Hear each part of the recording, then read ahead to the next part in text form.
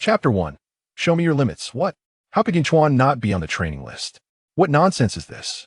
He ranks among the top 3 in our second-year class at Tianhai No. 1 High School. There are only 3 spots for the special training. How could he not be included? Word has it that a transfer student has arrived, and it seems he has some connection with the dean. His name is Lin Xiao, and he has taken the spot that rightfully belonged to Yun Chuan. This is outrageous. As if the cafeteria's terrible food and the shaky hands weren't enough. Now, they've taken away the special training opportunity. This training is crucial for the college entrance examination. It can alter the fate of a martial artist. Within the classroom, many students were engaged in animated discussions, frequently glancing towards a delicate-looking boy seated by the window in the back row. Special training? Martial artist? What a chaotic mess, Yun Chuan muttered, rubbing his aching head as if it might split open. All he recalled was the intense competition at his workplace, with a management eager to impress the boss, relentlessly threatened to deduct wages for not working overtime, forcing him to toil until the early hours. In a fit of anger, he quit his job, purchasing a lottery ticket in hopes of striking it rich, dreaming of a life of ease devoid of worries. To his astonishment, his luck truly turned. He heard a voice proclaiming, "We are all striving to live," and in the blink of an eye, he found himself here. As he pondered, a jolt of realization surged through him, and a cascade of memories flooded his mind. Have I arrived in a parallel world? It is far less stable here than in my previous life. There are abyssal beasts wreaking havoc, and martial artists soaring to great heights. Once he absorbed the memories, he quickly comprehended his current predicament. This world was more ruthless than his former one despite advanced technology and martial prowess. The chasm between the rich and the poor had only widened. While technological and martial advancements progressed, the wages of ordinary citizens remained stagnant, with living expenses soaring to such an extent that mere survival became a grueling struggle. Only by becoming a martial artist could one hope to alter their destiny. Remarkably, his family here mirrored that of his past life, unchanged. The only difference was that his parents were martial artists. They had once lived comfortably, but had lost their fortune during an abyssal upheaval, barely escaping with their lives and suffering debilitating injuries, now relying on federal aid for survival. His younger brother, just 5 years old, had fallen gravely ill last month, awaiting exorbitant medical fees for treatment, with only 2 days left before the final payment. Deadlined at a staggering sum of 300,000 Huaxia coins. Even the money he had saved from part-time jobs over the years was insufficient to meet this astronomical figure. He had initially hoped to use the prize from the special training opportunity to fill this financial void, only to have it snatched away by the transfer student. In this situation, the only solution seems to be reclaiming the spot for special training. But with my current strength, how can I possibly do that? Yunchuan struggled to accept the reality, awakening to find his parents disabled, his brother gravely ill, and his training opportunity lost. Is this the standard fate of a transmigrator? What about my system? Ding system activation successful. The infinite point investment system is at your service as long as you keep investing points. You will become invincible. Newbie gift. Pack successfully distributed. You have received 100 investment points and a talent evolution card. Talent evolution card. Invest 4 types of materials to evolve your talent, potentially reaching mythical level talent. Mythical level talent? I currently possess a level talent. I have heard that the highest level is SSS system. How does a mythical rank compare to the SSS rank? The system replied, SSS rank is mere trash, unworthy of comparison with the mythical talents bestowed by this system. Such arrogance. Truly worthy of being my system. Yun Chuan chuckled, realizing that only a system of this caliber could befit him, and his heart began to swell with anticipation for the mythical talents. The SSS rank talents were exceedingly rare, with only 2 individuals in the entirety of Blue Star possessing them, one in Dragon Country and the other in America. Both stood at the pinnacle of the world, akin to nuclear weapons in the realm of martial artists.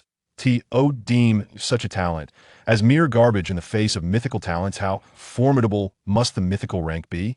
However, before he could acquire the necessary materials for synthesis, his foremost priority was to reclaim the special training quota that rightfully belonged to him. In a bid to alleviate his parents' concerns, his predecessor had remained docile and compliant, resulting in his quota being usurped. Yun Chuan was not one to be bullied. With the system at his disposal, anyone daring to provoke him would face dire consequences. Yet, prior to that, he needed to familiarize himself with the workings of the system. Just then, the class bell rang, abruptly interrupting the classroom's chatter and Yun Chuan's thoughts. Silence. The homeroom teacher, Huang Yong, surveyed the room before his gaze settled on Yun Chuan. This class will be self-study, Yun Chuan. Please step outside with me. As Yun Chuan followed Huang Yong out of the classroom, all the students perked up, eager to listen to IS teacher Huang calling me regarding the special training quota. Upon hearing this, Huang Yong looked at Yun Chuan with a complex expression. He regarded Yun Chuan as his most promising student, talented and diligent. Even while juggling part-time work to support his family, he had not neglected his studies. If he could participate in the special training and gain access to resources, his chances of entering a prestigious university would be significantly enhanced. Unfortunately, as a homeroom teacher, he held little sway. After consideration, the school has decided to allocate your quota to Lin Xiao. Huang Yong sighed, pulling out an envelope from his pocket. I understand your feelings, please accept this. Inside the envelope was a sum of 10,000 Huaxia coins, which he had taken from his own pocket. He had inquired with the director of education about providing Yun Chuan some form of compensation, only to receive the dismissive response. The quota was never Yun Chuan's to begin with. What compensation should be given? Teacher Huang, I cannot relinquish my quota. The school's rules have always dictated that quotas are earned based on merit, fairly distributed according to rankings. To arbitrarily alter the established rankings would be tantamount to slapping the school in the face. Yun Chuan pushed the envelope back, shaking his head. Huang Yong was taken aback by Yun Chuan's unexpected assertiveness, intending to offer some words of comfort when a youthful voice interrupted. Fairness? What does fairness matter without strength? I initially refrained from forcing a competition to avoid embarrassing you, yet you seem intent on seeking humiliation. A stranger appeared, exuding arrogance and viewing everything around him as inconsequential. I have investigated your family struggles and a younger brother suffering from a grave illness. All you seek is money, isn't it? As he spoke, Lin Xiao waved his hand, scattering 10,000 Huaxia coins like petals falling from the heavens. If you defeat me, all this money will be yours, and so will the quota. He pointed at the Huaxia coin on the ground, his aura revealing itself. I shall not hesitate to inform you that I possess a great talent and have already ascended to the first rank of a martial artist, with my vitality reaching 1.6. You, with a mere 0.7 vitality, have yet to enter the realm of martial artists. What grounds do you have to speak of fairness? Is it your pitiful pride or the pity of others? Lin Xiao, you have gone too far. Huang Yong interjected, positioning himself between the two with displeasure. However, he was astonished that this transfer student had so swiftly consolidated his vitality and entered the martial artist realm. It had only been a month since awakening his talent, and those who could condense their vitality to 0.7, like Yun Chuan, were indeed a rarity. The vitality of an ordinary person is merely 0.1, and reaching a vitality of 1 signifies a formal transformation into a martial artist. Lin Zhao's vitality had already soared to 1.6, evidently nearing the second stage of the first rank. Too far? This world is inherently one where the weak are preyed upon by the strong. Should the weak not submit to the strong? Am I mistaken? Lin Xiao retorted disdainfully. Yun Chuan raised an eyebrow. What are you trying to portray? With your incessant talk of the weak, one might think you were a martial deity. If you were so adept at posturing, why not become a trash bin? One more word from you, and your father will turn you into one. In his previous life, without a system, he had endured daily oppression from his superiors. Now that he had traversed into another world with a system, could he tolerate this? If it did not reduce him to a subordinate today, he would write his name backward in the future. Simultaneously, a voice from the system echoed in Yun Chuan's ear. Detection of an audacious fool provoking the host mission issued. Decisively defeat the opponent. Reward: mythical grade material, Chaos Spirit Tooth. Yun Chuan smiled knowingly as he glanced at the panel and eagerly pressed the plus sign next to martial arts. Name: Yun Chuan. Spendable value: 100 realm. Not yet ranked vitality: 0.7 talent. Grade: Overlord Spear Martial Arts. Cracking Rock Spear Technique Yellow Tier. Beginner note: enhancing martial arts will increase vitality and realm. System: let me witness your limits. Chapter 2. I expected you to be formidable. Is this all there is? Yun Chuan allocated all his points to the cracking rock spear technique, a martial art obtained from his father. Although it was of an ordinary grade, being the most basic martial art, it was just sufficient for someone like him who had newly entered the martial arts domain. It would cost around 50,000 in the market. Point allocation successful 100 spendable value deductive proficiency in cracking rock spear technique upgraded from beginner to extreme realm. Extreme realm of cracking rock spear. Increases explosive power by 20 with a 1 chance to trigger the cracking rock spear array. Cracking rock spear array. One person forms the array, creating a full spectrum spear shadow that encircles the target, rendering evasion impossible with power doubled. Vitality increased from 0.7 to 3.1. Realm breakthrough from not yet ranked to first rank, third stage. Martial arts proficiency, beginner, minor success, major success, perfection, extreme realm. With just 100 spendable value, I have elevated this martial art to the extreme realm. I recall my father training for nearly 20 years to reach perfection. I achieved this in merely a second, and it is the extreme realm at that. The extreme realm is attained only after enlightenment, with a mere 1 chance of breaking through the realm. Truly, I am remarkable. Yunchuan exhibited no awareness of any unfair advantage in his mind. The system is his innate talent otherwise. How could he possess what others lack? If one were to claim he cheats, then what are the top students who enter the examination halls with answers in their minds? Are they not also engaging in deceit? As the mechanical voice of the system faded, a multitude of insights regarding the splitting rock spear technique suddenly materialized in his mind. He envisioned himself wielding the spear, each movement playing out like a rapid sequence in a film. He experienced a peculiar illusion, as if in another dimension. He had spent over a decade mastering the spear technique, practicing countless times. What once seemed obscure and perplexing now felt as effortless as an extension of his own limbs. Previously, Lin Xiao had exerted pressure on him, but now, in his eyes, a single thrust could easily pierce through. What audacity! You said it yourself, rest assured. I won't allow you to win so easily. I shall break your bones inch by inch. Lin Xiao's eyelids twitched, anger seeping into his expression, his entire being trembling. This was the first time he had been so insulted, and by someone he deemed insignificant. His presence at Yunchuan No. 1 High School was already a concession had he not been unable to secure a spot for special training in Nanjing City. He would never have come to this wretched place. Lin Xiao immediately assumed a fighting stance, prepared to unleash his fury upon Yun Chuan, only to be obstructed by a figure. Enough, you two. There is no need for such a ruckus among classmates. Let's each take a step back. Huang Yong stepped forward, positioning himself in front of Lin Xiao. Being a martial artist himself, he sensed Lin Xiao's strength. If Lin Xiao were to strike, considering Yun Chuan's abilities, should Lin Xiao go too far, it could result in dire consequences. He turned to Yun Chuan, perplexed by how this typically mild-mannered model student could suddenly become so impulsive. Tell me, Huang, is this how you show favoritism? I must point out that this Yun Chuan has maliciously spread rumors and slandered me, the director of education, while also showing disrespect towards teachers and fellow students. Shouldn't he be disciplined? From around the corner emerged a balding man, interrupting Huang Yong that he held a thermos, took a sip, and then approached, saying, "Since this Yun Chuan believes my inept nephew has taken a spot, let's settle this in the arena. What business do you have intervening?" But Yun Chuan hasn't yet become a martial artist. He may inadvertently. Huang Yong, recognizing the familiar voice, trembled yet persisted. "It's fine, I know my limits. Even if he is injured, I will cover the medical expenses," Lin Xiao declared, emboldened by his uncle's support, casting a cold smirk at Yun Chuan, as if to say that his shield was no longer effective. But Huang Yong attempted to interject once more, only to be cut off again.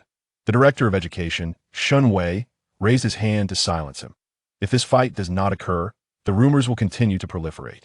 Should the situation escalate, do not blame me for my ruthlessness in the interest of the greater good.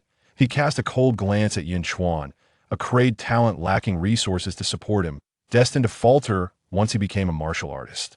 He was easily dispensable, nothing compared to his own a grade talent and well-off nephew. Yun Chuan smirked. "No need to be so agitated. I never said I wouldn't fight. There's no need to threaten me." The director of education seemed on the verge of expelling him.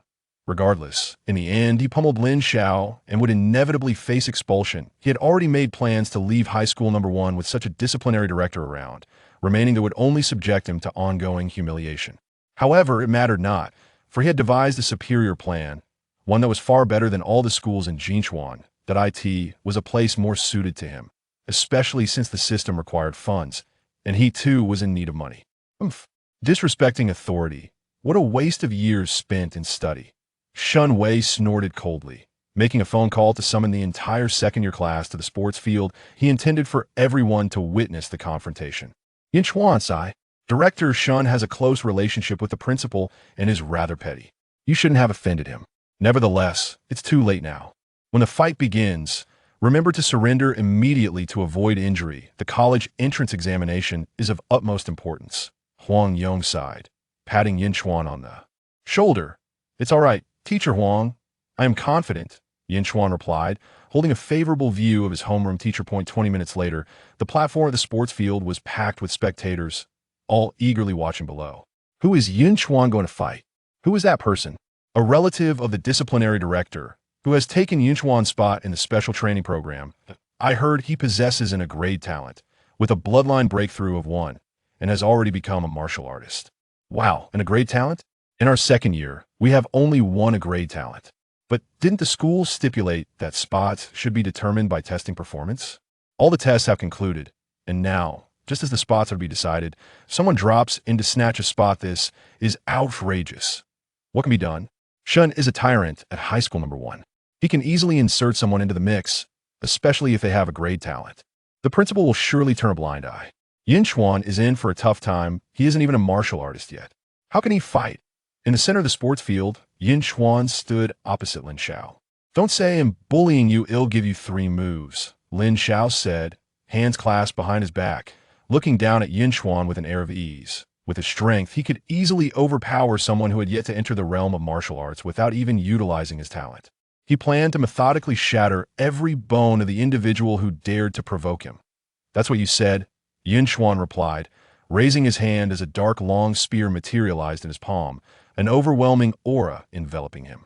Of course, Lin Xiao was about to sneer when, in the next moment, a wave of gasps erupted that Yunchuan's figure traced an arc across the platform, and the dark spear's brilliance appeared before him.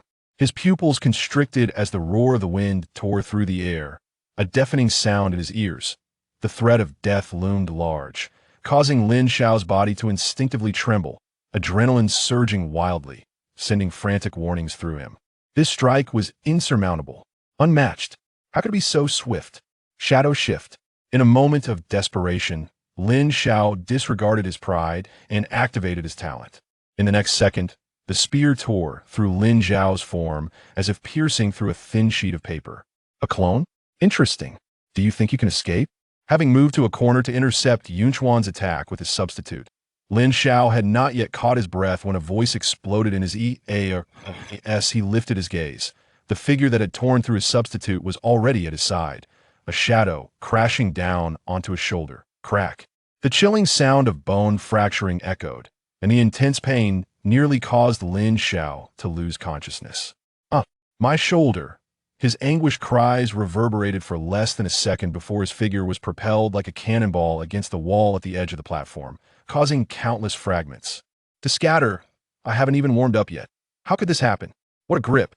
I thought he was formidable. But is this all there is? As Lin Xiao slipped into unconsciousness, a voice of disappointment reached his ears, causing his face to flush crimson.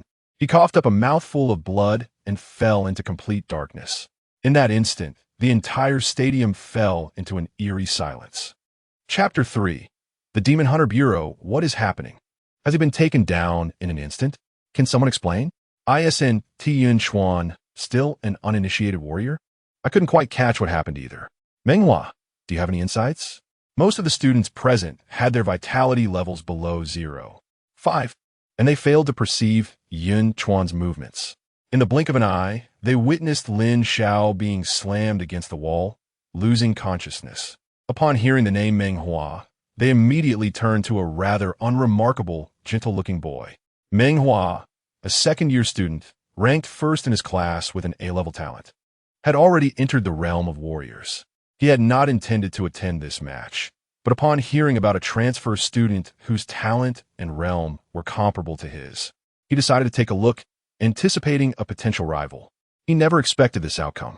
When asked, he instinctively swallowed hard and replied in a hoarse voice, "I couldn't see clearly. I suspect he possesses at least the strength of first-grade 5th tier." He omitted to mention that even in Lin Zhao's predicament, defeat would have come even swifter. This statement ignited an uproar. What? So Yun Chuan has been concealing his strength all along? He just awakened his talent a month ago. Meanwhile, I've been struggling to enhance my vitality, hoping to break through to become a warrior, and he is already at the first-grade 5th tier. This is absurd. He must be subjected to a urine test. It was said that Yun Chuan came from a humble background, working several part-time jobs in addition to attending school, leaving him little time for training. Why must I be the only one left feeling like a failure? Huang Yong stood in stunned silence. Recognizing that Yun Chuan's true realm was merely that of a first-grade 3rd tier, yet he exhibited explosive power equivalent to a first-grade 5th tier. He sensed an essence of completeness emanating from Yun Chuan, without needing to rely on sight. In his perception, Yun Chuan stood like a formidable spear, embodying the unity of man and weapon. Yet, how could this be possible? Just a month after awakening, not only had he broken through to the realm of warriors, reaching the first-grade 3rd tier, but he had also perfected a particular martial technique. Even Huang Yong, now at the 2nd-grade realm, had not achieved such mastery in any of his skills. Old Huang, how could you keep such a prodigious talent under wraps? You should have reported this. Other class teachers cast envious glances, their words tinged with jealousy. Many 3rd-year students barely managed to reach such levels of strength, while Yunchuan accomplished it in a mere month. By the time he reaches his final year, or even the college entrance exams, such talent could easily secure him a place at a prestigious university like Kyoto University, provided nothing untoward happens. As Yunchuan's homeroom teacher, Huang Yong stood to gain rewards that many educators could only dream of. "I truly don't know," Huang Yong replied helplessly. Had Yunchuan revealed his abilities earlier, this incident might have been avoided. Now, with Lin Xiao severely injured, he had undoubtedly offended Shen Tzu. However, had today not transpired, this honest boy might have continued to suppress his potential, enduring considerable hardship at such a young age. "Cut it out, you're just pretending," the other teachers grumbled, their frustration evident. "This is outrageous. Where's the school nurse?" Shen Wei had been calmly anticipating his nephew's effortless triumph over Yun Chuan. However, the outcome was as he had envisioned, albeit with the roles reversed. In a flurry, he rushed to the wall, lifting the unconscious Lin Xiao to assess his injuries. The boy suffered from multiple compound fractures. Had he been an ordinary person, he would likely have succumbed to his injuries by now. "Yun Chuan, you lawless scoundrel. How dare you brazenly attempt to harm a fellow student? Today, I shall rid society of your vile presence." Shen Wei's eyes flickered with rage as he prepared to strike, intent on eliminating Yun Chuan right then and there. This was not merely for the sake of his nephew. It was also a matter of self-preservation, as he had already irreparably offended Yun Chuan. Any attempt at reconciliation was futile. Thus, he seized the opportunity to act. If Yun Chuan were to grow in strength, Shen Wei knew he would face dire consequences. Once Yun Chuan was dispatched, with Shen Wei's influence, he would likely be apprehended by the Demon Hunter Bureau for only a few years, or perhaps even released within a year. Especially given that Yun Chuan had neither power nor connections, a fallen genius would hardly attract much concern. "Director Shun, have you lost your mind?" Huang Yong and others rushed forward to intervene. Yet, Yun Chuan remained unperturbed. He had swiftly distanced himself the moment Shen Wei approached. Now, stepping back and hiding behind several homeroom teachers, he leisurely retrieved his phone. On the screen was a number that had been dialed for quite some time, with the words Demon Hunter Bureau prominently displayed at the top. Yun Chuan spoke nonchalantly into the phone. "Officer, are you listening? The head of the teaching staff at Yizhong is trying to kill me. I'm so scared."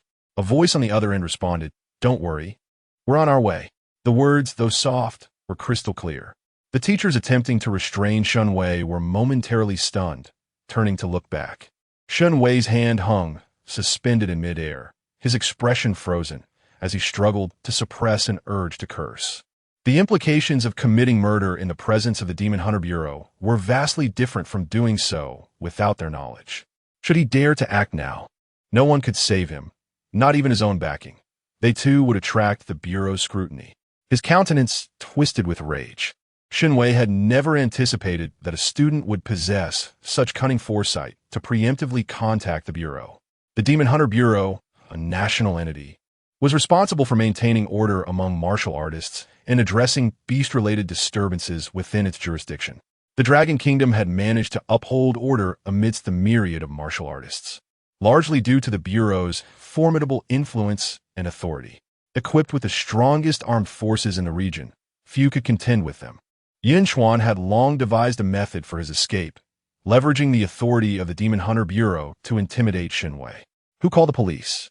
At that moment, patrol officers from the Bureau arrived, clad in standard tactical uniforms, their left shoulders emblazoned with a prominent red character for demon.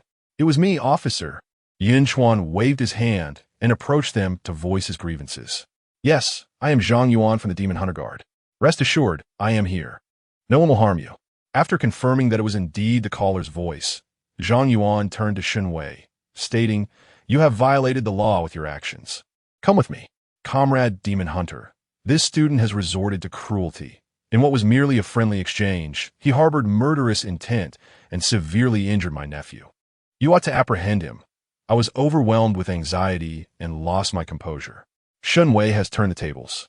And while it is true that Yun Chuan inflicted grave injuries upon Lin Xiao, he himself did not harm Yun Chuan. Is that so? Zhang Yuan scrutinized Yun Chuan. "Bah, you old rascal. I anticipated you would say that. Fortunately, I have recorded evidence. Otherwise, you would have succeeded in your deceit." Yun Chuan, hands on his hips, furiously rebuked as he produced his phone, opened a recording, and handed it to Zhang Yuan. The footage captured everything that transpired, including Shinwei's and Lin Xiao's threats. Shinwei could hardly fathom that Yun Chuan possessed such recording. He was utterly stunned. He had intended to examine the surveillance footage later and feign that it was malfunctioning.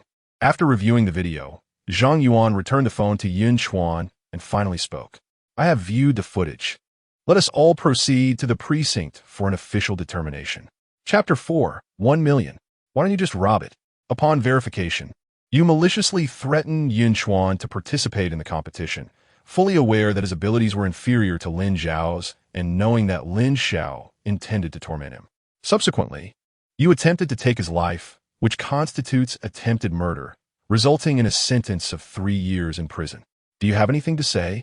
Zhang Yuan inquired of Shinwei in the Demon Hunter Bureau's interrogation room. Shinwei, filled with resentment, had calmed down and cast a fierce glance at the inquisitive Yun Chuan beside him, stating, "I have something to say." Yun Chuan clearly possesses the strength of a first-grade, third-tier warrior, yet he deliberately conceals it.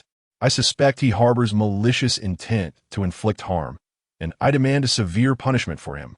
Zhang Yuan nodded thoughtfully and turned to Yun Chuan. "Your actions against Lin Xiao were indeed excessive. Do you have any explanation?" Unjustly accused, esteemed officer. Yun Chuan managed to squeeze out a tear, but was interrupted by Zhang Yuan's stern expression. "Be serious." Seeing Zhang Yuan's grave demeanor, Yun Chuan quickly straightened up. "Brother Zhang, I am indeed wronged. Firstly, my strength has been consistently improving. I cannot announce every small advancement. Secondly, the competition was proposed by Lin Xiao and that old by Deng, and I was coerced into participating. Moreover, Lin Xiao threatened to break my bones inch by inch. As a C-class talent, I possess this capability, and Lin Xiao, being an A-class talent, must have exaggerated his own strength. Is it wrong for me to give my all? I have disabled parents to care for and a seriously ill brother in the hospital who needs money for treatment. I am their hope. I cannot afford to falter." Shinwei turned pale with rage. "You are speaking nonsense." Zhang Yuan remained silent. He had reviewed Yun Chuan's file and found it consistent with his claims, the only uncertainty being his strength. Upon his arrival, he had not grasped the full situation, but after reviewing the documentation, he was secretly astonished. Having awakened only a month ago and already breaking through to the first grade, third-tier level, he recalled that he himself had only recently surpassed the martial artist stage. However, Yun Chuan's argument held merit. His file clearly indicated that he had been supporting his family alone from a young age, making it reasonable to suspect Lin Xiao of concealing his true abilities. Furthermore, the evaluations from neighbors, classmates, and teachers depicted Yun Chuan as honest, unlikely to maliciously harm others. Comrade Zhang, he is evidently lying. How can you trust him? Xunwei was anxious as he saw Zhang Yuan beginning to believe Yun Chuan's fabrications. Zhang Yuan countered, "What do you find problematic in his explanation?" Xunwei was momentarily at a loss for words. He could not refute it, as it was he and Lin Xiao who had requested the competition. It was implausible that he had conspired with Yun Chuan to harm himself. After a prolonged silence, he finally managed to articulate, but he did inflict severe injuries on Lin Xiao. "I demand compensation for medical expenses." He was convinced that, given Yun Chuan's family circumstances, he could never afford such exorbitant medical fees. To his surprise, Yun Chuan remained unfazed. "Compensate? I never said I wouldn't." Lin Xiao promised that if I won, I would receive 300,000 along with a spot in special training. That should cover the medical expenses, right? Offending Xunwei and Lin Xiao meant he would undoubtedly be unable to remain in the first high school. A spot in special training would be of no use to him now. Xunwei hesitated, only able to mutter curses. "Consider yourself fortunate. Indeed fortunate to encounter a benefactor like you, the god of wealth." Yun Chuan's heart harbored a cold sneer, and he turned to Zhang Yuan, stating, "I demand that Xunwei provide me with mental compensation. He has inflicted considerable damage upon my tender psyche, potentially hindering my future growth, which is utterly unacceptable. My request is for a compensation of 1 million. 1 million? Why don't you just rob a bank?" Xunwei exclaimed, his temper flaring, internally raging. "How do you even look like someone who has suffered mental distress? If anyone should claim such a thing, it ought to be me, Brother Zhang. I recall that according to the laws governing martial artists in Longhua, if I do not grant forgiveness, he faces a decade of imprisonment. Am I mistaken?" Yun Chuan refrained from answering directly, instead seeking confirmation from Zhang Yuan. "Indeed, you are correct." Zhang Yuan was also quite displeased with Xunwei's behavior, and, feeling sympathy for Yun Chuan's family situation, naturally supported his pursuit of compensation. 10 years. The thought of spending an additional 7 years in prison sent Xunwei into a panic. He could scarcely fathom how this student, Yun Chuan, possessed such keen awareness of these matters. With Zhang Yuan not denying his claims, he stiffened his neck and began to negotiate. 1 million is excessive. I can only compensate you with 600,000. Agreed. Yun Chuan immediately acquiesced, leaving Xunwei dumbfounded, his own estimation of the situation in doubt. However, having uttered the words, he found them irrevocable and resigned himself to fate. Yun Chuan felt quite satisfied. 600,000 exceeded his expectations. After settling his brother's medical expenses, he would still have 300,000 left to procure an excellent martial art technique. The blood energy had been expended rapidly during the execution of the rock-splitting spear technique, and without the support of a martial art, recovery was painfully slow. Moreover, a technique could accelerate his ascension in realm, and a high-quality one could bestow formidable abilities. Has night fallen so soon? I should return home and visit the hospital tomorrow. Upon exiting the Demon Hunting Bureau, Yun Chuan was in high spirits, heading homeward with the 60,000 in his phone. This resolved his brother's treatment costs. However, the hospital was already closed and many inquiries could not be made. He resolved to return home to enhance his strength. Ding-ling-ling, just then, his phone rang, and he adeptly answered the call. The voice on the other end erupted into a tirade of accusations. I said, "You worthless dog, are you planning to quit? You didn't show up or even notify me. Your wages for this month are forfeited. Hurry back, or don't bother coming at all. There are plenty of people ready to take your place." Yun Chuan rubbed his ear and moved the phone away, suddenly recalling his part-time job at a noodle shop. It paid a mere 30 yuan a day, plus a meal, and the owner was notorious for deducting his wages, serving only a few pickled vegetable leaves. Enraged, Yun Chuan retorted, "Get lost, you fool. I'm done." On the other end of the line, the boss, stunned by the sudden silence after Yun Chuan hung up, slammed his palm on the table, revealing a peculiar centipede tattoo on his arm. Task completed. Reward. Mythical material, Chaos Spirit Fong. New task released. Locate and destroy the stronghold of the mysterious faction, the ancient underworld sect, in Yunchuan City. Reward. Mythical material, gluttonous skin and flesh. After hanging up the phone, Yunchuan heard the voice of the system, leaving him utterly perplexed. The ancient underworld sect? This faction did not exist in his memory. Was I being targeted? That seems impossible. What could the original possess that would warrant such attention? Yunchuan's expression turned peculiar. Surely, they could not be coveting his poverty? He shook his head, dismissing the thought. The fact that the system assigned him this task indicated that he was not in immediate danger. However, he realized he needed to expedite his application to the Demon Hunter Bureau. With a position in the Bureau, all factions would have to think twice before acting against him. His alternative after dropping out was to join the Demon Hunter Bureau. The Bureau is divided into two divisions: the Open Division, which oversees martial artist conflicts and combats various malevolent forces, and the Dark Division, which handles demonic beasts. The latter frequently undertakes missions, often delving into the abyss to confront rampaging demonic creatures. Compared to the Open Division, the risks are considerably higher, but so are the rewards. Yun Chuan aspired to join the Dark Division, as advancement requires financial resources, and one cannot earn significant wealth through ordinary means. Joining the Dark Division appeared to be the optimal choice.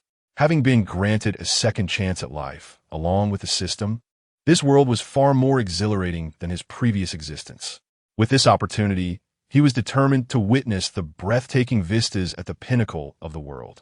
He had grown weary of a mundane and powerless existence. Chapter 5.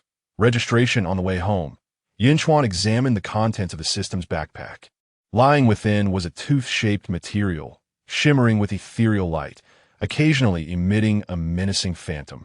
This was the reward bestowed by the system. The mythic-grade material, Chaos Spirit Tooth. Just by observing it through the system, Yun Chuan felt a wave of unease wash over him, as if an invisible pressure loomed. Truly, it was a mythic-grade material. Even from a distance, it instilled fear within me. I can hardly wait to awaken my mythic-grade talent. What could possibly compare to an SSS or SS grade? The thought alone is exhilarating. Yunchuan smirked and knocked on the door. After selling their home, the family of four rented a modest apartment in the ancient locust community, dilapidated yet affordable at 600 a month. Is Xiao Chuan back? A hoarse voice called from within. The door creaked open, revealing a dimly lit interior and the frail figure of his father, clad in patched clothing. Yun father maneuvered his wheelchair to make space for Yun Chuan to enter. What's wrong, Xiao Chuan? Noticing Yun Chuan's unusual demeanor, Yun father asked with concern. Nothing. Is my mother at the hospital taking care of Xiao Guang? Yun Chuan stepped inside, closed the door, and pushed the wheelchair further in, noticing his mother was absent. Yun father reassured him. You've done your best regarding the money. Do not blame yourself. Your mother and I will find a way. But that's 300,000. Given your current situation, what can you possibly do? Doubts surged within Yun Chuan. Don't concern yourself with that. Let us eat first. After dinner, get some rest. You need to study tomorrow. Yun father's eyes flickered as he urged him on. How can I not care? Yun Chuan seemed to have realized something. Forgetting about food, he began to search the room, noticing from the corner of his eye that his father seemed to tighten his pocket. What is this? Yun Chuan reacted swiftly, retrieving an item from his father's pocket before he could react. It was a card inscribed with details about compensated organ donation, along with a phone number. Are you considering donating organs? Yun Chuan furrowed his brow, tearing the card into shreds. He could foresee the dire consequences if he failed to secure the money. What are you doing? Seeing the card shredded, Yun father became frantic, stumbling from his wheelchair to reach for the remnants, only to be steadied back by Yun Chuan. Useless. I cannot even provide you with a normal family's life. All I wish is for Xiao Guang to live safely. The only valuable thing I possess are my once heroic organs. The middle-aged man, who had never shed a tear even after sustaining grave injuries and losing his legs, was now weeping uncontrollably. Sighing deeply, Yun Chuan fell silent, placing his hand reassuringly on his father's shoulder. Do not worry. I will take care of the family from now on. He feared he could never return, gazing at his father, who mirrored his former life. Since he had taken on the life of the original, shouldering the responsibility of the family was his way of repaying them. I've already gathered enough for Xiao Guang's medical expenses. You need not worry. Huh? Yun father froze, disregarding his tears, and grasped Yun Chuan's shoulders anxiously. Where did you get the money? I have secured a spot in a specialized training program, a reward from the school. Yun Chuan intends to keep today's event a secret, not wishing to burden his father with worry. Really? Yun's father scrutinizes his son, recalling Yun Chuan's impressive skills from earlier, and exclaims, "Have you become a martial artist?" "Indeed, I possess considerable talent, and my future will undoubtedly be brighter. You must not engage in such foolishness again." All right, my little Chuan is achieving great things. Yun's father, now convinced of his son's words, examines him closely. Though he is disabled, his vision remains sharp. After a moment of silence, he sighs, "It pains me to see you burdened, my child. With those 300,000, you could have gone much further. It is we who have held you back, it's nothing. I have become a martial artist, and earning money will be much easier than before." Yun Chuan gently nudges his father towards the dining table, serving him food and offering comfort. "Let us eat, and you should rest early. I will visit Xiao Guang first thing tomorrow." The system task reminded him that he must hasten his power enhancement, which is also why he returned home early. Upon hearing this, Yun's father refrains from further discussion, though he still feels a deep sense of guilt towards his son. The path of martial arts is slow and arduous, and they're not only unable to provide assistance, but are also a burden after dinner. Yun Chuan completed his evening routine and returned to his room. He opened his phone, and the unread messages nearly overflowed. Among them, the group chat titled Class 3. Year 2 stood out prominently, with over 99 messages and a glaring red notification tagging him. Upon entering the chat, he found several messages awaiting his response. "Xiao Tao. Yun Chuan, if you're here, give a shout. How is everything going? Yi Bao you. It's incredible. You've outclassed the privileged ones and put Shen the Bald in his place. I wouldn't dare if I were Yun Chuan. You're now my idol. Fong Hong. Do you think you could do it just because you dare? You think you're Yun Chuan?" Li He. This uproar is substantial. The Demon Hunter Bureau even showed up. I hear many seniors want to meet Yun Chuan. If it weren't for the school's restrictions, this would have spread to other schools already. Sun Tian Chuan. The school certainly doesn't want this information to leak. The head of discipline threatened a student in front of so many. If this gets out, who would dare to enroll in our school? Sun Tian Chuan was then silenced by the administrator, Huang Yong. "Huang Yong, enough. Let us not discuss school matters too freely." As Huang Yong spoke, an immediate hush fell over the group. Shortly thereafter, Yun Chuan received a notification of a private message from his homeroom teacher, Huang Yong. "Huang Yong, student Yun Chuan, your recent actions have caused quite a stir. Even the principal has been alerted and convened an emergency meeting. They have ultimately decided to expel you. What are your plans moving forward?" On the other end, Huang Yong felt quite uncomfortable. Logically, a talent like Yun Chuan should be nurtured vigorously. However, the relationship between Principal Shen and Shan Wei appeared to be more formidable than he had anticipated, leading to this decision against the prevailing opinions. Yun Chuan typed with determination, "Thank you for your concern, Teacher Huang. I have other plans." Huang Yong promptly responded, "That's wonderful. With your talent, I am confident that other schools will accept you. My concerns were indeed unwarranted. By the way, when you transition to the next school, do exercise caution. The college entrance examination is of utmost importance." Yunchuan replied, "Understood. I have no intention of attending another school with the system in place. Who still needs to pursue traditional schooling?" Yunchuan exited the chat application and proceeded to open a website, the official site of the Demon Hunter Bureau. He swiftly located the registration page, filled in his information, and subsequently paid the registration fee of 10,000. This fee was instituted to deter individuals from applying without genuine prospects, thereby avoiding the waste of the Bureau's time. With some surplus funds at his disposal, Yunchuan was not averse to this expenditure. After all, the returns upon joining the Bureau would far exceed this initial investment.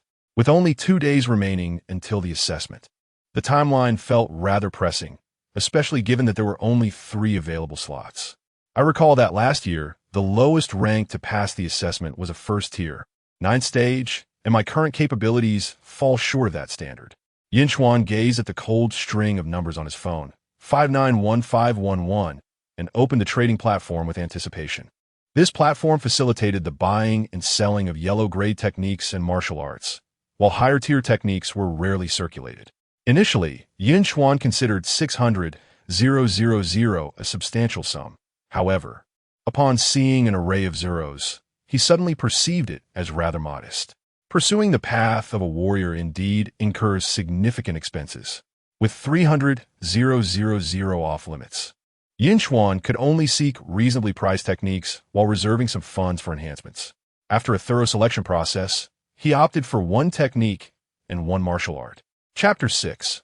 A Surge in Power. The Thunderous Tiger Technique, classified as a low-grade yellow-tier martial art, moves with the swiftness of thunder and remains as still as a crouching tiger, priced at 200,000. The Cloud Stepping Technique, also a low-grade yellow-tier martial art, is available for 70,000. A staggering total of 270,000 has just vanished. Yun Chuan gritted his teeth and pressed the purchase button, his hands trembling with anxiety. Never in this life, nor in his previous one, had he spent such a substantial sum at once. It made his heart ache. With a monthly salary of 3,000, living a life of hardship, he had never expended so much money before. However, these were essential items, and Yunchuan did not dwell on the expenditure for too long. His decision to select these two techniques was based on their affordability and practicality. The Thunderous Tiger Technique presents a high level of difficulty in cultivation, yet once mastered, it offers remarkable enhancements for a martial artist. Every movement resonates like the crack of thunder, powerful and forceful, and when perfected, it even induces a paralyzing effect, instilling fear akin to the roar of a tiger amidst a storm. Ordinary low-grade yellow-tier techniques lack such extraordinary effects. Thus, it is evident that the Thunderous Tiger Technique stands out among its peers, albeit its challenging entry requirements and significant time investment, which deter most individuals. After all, by the time one manages to grasp it, others might have surpassed several minor realms through the use of alternative techniques. No matter how potent this technique is, it cannot compete with the tangible advantages of a higher realm. However, time has never posed a challenge for Yun Chuan, as he possesses a system. The other technique, the Cloud Stepping Technique, is a martial art focused on agility. Yun Chuan's choice of this technique was also strategic. The reason he was able to overpower Lin Xiao today was primarily due to realm suppression. If he were to encounter someone of equal standing, it would not be so effortless. While the Cracked Rock Spear technique is formidable, it lacks speed. With the Cloud Stepping Technique in conjunction, it can render his spear technique elusive and unpredictable. When mastered to perfection, the Cloud Stepping Technique allows one to become so agile that those who are not at least 2 minor realms above would struggle to perceive their movements. Perhaps I could even surpass 3 minor realms. Who can say? Yun Chuan reclined in bed, patiently awaiting the arrival of the martial arts techniques he had purchased. He had already determined his future path. Becoming a jack of all trades was not feasible, akin to a turtle. It would require excessive resources. The optimal approach is undoubtedly to pursue a singular path to its utmost limit. His innate talent lies with the Overlord Spear, which merely requires stacking damage. He would forsake defense in favor of an all-out offense, for the best defense is indeed a good offense. When executed to perfection, a single strike would cause devastation. During this waiting period, Yun Chuan found himself idle and began browsing through forums. Recently, several cases of disappearances had been reported in the city, prompting citizens to exercise caution. Anhan City faced an attack from a Grade 7 demon beast, the Sea-Shaking Eagle King, resulting in heavy casualties and a near catastrophe. Fortunately, the vice director of the Thunderbolt Martial Arts Academy, the War Monarch Lei Ming, happened to be in Anhan City, which averted disaster. In Lanjing City, an SS-grade talent martial artist had awakened, leading both Kyoto University and Magic City University to extend offers immediately, with major factions closely monitoring the situation. Bang! Bang! Before Yun Chuan could ponder the perils of this world, a delivery notification pinged on his phone. He quickly rolled out of bed and, without disturbing his father, made his way downstairs to receive the martial arts techniques he had purchased. The delivery person, slender in stature, exuded an aura of pressure that Yun Chuan found palpable. A second-tier martial artist personally delivering martial arts techniques. No wonder no one dared to intervene. After verifying the information, Yun Chuan returned to his room with the martial arts techniques in hand. After deducting 300,000 and the 270,000 spent on martial arts techniques, only 511 remains, which can be exchanged for 210 points of premium currency. The remaining 511 will be kept for living expenses. Suddenly, I feel impoverished. My finances. Yun Chuan is aware of the exchange rate for premium currency. 100 huaxia coins can be converted into 1 point of premium currency. 10,000 yuan could elevate a low-grade yellow-tier martial art to its peak, a fact that would drive others to madness if they knew. The sweat and effort of others over a decade have been effortlessly bought by Yun Chuan for 10,000 yuan. They merely need to follow their training regimen. While I am burdened with more considerations, how should I allocate my points? Should I enhance the cloud stepping technique first or the thunder tiger technique? Yun Chuan hesitates, uncertain if the points required for the techniques align with those for martial arts. And with limited resources, he finds himself in a dilemma. Never mind. I will fully invest in the cloud stepping technique first and gamble the remaining premium currency on the thunder tiger technique. With a decisive wave of his hand, Yun Chuan sets aside his thoughts and opens the cloud stepping technique to read diligently. Once the technique appears in the martial arts panel, he adds the points directly. Point allocation successful, deducting 110 premium currency. Cloud stepping technique proficiency from novice to peak. Peak cloud stepping technique additional effect. 20 increase in speed. With a 1 chance to trigger cloud speed. Speed doubles, creating multiple phantoms to confuse enemies. Vitality increases from 1 to 5. 1. Realm breakthrough from first grade 3rd stage to first grade 5th stage. In the next instant, Yun Chuan feels a surge of vitality coursing through him, his physique visibly strengthening. Vivid images flood his mind. He stands upon the sea of clouds, as light as a swallow. Yun Chuan can sense that with a slight movement, he could effortlessly shift 3 meters away. Alas, the confined space of his room tempers his excitement. This modest chamber might not withstand his newfound vigor. He silently vows to acquire a better dwelling once he earns more. With such thoughts in mind, he retrieves the Thunder Tiger technique, unsure if 100 points will suffice to elevate it to perfection, particularly since the cloud stepping technique required an additional 10 points due to its novice status. He takes some time to peruse the Thunder Tiger technique before proceeding with the point allocation. Point allocation successful, deducting 100 premium currency. Thunder Tiger technique proficiency from novice to perfection. Insufficient premium currency, still a distance from peak. Please continue your efforts. Vitality increases from 1 to 8. 5. Realm breakthrough from first grade 5th stage to first grade 8th stage. Crackling sounds of electricity erupt around Yun Chuan, sparking small bursts of light. With every gesture, arcs of blue and white electricity dance about him. Simultaneously, a pulling force emanates from his dantian, drawing in the ambient spiritual energy and replenishing his depleted vitality. Is this the power of the first grade 8th stage? It feels formidable, as though I could effortlessly defeat my former self from just a minute ago multiple times over. Yun Chuan clenches his fists, reveling in the overwhelming vitality coursing through him. In merely 1 day, he is transformed from a mere 0.7 vitality to an impressive 8.5, as if under the influence of a cheat. Though the first grade 8th stage may not be remarkable in the Dragon Kingdom, it is indeed extraordinary for a second-year student who has only awakened a month prior. Such prowess, even in the realm of the college entrance examination, could secure commendable results. This is merely the threshold. With my formidable mastery of the split rock spear technique and the cloud stepping method, the strength I can unleash is even greater, making the defeat of a first-tier, 9th-level adversary a trivial matter. However, I remain uncertain of the specifics and must seek an opportunity to ascertain precisely how much power I can truly wield. Machines for testing strength are exorbitantly priced, typically found only within the confines of martial arts schools or similar establishments. If Yun Chuan were still at the first high school, he could have availed himself of a complimentary assessment. A night passed without incident. The following morning, at 8 o'clock, Yun Chuan awoke punctually, since becoming a martial artist. His biological clock has become remarkably precise.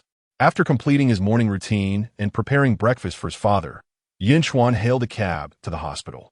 Now, at the first-tier 8th level, there was little need to maintain the frugality of his past. 180. What? For an 8-kilometer journey? You charge me 180? Have you taken to robbery, treating me like a fool? After so many years in Yunchuan, I had no idea fares were this steep. Damn it. Why didn't you mention this earlier? I thought you were a tourist, given how unfamiliar you look. 30. How dare you still demand payment from me? I would be remiss not to report you for extortion. Now be gone. At the hospital entrance, Yun Chuan grumbled. And after a round of haggling, the driver begrudgingly accepted 20 yuan and departed with his tail between his legs. Encountering such an unscrupulous driver so early in the day darkened Yun Chuan's mood. Had it not been for the purpose of visiting his brother, he would have had no qualms in letting the matter go unpunished. Yun Chuan tucked the 20 yuan into his pocket and strode into the hospital. Chapter 7. The bloodthirsty mark on the 18th floor of the hospital. In bed 205, Yun Chuan arrived with fruits, guided by the memories of his past. Xiao Chuan, what brings you here? It's Wednesday, why aren't you in school? Upon pushing the door open, he was greeted by a room reeking of harsh antiseptics. The cramped space contained only a single bed. Yun Mu held a damp towel in one hand, while the other hung limply, her face etched with fatigue as she gazed at him. A heavy heart weighed upon Yun Chuan, recalling the tragic events from 5 years prior when, shortly after the birth of Xiao Guang, his parents had ventured out only to encounter the chaos of a rebellion. His father lost both legs, and his mother suffered the loss of an arm. He quickly composed himself and approached. School is on break for a while. I came to see Xiao Guang. His eyes roamed over the frail figure of the boy, adorned with numerous monitoring devices, who occasionally furrowed his brow in pain while lost in slumber. Yun Chuan clenched his fists unconsciously. Just last month, Xiao Guang had gone out to play, and, upon returning that evening, he fell into a high fever and lost consciousness, remaining unresponsive ever since. Despite numerous examinations at the hospital, no clear diagnosis had emerged, yet his vitality continued to wane inexplicably. The exorbitant cost of medication had already surpassed several 100,000 within just a month. Yun Mu averted her gaze. Yes, Xiao Guang is fine. You should head back after your visit. Focus on your studies and prepare for the college entrance exams. I can manage here. Yun Chuan hadn't anticipated that his father had not explained the situation to his mother the previous night. As he contemplated his response, a voice interrupted him. Excuse me, are you a family member of Yun, Xiao Guang? Have the treatment fees been arranged? Tomorrow is the final deadline. A young nurse stood at the door, inquiring. Miss Nurse, could we delay it by a day? We will definitely gather the funds by the day after tomorrow. Yun Mu's expression shifted, and she hurriedly approached the nurse, her tone bordering on desperation. The nurse hesitated, her compassion evident.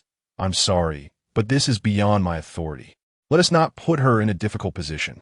I can cover it. Yun Chuan interjected, stepping forward to gently pull his pleading mother aside. His voice quickly drew the attention of both women. How could you possibly have that much money? Yun Mu was incredulous, unable to believe that her son, still untrained as a martial artist, could amass such a sum. Even in their previous lives as martial artists, they would have needed to undertake a perilous mission to earn that much. Earning 300,000 solely through part-time work within a few days was implausible. Didn't I mention the special training quota? I recall now. But wasn't that quota taken by someone else? Yun Mu pondered, slapping her forehead as realization dawned upon her. Of course, I reclaimed it. Noticing the concern etched on his mother-esque face, Yun Chuan hurriedly interrupted. Forget about the rest. Let us focus on getting Xiao Guang better first. Yun Mu fell silent, acknowledging the gravity of Xiao Guang's condition, and nodded in agreement. The special training quota? The nurse blinked in curiosity at Yun Chuan. Given his youthful appearance, likely still in high school, she quickly grasped the significance of the special training quota. Her demeanor shifted to one of respect. Those who earned such quotas were typically the elite of their schools, almost guaranteed to become martial artists. Many, like her, who lacked the potential to awaken their talents, remained ordinary individuals. Yun Chuan followed the nurse to settle the payment. Shortly after, he returned to the ward with a phone that held a mere 500 balance, only to hear familiar voices within. Is it confirmed? This young boy exhibits the same symptoms? Indeed, it has been confirmed. The blood mark was planted by the cult of gumming. Colleagues from the Demon Hunter Bureau, is there still hope for my son?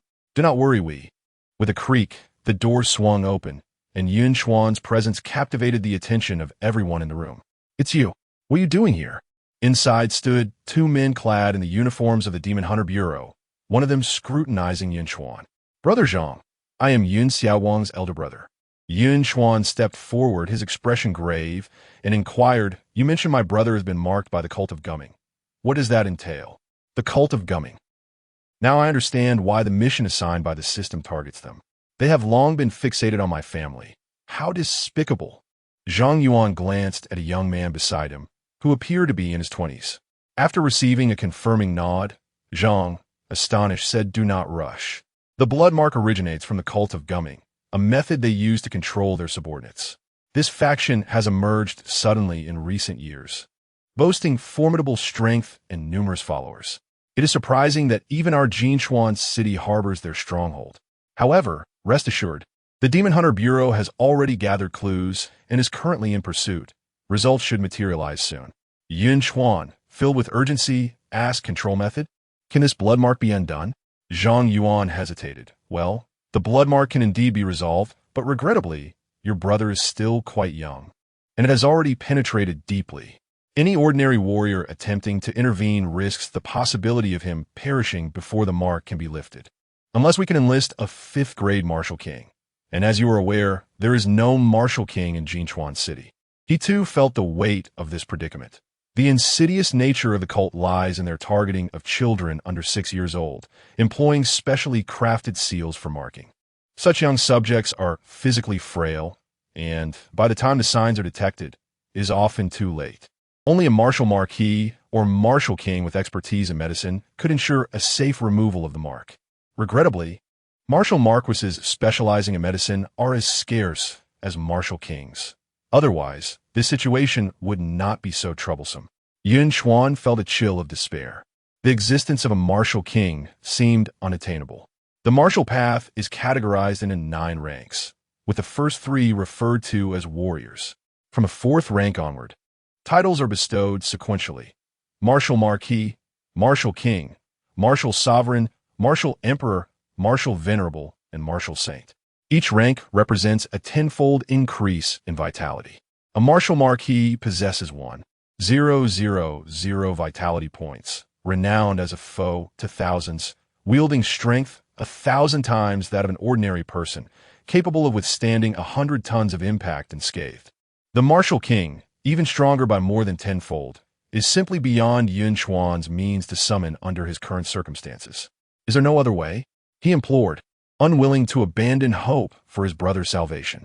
There is, Zhang Yuan replied. The cult of gumming possesses a specialized antidote that can neutralize the blood mark. As he said this, he patted Yun Chuan's shoulder. We have already identified a suspicious group and are in pursuit. I believe it will not be long before we can save your brother. With that, Zhang Yuan departed. The Mythical was sent far away, only to return dejectedly. She despised her own helplessness, unable to protect even her youngest son, left merely to wait for notification from the demon hunting team. Observing his mother's despondency, Yun Chuan longed to offer words of comfort, yet found himself at a loss for what to say. It was uncertain when the demon hunting team would locate the stronghold, and little Guang could not endure much longer. A heavy weight settled in Yun Chuan's heart. Little Guang was not a martial artist.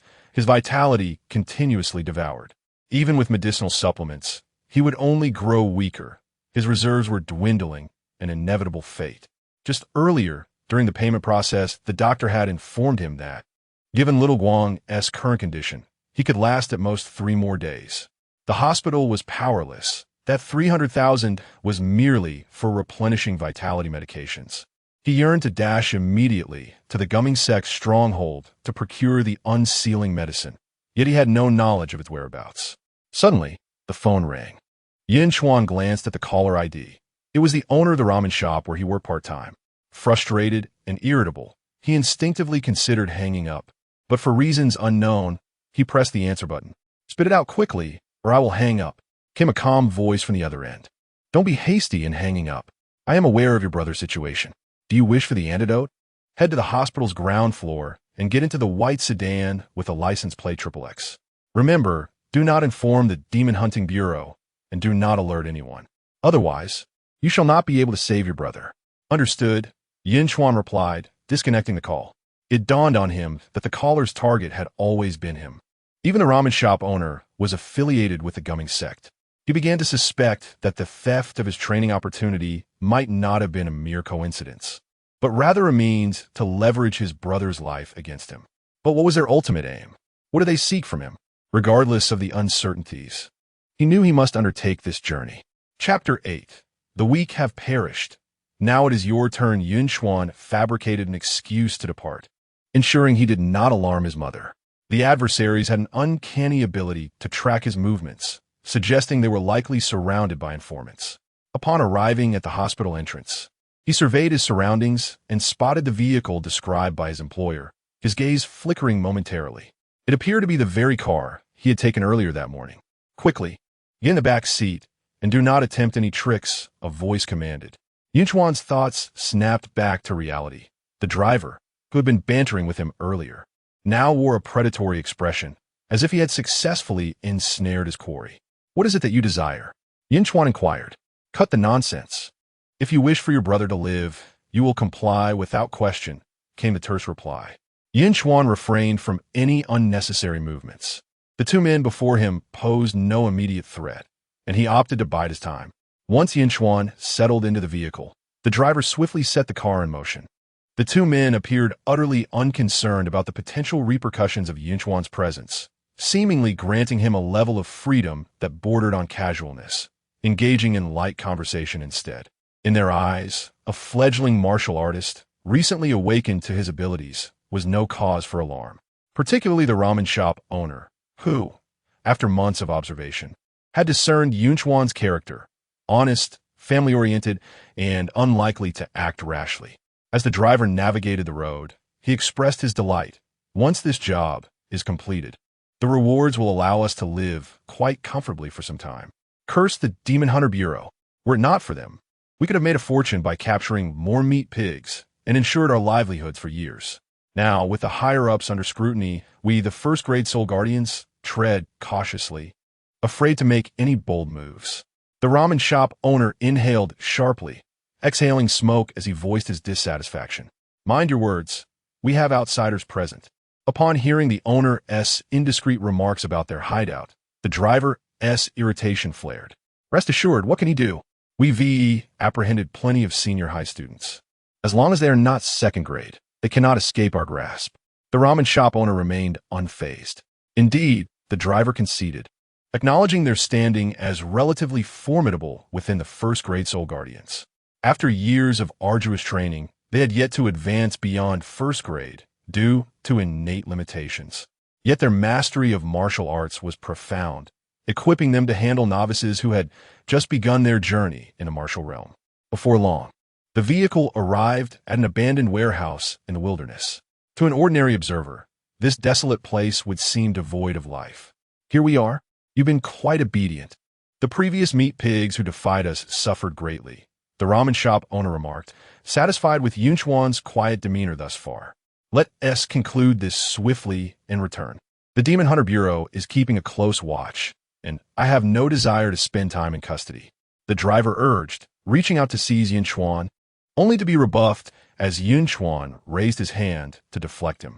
After a prolonged silence, Yunchuan finally uttered his first words since arriving. "Is this your hideout? Hand over the antidote, and I shall consider this matter resolved." Initially apprehensive during the ride, he felt a wave of relief upon realizing that the only martial artists present were of the first-grade level, and he was eager to test his resolve. The driver cast an irritated glance at the ramen shop owner. "Is this what you call obedient? You certainly have audacity, arriving here without a hint of fear, though it seems you are rather oblivious to the gravity of your situation. Do you naively believe we would actually provide you with the antidote?" The ramen shop owner was almost amused to the point of laughter. Such naivety was characteristic of students. He clapped his hands, and suddenly, More than 10 formidable figures emerge from the dilapidated warehouse behind him, each exuding a powerful aura, including several at the 9th rank, with one even nearing the 2nd rank. In an instant, they surrounded Yun Chuan. The antidote is right here, but do you possess the ability to claim it? The ramen shop owner grinned maliciously as he produced a porcelain vial and placed it on a large stone beside him. The new meat pig is being disobedient. Shall we adhere to the old rules? The figure with a prominent scar, crossing his face, close to the 2nd rank, turned his gaze toward the ramen shop owner. Be gentle with the scar, will you? This one possesses a C-rank talent, which we have painstakingly acquired. Let us not kill him, or it will be hard to explain. Upon hearing C-rank talent, a glimmer of greed flashed in the scar man's eyes. C-rank talent. What a pity our strength is too low to enjoy it. Do not harbor any ill intentions. This is what the higher-ups desire, to strip the talent and extract the secret medicine, with a chance to enhance one's own talent. Who wouldn't want that? Let us diligently fulfill our tasks. Our turn will come. The driver was equally tempted, yet lamented that such opportunities were beyond their reach. Since you mentioned it, I shall personally retrieve it. Within the encirclement, Yun Chuan stood undaunted, raising his hand to summon a dark long spear that materialized in his grasp, enveloping him in an aura of overwhelming dominance. He did not conceal his presence at this moment. He had no intention of sparing anyone. Those who dared to threaten his family deserved death. The force of his aura startled the scarred man and the driver, who had underestimated Yun Chuan. Didn't you say he had just recently awakened? They exclaimed in disbelief. He is already at the 8th rank. The scarred man and the driver turned simultaneously to confront the ramen shop owner with accusatory glances. The driver, drenched in sweat, realized his grave error in underestimating Yun Chuan without taking any precautionary measures. Had Yun Chuan decided to launch a surprise attack, both he and the ramen shop owner might not survive the encounter. I cannot fathom how this occurred. Just 2 days ago, he was working in my shop. I saw it clearly. He hadn't even become a martial artist. The ramen shop owner was frantic. He too had surmised the driver's concerns, feeling a cold sweat forming on his back. You can settle the accounts later. First, deal with this brat. Do not let us falter in this endeavor. Unbeknownst to him, the scarred man felt a sense of unease. This young man before him instilled a sense of danger.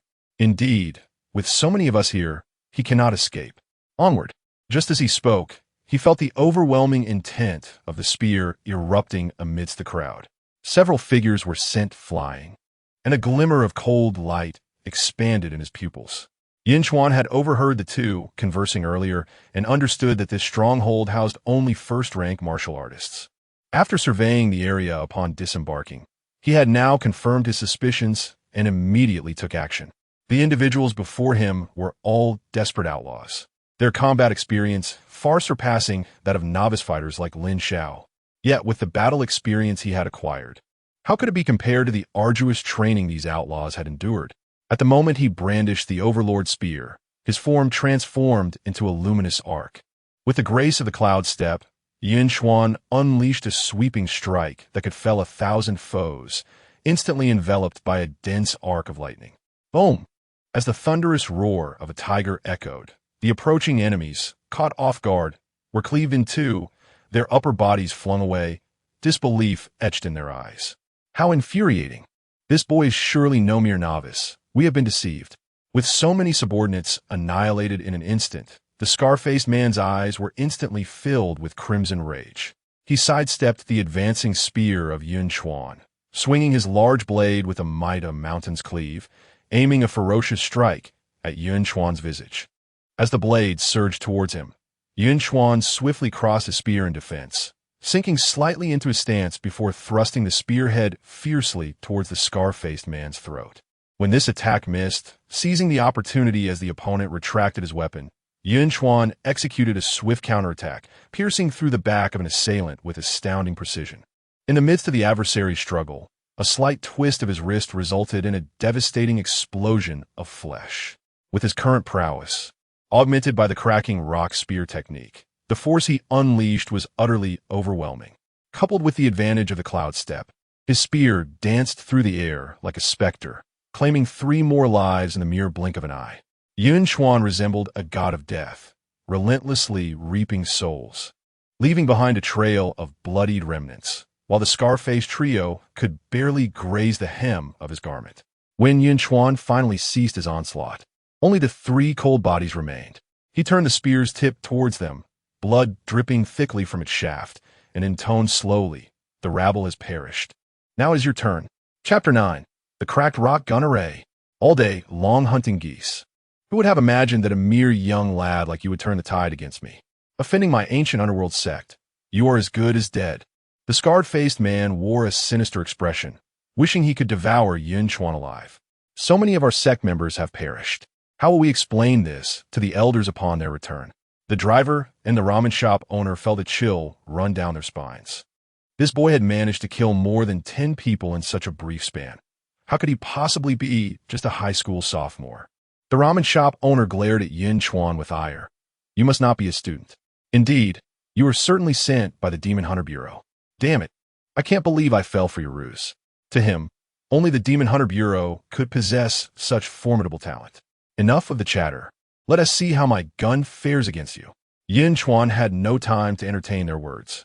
He had but a singular purpose, to send them off to meet the King of Hell. With a flourish of his weapon, Yun Chuan propelled himself off the ground with immense force, causing the soft earth to sink beneath him. Leveraging this reactionary force, he leapt into the air, gripping his formidable spear tightly, and brought it crashing down. The sound of the sonic boom echoed as the impact approached, and even before it arrived, the scarred man felt an overwhelming pressure bearing down upon him. The speed was astonishing, the force immense, there was no escape. Yet the scarred man remained unperturbed. He had earned his reputation for a reason. Before joining the sect, he was known in the martial world as the Frenzied Blade. His strikes were swift and ruthless, and his mastery of the blade was unparalleled among those of his rank. There was no way he would show fear before a mere child. Clang! The clash of gun and blade reverberated as Yun Chuan's spear descended. The calm demeanor on the scarred man's face vanished, replaced by a muted grunt as crimson began to stain his visage. His hands trembled as he desperately pressed against the spear's shaft, his feet sinking into the ground, joints creaking under the strain. Unable to land a decisive blow, Yun Chuan thrust forward, unleashing a flurry of spear strikes like a torrential downpour. Piercing through the air with astonishing speed, within a single breath, he unleashed dozens of thrusts. Had he not mastered the cloud-stepping technique, such feats would have been beyond his capability. The scarred man gasped for breath, raising his hands to defend himself. His once reliant speed now rendered him as vulnerable as an infant before Yun Chuan's onslaught.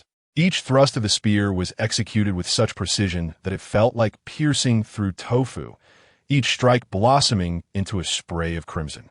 In mere moments, the scarred man was reduced to a bloodied figure. Are you two still watching the show? Come help me. The scarred man howled in pain. His fury ignited as Yun Chuan's relentless assault forced him into retreat. The overwhelming pressure indicated that Yun Chuan had reached a consummate level in his spear technique.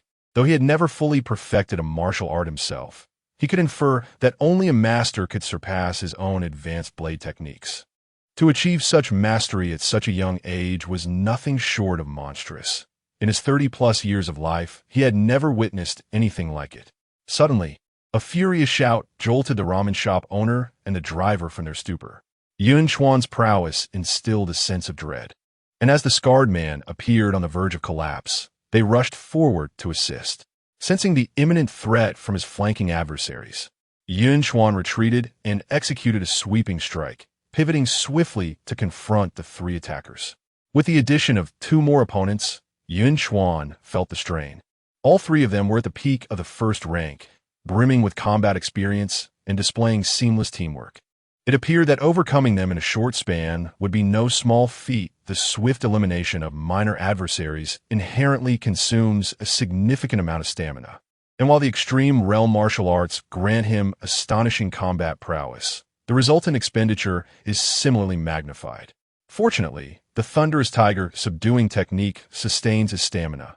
Otherwise, he would likely be utterly drained by now. You can't withstand this much longer, can you? Soon, I shall flay you alive, the scarred man growled. brandishing his large blade with menace. Having recently been stunned by Yun Chuan's flurry of strikes, coupled with a creeping sensation of numbness, his reflexes had noticeably slowed. With the assistance of two allies to share the burden, the task became significantly easier. Prepare to meet your demise. After 3 minutes of stalemate, Yun Chuan's breath finally grew erratic, revealing a flaw, and the scarred man seized the moment to strike. The blade had not yet reached him. Yet Yun Chuan felt a dull pain in his chest. At this critical juncture, a remarkable sensation surged through him like a thunderbolt, and his spear seemed to come alive in his grasp. In that instant of enlightenment, Yun Chuan vanished from his original position, replaced by a multitude of spear shadows encircling the three adversaries. Cracked rock spear formation. The utterance was calm, yet it resonated in the ears of the scarred trio like a thunderclap. Under the incredulous and terrified gazes of the scarred man and his companions, the spear shadows descended. Have we located the ancient darkness sect stronghold? Zhang Yuan inquired gravely over the phone. The voice on the other end responded, "Yes, Captain Zhang. The disciples of the ancient darkness sect in Yunchuan City have confessed, but the situation at the scene appears somewhat unusual. Are there powerful foes lying in ambush?" Zhang Yuan's demeanor shifted to one of concern. He recalled having severely injured a second-tier, 7th-stage disciple of the ancient darkness sect, yet that individual had managed to escape. Had he recovered so swiftly in just 2 days? If it truly was that person, it posed a grave threat for within the Demon Hunter Bureau. He was the only one capable of confronting such a foe. The 3rd-tier demon hunters had all been dispatched to investigate the newly emerged abyss in the neighboring city and were temporarily absent from Yunchuan City. The situation was becoming increasingly intricate, as the stronghold of the ancient darkness sect had been thoroughly dismantled by a mysterious warrior. With the motives still unclear, whether it was to eliminate witnesses or for some other reason, the voice on the other end seemed perplexed. Is there a third-party force involved? Send me the coordinates. I shall proceed there immediately. Zhang Yuan's expression was grave. The recent emergence of a new abyss in the neighboring city had drawn away the powerful individuals from Yunchuan City, only to have the ancient darkness sect appear. Now compounded by an unknown force, it was indeed a source of great frustration for him. Upon concluding his current affairs and arriving at the scene, even his seasoned eyes were taken aback by the sight before him. A ground strewn with dismembered corpses, not a single complete body in sight, and the blood pooling grotesquely under the sunlight, exuding a thick, iron-like scent. Captain Zhang, you're here.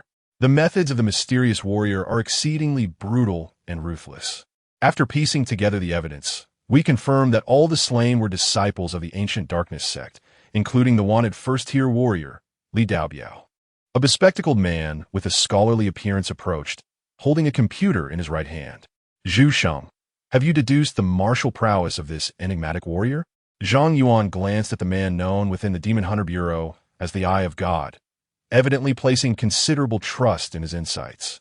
Zhu Sheng adjusted his glasses. Indeed, based on my observations, the mysterious warrior excels in spear combat, employing the cracked rock spear technique, and possesses pinnacle strength at the 1st-tier, 9th stage.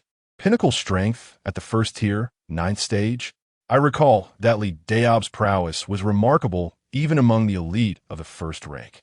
It seems implausible that an ordinary pinnacle of the 9th level could vanquish him in the presence of so many witnesses, does it not? Zhang Yuan was perplexed, for even during his own tenure in the 1st rank, he could not achieve such a feat. Zhu Sheng appeared to have anticipated Zhang Yuan's inquiry and replied, "Indeed, upon reaching the 2nd rank, one can manifest their vitality to form a protective aura. However, there were no lingering traces of 2nd-rank energy at the scene. Thus I deduce that our adversary remains within the 1st rank, though their true strength is likely perilously close to the 2nd. Zhang Yuan fell into silence. Such might, wielding a weapon and employing the rock-splitting spear technique, was not documented among the martial artists of Yunchuan City. Can we ascertain their identity? He inquired. Zhu Xing shook his head. None in the nearby cities possess a matching profile. If they did, they would not remain obscure.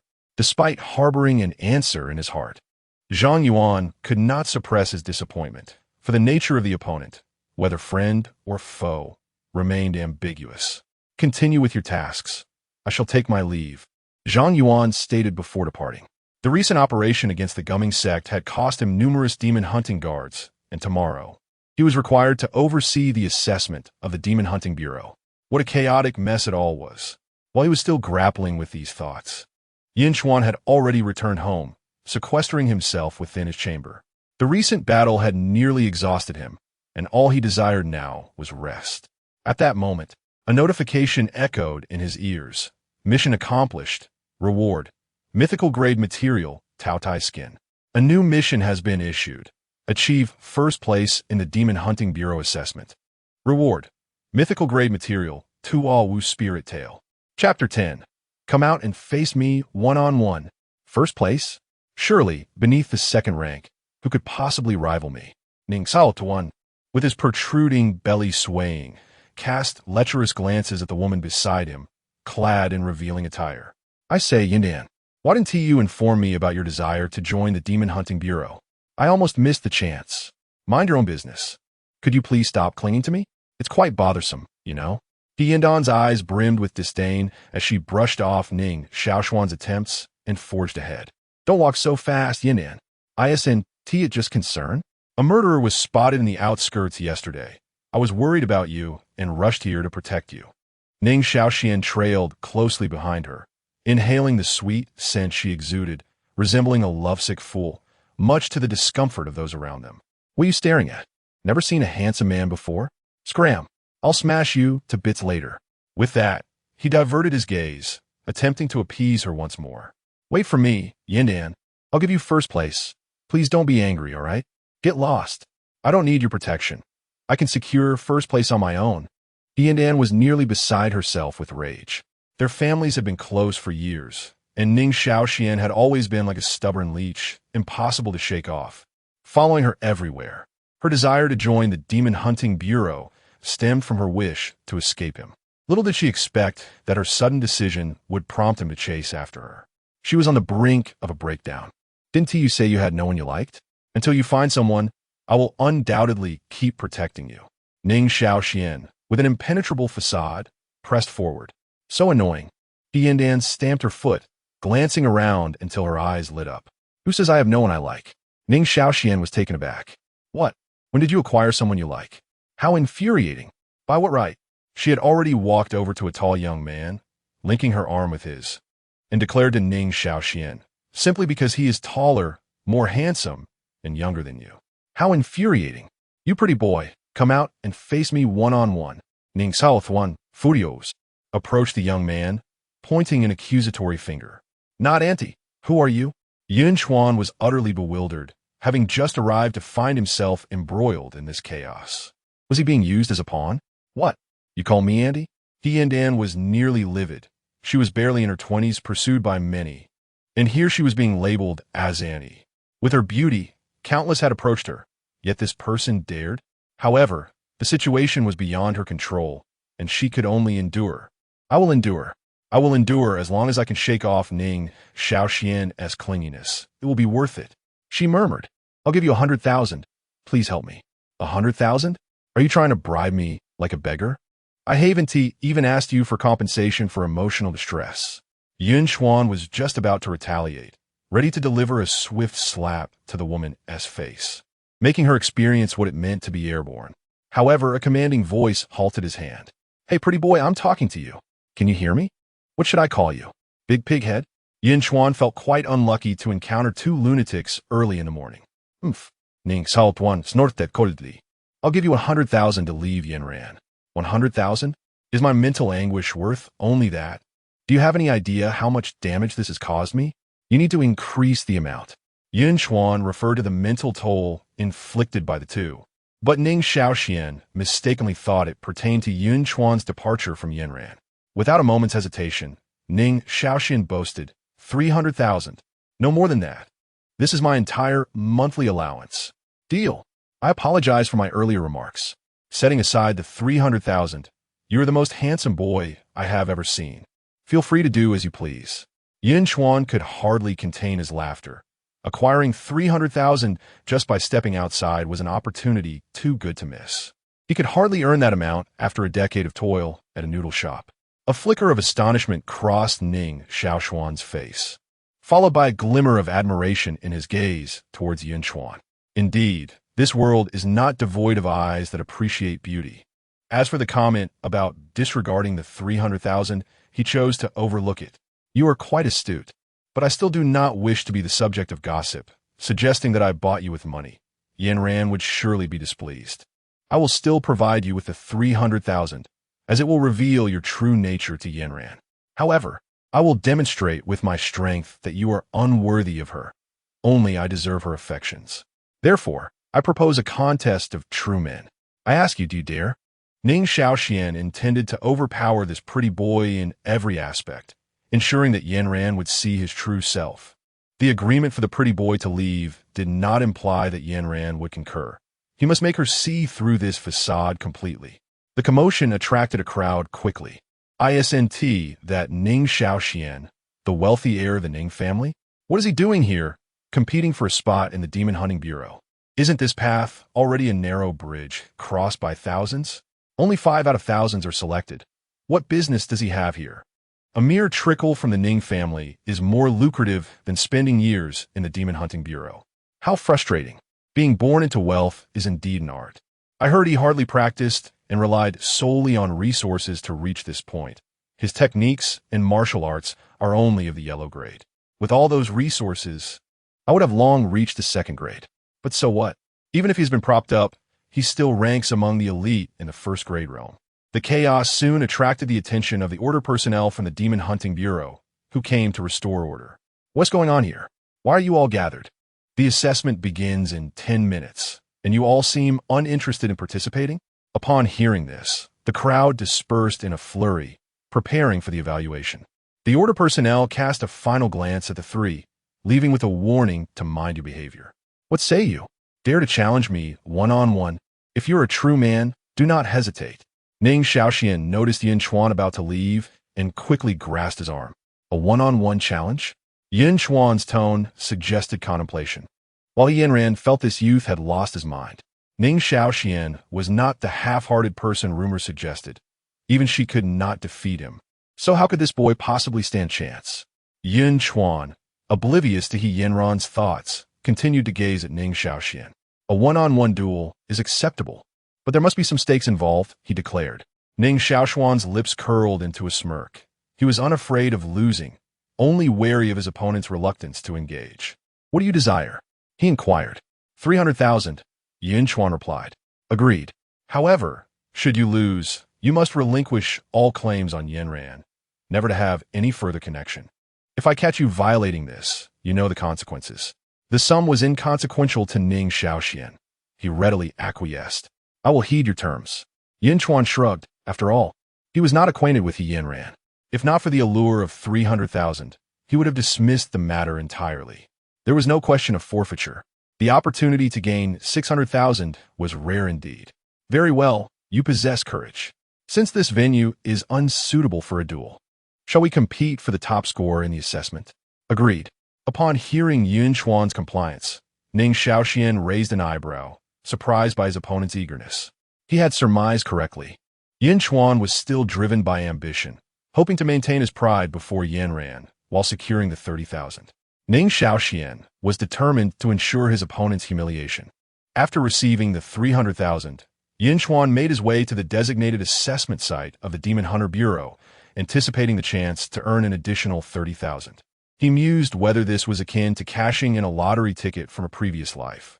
As for the 2 individuals, neither was particularly virtuous. Had it not been for the financial incentive, he would have had no inclination to engage with them.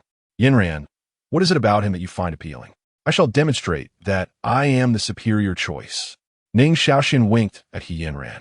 None of your business. I am content, she retorted, following closely behind Yunchuan. The first phase of the assessment was a realm test. Within the expansive indoor area, ample enough to accommodate several football fields, various measuring instruments were set up ahead. Yunchuan joined a queue, surveying his surroundings and inwardly marveling at the Demon Hunter Bureau, which was clearly on a different level than his previous school. Once within the confines of the Demon Hunter Bureau, he feared no repercussion. The very name of the institution commanded respect and caution from all. Chapter 11. Lack of interest. Yun Chuan, ranked at the first tier, 8th level, with a vitality score of 8. 5. As Yun Chuan completed his measurement, the machine emitted a notification sound, and beside him, the already tested Ning Xiaoxian finally burst into laughter. Ha ha ha! Yinran, this is the person you admire? Just a first tier, 8th level. What can he possibly compare to me? You should reconsider your options. Ning Xiaoxian was overjoyed. Initially, he thought Yun Chuan's swift agreement indicated a formidable rival, but it turned out that his rank was at the bottom during this assessment. At 18, which martial arts school do you hail from? Are you truly intent on participating in this assessment? At that moment, the official responsible for the evaluation, upon seeing Yun Chuan's information card, expressed immense surprise and confirmed once more. At 18, you must have just recently awakened. With such talent, if you maintain this trajectory, admission to Beijing University is practically guaranteed. How is it that you are here? 18. Ning Xiaoxuan's eyes widened as he pulled Yun Chuan to look around. He had encountered numerous influential families in Yunchuan City, yet he had never heard of someone like Yun Chuan. Achieving such a level at such a young age was remarkable. Even he, with substantial family resources, could not attain this. He was now 24 and had only reached the first tier, 9th level. Which power do you belong to? Ning Xiaotuan inquired, but received no response from Yun Chuan. He then turned to He Yinran. What does it matter to you? He Yinran was unaware of Yun Chuan's background.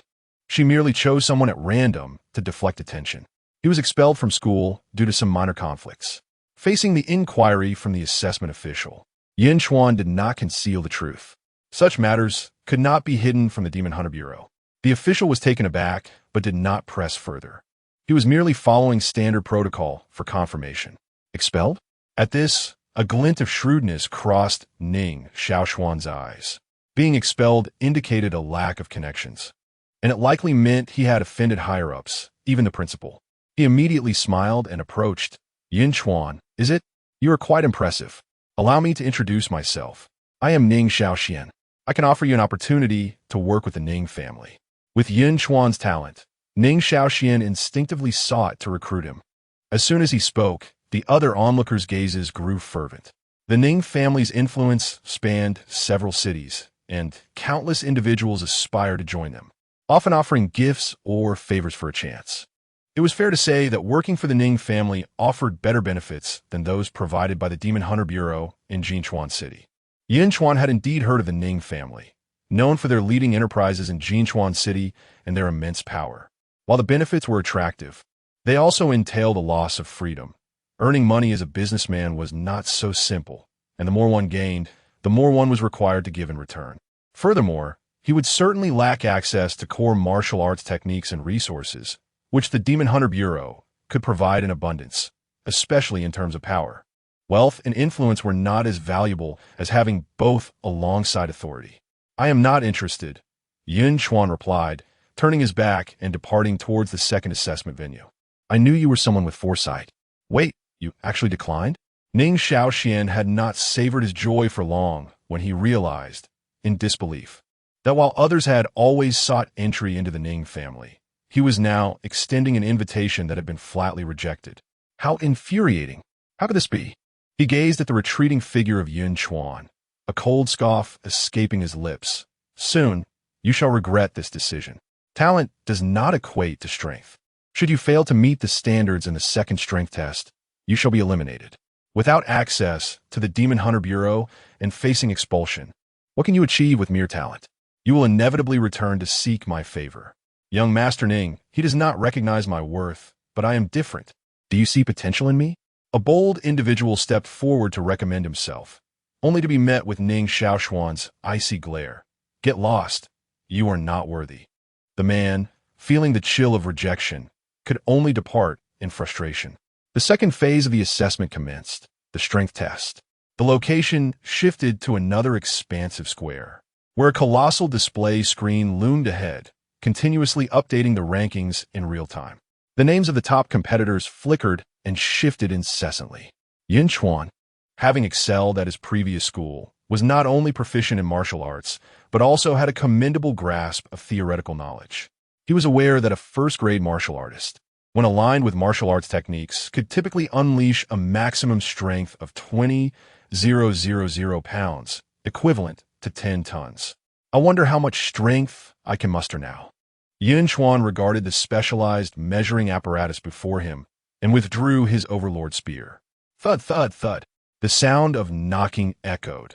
In the observation room above the assessment area, Zhang Yuan was engrossed in managing various affairs of Yunchuan City. Upon hearing the knocking, he paused his work and glanced toward the door. Come in. Creak. The door opened, and the visitor stepped inside. What is it? Has there been an issue with the assessment? Zhang Yuan inquired, rubbing his temples. Not exactly, Captain Zhang. I have a matter to report. In the first round of assessments, there's a young man of the 8th tier in the 1st grade. Zhang Yuan frowned. Did I not instruct you to refrain from bringing me trivial matters? The mysterious martial artist from yesterday remains unfound, and for reasons unknown. The information has leaked, causing a stir throughout Yunchuan City. I am preoccupied with that situation. I have no time for an 8th tier youth. The individual grew anxious, quickly responding, No, this young man has only recently awakened and is merely 18 years old. And what of him awakening? What being 18? Wait, you mentioned he is of the 8th tier in the 1st grade. Zhang Yuan, initially poised to erupt, suddenly halted and sprang to his feet. While an 8th tier 1st grade martial artist is not uncommon, one who has only recently awakened is a rarity. That young man, Yun Chuan, had impressed him greatly. He had not anticipated the existence of an even more formidable talent. What is the name of this young man? Let me see his information. Zhang Yuan's demeanor visibly brightened. The prospect of this individual joining the Demon Hunter Bureau suggested the emergence of a wild genius. With proper cultivation, the Bureau could gain a new pillar of strength. In the current climate of frequent abyssal occurrences and external threats, compounded by the emergence of various cult organizations, even the Demon Hunter Bureau, under national jurisdiction, faced a scarcity of talent. The young man's name is Yun Chuan. Here is his profile for your review. Ahem. Did you say his name is Yun Chuan? Zhang Yuan, sipping his tea, nearly choked. The man, puzzled, replied, Yes, is there something wrong? It's nothing. You may leave now. Understood. Zhang Yuan scrutinized the documents and confirmed that it was indeed the Yun Chuan he encountered yesterday, not merely a namesake. Yet hadn't he been at the 1st grade? 3rd tier, just the day before? Had that young man concealed his true capabilities? Was he indeed a pearl hidden in the mud? This did align with his character. Having been expelled, he did not seek admission at another school, but instead came to the Demon Hunter Bureau, likely disillusioned with academia. He wields a gun and employs the rock-splitting spear technique, akin to the mysterious warrior from yesterday. Could it be? No, that seems improbable. It's only been a short time since his awakening, and his combat prowess is already approaching the 2nd grade, rather far-fetched. Zhang Yuan shook his head. In the decades that Jinzhou has existed, no such individual has emerged. His talent is commendable, but alas, his strength still falls short. Whether he can pass the assessment remains uncertain. Just then, a radiant pillar of light erupted outside. Zhang Yuan turned a glance through the floor-to-ceiling window. This phenomenon manifests only when one's strength exceeds 18,000 pounds. A surge of joy filled him. This year, there seems to be a considerable number of talented individuals. As few at the 1st grade realm can produce such force. He looked at the leaderboard, where a line of bold characters gleamed brightly. First, Ning Xiaoxian, 19, 216 pounds. Ning Xiaoduan. How did that chubby lad from a Ning family come to be here? However, before he could ponder further, an even more dazzling pillar of light shot skyward, accompanied by a thunderous roar that nearly engulfed his entire field of vision. Chapter 12. The prize for 1st place. What transpired? Ning Xiaoxian was quite pleased with his formidable strike, which nearly reached the pinnacle of the 1st rank, a testament to his long period of cultivation. However, the thunderous roar that followed filled him with a sense of foreboding. Looking up, he was struck by disbelief. The display screen that should have showcased his name in the 1st position was now overtaken by Yun Chuan. Boldly emblazoned were the words, 1st place, Yun Chuan, 26,000 pounds. 26,000 pounds, exceeding the limit by 6,000. What on earth was happening? Was the measuring device malfunctioning? Not only Ning Xiaoxian, but others were also drawn to the commotion, engulfed by despair. They would rather believe that the instrument was defective than confront the harsh reality. Particularly for Ning Xiaoxian, it felt akin to scoring 730 out of a possible 750, only to be eclipsed by an unexpected score of 800. Yun Chuan, 26,000. He Yanran gaped in astonishment, glancing at her own score of 14,000 before turning back to Yun Chuan's 26,000, completely dumbfounded. She had merely sought to draw attention with a casual remark, yet had inadvertently stumbled upon someone so extraordinary. As the crowd arrived at Yun Chuan's testing area, they beheld a robust man gazing at Yun Chuan in shock. Huh? Why are you all here?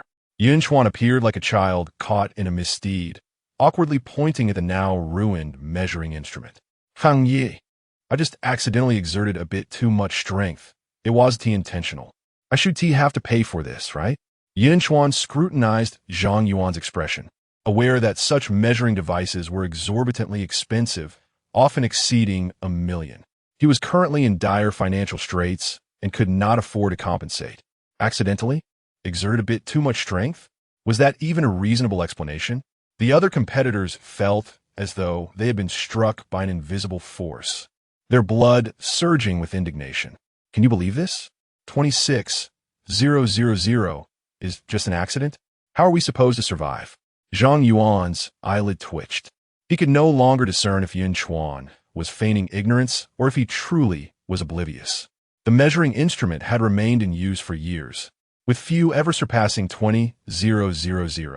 The designer had even set the upper limit to 26,000 to prevent anyone from genuinely exceeding that threshold.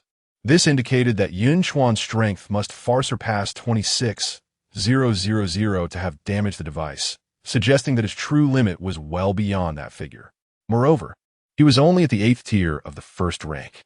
Let us conduct another measurement to verify if there is an issue with the instrument. Zhang Yuan forcibly suppressed his astonishment, deciding to allow Yun Chuan another attempt, uncertain if the device had deteriorated over time. After all, it was hard to believe that someone at the 8th tier of the first rank could exceed 26,000. Few would accept such a claim, unless one had cultivated several martial arts to perfection. Such an achievement seemed implausible. Yet, with such extraordinary talent, one Wu Ti remained stagnant at the first rank. They would have advanced to the 3rd rank by now. A new instrument was brought in, yet Yun Chuan remained motionless. Zhang Yuan urged, "Is there a problem?" Yun Chuan shrugged. "Zhang, just to be clear, if this one breaks, I really can't afford to pay." "It's fine, you want to have to compensate." Zhang Yuan pressed his forehead, unable to bear the sight. "This was your promise. There shall be no turning back." Yun Chuan received the response and immediately summoned the Overlord Spear. The onlookers held their breath, particularly Ning Xiaoxian, who was eager to understand how Yun Chuan surpassed him by such a margin. A profound silence enveloped the scene as they awaited Yun Chuan's move. In the next moment, an overwhelming aura emanated from Yun Chuan, as if nothing could withstand it. Whoosh! Yun Chuan made his move. A silver arc sliced through the sky, accompanied by a thunderous crack, causing everyone to momentarily hold their breath. In a flash of lightning, a brilliant light enveloped the area, followed by an explosive roar. When visibility returned, Yun Chuan stood with the spear in hand, reminiscent of a resurrected overlord, surrounded by yet another pile of remnants. The spectators were left breathless. Even without instruments, they could sense the tremendous power of that strike. If one were to encapsulate it in 4 words, it would be fearsome indeed. Cold sweat streamed down Ning Xiaoxuan's brow as he replayed that strike in his mind, contrasting it with his own abilities, inevitably leading to a realization of utter defeat. Swift, fierce, precise, these were the impressions that lingered regarding that shot. It was indeed true. Perfect mastery, no, it transcended that. It was the pinnacle. 2 forms of supreme martial arts, and this level of comprehension. He had only recently awakened. Zhang Yuan's throat felt dry.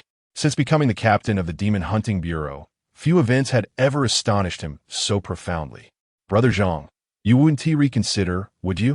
Seeing Zhang Yuan's unusual expression, Yun Chuan grew anxious, fearing he might be compelled to compensate. Zhang Yuan regained his composure and retorted, "Do you find me so lacking in your eyes? Of course not. Since all is well, I shall prepare for the third assessment." Yun Chuan felt a wave of relief and was about to step away. However, the others instantly felt apprehensive. The third assessment involved virtual battles, one-on-one combat within a virtual platform, where concerns over stamina were irrelevant, testing instead their combat capabilities. Had Yun Chuan not appeared earlier, they would have felt confident, but after witnessing this event, everyone seemed deeply reluctant. With Yun Chuan present, what was the point of fighting? It was akin to fishing with explosives. No one wished to experience the demoralizing sensation of being instantly defeated by a single strike. Yun Chuan, wait a moment. Zhang Yuan discerned the sentiments of the others and declared, "I announce that Yun Chuan shall not participate in the third assessment and will advance directly to first place." Does anyone have any objections? No. Upon hearing this, everyone exhaled in relief, feeling that there was no injustice in the decision. "Excellent. You others may continue." Yun Chuan, "Follow me." Zhang Yuan nodded and turned towards the observation room. Upon learning that he would not need to undergo further assessments to secure first place, Yun Chuan scratched his head, feeling it was quite convenient. He rubbed his hands together. It seemed he was to receive his reward for being first ahead of schedule, which brought him delight. In truth, the rewards for first place were quite commendable, though they were not dispensed on a fixed daily basis. Congratulations on joining the Demon Hunting Bureau. Here is the list of rewards for first place. Zhang Yuan handed Yun Chuan a list. Normally, rewards would not be issued so swiftly.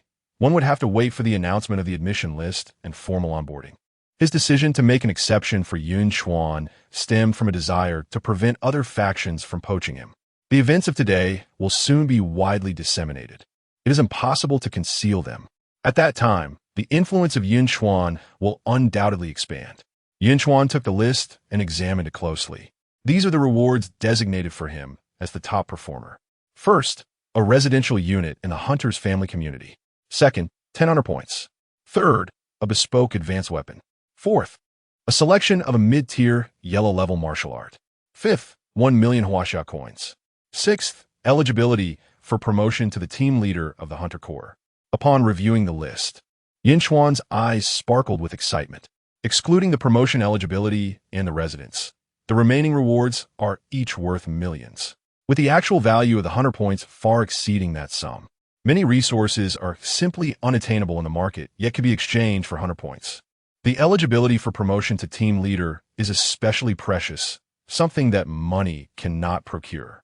Successfully advancing to the position of team leader not only offers better benefits, but also grants access to higher-tier missions, with greater rewards for more elevated tasks. In light of your accomplishments and innate talents, the sixth reward has been amended. Upon reaching the second tier, you will automatically be promoted to team leader, along with an additional grant of 20 Hunter points. Chapter 13. Ocean-shattering technique. Breaking through second rank, are you satisfied with these rewards? Indeed, I am exceedingly pleased. Yun Chuan was positively beaming.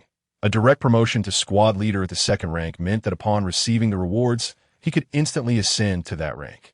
This implied that he could become a squad leader by tomorrow at the latest. Why not today? Yun Chuan had his own considerations. Given his extraordinary pace, he could likely reach the third or even fourth rank within a month. It would be difficult to conceal such rapid progress, so he might as well establish himself as a prodigy. However, to leap from first rank, 8th stage to second rank in a single day might be too much for Zhang Yuan to accept, though he should be able to reconcile with it by tomorrow. With your talent, I believe you'll become a squad leader at the second rank within a month. The second rank is the minimum requirement for a squad leader. It is stipulated as such. It is not that I wish for you to delay your promotion. I hope you do not take offense. Zhang Yuan gestured, and someone immediately stepped forward, presenting the Demon Hunter uniform and communication insignia. The uniform is optional, but the communication insignia is mandatory. There is 1 uniform and 2 insignias, 1 black and 1 white. You may choose to join the Bright Guard or the Dark Guard. My suggestion is the Bright Guard for its greater safety. The Dark Guard's missions are exceedingly perilous. Zhang Yuan himself was part of the Bright Guard, naturally hoping Yun Chuan would also become one. Without hesitation, Yun Chuan reached for the black insignia. Thank you for the reminder, Brother Zhang, but I have decided to join the Dark Guard. Zhang Yuan sighed, opening his mouth to dissuade him, but ultimately refrained. Instead, he continued, since you have chosen the Dark Guard, I shall not say more. However, all members of the Dark Guard are currently on missions, so until their return, you will temporarily follow my orders. He then picked up the white insignia and handed it to Yun Chuan. Keep this for now. You may return it later. The usage of the insignia is... After explaining the insignia's function, Zhang Yuan added, you can also choose your rewards through the insignia, including martial arts techniques and weapons, in addition to a family residence. Furthermore, the 1 million Huaxia coins will be credited to your account. Yun Chuan inquired. So, if I choose now, I can receive the rewards immediately? Yes. Very well. Yun Chuan began to activate the insignia to make his selections, and a luminous screen was projected from it. Immediately, 3 reward prompts appeared. For the martial arts technique, I shall choose this one. Ocean-shattering technique, which, when cultivated to perfection, allows each strike to accumulate an additional 10 power, stacking up to 3 layers. As for the weapon, I can only customize one of the second rank. I prefer firearms, so I shall request a heavy firearm, which will enhance my power somewhat. The Overlord Spear, while convenient, offers only average might, and ultimately it is a matter of talent, which constantly consumes vitality. As for the family residence, it comes with the protection of the Demon Hunter Bureau, ensuring my parents and Xiaoguang will be significantly safer. I shall choose this option, a 3-bedroom apartment with a balcony, conveniently located near the Demon Hunter Bureau. I will go fetch them to live with me shortly. Yunchuan did not linger for long and quickly made his decisions. The electronic version of the ocean-shattering technique was promptly sent to his insignia for his perusal, while the key to the family residence was delivered into his hands. The customization of the long firearm would take some time, and he would receive it by tomorrow. Thank you, Brother Zhang. If there is nothing else, I shall take my leave. See you tomorrow. Yun Chuan cheerfully accepted the reward, preparing to depart when he was halted by Zhang Yuan. Wait, there's something I wish to inquire about. Yun Chuan paused his steps. What is it, Brother Zhang? Zhang Yuan continued. The abandoned warehouse on the outskirts. Were those members of the ancient underworld sect you dispatched? Unjust. Qing Tang, you know I strive to survive each day. How could I possibly take a life? Upon hearing this, Yun Chuan lamented, for although he had indeed slain members of the evil cult, he was uncertain how the Demon Hunting Bureau would address the matter, adamantly refusing to admit guilt. Zhang Yuan's expression remained inscrutable. No need to feign ignorance. One of the cultists survived and has implicated you. That can't be. I exerted myself thoroughly. How could anyone still be alive? They were clearly reduced to mere fragments. No, I have been deceived. Yun Chuan reflected, quickly realizing the implications, only to encounter Zhang Yuan's enigmatic smile. Curse it, I forgot to manage my expressions. Having served as a bright guard for many years, Zhang Yuan easily confirmed his suspicions from Yun Chuan's body language. Brother Zhang, I too am a victim. They threatened me with my brother and dragged me there to harm me. I was merely acting in self-defense. Yun Chuan forced out a tear, resorting to a display of stubbornness. Are you suggesting others captured you, only for you to reduce them to pulp? Zhang Yuan's expression turned peculiar. Had he not witnessed the gruesome scene, he might have believed Yun Chuan was indeed the victim. Yun Chuan scratched his head, mustering a smile. I merely applied a bit too much force by accident. It was not intentional, haha. You, worry not. What you did was commendable, and I shall not punish you. There will be further rewards. Yun Chuan patted his chest, exhaling in relief. Brother Zhang, had you mentioned it earlier, you nearly frightened me. Zhang Yuan was simultaneously amused and exasperated, pondering how one could feign innocence so skillfully, reflecting privately. Indeed, this achievement would astonish the old-timers of the Bureau. When they return, there shall be quite a spectacle. We have truly stumbled upon a treasure this time. Contemplating this, he instinctively inquired, have you reached the pinnacle of martial arts? Indeed. How did you know I have achieved the highest realm in 2 disciplines and perfected 1 technique? Brother Zhang, you possess remarkable insight. In his quest to maintain his genius persona, Yun Chuan decided to drop the pretense. Scram. Are you deliberately trying to frustrate me? Zhang Yuan felt quite vexed, regretting his inquiry. Had he known, he would not have asked. Seeing others surpass him was truly disheartening. When he had attained the first rank, he had only managed to master one martial art at its peak, reaching the second rank. What extraordinary talent did this young man possess to achieve 2 peak realms? Such prowess required both innate ability and fortuitous circumstances. All right then, I shall take my leave, heh. As Yun Chuan exited the observation room, the third assessment concluded. Ning Shaoxian secured second place, while Yinran barely claimed fifth, and he paid little heed to the 2 unknown competitors. You are quite formidable, but I will not relinquish Yinran. I shall undoubtedly surpass you in the future, Ning Shaoxian declared, raising his fist. Yun Chuan, uninterested, took his 60,000 and departed, indifferent to their affairs. Moreover, Ning Shaoxian could never surpass himself, for the self of tomorrow is 100-fold stronger than the self of today. More precisely, it is today.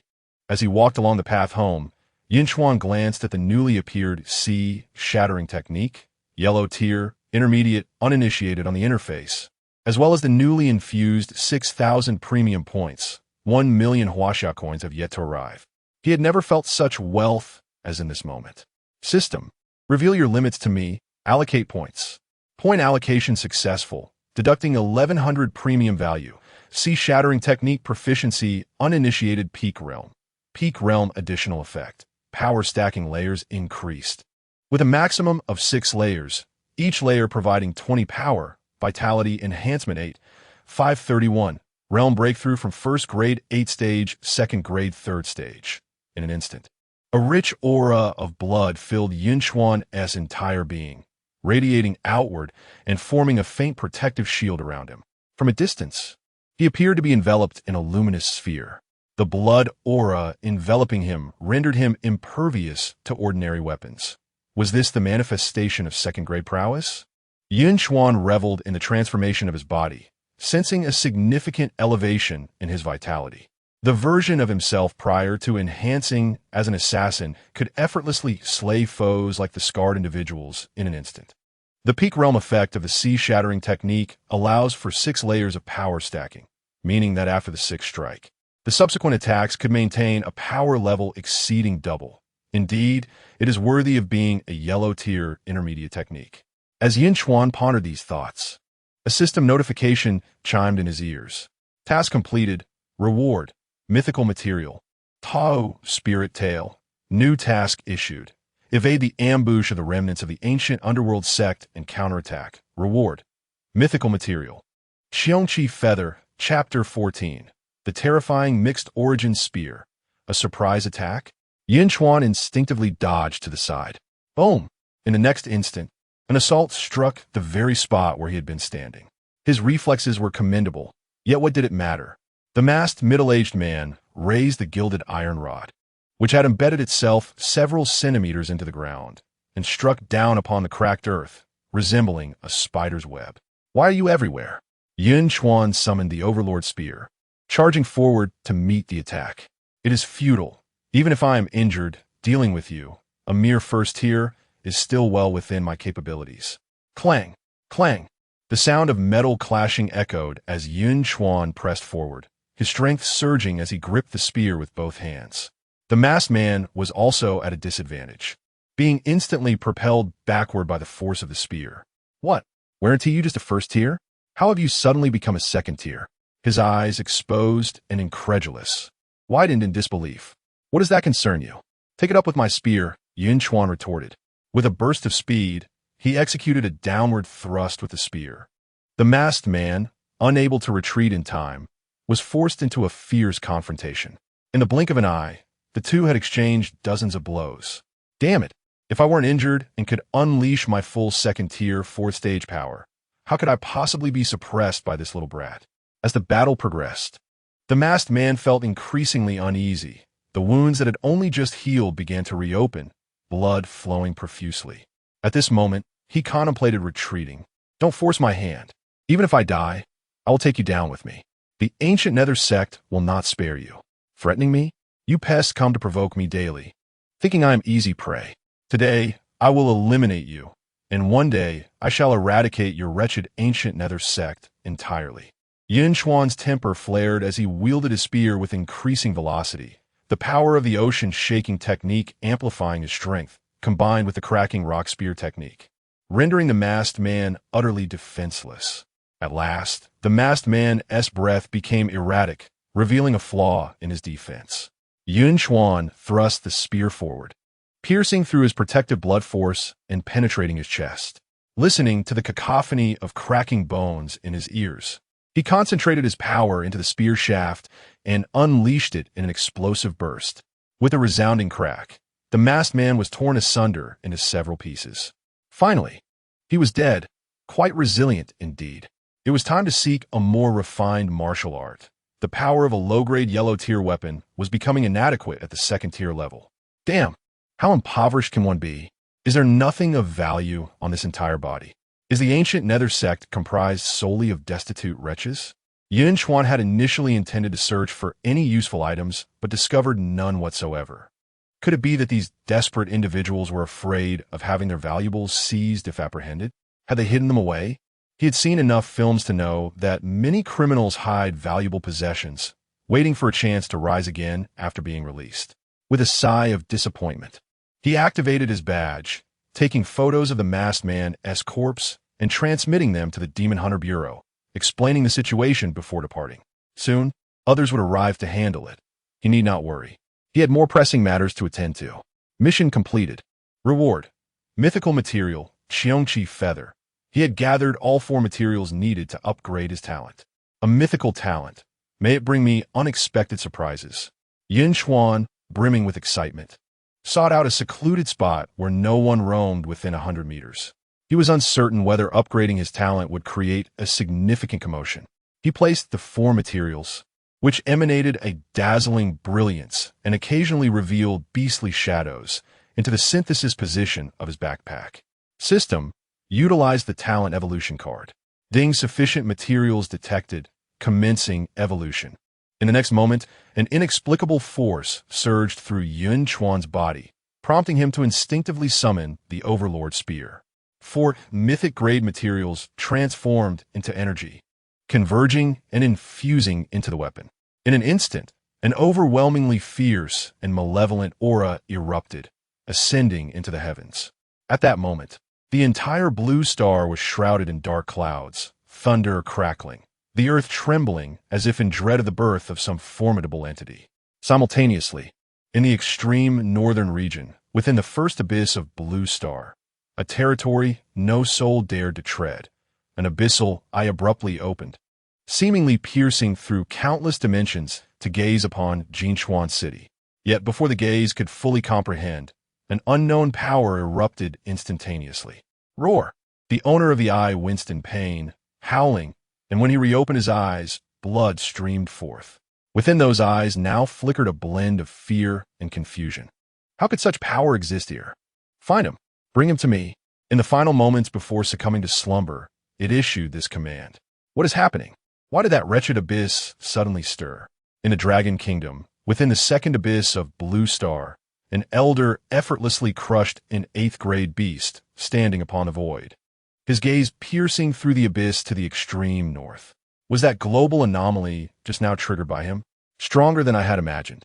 Grant me a little more time in the United States, within the 3rd abyss, the malevolent emperor of the abyss, a truly fearsome power. The elder, gripping his staff, with a lightning mark glowing between his brows, raised his hand, summoning rolling thunder, also gazing toward the extreme north, a look of deep concern etched upon his face. At that moment, all beings of 7th rank and above across Blue Star felt the penetrating gaze of the abyssal emperor. In but an instant, those terrifying eyes, akin to a celestial scar crossing the heavens, were imprinted upon the hearts of all powerful beings. A wave of panic enveloped the entire Blue Star. Fortunately, the spread of this panic ceased only after the words of the 2 strongest beings of Blue Star were spoken. Yet, the originator of all this remained oblivious. Yun Chuan had no inkling that such a ruckus would ensue and believed that, having transpired in an instant, it likely went unnoticed by many. At this moment, the previously shadowy Overlord Spear had transformed into a depth as profound as a black hole, suffused with a ferocious and violent power. As he grasped it, a chill permeated through his palm, coursing throughout his entire being, reminiscent of being deep within an iceberg. This coldness was not merely physical. It emanated from a profound sense of despair and solitude within his soul. So heavy. At the moment of contact, it felt burdensome, and Yun Chuan could sense his vitality swiftly depleting, accelerating exponentially compared to when it was merely the Overlord's spear. He estimated that with his current vitality, it could sustain usage for at most half an hour. Such consumption? Truly worthy of a mythic-grade talent. The Overlord spear could last me an entire day. I shall see how formidable you truly are. System, check the panel. Name, Yunchuan. Investment value, 4,900, realm, 2nd rank. 3rd level, health, 31, talent. Mythical level extreme fierce primordial spear, unique. Martial arts, cracking rock spear technique, yellow grade, inferior, extreme realm. Cloud stacking steps, yellow grade, inferior, extreme realm. Skill, thunderous tiger suppression technique, yellow grade, inferior fulfilled. Ocean shaking technique, yellow grade, medium, extreme realm. Mythical level extreme, fierce primordial spear. Description, a fusion of the 4 fiends, embodying brutal ferocity. Skill 1, Abyss of Chaos expands a chaotic domain centered on oneself, with a range that varies with realm, distorting causality and overturning laws, such as accelerating time. Transforming water into fire, reversing absolute control. Within this domain, all attributes experience explosive enhancement, and combat power increases, with duration and cooldown time changing according to realm. Skill 2, Blood Pact Oath enters into a contract with a beast, limited to 1 major realm below the host, with a number of contracts varying with realm. Currently, the maximum number is 2. The host may draw upon the contracted beast vitality or utilize its exclusive skills, life compensation, summon the beast, and unleash explosive power, temporarily extracting all strength from the contracted beast to bolster oneself, after which the beasts will enter a state of weakness for a duration. Skill 3, Brutal Core summons a formidable battle armor, epitomizing extreme slaughter, shattering the mental state of targets. While clad in this armor, the wearer is impervious to any mental attacks, with defense and damage amplified tenfold, bestowing unparalleled penetrating power, with duration and cooldown time varying according to realm. Skill 4, Greedy Devour, capable of consuming energy-laden substances, not exceeding 5 times the host's maximum capacity, stored within the gourmand sac, which can be used for a temporary boost to any attribute or to unleash a devastating strike. Cooldown time varies with realm, currently set at 1 hour.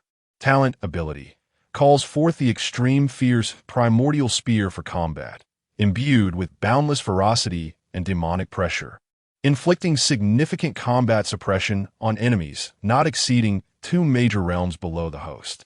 The host is immune to any negative effects, such as injury, poisoning, debuffs, etc.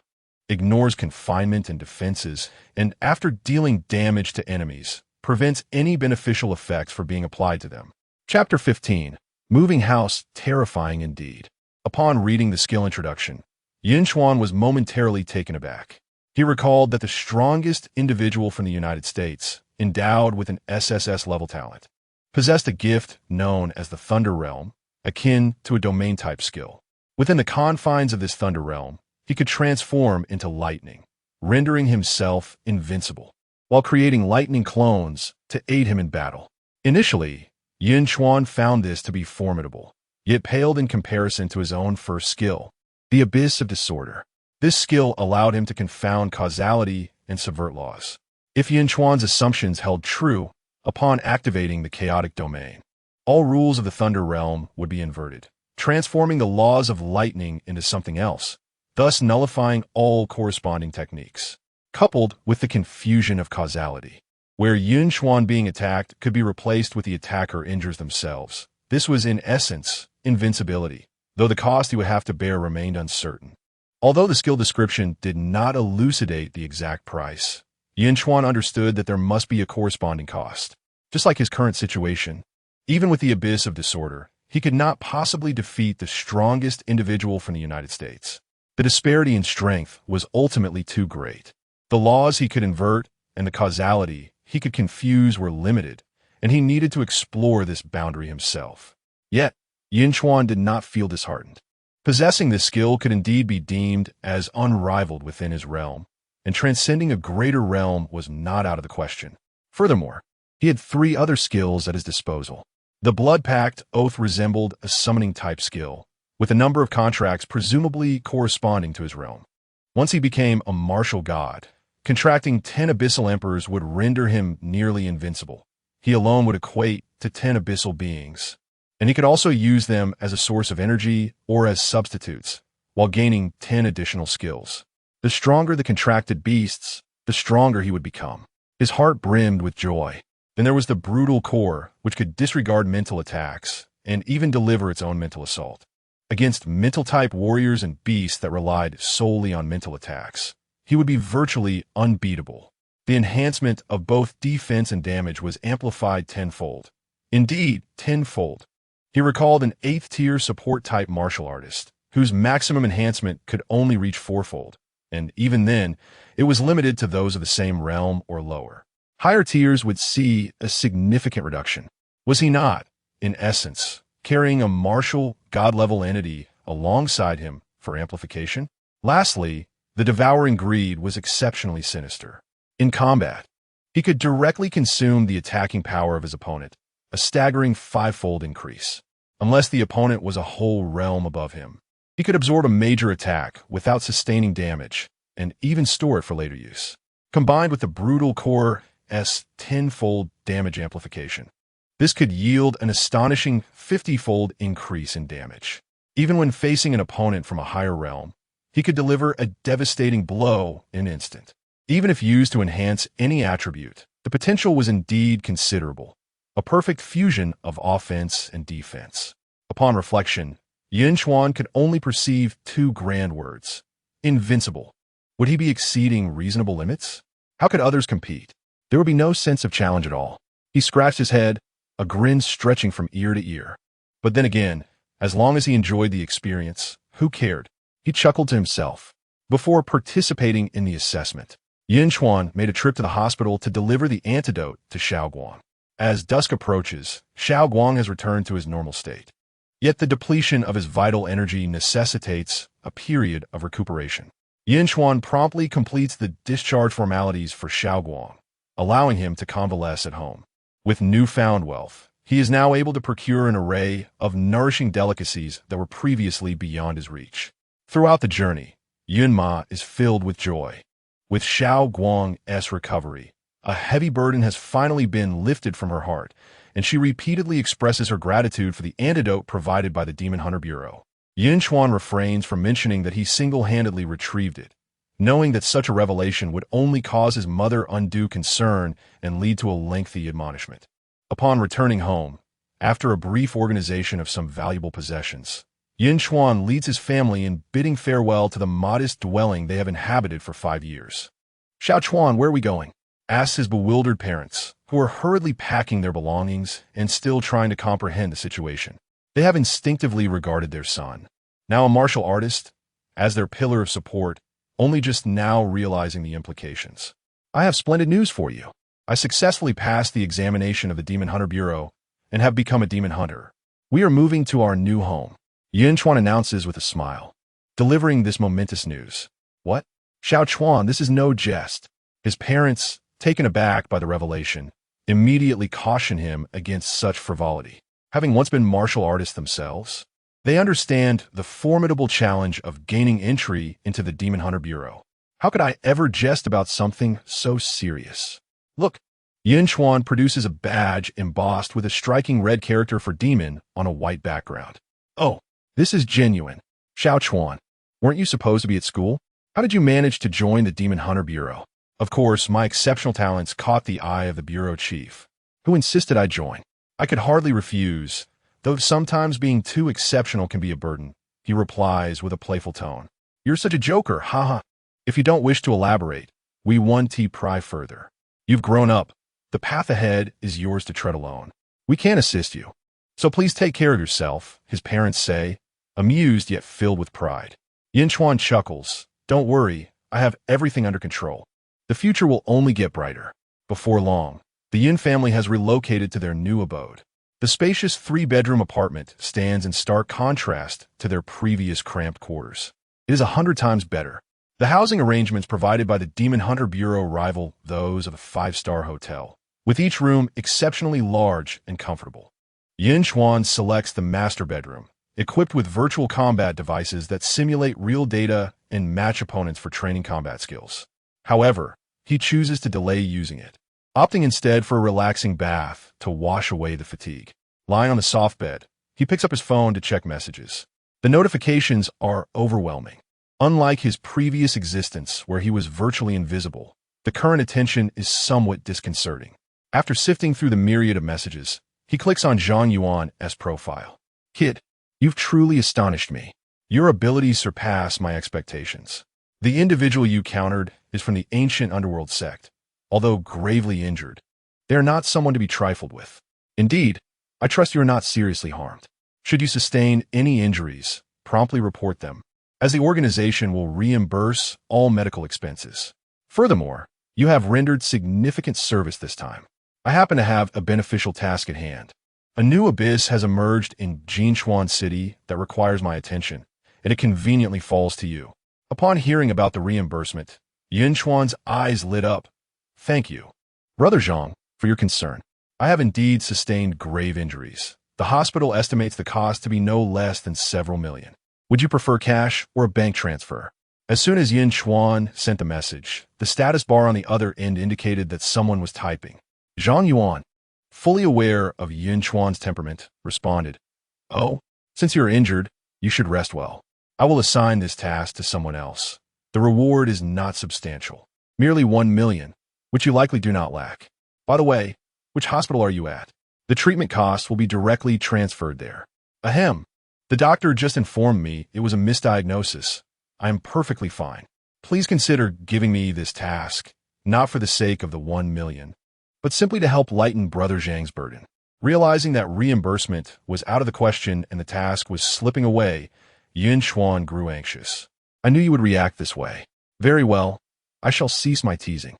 Remember to report punctually at 8 tomorrow. The task is still yours. I assure you it will be completed. With a sense of satisfaction, Yun Chuan closed the chat application, disregarding other messages. Opportunities for a 1 million reward are scarce, and the tasks available to him will not be overly challenging. Such tasks are difficult to come by, and Brother Zhang is quite generous. Perhaps this is a reward for his annihilation of that disgraceful faction, the ancient underworld sect? Chapter 16. Just based on my own merit, grandfather, uncle has been taken away. Are you truly indifferent? Lin Zhao's voice thundered throughout the principal's office, echoing his frustration. Enough. The situation is far too intricate for a child like you to comprehend. Focus on your special training for tomorrow and leave, came the curt reply. With a resounding bang, the door was slammed shut, a manifestation of Lin Zhao's pent-up dissatisfaction.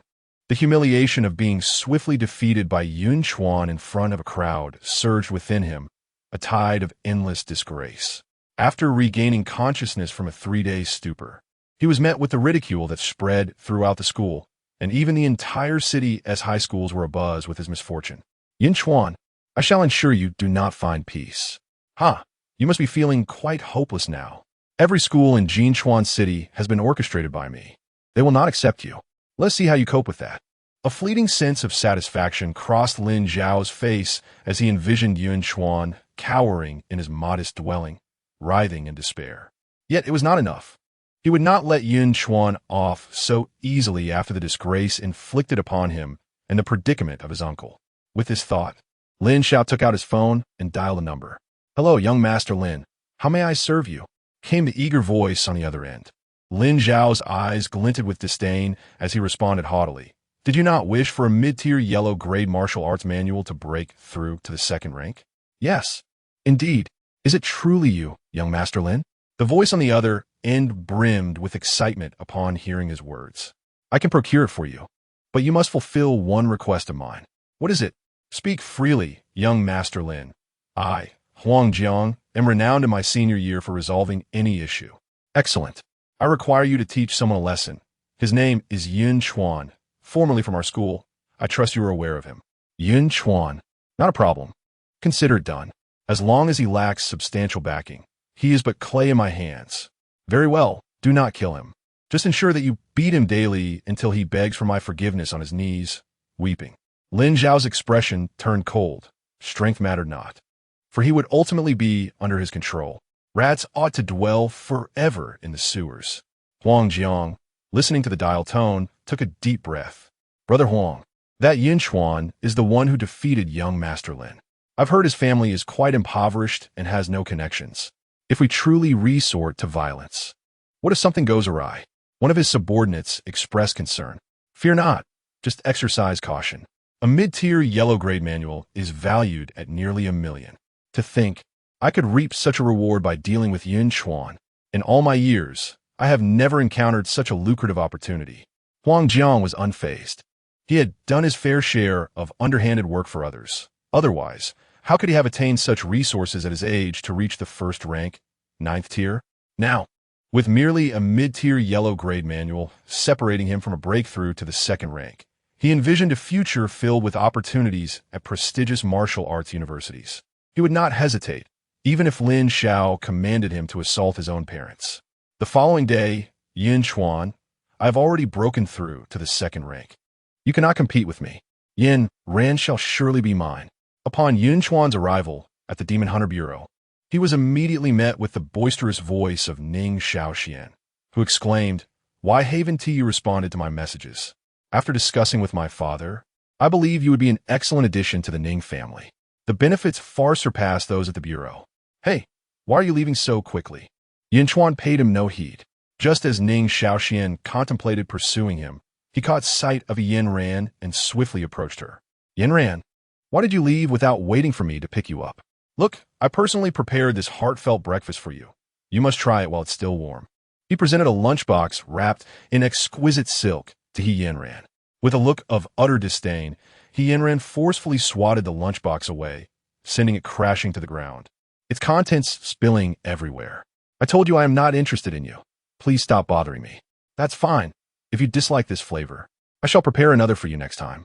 Ning Shaoxian remained unfazed, cheerfully gathering the scattered food. Yin Ran rolled her eyes in exasperation, her fury palpable. She then turned her attention towards Yun Chuan. "Yun Chuan, I represent the He family to inquire if you would consider joining us. We are open to discussing any terms." After returning home yesterday, Yin Ran had informed her family about Yun Chuan. A genius who has achieved such greatness without financial backing is certainly coveted by various factions. "I'm not interested." Yun Chuan responded without a moment's hesitation, as his ambitions lay firmly within the ranks of the Demon Hunter Bureau. No matter how enticing the offers from other factions might be, in this world where strength prevails, power outweighs wealth. After all, the most formidable individual of the Dragon Kingdom is also affiliated with the state. Furthermore, the benefits these factions could provide him would ultimately be limited. I estimate that within a year, I will surpass both the He and Ning families. The resources they possess cannot compare to what I can attain. Yun Chuan's vision was astutely long-term. He remained undeterred by these temptations. The resources necessary for his ascension could only be reliably supplied by the Demon Hunter Bureau. "Yin Ran, do you still harbor feelings for Yun Chuan?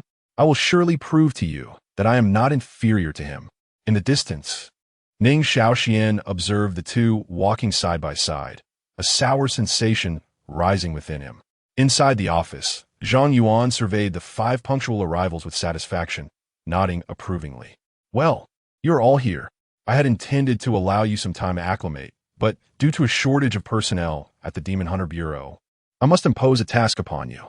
Yin Ran and Ning Shaoxian were not particularly concerned, preoccupied with their own thoughts, while Yun Chuan and the other two were filled with curiosity. "It seems you are all eager to get started. I shall not prolong the wait. Your mission is to venture into the first-level abyss of Shibuj.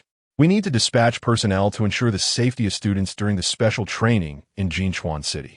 At this point, Zhang Yuan suddenly recalled that Yun Chuan had been a student just 3 days prior and cast a heavy glance in his direction.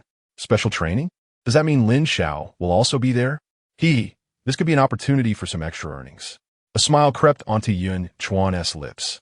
Yet for reasons unbeknownst to him, It prompted a sense of foreboding within Zhang Yuan. In this task, there are no seniors available within the team to appoint as captain. Hence, it is necessary to select one temporarily from among you. I believe Yun Chuan would be a suitable choice. What do you all think? Zhang Yuan surveyed the group, observing that Yunchuan and the other two concurred.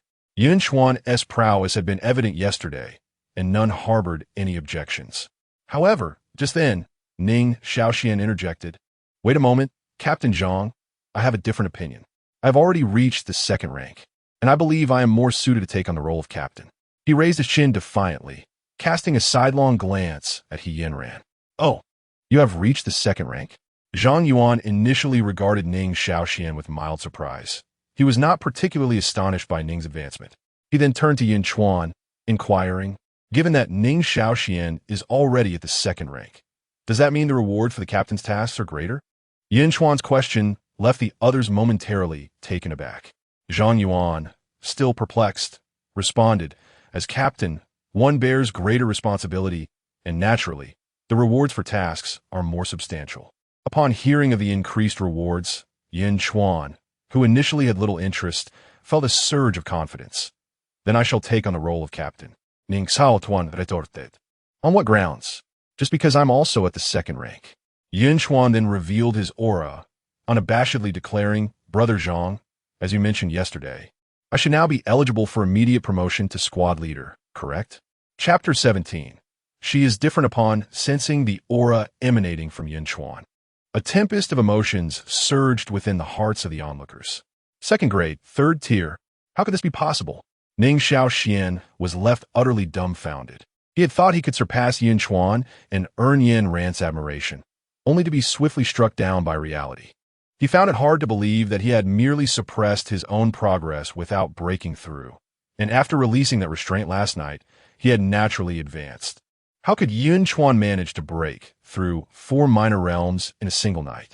Among these was the formidable second grade threshold, a barrier many martial artists struggle to overcome in their lifetime.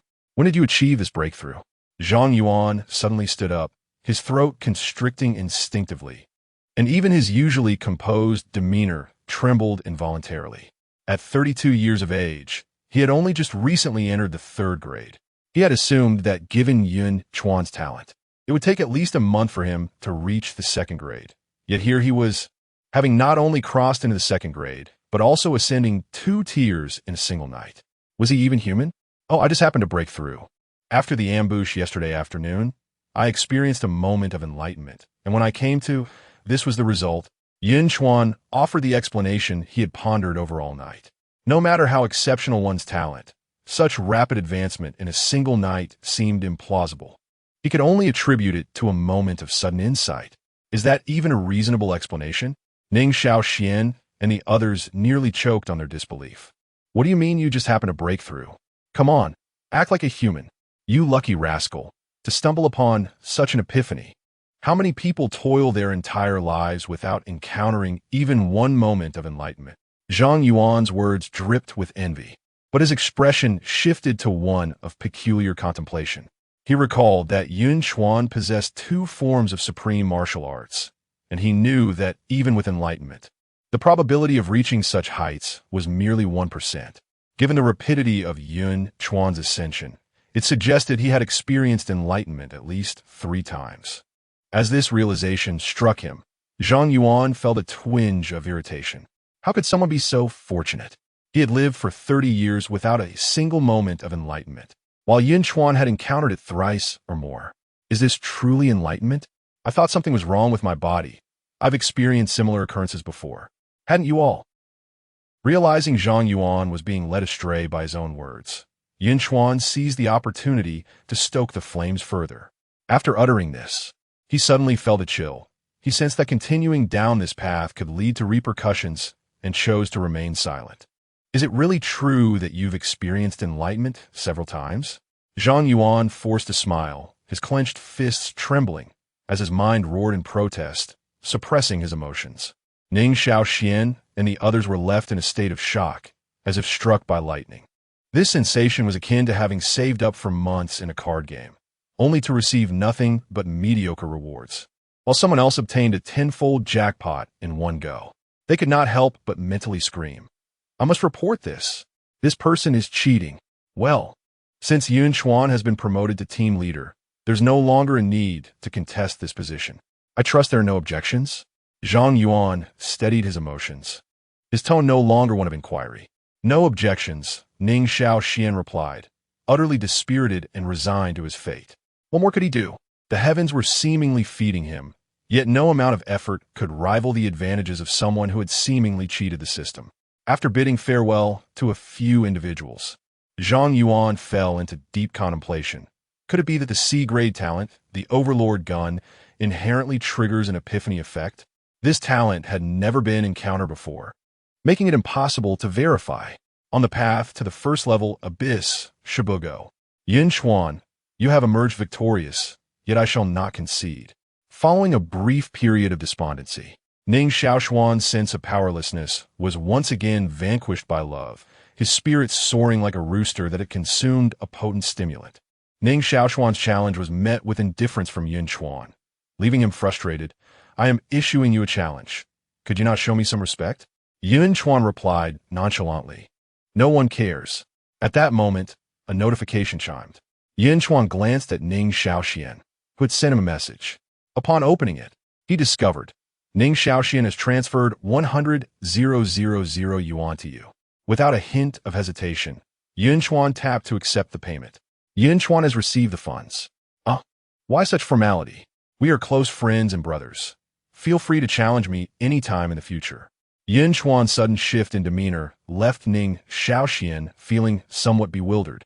Yet it clarified Yun Chuan's preferences. Ahem, could you possibly distance yourself from Yanran? Ning Xiaoxian transferred another 50,000 yuan. Yun Chuan has received the funds. Consider it done. After all, I have no affection for her. Yun Chuan felt elated, thinking how rare it was to find someone so foolish and wealthy. Ning Xiaoxian, hearing this, became incensed. How can you be like this? If you truly dislike Yanran, why keep her hanging? Would it not have been better to inform her sooner? Yun Chuan glanced at his phone, finding no new messages, and resumed his usual expression. Observing Yun Chuan's return to indifference, Ning Xiaoxian promptly transferred 150,000 yuan. Yun Chuan has received the funds. I hardly know her. Were it not for the money, for your sake, I would have long since distanced myself from her. With your resources, you should have been able to uncover this, correct? Yun Chuan patted Ning Xiaoxuan's shoulder, expressing his sense of pity. Setting aside the foolishness of wealth, this chubby fellow was not entirely unpleasant. Suddenly, Yun Chuan thought he heard a sound akin to something shattering, turning to find Ning Xiaoxian frozen in shock. I must say, as a grown man, why do you persist in pursuing a girl who clearly dislikes you, to the point that even outsiders can see it? Why bother? She is different. She must be testing me. Spare me your delusions. There's no hope for you. Yun Chuan was left speechless, kicking Ning Xiaoxian a few meters away. Honestly, she once told me in childhood that I should protect her for life, to be her lifelong knight. Yun Chuan facepalmed. This foolish chubby fellow was truly deluded. Can one genuinely believe that someone would enjoy the company of a clingy admirer who yearns to be by their side 24 hours a day, especially one as crass as he? Yanran, you smell delightful today. Which brand of perfume are you wearing? As Yun Chuan pondered, he glanced up and beheld Ning Xiaoxian closely trailing behind Yanran, inhaling with a fervor reminiscent of a tempest, an epic display of enthusiasm. Yanran, exasperated, exclaimed, "Get lost." Not far from the Shibugo, Yun Chuan and his companions swiftly arrived. This marked Yun Chuan's first encounter with the abyss. At the heart of the small town, the ground was flat, yet it had a tremendous fissure, emanating a deep, dark purple light that exuded an aura both malevolent and enigmatic, irresistibly drawing one into its depths. Yun Chuan looked down, and in a moment of daze, he felt a gaze directed towards him. "Let us go. They await us at the entrance." He urged his companions as they advanced. The anticipated sensation of falling vanished as he fully immersed himself, and upon regaining his senses, Yun Chuan emerged through a door pulsating with intense spatial fluctuations. Before him stood a throng of dozens, seemingly awaiting something. Before he could steady himself, a piercing, Shrill explosion reverberated through the crowd. Yun Chuan, what are you doing here? Chapter 18. The Demon Hunter's Affairs. Are you contemplating rebellion? Is that not Lin Xiao? What a coincidence. Yun Chuan turned at the sound, finding Lin Xiao glaring at him from the crowd. His gaze briefly lingered on Lin Xiao's injured area, instantly reviving the memories of his own pain. Yun Chuan? Lin Xiao? The individuals from other schools nearby seemed to find the names somewhat familiar. I remember now. Lin Xiao from number 1 high school tried to show off and snatch someone else's ranking, only to be beaten badly in return. I heard he even got the head of the department thrown into jail. Ha, that cracked me up. Someone blurted out, unabashedly loud. The rivalry among the major high schools was well known, and the misfortunes of number 1 high school only served to amuse their rivals. I recall it vividly. Haha. I heard he was in a hospital for 3 days.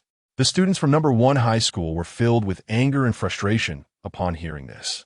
Lin Xiao, in particular, was fuming, pointing a finger at Yun Chuan and declaring, "The humiliation you have inflicted upon me shall be repaid 100-fold.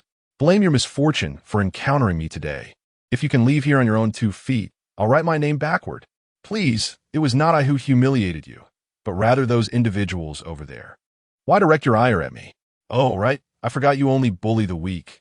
Come, let me see how you will bring me misfortune." Yun Chuan crossed his arms, completely unfazed. To be blunt, none here were a match for him, including the senior students. The most formidable among them were merely a handful of specially trained coaches, hardly surpassing the 2nd grade, 5th level. Huang Jiang stepped forward. Lin Xiao's expression darkened, his words almost commanding. With so many witnesses present, Huang Jiang felt somewhat displeased at being ordered about. However, the promise of a mid-tier yellow-grade technique from Lin Xiao quelled his irritation. Yun Chuan, is it? You've been at number 1 high school for 2 years. You should be familiar with my reputation. If you wish to avoid suffering, kneel and apologize to Lin Xiao. I might consider sparing you some pain. Huang Jiang did not regard Yun Chuan as a threat. His prowess was among the best at number 1 high school. A mere 2nd-year student who had just awakened his abilities was hardly impressive. Even if he were a genius, it mattered little. There were no hypotheticals in this situation. Just then, Ning Xiaoxian and his companions appeared behind Yun Chuan, their expressions a mix of incredulity. What was the difference between this and an ant provoking an elephant? Brother Yun, should we? Asked Yao Hu, one of the remaining 2 in the 5-member team, as he approached Yun Chuan. Such an excellent opportunity to curry favor should not be squandered, despite the age difference favoring Yun Chuan. No need. I will handle this. Yun Chuan shook his head. While Yao Hu could easily defeat Huang Jiang and his companions, even though they were both at the 1st grade 9th level, the disparity between them was significant. However, that was not his objective. Huang Jiang, I have heard of your notorious reputation for bullying others in school and serving your master like a dog. But I wonder if your strength matches your bravado. Bold words. Today, you shall taste hardship. Huang Jiang leaped forward, his fingers clawed like talons, lunging at Yun Chuan. If Yun Chuan were only at the 1st grade 3rd level, he would likely suffer severe injuries or even lose consciousness from this attack. Others were eagerly watching this scene, curious to gauge Huang Jiang's true capabilities. They could only hope that Yun Chuan could endure a little longer. Stunned, they witnessed the consequences of offending him. Lin Xiao observed Yun Chuan standing still, as if envisioning a moment of pleading for mercy. Suddenly, a distinct crack echoed through the air. Huang Jiang transformed into a streak of white light, hurtling backwards at an astonishing speed, crashing into the towering tree behind him. Yun Chuan retracted his right foot, grinning at Lin Xiao. Your dog seems rather inept. Do you have anyone else? Or would you prefer to step in yourself? The atmosphere fell into a profound silence. In stark contrast to the astonished expressions of the students, the few individuals behind Yun Chuan appeared unfazed, their faces seemingly conveying that this was to be expected. Huang Jiang was defeated so effortlessly. Did you all witness how he struck? Those who participated in the special training were the elite of their respective grades. Although there might be slight disparities in strength, they were not substantial. Witnessing Yun Chuan, who appeared younger than himself, obliterate Huang Jiang ignited a primal sense of combativeness within him, only to extinguish it almost immediately. If Yun Chuan could easily vanquish Huang Jiang, It implied he could do the same to them without breaking a sweat. How could this be? How could he have progressed so rapidly? Why? Why? Lin Xiao struggled to accept the reality before him. Merely 3 days apart, and his opponent had already attained the power to dominate the entire senior class. He glanced around, realizing that as Yun Chuan approached, there was no one left to assist him. It was then that he remembered what the principal's grandfather had mentioned, that someone would be looking out for him during the special training. Suddenly, an idea struck him, and he gazed up at the assigned training coach from the first high school. Now feeling a sense of trepidation, Principal Shun's grandson possessed talent, yet his temperament was lacking. Zhao Duan shook his head, expressing his disappointment. Young man, it ends here. He stepped forward, blocking Yun Chuan's path. Spare those who deserve mercy. He merely acted impulsively. Youthful exuberance. Given your strength, why must you bully the weak? Yun Chuan paused, amused as he regarded the bald, middle-aged man before him. Why didn't you intervene when he attacked? Now that I retaliate, you suddenly wish to mediate. Zhao Duan replied, that is different. Besides, you are unscathed. Is it truly worthwhile to be so petty? I have yet to hold you accountable for injuring my student. You may not be aware, but the Bureau of Demon Hunters is on its way. Even if I were to subdue you now, they would undoubtedly side with me. Lin Xiao chimed in, indeed. I'll inform the Bureau of your reckless endangerment of a civilian. Prepare for imprisonment. You mentioned capturing me, correct? Does that imply you intend to obstruct my pursuit of Lin Xiao? Or are you an accomplice of his? Yun Chuan disregarded Lin Xiao, narrowing his eyes coldly at Zhao Duan. What does that mean? Zhao Duan felt an unsettling premonition, sensing something amiss in Yun Chuan's words. Regardless, he could not allow harm to come to Lin Xiao, and he asserted firmly, so what if it is? Ha, of course. It means we shall capture you together. Yun Chuan gripped the newly customized silver-white dragon spear, his form vanishing like a bullet. In the blink of an eye, he appeared beside Zhao Duan, the silver-white dragon spear sweeping through the air with a formidable presence. What? Second grade, third tier. Zhao Duan's heart jolted in shock. He could hardly fathom that this high school student possessed such an elevated realm, on par with himself. As realization dawned upon him, the glimmering silver loomed larger in his vision, leaving him with no choice but to raise his hand in defense. Could he truly withstand it? How dare he presume to discuss reason with me? In an instant, as Yunchuan's attack descended, a cacophony of bone-cracking sounds filled the air, and within a heartbeat, Zhao Duan was gravely injured. What on earth is happening? The special training coaches from the other schools, witnessing this, grew anxious and rushed forward to intervene. These coaches hailed from the same martial arts academy. They could not stand idly by while Zhao Duan was in peril. Yet, Yunchuan's voice halted them in their tracks. Are you intent on rebelling against the Demon Hunter's authority? Their expressions turned to shock as they looked up to see the gleaming emblem of the Hunter Bureau at Yunchuan's fingertips, radiating brilliance. In his other hand, he held the silver-white dragon spear, which impaled Zhao Duan like a lifeless dog. Chapter 19. Arresting me? The Demon Hunter? Surely this is a jest. As they beheld the gleaming badge in Yun Chuan's hand, a collective gasp filled the air, instinctively laced with disbelief. Yet the sight of Zhao Duan, lifeless and sprawled on the ground like a discarded dog, compelled them to reconsider. As the coach of the prestigious Yunchuan City's Bajuan Martial Arts School, Zhao Duan was a seasoned fighter, his prowess far exceeding that of an ordinary individual. Now, however, he lay vanquished in an instant by Yun Chuan. Do not be deceived by him. How could he possibly be a demon hunter? He is merely a student. As their last glimmer of hope was effortlessly extinguished by Yun Chuan, Lin Xiao fell into utter despair, now pinning his hopes on the other coaches. Even with the truth dawning upon him, he could scarcely accept it. This damned Yun Chuan had not only defied his expectations of remaining forever in obscurity, but had instead ascended to the ranks of a demon hunter. If you remain skeptical, feel free to make a call, or test my marksmanship further. Yun Chuan's words left the coaches momentarily breathless. How brazen! Although the Yunchuan Martial Arts School was merely a lower-tier institution, it ranked among the top in Yunchuan City, and never had anyone dared to speak to them in such a manner.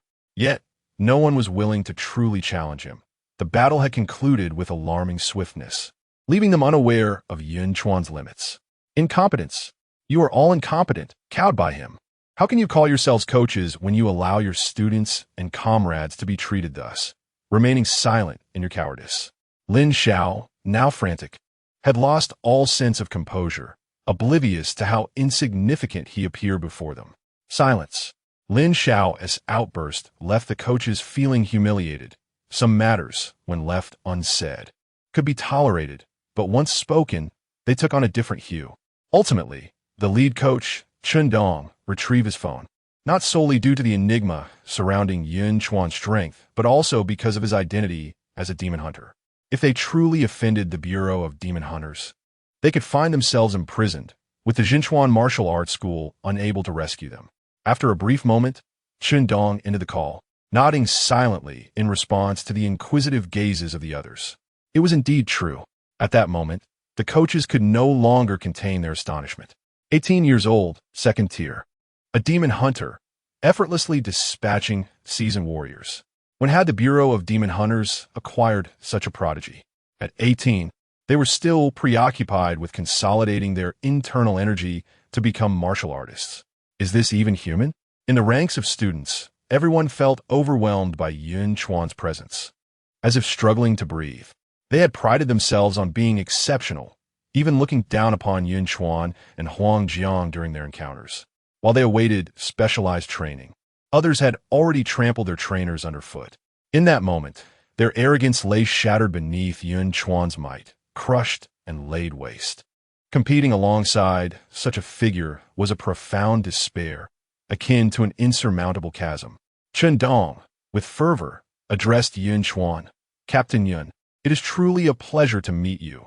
On behalf of the Yunchuan Martial Arts School, I apologize for Zhao Duan's rashness. Yun Chuan smiled lightly. There is no need for apologies. Chun Dong exhaled in relief. Then I thank you for your magnanimity, Captain Yun. Yun Chuan replied, no thanks are necessary. As a demon hunter, it is my duty to eradicate evil and restore peace to Yunchuan City. Chun Dong's smile faltered. In the next moment, Yun Chuan waved his hand. Arrest them and take them away. Captain Yun, what do you mean by this? Chun Dong's expression grew serious. Yun Chuan gazed down at Chun Dong. Of course, I am apprehending criminals. Lin Xiao colluded with Huang Jiang and Zhao Duan, attempting to publicly murder the demon hunter. My actions are entirely justified. Do you have any objections? If so, keep them to yourself. Chun Dong's face, along with those of his companions, turned as grim as if they had tasted something foul, internally grumbling. Is this even a coherent statement? Which of these three poses a threat to you? Such thoughts remained unvoiced, as they feared this unscrupulous individual would seize the opportunity to ensnare them as well. Yunchuan, you cannot arrest me. The forces behind me are beyond your reach.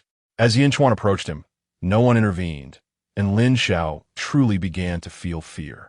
Weren't you just eager for the demon hunters to arrive? Now that I'm here, why the displeasure? Yunchuan relished this unexpected windfall. As for threats, he was unconcerned. Could anyone be more formidable than the Demon Hunter Bureau? Take them away. Upon hearing this, Yao Hu and another demon hunter stepped forward, seizing the three individuals and escorting them away. The others present could only watch in silence, refraining from voicing any dissent. Why the tension? Do I appear to be the villain? Noticing the heavy atmosphere, Yun Chuan attempted to lighten the mood. Aren't you all here for specialized training? Please, continue without regard for me. Their task was simply to protect the students, not to directly participate in the training. The outcome was evident.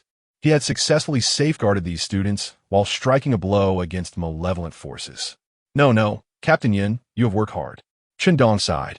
He could not alter this outcome and could only reach out to the martial arts school and the academy to handle the situation. The Demon Hunter Bureau had approached matters unconventionally, which would surely lead to future complications. Any martial artist could not avoid dealings with the Bureau. Due to Yun Chuan's overwhelming display, the enthusiasm of the students participating in the specialized training had dissipated, each resembling a wilted eggplant. During training, they frequently glanced at Yun Chuan, their eyes reflecting both admiration and trepidation. Chun Dong sighed continuously, observing that this group of students had been thoroughly demoralized. They were lacking in experience, perpetually believing themselves to be the protagonists. By the time they reached his age, They had become entirely desensitized. Ultimately, one must gradually come to terms with the reality of their own mediocrity. This is so boring. Ning Xiaoxian yawned, glancing at Yunchuan. You've attracted the ire of 2 factions today. Are you not worried at all? Would you like my assistance? After all, it is easy to dodge a direct attack, but it is difficult to guard against underhanded schemes. While one may dare not offend the Demon Hunter Pavilion openly, covert actions could be nearly impossible to anticipate. Beside him, Hienran also looked over, saying the He family can offer assistance as well. No need, I can handle it myself. Besides, I am merely acting according to the rules. What can they do to me? Yun Chuan preferred not to owe favors to either family, as such debts are difficult to repay. If we were to discuss this matter, it would indeed relate to your entrapment. Anyone with common sense can see that. Ning Xiaoxian casually plucked a blade of grass, twisting its base. What if I were not a demon hunter? What if I lacked that strength? What would the outcome be today? Yunchuan curled his lips, proclaiming that he was no virtuous person. He only understood that those who provoke must face the consequences. Upon hearing this, Ning Xiaoxian fell into silence. How outrageous!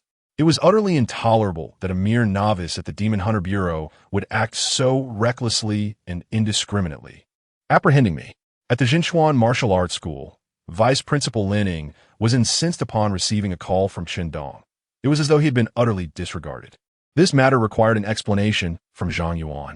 In the office of the principal of the first high school, Principal Shun Zichio's countenance darkened upon learning that his grandson had been captured. This fool.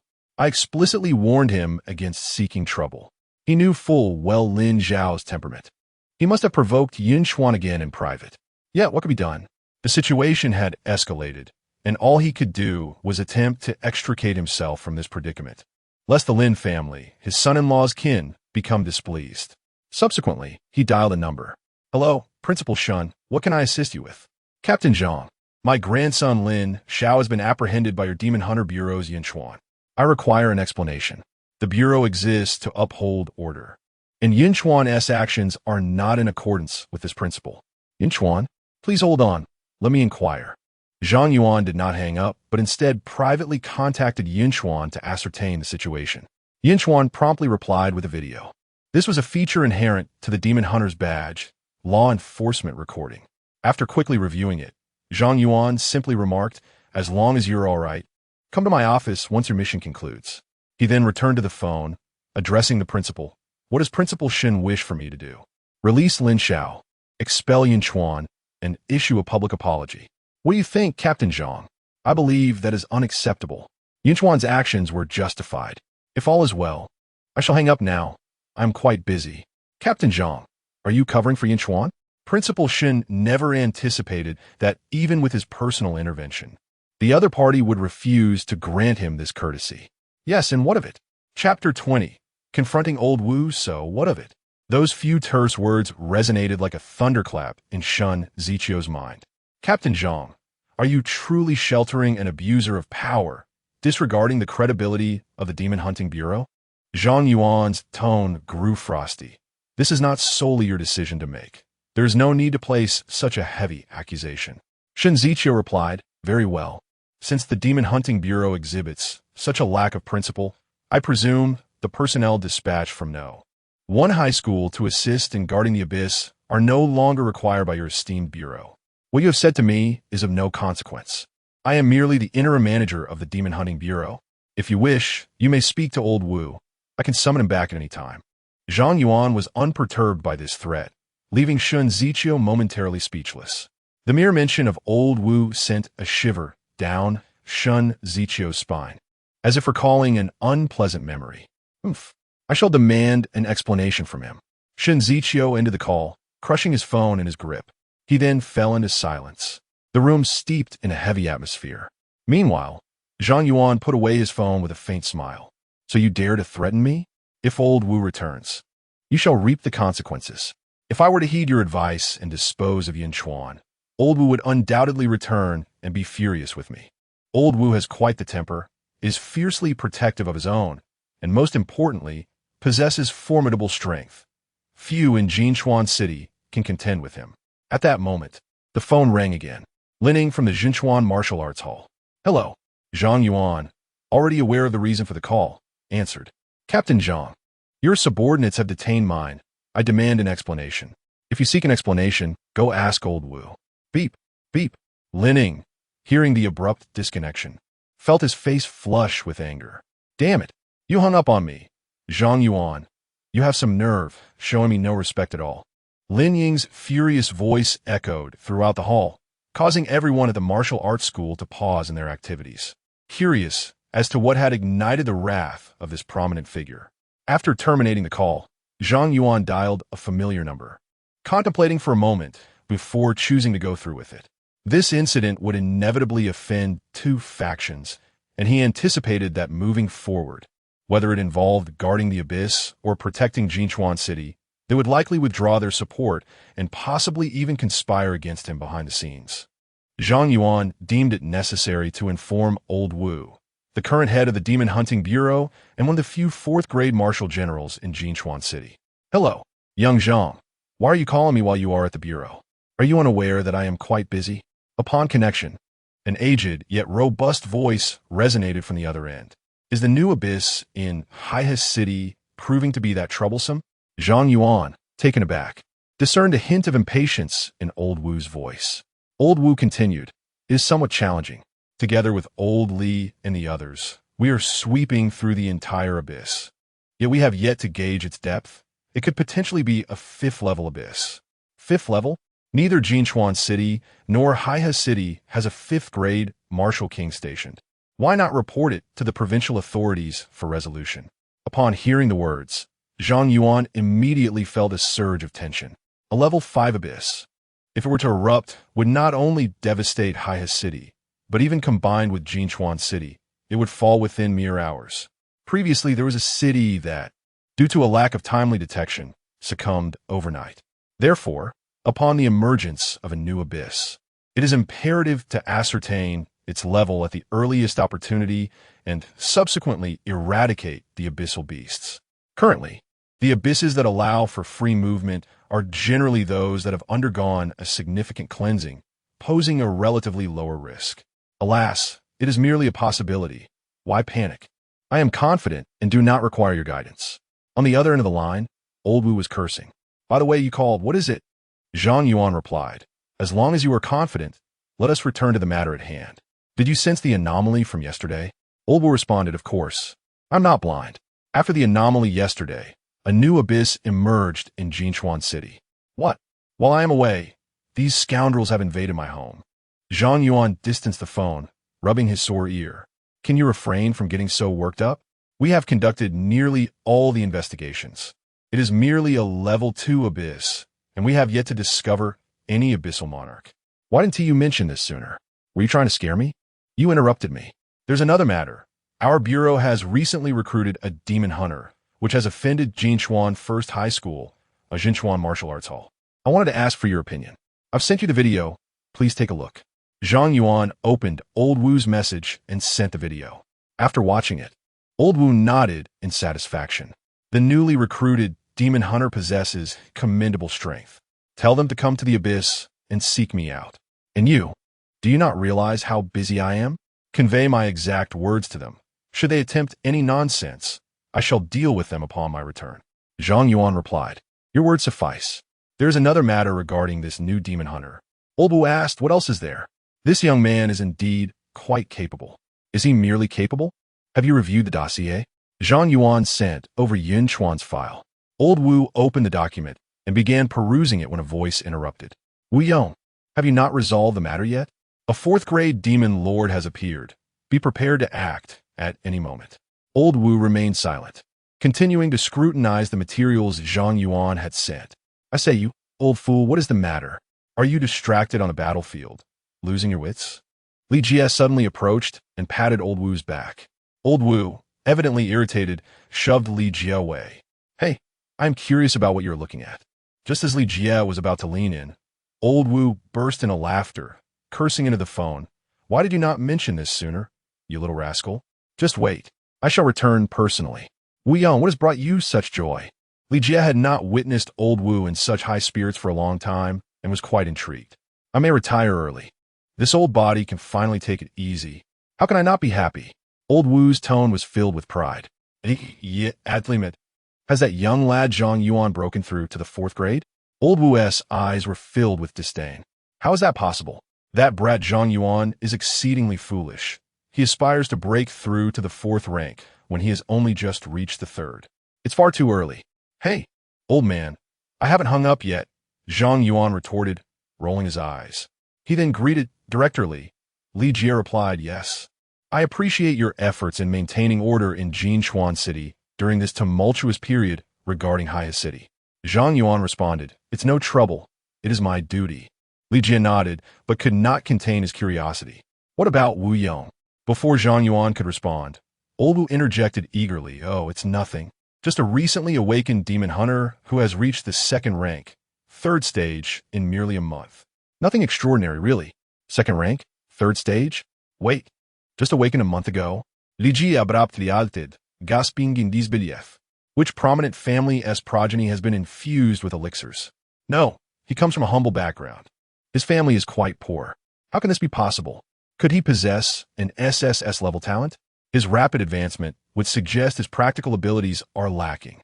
Li Jie remained skeptical, bombarding Wu with questions. Not quite.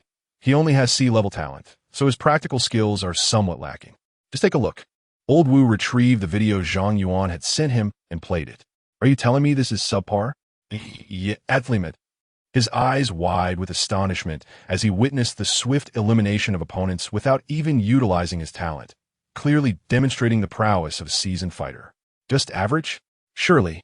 Your subordinates don't lack individuals of this caliber? Surely not. Old Wu's tone was laced with pride, inciting Li Jie's irritation. You old fool, if circumstances allowed, I would truly like to give you a good thrashing. Come now, I wish to retire early anyway. Oh, by the way, how did you know I could retire ahead of schedule? Chapter 21. Am I to avoid his brilliance? What is there to boast about? Li Jie spoke with a sour tone, stirring a sense of discomfort in the old man, Wu. Without further ado, I must return. There are those foolish enough to bully my successor, and this old body of mine requires some exercise.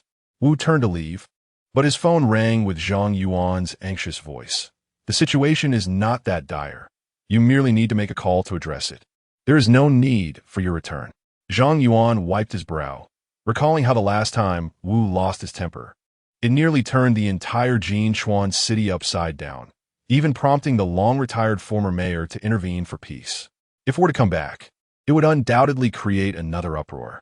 Indeed, the immediate priority is to investigate this abyss. Do not act impulsively. Li Jie grasped Wu's arm, preventing his departure. You are not concerned since it is not your successor. Such a promising talent, likely to take over in less than 5 years. If something happens to him, when will I ever retire? Wu muttered in frustration, yet paused, realizing the gravity of the situation, which involves the lives of millions. Fine, Zhang Yuan. You better protect him well. Otherwise, it won't just be me returning. Others will come back too, and you won't farewell. Enough. I value Yun Chuan even more than you do. After hanging up, Zhang Yuan exhaled in relief. With Wu's involvement, Yun Chuan should remain stable behind the scenes. Otherwise, they would face the wrath of Wu. Simultaneously, the principal's office of Yunchuan No. 1 High School and the Bachuan Martial Arts School received consecutive phone calls. Shen Ziqiu and Lin Ying glanced at the names displayed on their screens, a wave of trepidation washing over them. Yun Chuan, to be candid, how have you achieved such prowess in just a month? If you rely solely on sudden enlightenment, I find it hard to believe. Your combat abilities do not resemble those of someone who has merely awakened for a month. Ning Shaoxian regarded Yun Chuan with a look of incredulity. Of course, my current abilities are the result of relentless effort, perseverance, and a touch of luck. Countless nights spent practicing shooting have culminated in the person I am today. Yun Chuan reflected with deep emotion, for no one knew the arduous journey he had traversed. The system merely provided him with effortless gains, while he bore the weight of numerous considerations. No wonder. I have also learned about your circumstances. You are indeed a true man. Had I found myself in your position, I would not have been able to achieve this step. Ning Shaoxian recalled his previous investigation into Yun Chuan, feeling a profound sense of admiration. I am curious. Given your evident talent, why do you remain stuck at the 1st rank, hesitant to break through? Yun Chuan reclined on the grass, gazing up at the sky. Ahem. How do you know that? Ning Xiaoshuan's peripheral vision instinctively darted toward the distant He Yin ran. Yun Chuan understood. It is impossible for an ordinary person to exert 19,000 pounds at the first rank. Could it be because of He Yin ran? Yes, she is quite ambitious. Yet regrettably, her talent is mediocre. I accompany her in this journey. Noticing that He Yinran's attention was elsewhere, Ning Xiaoxian spoke with ease. Is all this effort truly worthwhile? She seems rather ungrateful. You must have noticed how much she despises you. Yun Chuan turned slightly perplexed. And so what of it? Ning Xiaoxian reminisced about his childhood, recalling the tender figure that stood before him, shielding him. I had promised to protect her for a lifetime. Have you ever considered that your current actions cause her great distress and suffocation? When it comes to protection, can you truly safeguard her with your present capabilities? Yun Chuan's words pierced Ning Xiaoshuan's heart like shards of ice, rendering him speechless. Work hard. With such a vast Ning family behind you, you will eventually take the reins. Won't you? Yun Chuan sat up and patted the despondent Ning Xiaoxian. Yet, this remark only deepened Ning Xiaoshuan's gloom. The Ning family doesn't need me. My brother is more than enough. A flicker of fear flashed in Ning Xiaoshuan's eyes as he spoke. Your brother is exceptionally talented? Yun Chuan inquired. Indeed, he was sent to the capital for high school, graduated from the prestigious university there, and joined the renowned ironclad mercenary corps. I cannot compare to him. You're from the same family. Why should you feel inferior? With such little confidence, how do you expect Yanran to like you? The mention of Yanran ignited Ning Xiaoshuan's enthusiasm. But if I become stronger, will Yanran truly like me? Yun Chuan retorted bluntly. How should I know? All I am aware of is that you're not outstanding enough to attract others. Just as if I were not strong, would you even glance my way? Ha ha! Yun Chuan, you say that, but even if you weren't strong, I would still regard you. Ning Xiaoxian chuckled awkwardly, realizing the implication behind his words. After continuing their conversation for a while, Yun Chuan, seeing that everything was proceeding smoothly during the special training with no immediate concerns, stood up, gripping the silver-white dragon spear. Ning Xiaoxian instantly became alert. What's wrong? Nothing. You all stay here. I am a bit bored and intend to hunt some bees for additional rewards. As he spoke, Yun Chuan strode outside with the silver-white dragon spear, only to be met with a terrifying roar that reverberated throughout the abyss. The roar, filled with authority, thundered in everyone's ears like a clap of thunder. Everyone, except Yun Chuan, felt a wave of trepidation wash over them, and some even collapsed to the ground. Chun Dong and the others from the Yunchuan martial arts hall, along with the astonished Ning Xiaoxian, expressed their shock. Chun Dong swiftly approached Yun Chuan, only to see him holding the spear with a hint of astonishment in his eyes. Captain Yun, it seems you have long sensed the presence of the Abyss Emperor. Could you please contact the Demon Hunter Bureau for reinforcements? Damn, what kind of monster is this? Where did this Abyss Emperor come from? Ning Xiaoxian was utterly bewildered. This abyss had existed for over a decade, and he had visited it before. The Demon Hunter Bureau had previously confirmed that no Abyss Emperor resided here. Yun Chuan, let us ensure the safety of these students first. The Abyss Emperor typically possesses combat power surpassing that of a beast of the same rank by a significant margin. Even if it were only a first tier, it would wield strength equivalent to a second tier, 9th stage. No one present could subdue such a creature. It may be too late. Yun Chuan fixed his gaze into the distance, an overwhelming battle intent surging forth from him. He sensed a presence locking onto him, and it was clearly approaching. What? In the next second, as Chun Dong and Ning Xiaoxian turned back in astonishment, a creature of ominous darkness, reminiscent of an abyssal swamp, emerged with the formidable body of a tiger and the stealth of a leopard, stretching over 10 meters in length, adorned with 3-meter-long serrated fangs. An aura of terrifying menace enveloped this beast. Bloodied remnants flowed from the gaps in its maw, cascading to the ground like a gushing fountain, releasing a nauseating stench. This is a corpse. Fearful whispers emerged among the students, primarily from the second-year pupils, who had never encountered such a sight before. The heat exhaled by the beast chilled them to the bone, causing their legs to tremble uncontrollably. Run, Chun Dong urged, hastening the students to flee. while he and the other instructors from the Yunchuan martial arts school took up the rear.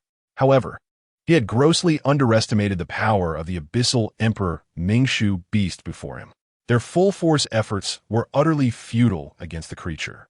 With a single lunge and a sweep of its massive paw, several individuals were sent flying through the air, blood spraying in their wake. Chen Dong and his companions felt as though their very bones were being shattered, and before they could even crash to the ground, despair engulfed them. Yin Yin, what are you doing? Hurry and run. Ning Xiaoxian, the first to react, dashed to Yin Yin's side, only to find her trembling, transfixed by the sight of the Mingshu beast. Just as he intended to pull her away, he caught a glimpse of the beast lunging toward them. So swift, there was no time to escape. Aware that they could not flee, despite his body shaking with fear, Ning Xiaoxian resolutely positioned himself in front of Yin Yin, bellowing at the Mingshu beast, "If you wish to harm Yin Yin, you must first tread over my corpse." Swish! The beast's claws sliced through the air, and Ning Xiaoxian instinctively shut his eyes. In a moment of disorientation, a shadow obscured his vision, and a voice, tinged with irritation, pierced through. "Could you kindly step aside and perish elsewhere? I knew a task worth 1,000,000 would not be so simple." Ning Xiaoxian opened his eyes to see Yun Chuan, wielding a menacingly fierce spear, intercepting the claws of the Mingshu beast. "Yun Chuan, why haven't you run? Could you stop with the chatter and just move? I'm under immense pressure here, you know?" Ning Xiaoxian, realizing further dialogue was futile, grasped the still-dazed Yin Yin and pulled her several meters away. Turning back, he implored, "Yun Chuan, you must flee too. You can't hold out much longer. Enough of this nonsense. With so many people here, if I run, who will hold the line? Since I have taken on the role of the demon hunter, it is my responsibility to stand firm." Feeling the two retreating, Yun Chuan lifted his head, revealing a glint of ferocity in his eyes. "Besides, why should I run? Should I cower from its fury?" Chapter 22. A strike that pierces the abyss. The skill Brutal Core is activated. Boom! The moment the skill is unleashed, an intense darkness emanates from the extreme fury primordial spear, swiftly enveloping Yun Chuan in a formidable armor imbued with a fierce aura. As the armor fully encases him, an overwhelming explosive energy erupts from Yun Chuan. He distinctly feels his power surge to unimaginable heights, rendering the force of the nether tiger beast insignificant, while his blood essence is consumed at an alarming rate. "Just the contracted beast I need, it shall be you." Gripping the extreme fury primordial spear, Yun Chuan sharply shakes his hand, sending the nether tiger beast crashing away in a stunning blow. Roar! As it is thrust into the air, a flicker of incredulity flashes in the beast's eyes. It never anticipated that this seemingly frail human, capable of being struck down with a single blow, harbors such immense strength. Particularly, the aura radiating from Yun Chuan instills an inexplicable dread within it, and the instinctive directive from its bloodline, which drew it here, is precisely this aura. The nether tiger beast yearns to annihilate Yun Chuan, yet the overwhelming sense of danger emanating from him compels it to prioritize its own life over the bloodline's command. As the sovereign of the abyss, it possesses a noble lineage beyond the grasp of ordinary beasts and possesses a keen perception of peril. However, just as it prepares to retreat strategically, the command from its bloodline detects its resistance and grows more insistent. It desires to struggle, yet is instantaneously subjugated, its gaze turning fierce and savage. In that moment, Yun Chuan senses the nether tiger beast's transformation. Suddenly, a nauseating stench assaults his senses. Several streaks of cold light slice through the air, surging towards him with overwhelming momentum. The violent blood essence tears through the atmosphere with a deafening crackle, causing trees of considerable girth nearby to snap under the pressure. Ning Xiaoxian and Chen Dong, having escaped several miles away, can distinctly feel this oppressive force, a suffocating sensation rising in their chests, making it hard to breathe. Ning Xiaoxian abruptly turns, icy fear gripping him, his eyes reddening. "Yun Chuan, I will avenge you." Chen Dong coughs up blood, feeling a profound respect for Yun Chuan. Despite still being a student, stands alone against the sovereign of the abyss. Casting a glance at the trembling students beside him, he sighs, "We must leave at once. We cannot allow Yun to sacrifice himself in vain. If we escape and await reinforcements, perhaps we can still save him." As he speaks, Chen Dong cannot bear to continue. The others understand that. Under such circumstances, Yun Chuan's chance of survival is exceedingly slim. Even a second-grade ninth-tier warrior would struggle to withstand the abyssal sovereign for long. "Ning Tuan, how is Yun Chuan?" "I am on my way." At that moment, a frantic voice from Zhang Yuan comes through the badge. The badge is typically used for emergencies to ensure critical communication is maintained. Ning Xiaoshuan's spirits plummet. "Captain Zhang, I'm sorry." Zhang Yuan is taken aback, panic consuming him. "What do you mean sorry? What has happened to Yun Chuan?" "Apologies." Ning Xiaoxian suppressed his discomfort, barely managing to utter that Yun Chuan was on the verge of collapse. Just then, a presence even more ferocious than before erupted, overwhelming the entire arena with an unmatched force. This sudden shift caused his heart to seize, his throat to parch, and instinctively he murmured, "I'm sorry, Team Leader Zhang. It seems you need not come anymore." Yun Chuan is gone. Zhang Yuan, in the midst of his charge, stumbled violently, nearly falling to the ground. His emotions spiraling as he exclaimed, "What happened to Yun Chuan? Speak up, damn it." Deep down, Zhang Yuan already harbored an inkling of the truth. The Abyssal Emperor, even before his ascension to the third rank, had a terrifyingly low survival probability. How could Yun Chuan possibly still be alive? Just as he had reported to Old Wu, Yun Chuan had vanished. He could already envision the chaos that would ensue in Yunchuan City upon Old Wu's return. Ning Xiaoshuan's throat tightened as he spoke. "You may not believe it, but Yun Chuan has returned. The Abyssal Emperor is on the brink of death." "Dead? Huh, dead? That accursed Abyssal Emperor. I will slay you." Zhang Yuan's words suddenly faltered, realization dawning upon him. "What did you say? The Abyssal Emperor is dying?" Meanwhile, Yun Chuan faced the Abyssal Emperor's strike without a hint of pressure. The brutal core battle armor provided a tenfold increase in defense, elevating his protective capabilities to an extraordinarily formidable level, comparable to the third rank, albeit lacking the blood barrier characteristic of that tier. Yet, despite the enhancements in power and defense, the discrepancies with the Spectral Tiger Beast were glaringly evident.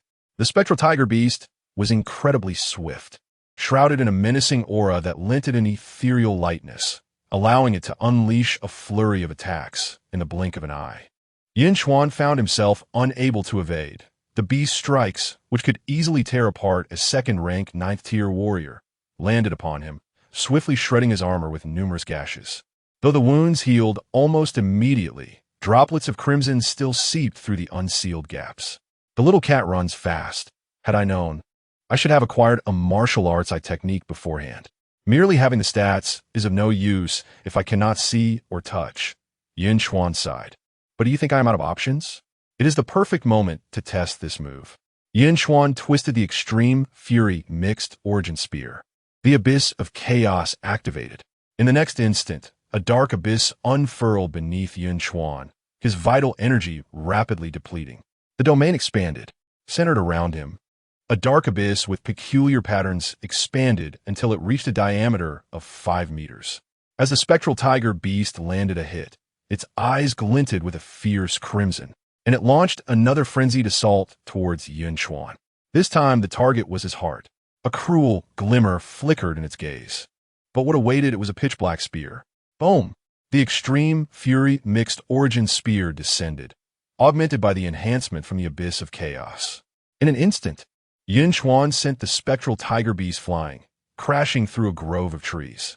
To Yun Chuan's perception, under the influence of the law-defying effect, the Spectral Tiger Beast's speed slowed dramatically upon entering the domain, akin to an elderly woman crossing the street. The faster it moved, the slower it became. Yun Chuan, unreserved in his approach, wielded the fearsome primordial gun, executing a fluid combination of the cracking rock spear technique and the layered cloud step. The sea-shaking art, in conjunction with the thunderous tiger subjugation technique, was unleashed. As his blood energy surged, a dense vapor enveloped Yun Chuan, interspersed with startling arcs of electricity that crackled ominously. With a decisive thrust, he unleashed a strike that seemed intent on piercing the very depths of the abyss. In an instant, the entire chasm trembled, as countless beasts within it groaned in despair, trembling in fear. The air ruptured with a thunderous roar, while a torrent of gun intent swept through the space, snapping flora and trees as if they were mere twigs.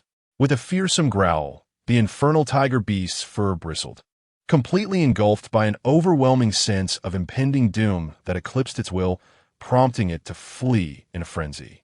Yet within Yun Chuan's domain, the faster it attempted to escape, the slower its movements became, rendering it helpless as the gunshot pierced through. Following the shot, a lament echoed, and the infernal tiger beast collapsed, barely clinging to life.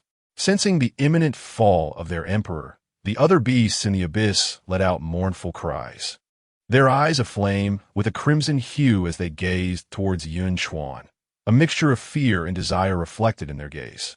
The sound of shoes scraping against the mud broke the silence as the infernal tiger beast lifted its head to behold the human who had vanquished it, confusion and hatred swirling within its eyes, alongside a lingering attachment to life. "Little kitty, do not look at me like that. It was not I who sought to provoke you first. Shall I offer you a chance to live?" Yun Chuan crouched before the head of the infernal tiger beast, feeling insignificant in that moment. Yet in the eyes of the beast, he was no longer to be underestimated. Chapter 23, The Covenant. The malady of a netherworld, the nether tiger beast turned its head away, unwilling to behold the presence of that detestable human. How could it, a noble abyssal emperor, ever yield? Even in death, it would maintain its dignity. What was wrong with enjoying a lavish life alongside me? Consider this. Your arduous journey of cultivation up to this point would be in vain if you were to perish. Yunchuan leaped forward, landing once more before the nether tiger beast. Roar! The beast averted its gaze in irritation. Who is it? The sovereign of this abyss, stepping over the corpses of countless demon beasts to ascend the throne. How dare this human offer it food and shelter? Such an act was a profound affront, a deliberate trampling of its imperial pride. Was it not said that demon beasts would never be enslaved unless provided with sustenance and shelter? Why then did this not apply? Yunchuan scratched his head, pondering the deceitfulness of such a statement. What, then, could touch the heart of a demon beast? Suddenly, a spark of inspiration struck him. He approached the nether tiger beast once again, tentatively suggesting, "Shall I find you a mate? In every abyss, there can only be one emperor. It is unlikely you will find a female counterpart." As the words left his lips, Yunchuan noticed the beast's eyes gleaming with intrigue, silently concluding that he might have a chance. The nether tiger beast was indeed somewhat tempted. Having lingered here for so many years, it had encountered none of its kind, only inferior bloodlines unworthy of its attention. Yet, it still chose to ignore Yunchuan. Seeing a glimmer of hope, Yunchuan hastily expanded his proposition. "What about two?" The nether tiger beast slightly inclined its head towards Yunchuan, but remained unresponsive. "3? 4? The beast perked up its ears, its claws itching with anticipation. "You seem rather greedy. Can you handle that?" Yunchuan cast a scornful glance at the nether tiger beast. "What do you know, human? Do you not desire numerous mates?" The beast retorted, somewhat disgruntled. "Ah, so you can talk," Yunchuan exclaimed, startled, instinctively slapping his hand. A sharp crack echoed. "Howl!" The response was met with the beast's resentful gaze. "Of course I can speak. Human language is trivial. Mastering it is but a trifle." Yunchuan withdrew his hand. "If we can communicate, then this is promising. Will you accompany me? What assurance do you provide that you can procure so many concubines for me?" The nether tiger beast regarded Yunchuan with skepticism. "Quite simply, I possess the capability," the young man asserted confidently, his imposing dark spear enhancing his aura of mystery and strength. The nether tiger beast stared at him, momentarily entranced. It could perceive the youthful essence emanating from this human. After years of observing humanity, it discerned that this one was merely at the beginning of its cultivation journey. To think that a novice could potentially defeat it, the supreme emperor, instilled within it a primal fear rooted deep within its bloodline. The disparity in their bloodline levels was unfathomable. After a moment of contemplation, it finally acquiesced. "This time, I shall trust you." Remember your promise of sustenance and shelter. Wise choice. You shall not regret your decision today. With the consent of the infernal tiger beast, Yun Chuan commenced the activation of the skill Blood Pact Oath. In the next instant, a complex crimson magic array erupted from the tip of his spear, thick sanguine liquid coalescing and enveloping the entire array as it penetrated the beast's third eye. Immediately, a profound sensation linked Yun Chuan and the infernal tiger beast, forging an intimate connection between them. Yun Chuan sensed an uncanny control over the life and death of the creature before him. The infernal tiger beast, too, felt the suffocating grip of control. Any rebellious thought would be met with a thunderous pain that threatened to shatter its mind. Absolute dominion. How intriguing, little cat, show me a dance. Yun Chuan observed the infernal tiger beast with keen interest. Enraged, the beast retorted, "How could this sovereign perform such a disgraceful act? It is utterly absurd." Yet, in the very next moment, it was horrified to find its body moving against its will, compelled by a mysterious force to perform actions that filled it with shame. How infuriating! Human, how dare you force me into such a position? And I am not a little cat. The infernal tiger beast felt deeply insulted, tears streaming from its eyes as it realized it had stumbled into a den of thieves. Unable to bear the sight any longer, Yun Chuan remarked, "Given your injuries, dancing would be quite unbecoming. Let us return for you to recuperate." The beast's face was etched with resentment, as if to say, "Wasn't it you who urged me to dance?" Yet in the next heartbeat, it felt the world spin around it before being drawn into the dark spear. As the infernal tiger beast vanished from sight, Yun Chuan distinctly perceived within the extreme fury mixed Yuan spear, a miniature tiger peacefully slumbering in one of the two realms of space. Subsequently, Yun Chuan realized he had acquired a new source of blood energy and a skill. Ethereal Plague, LV1, upgradable. Source, Infernal Tiger Beast, Abyssal Sovereign. Skill effect, doubled agility enhancement, possessing an exceptionally rapid attack speed. Each successful hit accumulates attack speed, maxing out at double the original rate, with a 5 chance to trigger a frenzy, doubling attack speed damage, and ignoring 10 of defense. No wonder I could barely perceive the little cat's form earlier. This must be akin to a passive ability. With no one around, it was the perfect opportunity to test its effects. As the durations of Chaotic Abyss and Brutal Core concluded, Yun Chuan had already exited the previous state. Having expended a significant amount of blood energy during the battle, compounded by the considerable consumption of the Extreme Fury mixed Yuan spear, Yun Chuan found his reserves dwindling. He decisively retracted the spear and retrieved the silver dragon spear, which lay obscured beneath fallen trees and soil. Finding a rocky outcrop, Yun Chuan grasped the silver dragon spear and focused his intent. Chattering rock spear technique.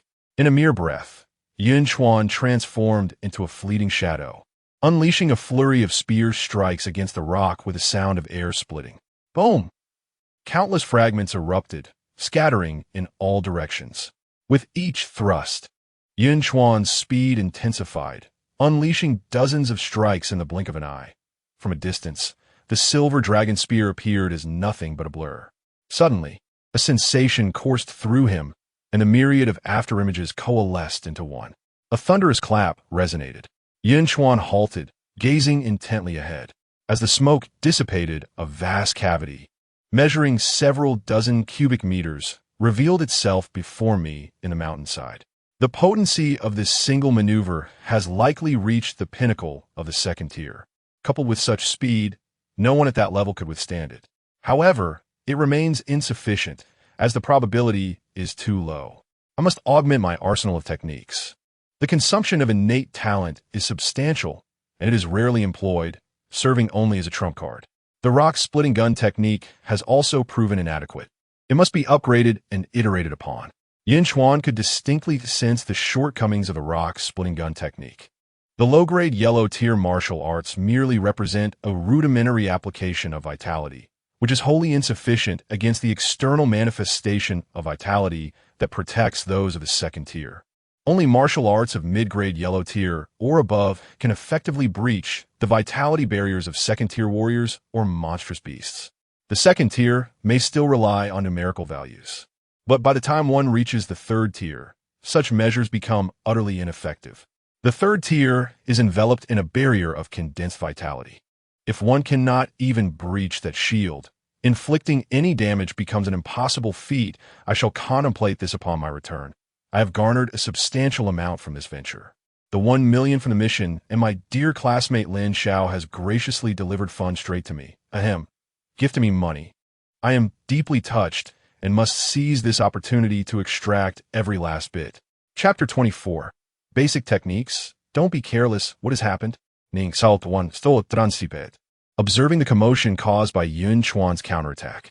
Meanwhile, Chen Dong and the other members of the Yunchuan martial arts school had already departed, escorting their specially trained students away. They had sustained grave injuries from the Abyssal Emperor's strike and needed to return for treatment. The students could not be allowed to falter in any way. Could Yun Chuan return alive? Tianran had regained her composure from the earlier fright, hiding behind Ning Xiaoxian as she gazed towards the direction of the battle. He will certainly come back. Ning Xiaoxian clenched his fists, uncertain whether he was rallying Yun Chuan or himself.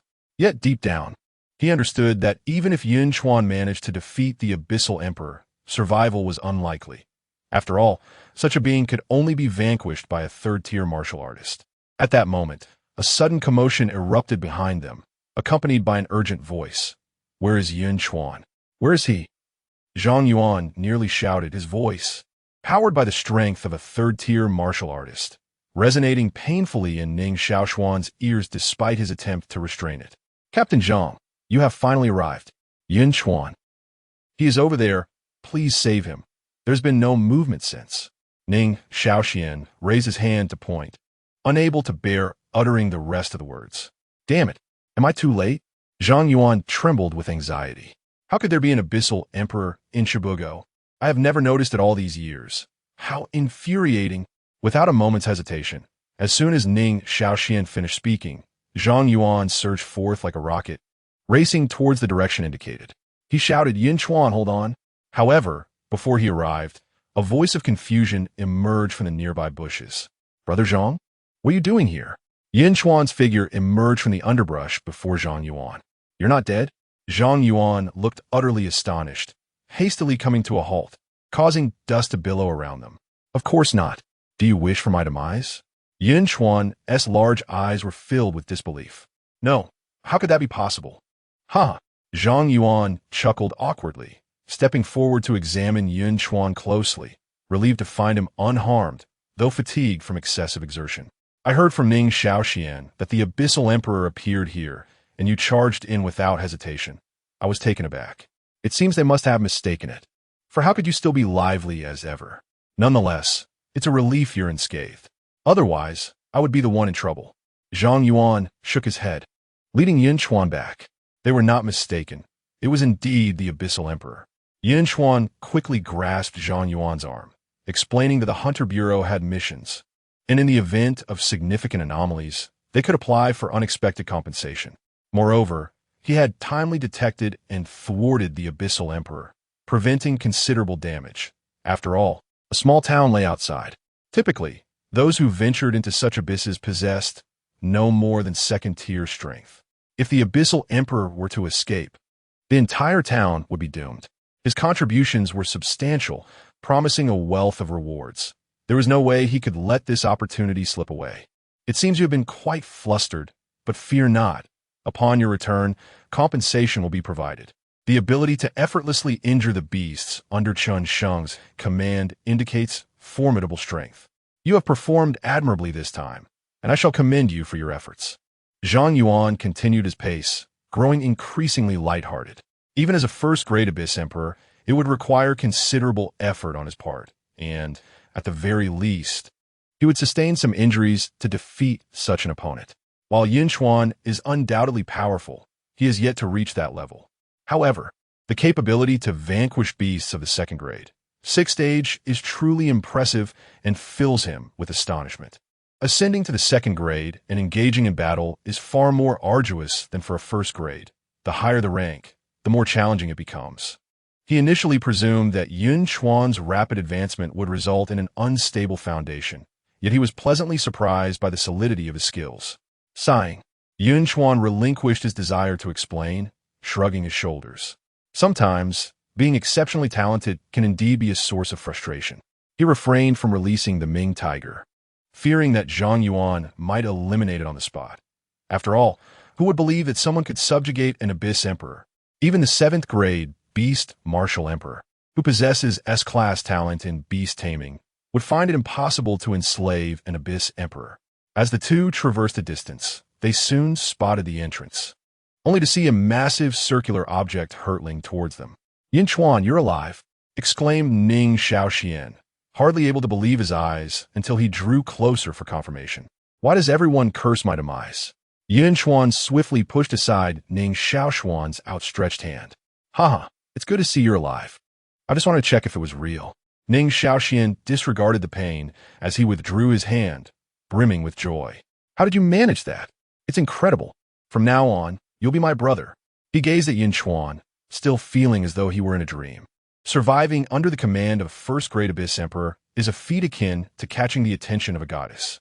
Even his elder brother, who is hailed as a prodigy and has been accepted into the prestigious Magic City University, could not achieve such a feat. This young man before him, who is considerably younger, seems nothing short of divine. Yun Chuan raised his hand, indicating that it was no great matter. Soon, they returned to the Demon Hunter Bureau. Inside the office, only Zhang Yuan and Yun Chuan remained. The task was executed excellently. "You never cease to amaze me. This time, you have made a significant contribution, preventing major casualties. I have already submitted your reward claim. Along with your original task reward, you may choose between 3 million or 30 Demon Hunter points." Zhang Yuan said cheerfully from behind his desk. "I choose 30 Demon Hunter points," Yun Chuan replied without a moment's hesitation. Compared to 3 million, the Demon Hunter points are far more advantageous, as they can procure items that money cannot buy. And the same items are often available at a significantly reduced cost when purchased with points. This is an invisible benefit of being a Demon Hunter. Coupled with the original 30 points, he would possess a total of 60, which should suffice to acquire a high-quality, yellow-level martial art. "A wise choice," Zhang Yuan nodded. "I trust you have your plans in mind. I shall refrain from further elaboration. Should you have any questions, feel free to inquire." After a moment of contemplation, he continued, "Additionally, I shall grant you a few days of leave. Take the time to rest well and refrain from venturing outside. Regarding Lin Xiao, it is likely that the Yunchuan Martial Arts School and Yizhong will covertly seek to target you. With Olwu absent from the city, it would be prudent for you to exercise caution." Yun Chuan, without needing to inquire further, understood that the old Wu referred to by Zhang Yuan was none other than Director Wu Yong, a pillar of the Demon Hunting Bureau in Jinchuan City. As for the Yunchuan Martial Arts School and Yizhong, once I enhance my abilities, should they dare to provoke me, I shall ensure they are all incarcerated. Such thoughts swirled in Yun Chuan's mind, yet he replied, "As long as they do not provoke me, I shall not take any action against them." Zhang Yuan was taken aback, as if it were the Yunchuan Martial Arts School that needed to exercise caution. This young man certainly possessed a fiery temperament, reminiscent of my own youthful fervor. Shaking his head, Zhang Yuan remarked, "Let us see when you can attain the rank of invincibility at the 3rd tier. During these days of rest, do not remain idle. You might as well refine your skills using the virtual combat equipment. Next Monday, I intend to send you to participate in the Friendship Exchange Conference." "The Friendship Exchange Conference?" Yun Chuan expressed a lack of interest, perceiving little benefit in such an event. "Is it possible for me to decline?" Zhang Yuan had anticipated Yun Chuan's response and smiled knowingly. "The first prize is worth 10 million. If you choose not to attend, so be it. I had originally planned for our Jinchuan city not to participate. If you are unwilling, I shall cancel our involvement." 10 million. Yun Chuan immediately shifted his stance, exclaiming, "Who said I would not go? Of course, I shall attend, but not for the reward. I simply wish to bring honor to Jinchuan City."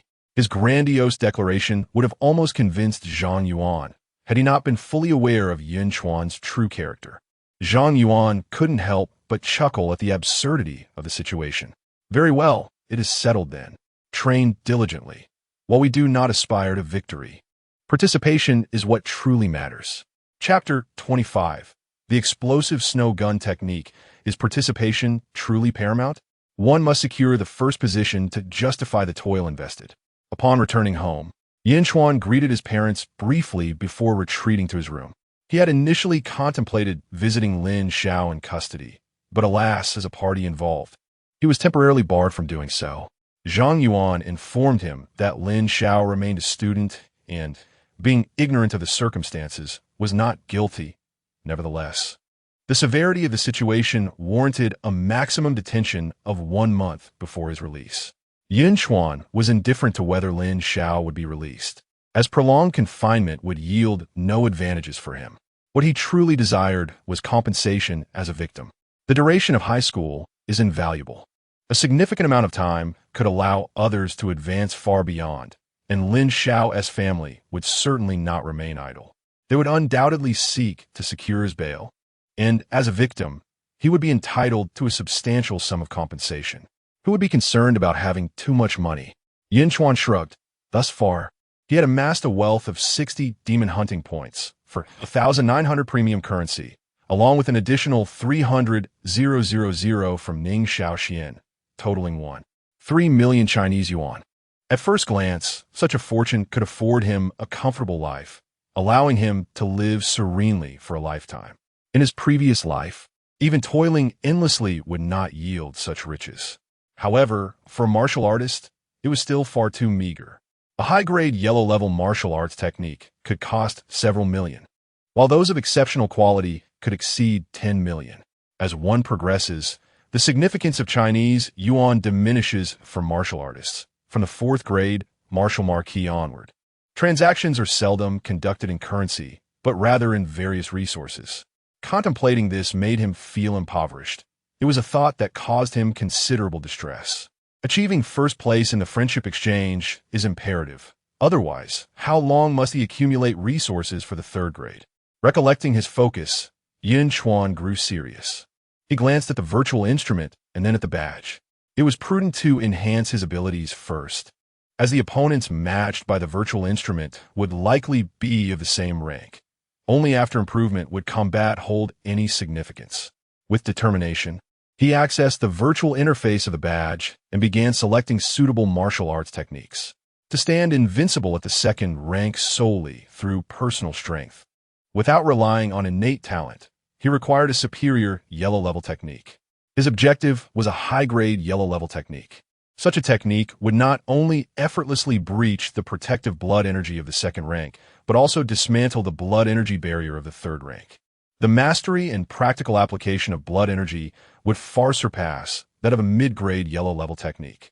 After a meticulous selection process, Yun Chuan found himself torn between 2 martial arts techniques.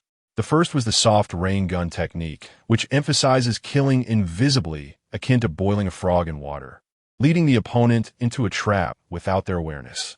The second was the explosive snow gun technique. As its name suggests, it focuses on the element of explosion. A single shot, akin to a sudden snowstorm, annihilates instantly, emphasizing explosive power. Both techniques possess merits and are classified as treasures among 3rd grade martial arts. The soft rain gun technique is suitable for a stealthy approach, easy to learn but requiring patience. Conversely, the explosive snow gun technique is ideal for a one-strike kill strategy, brutal, straightforward, and with a single thrust, few in the same rank could withstand its might, though it is challenging to master. It is preferable to select the blizzard spear technique. The gentle rain spear technique is far too tedious, not aligning with my style. With this resolution firmly established in his heart, Yun Chuan promptly placed his order, feeling an immediate emptiness as 60 Demon Hunter points were deducted. 6 million just vanished. Yun Chuan was on the brink of tears, left to hope that the blizzard spear technique would bring him unexpected delight. However, a minute after placing his order, Zhang Yuan's call came through. Yun Chuan, I noticed you exchanged for the blizzard spear technique. This is a high-quality yellow-level martial art. Did you perhaps make a mistake?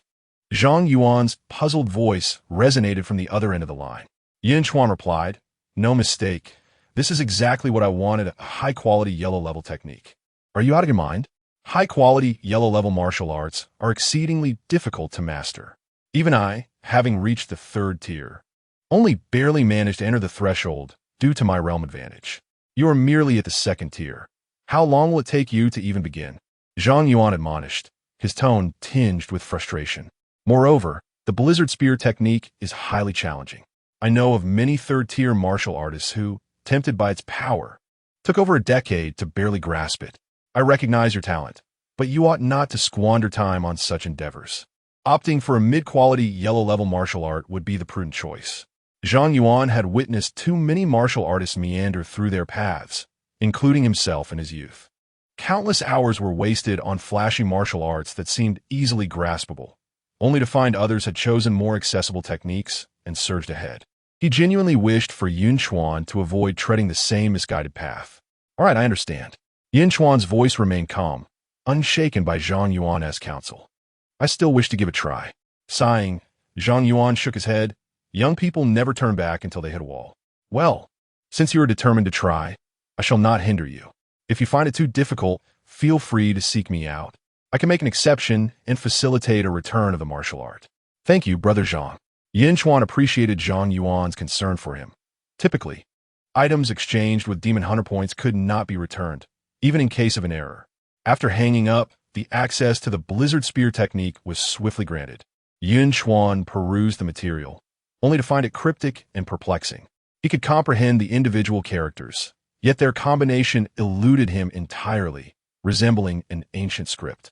Frustrated, Yun Chuan soon abandoned his efforts, realizing that relying solely on himself was far too challenging. However, he had another straightforward yet powerful method at his disposal. That was system. Reveal your limits to me. With slender fingers, Yun Chuan decisively tapped the plus sign next to the Blizzard Spear technique, not yet mastered. As his fingertip made contact, the corresponding line of monetary value on the panel swiftly diminished. Point allocation successful, deducting 2,000 from monetary value. Entry into the Blizzard Spear technique accomplished. Health increased from 31 to 58. Realm upgraded from second tier 3rd stage to second tier 5th stage. Boom. At the moment the notification sounded, Yun Chuan felt a profound clarity envelop him, as his vitality swiftly condensed, continuously refining and compressing through repetition. Meanwhile, the individual felt as though they were immersed in a blizzard. With a single shot, the tempest surged forth, piercing through all obstacles. The introductory power surpassed that of the cracked rock spear technique, truly embodying the essence of a high-grade yellow technique. Yun Chuan savored the profound meaning of the Blizzard Spear technique, feeling an overwhelming strength that was indeed formidable. The arduous path bore its rewards, and the system urged him to continue investing. Insufficient funds to advance to the next stage. Please continue to invest. Recharge me fully. Yun Chuan poured the entirety of his remaining 130,000 into the system. Recharge successful. Remaining funds 15,900. Point allocation successful, deducting 15,000 from funds. Proficiency in Blizzard Spear technique upgraded from beginner to pinnacle. Pinnacle of Blizzard Spear technique additional effects. Significantly reduced consumption, enhanced damage, and when drawing the spear. It carries the effect of Blizzard's Convergence, with a 5 chance to trigger Blizzard Shadow, unleashing an additional shot. Blizzard's Convergence inflicts a freezing erosion effect, capable of diminishing the enemy's vitality and slowing their speed. Vitality increased from 58 to 99. Realm breakthrough from 2nd grade 5th stage to 2nd grade 9th stage. Boom. In an instant, a torrent of vitality surged throughout Yun Chuan's entire body, reaching every limb and bone, every cell within him pulsating with life. Eagerly absorbing this potent energy, under the enhancement of vitality, every part of Yun Chuan's physique radiated an indescribable explosive aura. His muscles coiled like ancient vines, enveloped in a beastly sense of oppression, causing the very air to thicken under the weight of this formidable presence. As the vitality coalesced, Yun Chuan's blood coursed rapidly, emanating a searing warmth. Thud, thud, thud. The heart emitted a rhythmic, mechanical roar, akin to a blacksmith's relentless hammering upon the anvil of vitality. The energy was continuously compressed and refined, each fragment exuding an indescribable sense of overwhelming pressure. Is this what it means to reach the pinnacle of the 2nd grade? As the vitality subsided, Yun Chuan experienced an unprecedented strength, exhaling a breath of stale air. He turned to the virtual instrument, eager to test just how powerful he had become. Chapter 26. Azura, the entry of body information was successful. Upon detecting the first use of the virtual device, the system prompted for a custom name that could not be altered. Hence, one must choose wisely. Listening to the intelligent voice emanating from the virtual device, Yun Chuan mused. It's quite sophisticated, but what name should I choose? Do I suffer from a naming disorder? Deciding to let it be, he randomly typed on the virtual keyboard, Azura. Just as he unleashed his innate talents, he felt akin to a god of slaughter emerging from the depths of hell. Satisfied with his choice, he pressed the confirmation key, and the familiar intelligent voice echoed once more. Name confirmed. User Azura detected at the second tier, 9th stage. Recommended opponents of similar strength at the second tier. This device can only match opponents within Jiang province. To upgrade, please call XXX for device enhancement. Shall we begin matching? Damn it, these merchants are truly opportunistic, selling based on service regions. I hope they don't display ads during the battle, forcing me to wait until the time is filled before I can strike. Yun Chuan lamented helplessly. He had heard that such devices cost millions, and although he found it outrageous, he merely shrugged and opted to start the matching process. Matching you with an opponent of equivalent strength, please be patient. As the words faded, Yun Chuan's surroundings shifted dramatically. Upon opening his eyes again, he found himself on a combat platform adorned with radiant technological splendor. It felt remarkably real. Glancing down at his virtual form, he noted the minimal difference from his physical self. His movements were fluid, devoid of any stiffness, and a plethora of weapons materialized before him for selection. He spotted a gun and, raising his hand, grasped it. In an instant, countless pale blue particles converged in his palm, transforming into a long spear. Just as he was getting accustomed to it, an impatient voice broke through from across the arena. Another rookie, wasting my time. Before him stood a man, his face obscured by pixelation, with a shock of yellow hair, already wielding his weapon in anticipation of battle. His gaze was filled with impatience. Unlike seasoned players who took 10 seconds to prepare, newcomers using the virtual device for the first time were allowed a longer acclimatization period. Can you hurry up? I perfected the Gale Blade, and my hands are itching to fight. If you don't want to be crushed, just surrender and let us move on. The man had toiled for 3 years, sacrificing countless nights to master the intermediate Gale Blade to perfection, and now he felt invincible at the second tier. Who could comprehend the exhilaration he felt at that moment? He was eager to test his skills against someone, relishing the thrill of domination, yearning to see shock, awe, and envy in the eyes of others, thus validating his prowess. An opponent of equal strength? This implied that his adversary was also at the second tier, practicing a high-grade martial art, and had achieved mastery. It appeared that such formidable individuals existed within Jiang province, and thus, he would need to exert all his effort. Yun Chuan was internally astonished. He relied on hacks, while his opponent had honed his skills through sheer dedication. The fact that they were only marginally inferior to him was impressive. However, this was under circumstances where his innate abilities could not be utilized. This virtual device was inadequate, incapable of simulating his legendary talent. Even so, it was still quite remarkable. As the agreement with Yun Chuan commenced, a colossal countdown appeared at the center of the platform. Has it finally begun? My patience has worn thin, if not for the desire for victory. Consider yourself unfortunate, for you shall be the first to experience the might of my perfected Gale Blade.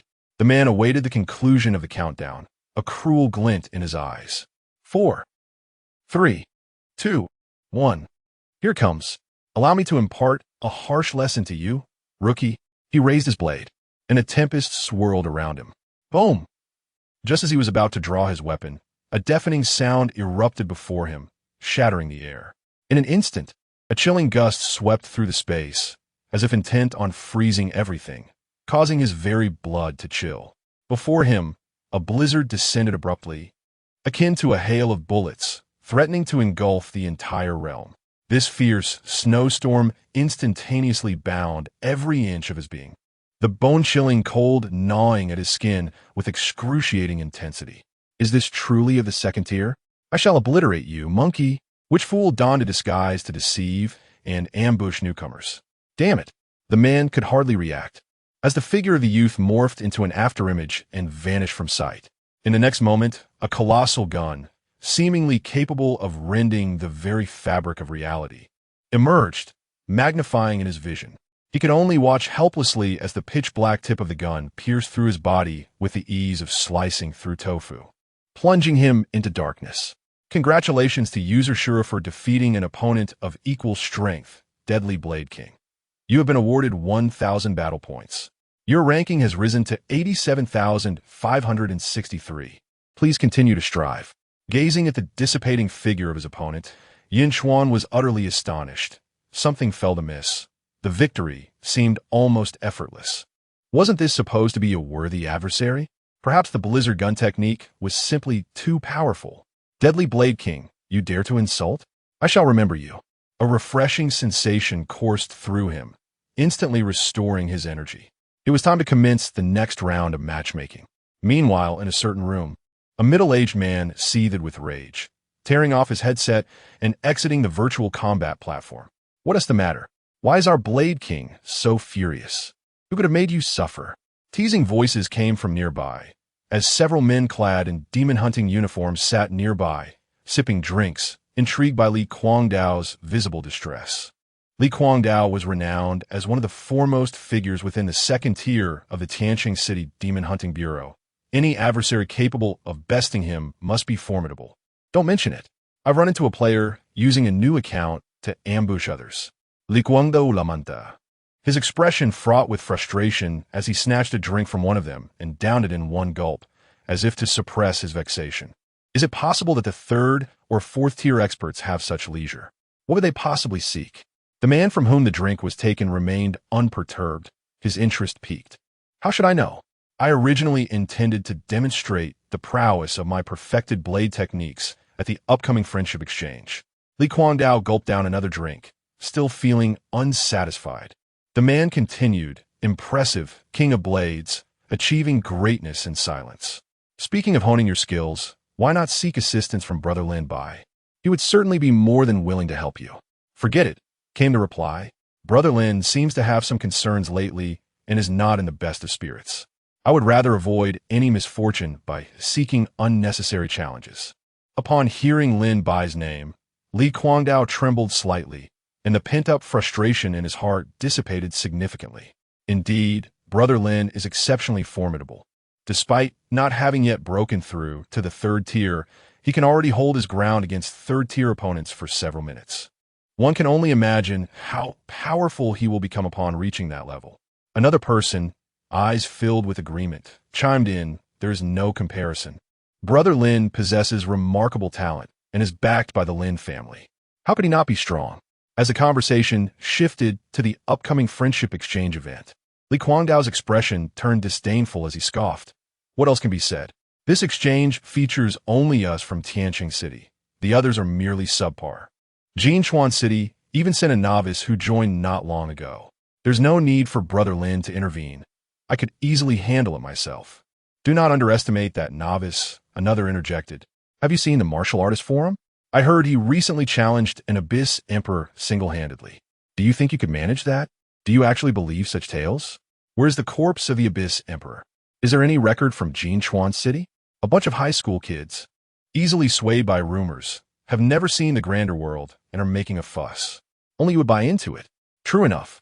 I heard that novice has only just reached the second tier. To claim he could take on an Abyss Emperor is indeed far-fetched. Li Guangdao chuckled, indeed. Enough with the boasting. I must return to my training. I've heard that the higher-ups from the Demon Hunter Pavilion will send representatives to guide us during the friendship exchange. I intend to perform exceptionally well. Who knows? I might just catch their eye and be selected for the pavilion. Ah, what a glorious ascent that would be. Chapter 27. Anti-Addiction. Congratulations to the Yunchuan for vanquishing an equally matched opponent, 2.5 years martial arts trainee, earning a combat score of 1,000 points and elevating your rank to 7563. Keep striving. Congratulations to the Yunchuan for defeating the formidable adversary Cheese Snow Leopard, receiving another 1,000 points, raising your rank to 3563. Continue your efforts. Unbeknownst to him, Yun Chuan had become immersed in the virtual battles. Each strike was an unequivocal instant kill, yet he found himself endlessly exhilarated. It was not merely the thrill of dominating weaker opponents, but rather the realization that the virtual combat platform offered ranking rewards. The prize for securing the top position on the second-tier leaderboard reached an astonishing 5 million. How could this not invigorate Yun Chuan? After a surge in performance, he was left with a mere 900 premium points, utterly impoverished. Upon discovering the existence of rewards, he became tireless, matching opponents throughout the night.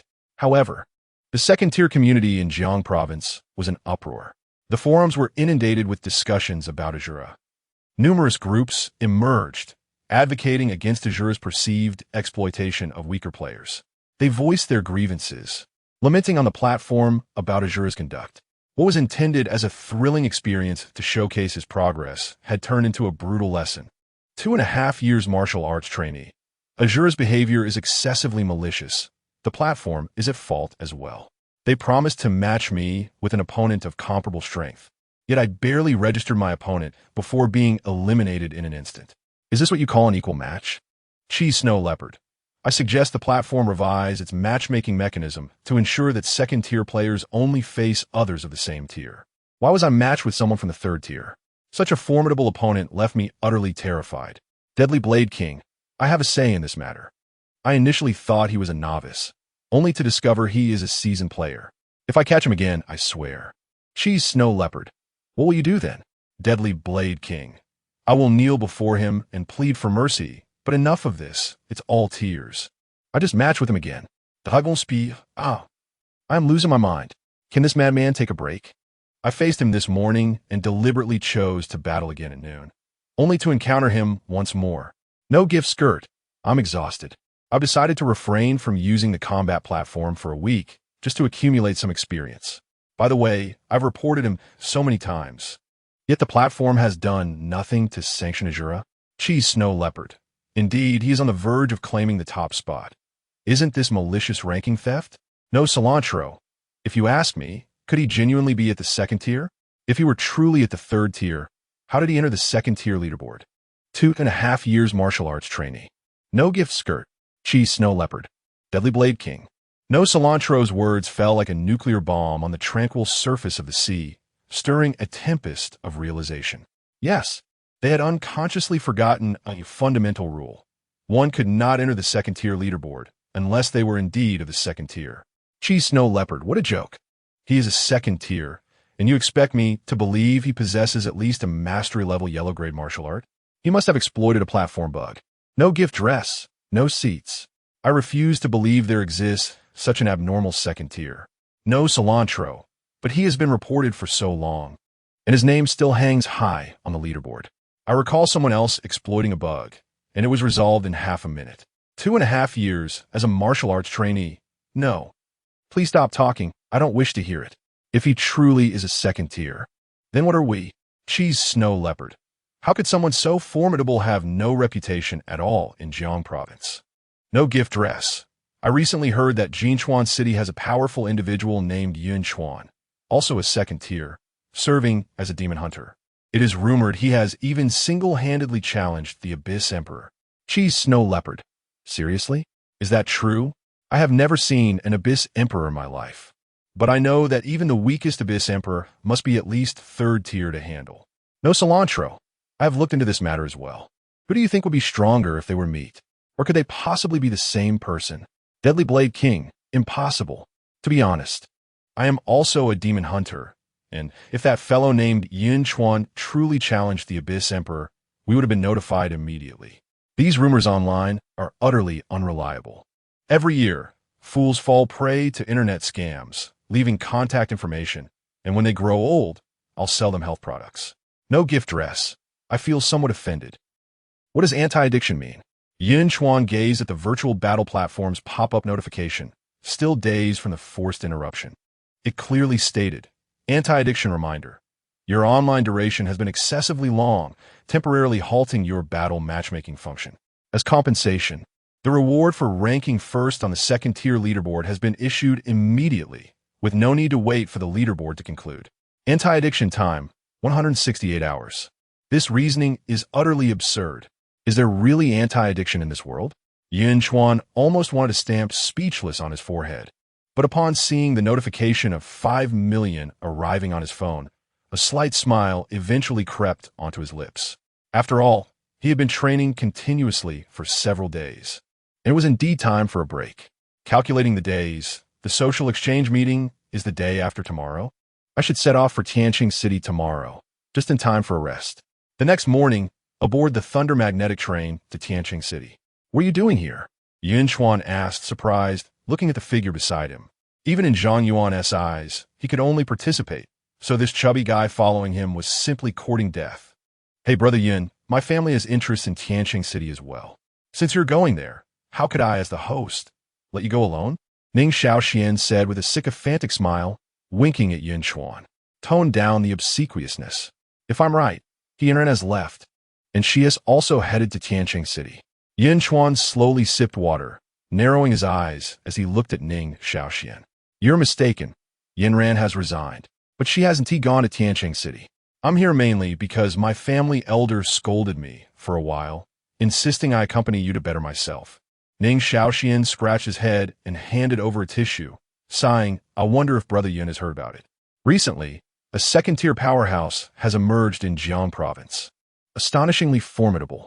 The news is all over the internet, and even that old man at home has heard about it, constantly berating me for my lack of ambition and threatening to cut my allowance. Upon hearing about the powerhouse, Yunchuan's interest was piqued. Oh, do tell, he urged. Surprisingly, Brother Yun, you haven't heard? You must know about the virtual combat platform, right? This individual is called Shura, wreaking havoc among second-tier warriors. Many have banded together online to hunt him down. As Ning Xiaoxian spoke, he suddenly noticed Yun Chuan's expression growing increasingly peculiar and asked curiously, Brother Yun, is something bothering you? Coughing lightly, Yun Chuan replied, it's nothing. Are you saying that this Shuri is being pursued by the entire internet? Initially, he had intended to reveal to Ning Xiaoxian that he himself was Shura, but upon learning this information, he reconsidered. He had not anticipated that merely accumulating points would provoke such a multitude of adversaries. Fortunately, he had utilized facial obscurity during the battles. Otherwise, being recognized would have caused considerable trouble. There's no need to worry. We have already organized an operation to overthrow the nefarious demon King Shura. Brother, if you have any information, please notify me immediately. This is truly intolerable.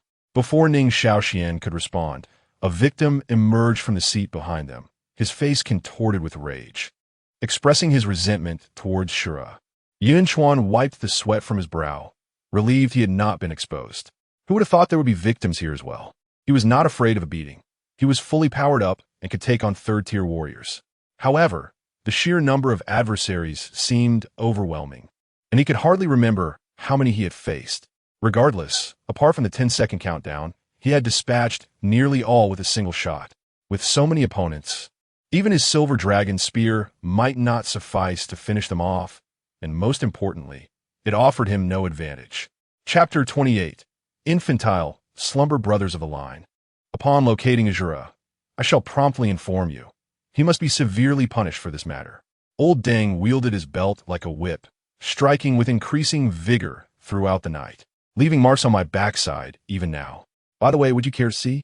Ning Xiaoxian expressed his support, his body involuntarily twitching as if recalling unpleasant memories. Yet he remained oblivious to the darkening expression of Yun Chuan beside him. Ahem, I shall refrain from viewing the marks. By the way, I overheard your conversation regarding the Friendship Exchange Conference. Are you also attending the event organized by the Demon Hunting Bureau? Huang Cheng smirked, dismissing Ning Xiaoxian's inclination to expose him. Shifting the topic instead, Ning Xiaoxian, astonished, inquired, could it be that you are as well? Huang Cheng's demeanor warmed considerably. Ah, I see you are from another city. I am Huang Cheng from the Hanjin City Demon Hunting Bureau. A pleasure to meet you. Ning Xiaoxian, his mind racing, recalled that the lightning-fast train indeed passed through Hanjin City and politely introduced himself. What a coincidence. I am Ning Xiaoxian from the Yunchuan City Demon Hunting Bureau. Though I am not participating, I am here accompanying Brother Yun. Yunchuan City? Huang Cheng mused, the name ringing a bell. The young woman beside him seemed to recall something, exclaiming, "Is that the Yunchuan city where Yun Chuan confronted the Abyssal Emperor one-on-one?" Her voice, though not loud, resonated distinctly within the relatively quiet carriage, drawing the attention of many. In this world, even ordinary individuals were aware of the terror embodied by the Abyssal Emperor. Li Ying, quiet down. Do not disturb others with your outbursts.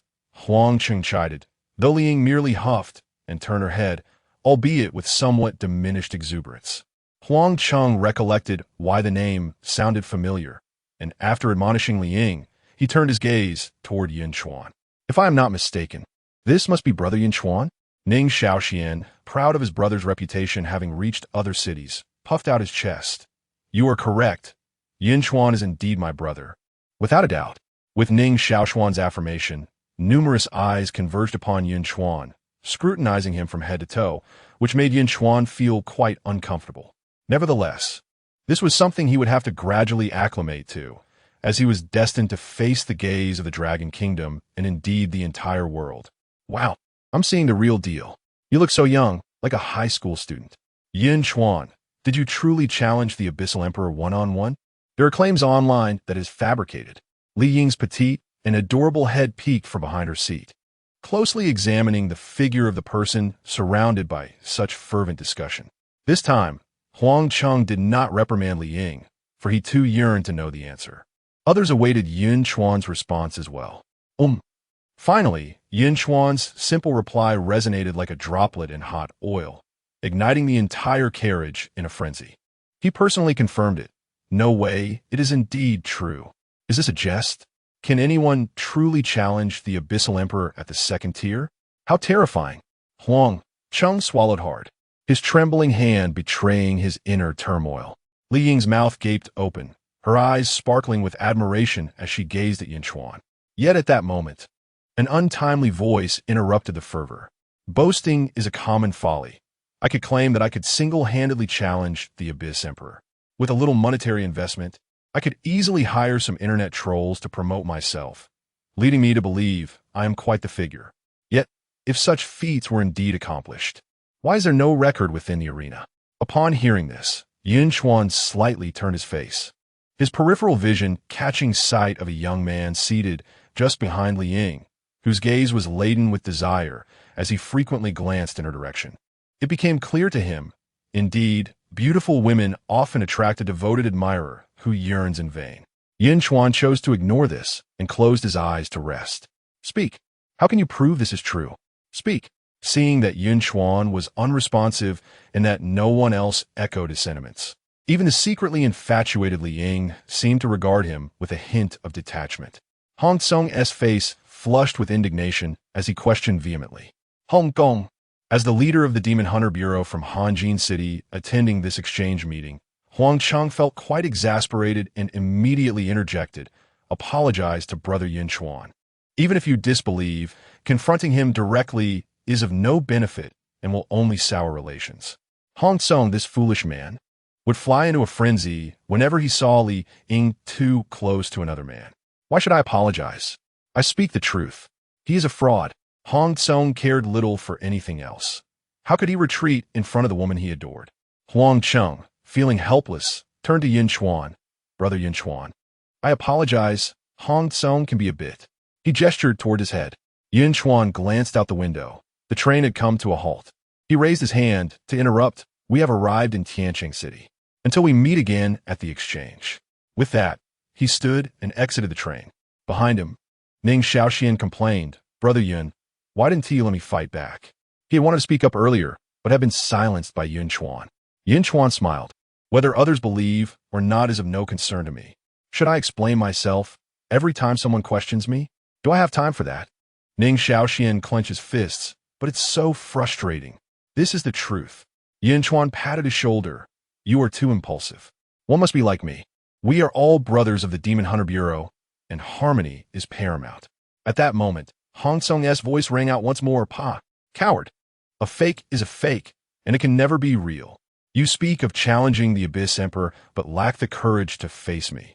He strutted before his companions like a victorious rooster, flaunting his supposed triumph. Damn it, Brother Yun, I can't hold back any longer. Ning Xiaoxian turned to unleash a tirade, only to find that Yun Chuan had already vanished.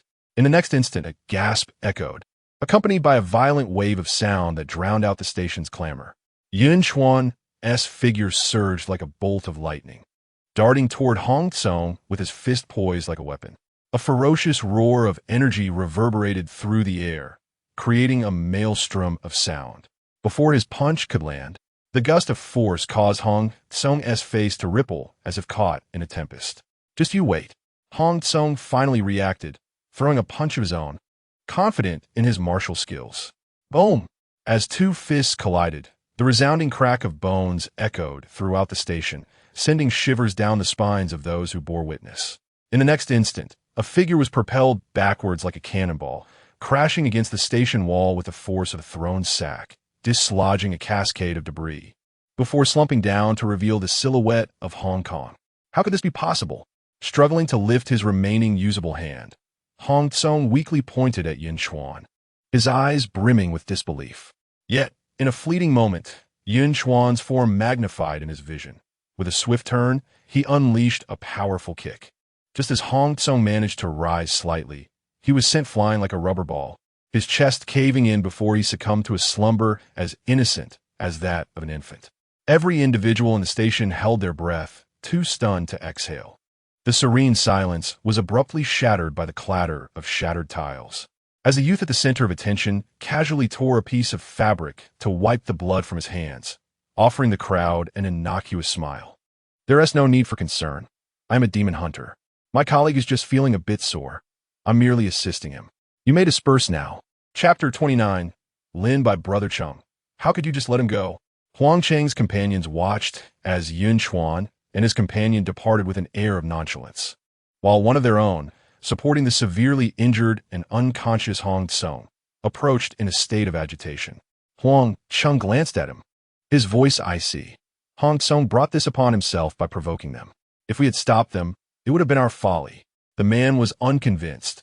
No matter how wrong Hong Tsong was, Yun Chuan had no right to strike him, especially with such severity. Huang Cheng countered, if a dog were barking at you by the roadside, what would you do? The man instinctively replied, I would kick it away, realizing the implication. He faltered, but Hong Tsong is a person. It's different. How is it different? Your actions towards a dog are merely a weaker entity provoking a stronger one, and the stronger retaliating. In this world, there are always those stronger than you. Fortunately, we are in the city, in the depths of despair. One might not even know how they perished. Huang Cheng unleashed a scathing rebuke, leaving the man speechless. After a prolonged silence, his face flushed. He managed to utter, but Brother Huang, you clearly had the power to intervene. Were you afraid of offending Yunchuan? At this, Huang Cheng's expression darkened considerably. After a few deep breaths, he swallowed the words that nearly escaped his lips and finally sighed. It is not that I did not wish to intervene, just now. While Yunchuan was targeting Hong Tsong, his aura was fixated on me. I sensed that if I had acted, there would have been another on the ground. Upon uttering this, Huang Cheng appeared visibly aged, the mere presence of that aura rendering him hesitant to act. For a martial artist, such a blow to one's spirit was profound. What? Li Ying, who had been animatedly chattering, finally turned her gaze away from where Yun Chuan had vanished. The man spoke again, his throat dry. Brother Huang, you cannot be jesting. Your prowess is unparalleled at the second tier. Perhaps only Lin Bai from the Lin family in Tiancheng could surpass you. That Yunchuan looks no older than a high school student. Is he truly that formidable? Huang Cheng rummaged through his pocket, producing a cigarette from the last remaining pack. He lit it, inhaled deeply, and exhaled slowly. His eyes glimmered with a mix of resignation and reflection. Heroes are as numerous as the fish in the river. I, the once mighty wave, am destined to be washed ashore. He had come here with the understanding that it was merely a formality, that Lin Bai, a few years his junior, was even more powerful than the rumor suggested. Encountering another prodigy who had attained advanced techniques at the second tier on the virtual combat platform. He estimated the youth's age to be minimal. Now, facing Yun Chuan, who was even younger than Lin Bai, he felt his martial aspirations shatter. At 27, at the pinnacle of the second tier, His future had once seemed bright, filled with confidence, only to be confronted by three monsters. Witnessing the despondent expression on their steadfast leaderess face, his companions felt a pang of sympathy. Let us proceed. It is the journey that matters. I am curious to see who among them is truly the strongest. Huang Cheng finished his cigarette in one breath, the smoldering but falling to the ground, sparks flying. He ground it underfoot, as if extinguishing the remnants of his former pride, his demeanor becoming increasingly subdued. Sir, smoking is prohibited here. Please pay the fine. And also remember to compensate for the damage caused by this unconscious gentleman to the station facilities. Thank you. The station attendant's gentle voice caused Huang Cheng to stumble, shattering the fleeting good mood he had just managed to conjure. He looked skyward, tears unshed, pondering the absurdity of the situation. In the Lin family's opulent and spacious estate, within a grand hall, a strikingly graceful woman lamented passionately, "I will not stand for this. That Yun Chuan must be taught a harsh lesson. I do not care if he is a demon hunter. What he has done to my precious son is intolerable. Forcing him to study away from home and subjecting him to such humiliation is beyond comprehension." Dressed in a fitted qipao that accentuated her alluring figure like a ripe peach, the woman wept bitterly. Beside her, a middle-aged man, weary yet obliged to console her, remarked, "Did not your father suggest waiting a little longer? Old Wu is far too powerful to provoke." Then let the old man step in. My father may hesitate, but the elder is not afraid of that old Wu.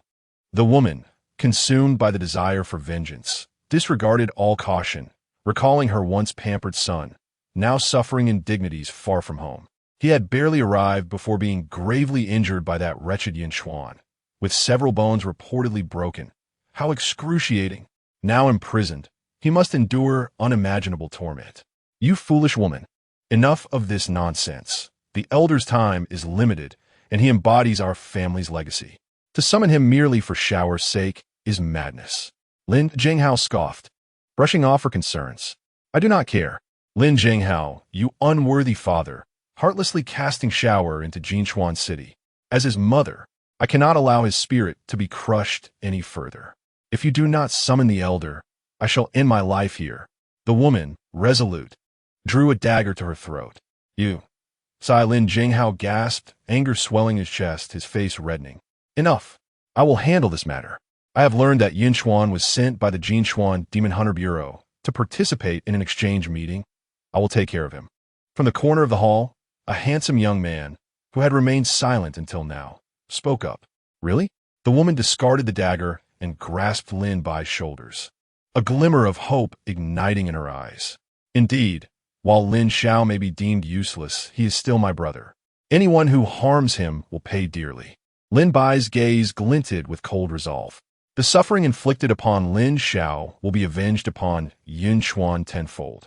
The woman beamed with joy, embracing Lin Bai tightly. Baiya, I'm so grateful for you. But do exercise caution. I have heard that Yun Chuan is formidable. Lin Bai's eyes sparkled with disdain as he scoffed. Just a genius. Nothing more. I have encountered many such talents, all of whom have fallen before me, mere clowns in their own right. I may not even need to lift a finger. He had indeed gathered intelligence on Yunchuan. His achievements were impressive, but how did that compare to Lin Bai's own formidable record? Throughout his journey, he has remained undefeated, achieving the top rank in Jiang Province and gaining admission to the prestigious Magic City University. He also serves as the captain of the Demon Hunter Brigade in Tianqing City, and is recognized as the second-tier prodigy most likely to attain promotion to the Demon Hunting Pavilion. His opponents are never confined to the small Jiang province, but span the entirety of the Dragon Nation and even the world at large. After soothing the beautiful woman, Lin Bai returned to the Demon Hunter Bureau and summoned Li Guangdao to a private room. I have a task for you. Are we not currently tracking a few peak second-tier villains?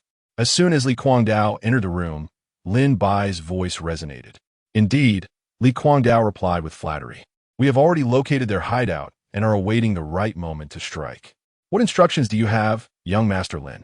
Lin Bai lifted his gaze, a dangerous glint evident in his profound eyes. I have a transaction I wish to propose to them. Li Guangdao was taken aback. This, please go on, young Master Lin. Despite the fact that this might defy the established rules, the allure of a bright future under Lin Bai's guidance compelled him to instinctively acquiesce. Have them assist me in teaching someone a lesson. Leave them half dead, but do not kill them. Li Guangdao was perplexed. Who could possibly provoke you, young Master Lin? Yun Chuan. Chapter 30. Did I let you go? Yun Chuan? Would that not be unwise, should the truth come to light? Li Guangdao found himself in a moment of hesitation. Attacking the Demon Hunter Guard was indeed a grave offense, and conspiring with rogues was an even graver sin. What are you afraid of? Follow them closely. Bring a few people to silence them. In the end, it will be counted as you saving your comrades and eliminating the wicked, a significant merit. Moreover, once I enter the demon hunting pavilion, you shall reap the rewards, Lin Bai stated, lightly tapping his fingers on the table. Whether you proceed or not is entirely your choice. I shall not coerce you. I will grant you a minute to contemplate. The rhythmic thuds echoed like a drumbeat against Li Guangdao's heart, oscillating between discipline and self-interest. All right, Brother Lin, await my good news. The turmoil in Li Guangdao's eyes transformed into an indescribable greed. He had made his decision. Very well, go. In the dimly lit room, Lin Bai's gaze flickered as he watched Li Guangdao's departing figure, lost in contemplation. Upon closing the door, Li Guangdao realized his back was drenched, yet his resolve had only strengthened. The martial path is one of contention. Without great fortune, given his age, it could be a long time before he breaks through to the third rank. Not everyone possesses the resources and background like Lin Bai. Forgive me, Yun Chuan. If blame must be placed, let it fall upon your misfortune for crossing paths with young Master Lin. After departing from the station, Ning Shaoxian remained in a state of bewilderment. Had it not been for the foul-mouthed Hong Tsong lying on the ground, he might have almost believed Yun Chuan's preachings of peace. However, the outcome was indeed similar. A semblance of tranquility had been achieved. Brother Yun, it seems your strength has grown even stronger since we last met, Ning Shaoxian remarked as he trailed behind Yun Chuan. It's merely a minor effort, hardly worth mentioning. I now represent the face of the Demon Hunting Bureau of Yunchuan City. I must make a significant impression at this friendship exchange, Yun Chuan replied, hand behind his back as he headed towards the upscale hotel booked by Ning Shaoxian. Ning Shaoxian was left speechless. What did he mean by a minor effort? He was at least several times stronger than before. How can someone be so extraordinarily gifted? The following morning, with half an hour remaining before the friendship exchange commenced, Yun Chuan and Ning Shaoxian took a dedicated vehicle to the venue.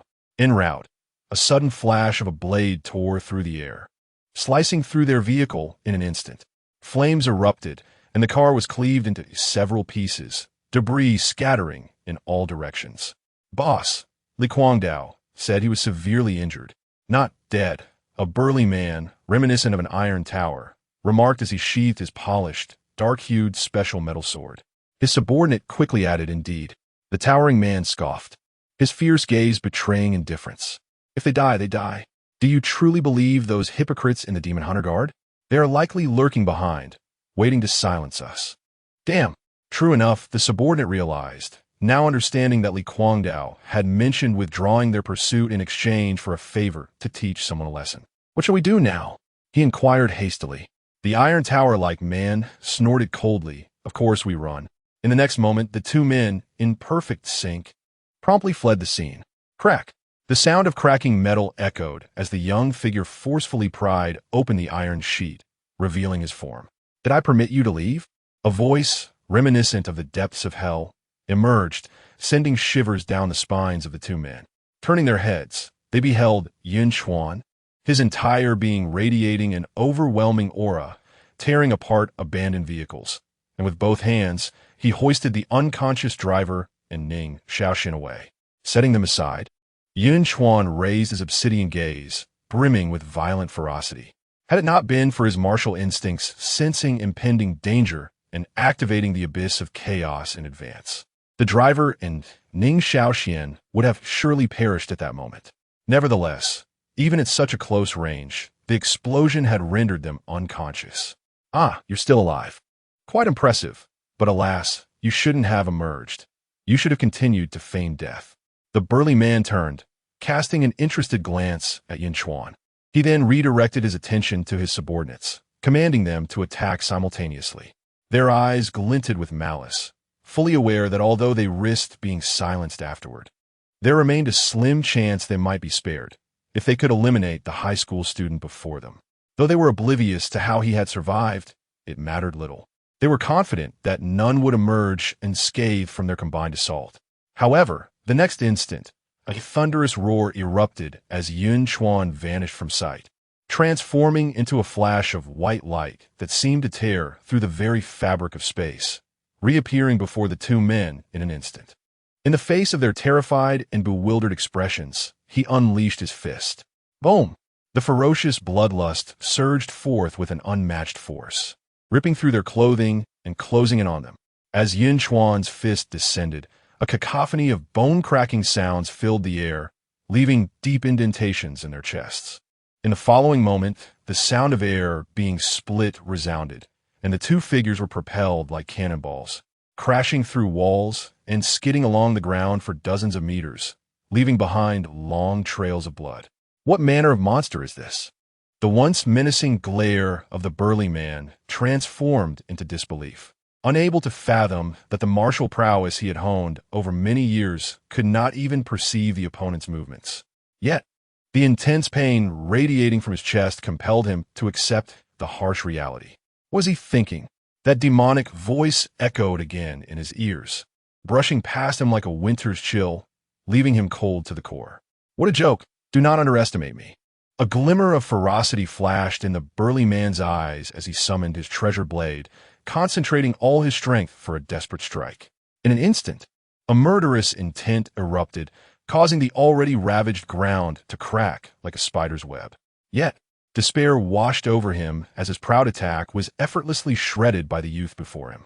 Yun Chuan simply raised his right hand, easily pinching the lethal blow intended to slay a second-tier ninth-stage adversary between his fingers, instantly neutralizing all murderous intent.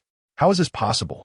The burly man's eyes widened in disbelief, but before he could react, Yun Chuan's large hand had already encompassed the faces of both men. With a downward force, he slammed them into the ground, causing the earth to sink a full inch beneath them, spiderweb-like fissures radiating outward. Subsequently, his fists fell upon them like a relentless downpour. Who sent you? Yun Chuan had not exerted his full strength.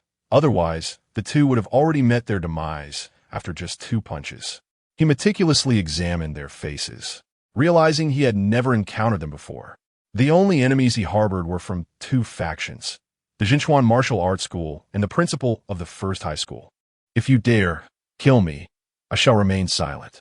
The towering man understood that revealing anything would lead to his inevitable death, so he chose to remain mute. Is that so? In the next moment, Yunchuan's fist struck fiercely against his leg. A piercing pain surged through the towering man's entire being, and his hair was instantly drenched in sweat. If you refuse to speak, I will methodically shatter your bones, one by one, until you relent. Rest assured, I shall not permit you a swift death. I will use your own blade to peel away your skin, allowing you to witness your own gradual demise, inch by inch. Yunchuan's words echoed like a sinister whisper, making the towering man feel like a mere novice in comparison to the boy before him, who seemed a far more formidable adversary. No, I will speak. I beg you, grant me a swift end. Before the towering man could finish, his accomplice, already trembling at the thought of the gruesome scenario, exclaimed, Yun Chuan, we are the demon hunters of Tianqing City. Are you all right? Fortunately, we arrived just in time. At that moment, the appearance of Li Guangdao interrupted the subordinate's voice. Accompanied by others, he stepped forward, declaring, on behalf of Tianqing City, I extend my sincerest apologies for our negligence. These 2 fiends are wanted criminals, notorious for their malevolence. Since Yunchuan is unharmed, we shall take over from here. The exchange meeting is about to commence. With that, he moved to apprehend the 2 men. Chapter 31, The Devouring of Greed, commence. As he beheld the 2 individuals so thoroughly beaten, a shadow of discontent loomed over Li Guangdao. These 2 were utterly worthless. They could not even ambush Yun Chuan, thwarting his plans. Fortunately, he had been vigilant. Had they truly revealed anything, it would have been disastrous. However, the might of Yun Chuan astonished him. He had initially presumed the rumors to be exaggerated, yet even if they did not align perfectly with reality, the disparity was minimal. Though he himself could subdue the two, it was not an effortless task. Yet, what did strength matter if he could only watch as they were taken away? A hint of barely perceptible mockery flashed in Li Guangdao's eyes as he waved his hand dismissively, commanding, "Take them away." His subordinates surged forward without regard for Yun Chuan's consent, intent on seizing the two individuals. "Have I given you permission to move?" At that moment, a dense aura of bloodlust erupted from Yun Chuan, repelling several of them as he summoned a gleaming silver dragon spear into his grasp. Standing proudly, he cast a cold gaze upon the group. It was not that he doubted these individuals, but their timing was too fortuitous. They arrived just as he was about to uncover the mastermind behind the events. Their actions reeked of urgency and intent. "Brother Yunchuan, what do you mean by this? I understand you are displeased, and we shall certainly provide you with an explanation. Trust in the efficiency of the Demon Hunter Bureau of Tiancheng City," Li Guangdao responded, taken aback by Yun Chuan's audacity to act before such an audience. Yet he refrained from escalating the situation, opting instead for a conciliatory tone. Yun Chuan remained resolute, his voice firm and unyielding. "No need, I will inquire myself." At this, Li Guangdao's expression hardened. "So, you intend to obstruct the enforcement of the demon hunters? You must be aware that, even as a demon hunter yourself, I can still apprehend you for interference. Are you so anxious because you fear I might uncover something?"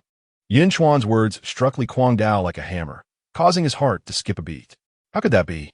Why would I fear you discovering anything?" Li Guangdao's demeanor shifted, revealing an unmistakable vulnerability. Had his anxiety been too evident? It was no wonder he felt urgency. Should this matter be exposed, he would not only be dismissed, but also imprisoned. "Since you are unafraid, then it is not too late for me to ask my questions," Yunchuan declared, redirecting his gaze to the two individuals, his voice frigid. "I will grant you 3 seconds to simultaneously disclose who sent you. Do not entertain thoughts of deception. Should I discern any falsehood, my previous words stand. No matter who it may be, I will act decisively." The muscular man and his accomplice exchanged glances, their throats tightening involuntarily. They had no inkling that their target was also a demon hunter, and they harbored no doubt about the youth's ruthlessness, especially since he dared to threaten them in front of so many demon hunters. Yet, the main figure was present. They could not afford to provoke him. 3. However, Yunchuan had already begun his countdown. 2. Beads of sweat began to form on their foreheads. As Yunchuan reached one, they could no longer hold their resolve. "I will tell you, it is," yet before they could finish, a flash of steel sliced through the air and a tempest erupted. It was Li Guangdao who struck. Since it could not be concealed any longer, he resolved to eliminate witnesses and ensure a death without testimony. This strike encapsulated all his might, transcending even the pinnacle of the Gale Blade, approaching perfection itself. It exceeded the limits of his previously achievable power, coupled with the swiftness of his attack. He was certain the young man would not react in time. He cast a glance at Yunchuan, his eyes gleaming with pride, only to meet the latter's mocking gaze. The youth's eyes were sharp and piercing, his lips parting slightly as he spoke in a tone as calm as thunder. "I've caught you, you rat lurking in the shadows." In an instant, Li Guangdao's pride crumbled, replaced by an overwhelming sense of unease. Turning his gaze, he realized the blade, which should have been as swift as lightning, was moving as slowly as a bull wading through mud. Both had already spoken the name that lingered in their minds. Li Guangdao. What was happening? A chill crept over Li Guangdao's chest as a flash of white light erupted before him, accompanied by a spray of blood and flesh. "Who gave you the audacity to attempt my assassination?" As Yunchuan's words fell, gunfire erupted around them. Subordinates who sensed the anomaly and attempted to join the fray were instantly sent flying several meters away. By the time Li Guangdao regained his senses, a series of heavy thuds echoed around him, accompanied by anguished cries. Then came a shot that seemed capable of tearing the very fabric of space. Pain shot through Li Guangdao's shoulder blade as he was slammed against a distant wall by the terrifying force of the silver dragon spear. Cracks spread like a web from the spear's tip, threatening to shatter the nearly 1 meter thick wall. Clap, clap. The footsteps drew nearer. Li Guangdao gritted his teeth against the excruciating pain and looked up at the youth before him. His face contorted in rage as he attempted to remove the silver dragon spear that had pinned him. Don't move, unless you wish for this spear to pierce your dantian. Yunchuan's icy words extinguished any thoughts of resistance in Li Guangdao's mind. He coldly lifted his gaze. Do you understand the consequences of your actions? What consequences could I possibly face? Yunchuan's lips curled into a cold smirk as he pointed to the hunter's emblem concealed within his clothing. Yun Chuan of the Hunter Division, was ambushed by the villainous Li Guangdao while en route to the Tianqing City Exchange. I have the authority to execute you on the spot. Li Guangdao's expression stiffened. How do you know I am Li Guangdao? I have not revealed my name. Now you do. Yun Chuan regarded him as one might a clown, igniting a wave of humiliation within Li Guangdao. If you kill me, you will not escape Tianqing City. Even if I am in the wrong, it should be the Hunter Bureau that judges me, not you. Li Guangdao schnurrte disdainfully. Do you think someone of my caliber cannot escape Tianqing City? Or do you believe Tianqing City can withstand the wrath of Old Wu? Yun Chuan suddenly delivered a punch to Li Guangdao's abdomen, shifting the conversation. You have two choices. You die, or you reveal the mastermind behind this. I will not speak. Li Guangdao uskinta. Certain that Yun Chuan would not dare to take his life. Foolishness. Rather than feeling disheartened, Yun Chuan scoffed. Do you truly believe it is I who seeks to slay you? What do you mean by that? Li Guangdao's eyes widened in alarm. If you possess the ability to silence these two, then you're no less susceptible to annihilation yourself.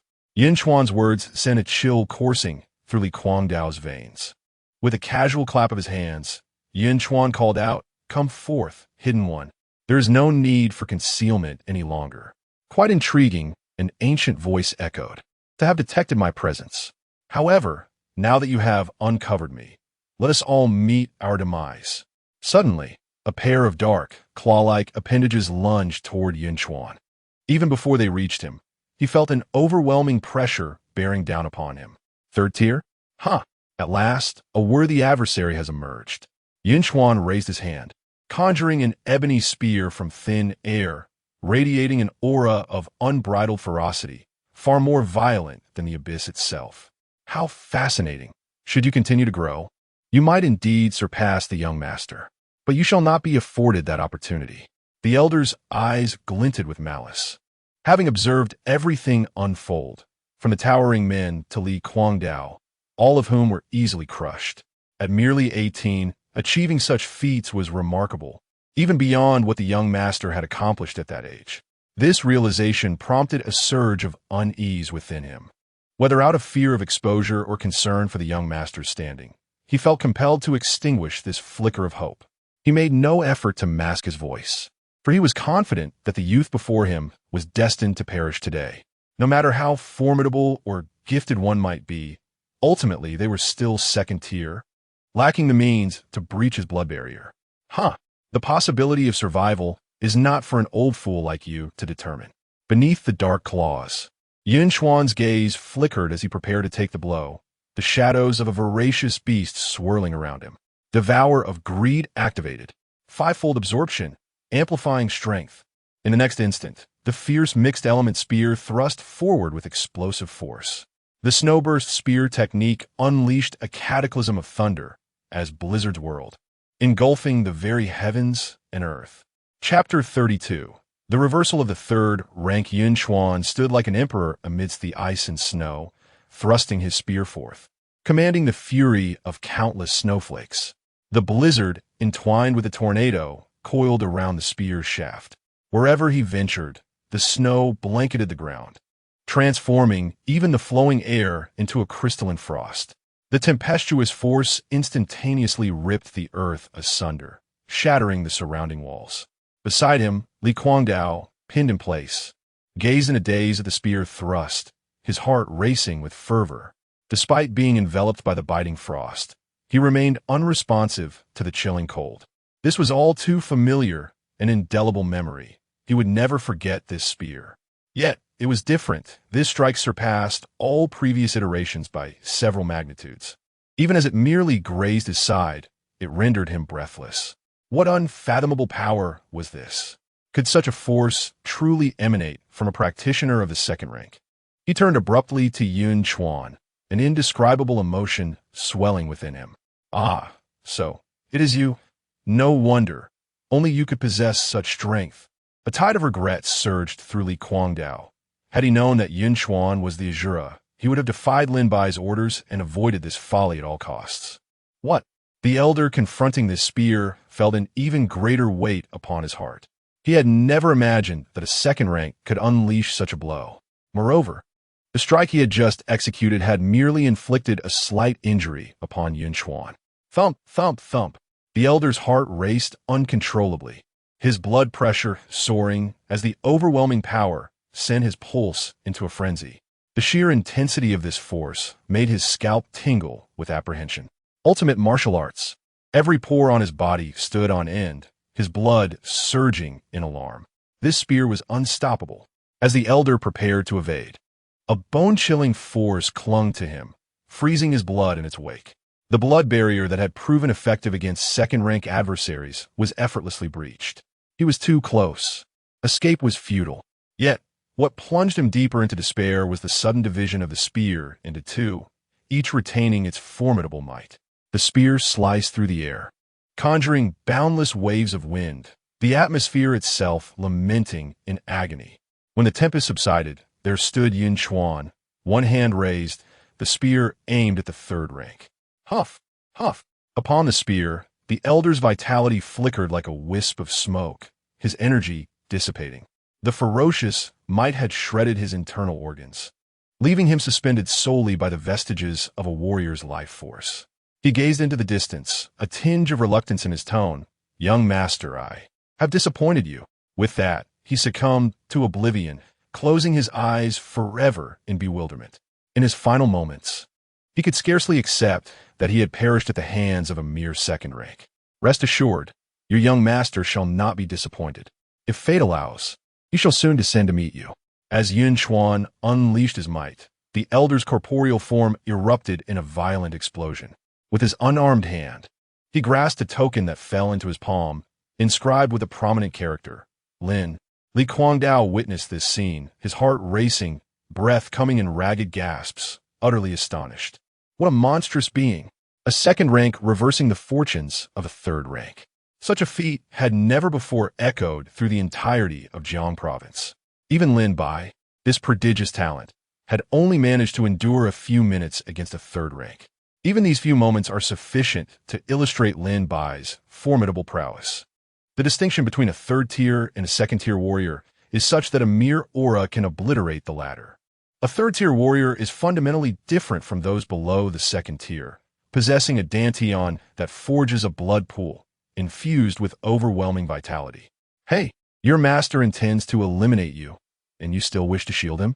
Yun Chuan's mocking voice jolted Li Guangdao from his state of shock.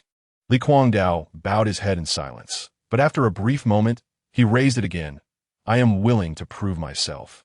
A wise choice indeed. Yun Chuan sheathed his fearsome mixed-element spear and withdrew the silver-white dragon spear that had been embedded in Li Guangdao, then proceeded towards the unconscious Ning Shaoxian and his companion. He awakened them and explained the situation. Damn it! So it's Lin Bai, huh? How dare he attempt to assassinate me? The Lin family will pay for this. Upon grasping the full context, Ning Shaoxian felt a wave of dread wash over him. He had nearly met his end. If he were gone, would Yin Ran not be left in mourning? He hastily dialed a number. Hello, Lao Deng. The Tianqing Lin family has taken action against your precious son. You decide how to handle it. Goodbye. Meanwhile, Yunchuan was also busy calling Zhang Yuan and promptly sending over the video recording from a batch. Brother Yun, what are your plans? Ning Shaoxian inquired after hanging up. Of course, we will take decisive action. Yunchuan was not one to tolerate disrespect. Had he not been equipped with a powerful backing, he might have perished in that instant. The exchange conference was about to commence, and time was of the essence. Li Guangdao wa bruaka, Kuwing. How could we possibly be late? Yunchuan raised his hand in a beckoning gesture. In the next moment, Li Guangdao felt his very soul tremble as he turned to behold a fearsome beast, a tiger-headed, leopard-bodied creature with dark, piercing eyes, exuding an imperial aura. Is this the Abyss Emperor? Li Guangdao's legs weakened, his body trembling involuntarily, succumbing to the ancestral pressure that emanated the Emperor's authority. In that instant, he comprehended the truth behind the rumors circulating online. Not only were they true, but the reality was even more astounding than the tale suggested. Yun Chuan had not only confronted the Abyss Emperor, but had also subjugated it. Was this truly within the realm of human capability? At that moment, an unprecedented fear gripped Li Guangdao's heart towards the youth before him. "Oh, Brother Yun, you managed to subdue the Abyss Emperor without a word. You are truly remarkable." Ning Shaoxian stood nearby, utterly astonished. Were it not for the scorching breath of the infernal tiger beast brushing against his face, he might have thought he was dreaming. "You didn't ask, did you? Enough with the chatter. Get in the car." Yun Chuan instructed the infernal tiger beast to shrink its size slightly, then leapt onto its back. The two were pulled from their astonishment by Yun Chuan's command and cautiously complied, finally sighing in relief once they realized the infernal tiger beast bore them no ill will. "Hold tight, we're off." The exchange conference was located at the Lantian Sports Arena in Tianjin City. At that moment, the entire arena was filled with spectators, various factions observing. Many idle warriors eager to learn, and numerous admirers of Lin by brandishing large photos and cheer placards in his support. The atmosphere in the arena was bustling and vibrant. At the elevated platform, the majority of the third-tier captains of the Demon Hunter Bureau in Tianjin City, aside from a few engaged in missions, had gathered around a middle-aged man clad in a black trench coat. Prominently displayed on his chest was a striking emblem emblazoned with the character for Hunt. "Director Hans Huang is preoccupied with matters and cannot accompany you. We shall host you in his stead," expressed Sun Chun, the deputy director, with an air of apologetic respect towards the man from the Demon Hunter Pavilion. "Not all," Bai Shuang replied, raising a hand to indicate that it was of no consequence. His gaze swept across the entire stadium as he inquired, "Have all the demon hunters participating in this exchange meeting arrived?" Sun Chun cast a questioning glance at a nearby colleague. Upon receiving a response, he furrowed his brow slightly. Turning back to Bai Shuang, he smiled and said, "Only the demon hunters from Yunchuan City have yet to arrive." Bai Shuang glanced at his watch. "The exchange meeting begins at 8 o'clock. The time on the watch glaringly indicated 7:59. Sun Chen's eyes flickered. "Indeed, should we delay?" Bai Shuang shook his head. "No need. Those who have not arrived shall be deemed as forfeiting." Seemingly struck by a thought, he asked, "Have any promising candidates been discovered recently? Is the esteemed Lord Wuho considering this?" Sun Chen's eyes brightened, for he was aware that Bai Shuang held a recommendation slot for entry into the Demon Hunter Pavilion. Bai Shuang did not conceal his intentions. "Precisely. Do you have anyone in mind?" Without hesitation, Sun Chen replied, "I believe Lin Bai would be an excellent choice." Lin Bai, sensing something, cast his gaze in their direction, his upright figure radiating brilliance in the center of the arena. He respectfully acknowledged Bai Shuang beside Sun Chun, confidence gleaming in his eyes. This opportunity was surely his. Lin Bai is indeed commendable. Bai Shuang merely nodded, yet under Sun Chen's eager gaze, he refrained from articulating the words he desired to say. In truth, Bai Shuang had already identified a candidate in mind, the much-discussed Unfortunately, the virtual combat platform did not disclose user information, revealing only that the individual was of the second-tier realm. Otherwise, he would have sought them out directly. Chapter 33. Who is Lin Bai? Come out and face your demise. Why hasn't Yun Chuan arrived yet? In the direction of Hanjin City, Huang Cheng and his companions gazed towards the entrance, yet Yun Chuan's figure remained elusive. He was eagerly anticipating the confrontation between Yun Chuan and Lin Bai. This exchange meeting adopted a tournament format. The one who maintains control of the arena will be deemed the victor of this gathering. Surely, he isn't afraid, is he? It is said that the esteemed figure from the Demon Hunting Pavilion has generously enhanced the rewards for this event, offering not only millions in Huaxia currency, but also a substantial quantity of blood essence pills, along with a top-tier Huang rank martial arts technique, the 5 Elements True Method. A burly man behind Huang Cheng expressed his admiration, noting that the total value of these rewards could reach 30 to 40 million, and they are precisely the resources most coveted by second-tier martial artists. With these, one's chances of breaking into the third tier would undoubtedly increase by 50%. I also heard that this individual plans to select someone from this event to recommend to the Demon Hunting Pavilion, a place where countless talented martial artists aspire to enter. Unfortunately, with Lin Bai already firmly seated in the arena, who would dare to challenge him? As he pondered this, the burly man shook his head with a sigh. Huang Ge, are you not planning to give it a try? Li Ying prodded Huang Cheng's arm with her delicate hand. Huang Cheng returned to reality, casting his gaze towards the center of the arena where Lin Bai stood, exuding a commanding aura. After a deep breath, he hesitated, ultimately surrendering to a feeling of reluctance as he uttered, "Forget it. I shall not compete. Lin Bai's current presence is overwhelming. Stepping up would only lead to my own humiliation. I had intended to spar with others to hone my martial skills, but alas, Lin Bai, steadfastly guarding the arena, was undoubtedly confident in his ability to vanquish all challengers, intentionally seeking the attention of the esteemed figure. Anyone else who dared step forward would merely serve as a backdrop to Lin Bai's ascension, a stepping stone on his path to greatness. As the focal point of the event, Lin Bai basked in the gaze of all. He stood tall upon the arena, like an unparalleled sovereign, as if the entire exchange meeting was orchestrated solely for his glory, with others merely his adornments. He needed only to stand there, and no one would dare approach. As time passed, the entrance remained devoid of any figures. A glimmer of mockery and disdain flickered in Lin Bai's eyes, accompanied by profound disappointment towards his mother, who desperately sought revenge against Yun Chuan. Such a character, expecting me to take action, is truly disheartening. Is he merely a figure of hollow reputation, unable to deal with two worthless thugs? Or is my own record, forged through relentless effort, more credible? Lin Xiao is also a waste. The resources bestowed upon him by the family are squandered. Had they been devoted to me, I would have long since ascended to the third tier. Soon it will be time. Just 10 seconds remain. Demon Hunting Pavilion, here I come. With no challengers daring to confront him, he was naturally the champion of this exchange meeting. Even having gained admission to Magic City University, backed by the Lin family, he could hardly contain his excitement. Those who enter the Demon Hunting Pavilion are the CR de la CR, the chosen ones. Each possesses a status surpassing even that of the head of the city's Demon Hunting Bureau. Within, one can refine their martial arts, access a wealth of martial resources, and train in a sacred ground filled with advanced martial arts techniques, innumerable in variety. As long as one can gain entry, even a dog could become a formidable force under such an influx of resources. In contemporary times, the majority of formidable warriors, particularly those at the level of 7th rank martial sovereigns and above, emerge from this realm. Merely gaining entry guarantees a minimum achievement of 4th rank martial generals, and these individuals are often endowed with extraordinary combat prowess. Tick-tock, tick-tock. The clock suspended above the gymnasium incessantly turns, inching ever closer to the 12 o'clock mark.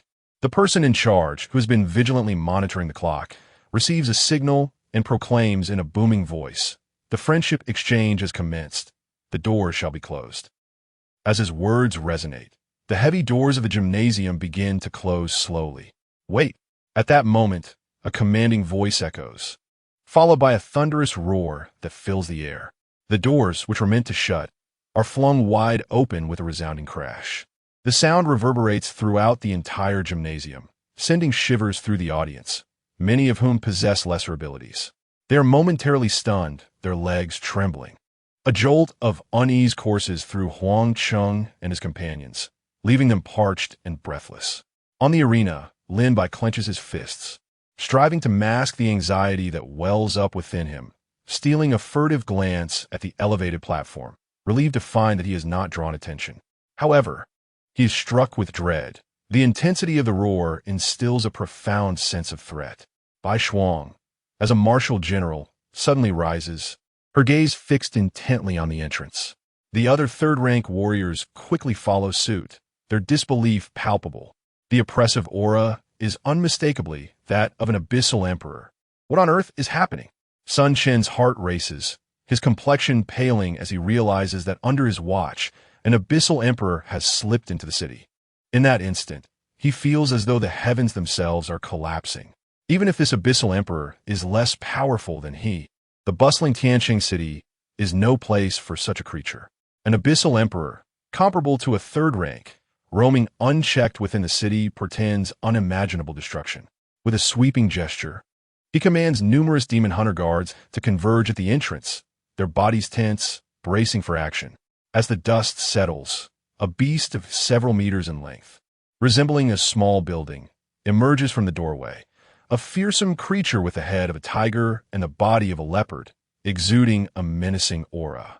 More astonishing still, atop this beast stands a young figure clad in black, wielding a silver-white dragon spear, exuding an air of sovereign authority that surpasses even that of the abyssal emperor beneath him.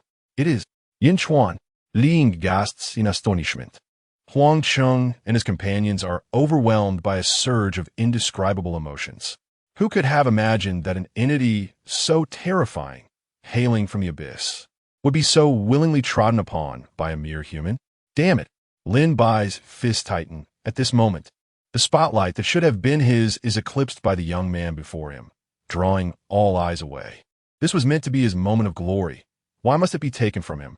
As he shifts his gaze back and sees the pallid face of Li Guangdao, akin to a frostbitten eggplant, realization dawns upon him. The youth before him is indeed Yun Chuan. How could this be? Has Lin Nu refrained from intervening? Upon seeing Li Guangdao alongside Yun Chuan, he comprehends that the truth is about to be revealed. His eyes flicker, and the trembling of his fingers betrays the anxiety that consumes him. Yun Chuan? This could prove interesting.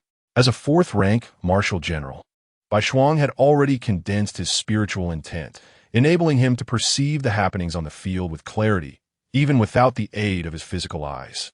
With a mere glance, he discerned that something transpired between Lin Bai and Yun Chuan. Intrigued, he settled back down, eager to witness the unfolding drama. Bai Shuang bore no objection to the internal strife among the demon-hunting guards, as long as it did not exceed reasonable bounds. After all, this was a world that revered martial prowess. Without the spirit of combat, how could one grow strong amidst the covetous gazes of various nations? And how could survival be sought beneath the abyss? Conversely, within the demon-hunting pavilion, the competition proved to be far more intense than one might envision. Like nurturing a poisonous insect, it was essential to cultivate individuals capable of bearing the banner of the Dragon Kingdom. Only through exceptional combat strength could the paradigm influencing the entire Blue Star be altered. Observing that, Bai Shuang offered no directives. Sun Shun could only wave his hand to signal for the others to withdraw. The tension dissipated. It was then that the youth, positioned above the abyssal emperor, had the opportunity to survey the entire arena. His gaze was fiercely penetrating, leaving every individual who fell under it shivering in dread. Finally, the youth looked down from his vantage point and coldly declared, "Who is Lin Bai? Step forward and meet your demise." Chapter 34. Your time of death has arrived. As those words reverberated through the arena like thunder, all eyes swiftly shifted from Yun Chuan to Lin Bai on the stage. Curiosity surged within the crowd regarding the enmity between these two individuals. Among the audience, Lin Bai's devoted admirers were incensed, erupting in a chorus of indignation. How dare anyone be so arrogant as to publicly provoke our Lin Bai? They must be courting death, they exclaimed with fervor. Riding on some wild dog they found who knows where, they strut about as if beneath them lies the abyssal emperor. Little do they realize, Lin Bai is the undisputed champion of Jiang province from the last competition, a true prodigy. Yet, some among them mused, but this tall fellow is rather handsome, isn't he? Is anyone else as captivated by his looks as I am? Lin Bai seems to pale in comparison. Is that so? Let me take a closer look. Regardless, it does appear that Lin Bai may have inadvertently offended him. There must be some misunderstanding between them. On the stage, Lin Bai, upon hearing his name called, thought to himself that his suspicion was indeed correct, but he quickly masked his unease. What if his actions were exposed? As long as he secured first place in this exchange meeting and earned a spot in the demon-hunting pavilion, all his misdeeds would be erased. Such is the nature of this world, a privilege reserved for the gifted. With sufficient talent and strength, all rules would yield before him. With this thought, Lin Bai straightened his slightly hunched posture locking his gaze onto Yun Chuan. I may not know what means you employed to tame this abyssal emperor, but ultimately, it is not your own strength. If you believe you can challenge me with this, prepare to be sorely disappointed. Lin Bai spoke with an air of superiority. Throughout the Blue Star, none could enslave the abyssal emperor, and Yun Chuan, of mere second rank, was even less capable. He was convinced that Yun Chuan had merely used some temporary means of control, lacking any substantial standing. Enough of this nonsense. I only ask, are you Lin Bai? Yun Chuan bristled at Lin Bai's tone. When did anyone of his caliber dare to bark at him like that? And if I am, do you think that merely barking a few words can assert your dominance? Such trivialities will not sustain arrogance for long. Lin Bai sneered soon. You shall learn the consequences of provoking me. I hope you can maintain your pride until then. However, before he could utter another word, Yun Chuan's voice rang out. As long as you are Lin Bai, that is sufficient. You need not wait. Your time of death is now. In the gaze of the crowd, Yun Chuan's figure vanished, transforming into an afterimage that swiftly traversed the arena. Boom! In an instant, a tempest erupted in his wake, accompanied by the sound of thunder. A silver-white dragon spear crackled with blue-white arcs of electricity. Gripping the long spear, Yun Chuan infused his blood energy to enhance his power, exerting all his strength. The ocean-shaking technique activated, enveloping him in an aura reminiscent of crashing waves. With a mere thought, his body obeyed his mind, unleashing a barrage of spear shadows in the blink of an eye. Spear technique. The speed was astonishing. However, if this was all there was to it, attempting to challenge me would be utterly insufficient. Faced with an overwhelming sensation of heavy sharpness, Lin Bai's eyes flickered with surprise as he summoned the vigor within him. A radiant golden light surged from his body, enveloping him entirely, as his muscles swelled with explosive growth. The golden light of the Rui technique. In an instant, his previously slender form transformed into a robust physique, exuding an aura of explosive power even from a distance. Lin Bai's hands shimmered with a flowing light, imbued with an ethereal essence. Clenching his fists tightly, he swung them with great force, meeting the oncoming strike head-on. Boom! The collision sent shockwaves through the air, creating ripples in the invisible atmosphere, accompanied by the jarring sound of metal clashing, mingled with fragments and blood, all obliterated by the aftermath of their clash. Both warriors continuously erupted with blood energy. The tremendous impact momentarily tore the arena beneath them, a dense web of cracks radiating outward from their center. Their fierce contest did not endure for long. A barrage of ethereal spear shadows erupted around Lin Bai, manifesting in countless forms that bore down upon him with crushing force. At this moment, Lin Bai's unwavering belief in his invincibility wavered slightly. Though his opponent's martial arts were merely of the lower yellow grade, he found himself increasingly astonished as the fight progressed. The speed of the opponent's strikes accelerated, occasionally doubling in intensity, with each successive blow growing stronger. Even more perplexing was the manner in which this spear-like assault had materialized. He could not discern how it had come into being. When had lower yellow-grade martial arts been capable of producing such an effect? Even his own mid-level yellow-grade techniques struggled to withstand it. Yet, before he could mount a defense, another wave of spear shadows emerged. This could not continue. Lin Bai's pupils narrowed, and he activated his innate talent. In the next moment, a sensation of void surged from within him. Countless spear shadows penetrated his form, yet no blood was shed. Yun Chuan furrowed his brow, soon feeling an overwhelming force of physical power rushing toward him. Are you surprised? I concede you are indeed worthy of being my opponent. But if this is all you have, it is truly disappointing. Blood-killing fist. Lin Bai, concealed within the illusion, sneered as he steadfastly faced the spear shadows, blood surging upon his right hand. In an instant, an overwhelming aura of slaughter erupted. The force of his punch seemed destined to rend everything asunder. The air resounded with a deafening roar, and the arena beneath his feet was utterly shattered by the impact.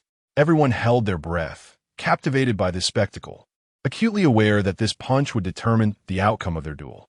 Could Yun Chuan withstand this strike? Li stared in astonishment, voicing the question that lingered in everyone's minds. On the high platform, Bai Shuang rested his chin on crossed arms, a smile curving his lips. In his estimation, the power of Lin Bai's punch had nearly grazed the threshold of the third rank. If Yun Chuan possessed no stronger hidden trump card, the outcome was evident. Yun Chuan, what is your secret weapon? Bai Shuang pondered, sensing no trace of panic from the youth's demeanor. Amidst the collapsing arena shrouded in swirling dust, a long trail of crimson seeped downwards, leaving the crowd in a state of anxious anticipation, as if they too awaited a dramatic reversal. Within the haze, Lin Bai cast a cold, mocking glance at the distance between his fist and his opponent's face, his eyes brimming with derision. With this blow, your path of martial arts shall irrevocably crumble. This is the consequence of your provocation against me and the Lin family. After uttering these words, he scrutinized the boy's visage, hoping to discern fear or regret in his expression. Yet, what greeted him was a chilling, unwavering resolve. Yun Chuan, bowing his head, suddenly lifted it with a triumphant smile. Your demise is imminent. His voice, akin to an echo from the depths of the abyss, sent a shiver down Lin Bai's spine, awakening a sense of unease within him. Simultaneously, Yun Chuan transformed his fist into a weapon, launching a fierce strike towards Lin Bai's punch. In that fleeting moment, the air emitted a bone-chilling crackle as countless frost flowers clung to the blood-red hue, spreading relentlessly across Lin Bai's entire being. An overwhelming chill instantly enveloped the entirety of the arena, leaving even the spectators hundreds of meters away feeling the icy grip. What is this? Bai Shuang and all the other third-tier demon hunters beside him stood abruptly, unable to suppress their astonishment. Boom! In the next instant, the two fists collided, the pristine white obliterating the ashen red. The ferocious force erupted in that singular moment, akin to an avalanche cascading down a snow-capped mountain. A tremendous energy surged forth, exploding from the center of the arena, stirring up tumultuous waves. Concurrently, a figure shot forth like a cannonball, crashing heavily against the edge of the stadium's wall. Countless fissures radiated from his impact point, blood staining the wall and cascading downwards like a gushing spring. As the dust settled, the boy stood resolutely, gun in hand, surveying the arena with an air of unassailable pride. Chapter 35. Soaring to the skies or falling to dust. An oppressive silence enveloped the arena as the audience remained transfixed, gazing at the pallid youth below, whose once vibrant hue had drained to a ghostly white, their hearts heavy with disbelief. Standing amidst this turmoil was Yun Chuan. Their necks, stiff as if carved from wood, slowly turned toward the dense webbing at the edges of the stage. A figure reminiscent of a lifeless dog lay there, gasping for breath, spewing forth blood mingled with fragments of internal organs. What a farce! Lin Bai had actually lost, and in such a devastating manner, utterly defeated, while his opponent emerged virtually unscathed. A wave of despondency washed over the multitude. They struggled to come to terms with this outcome. This was the home ground of Tiancheng City, where Lin Bai stood as the pride of the entire region, a testament to their prowess and one of Jiang Province's most gifted youths in recent years. Having reached the pinnacle of the second rank at such a tender age, he was merely a step away from crossing into the third rank. Yet now, he had been effortlessly crushed by a young man from outside the city, a newcomer whose fame had only recently begun to ascend. This was akin to having the pride of Tiancheng City ground into the dirt. They sought to rationalize Lin Bai's defeat, but the words caught in their throats, unuttered. Gazing at the youth below, he appeared as a dazzling spear of unparalleled brilliance, a sight so blinding that it pained them to look directly at him. Even though he had anticipated the outcome, Li Guangdao could not suppress the tumult within his heart. He had harbored hopes that Lin Bai might triumph over Yun Chuan, even after witnessing Yun Chuan's prowess in dispatching third-rank opponents. Alas, not everyone possesses the same extraordinary talent as this young man. In a moment of daze, he suddenly recalled that Yun Chuan was only 18 years old, sending a shiver down his spine. To think he is merely 18, what a mockery of effort. Achieving such heights at such a young age is astonishing. In the face of absolute talent, he felt like a pitiful jester. It was him. Huang Cheng stood frozen when Yun Chuan unleashed that shot, a profound realization dawning upon him. How remarkably coincidental and absurd that two prodigies had emerged from Jiang province around the same time. It was the same individual. No wonder Yun Chuan had exerted such formidable pressure that day. As he pieced everything together, Huang Cheng's emotions became a tangled web of relief and discomfort. When did Brother Yun become so formidable? Ning Shaoxian appeared to be seeing Yun Chuan anew, completely taken aback. He had only just regained consciousness, aware that Yun Chuan had dispatched their assailants. Such boundless potential. Sun Chun and numerous other formidable third-rank warriors felt a profound sense of awe.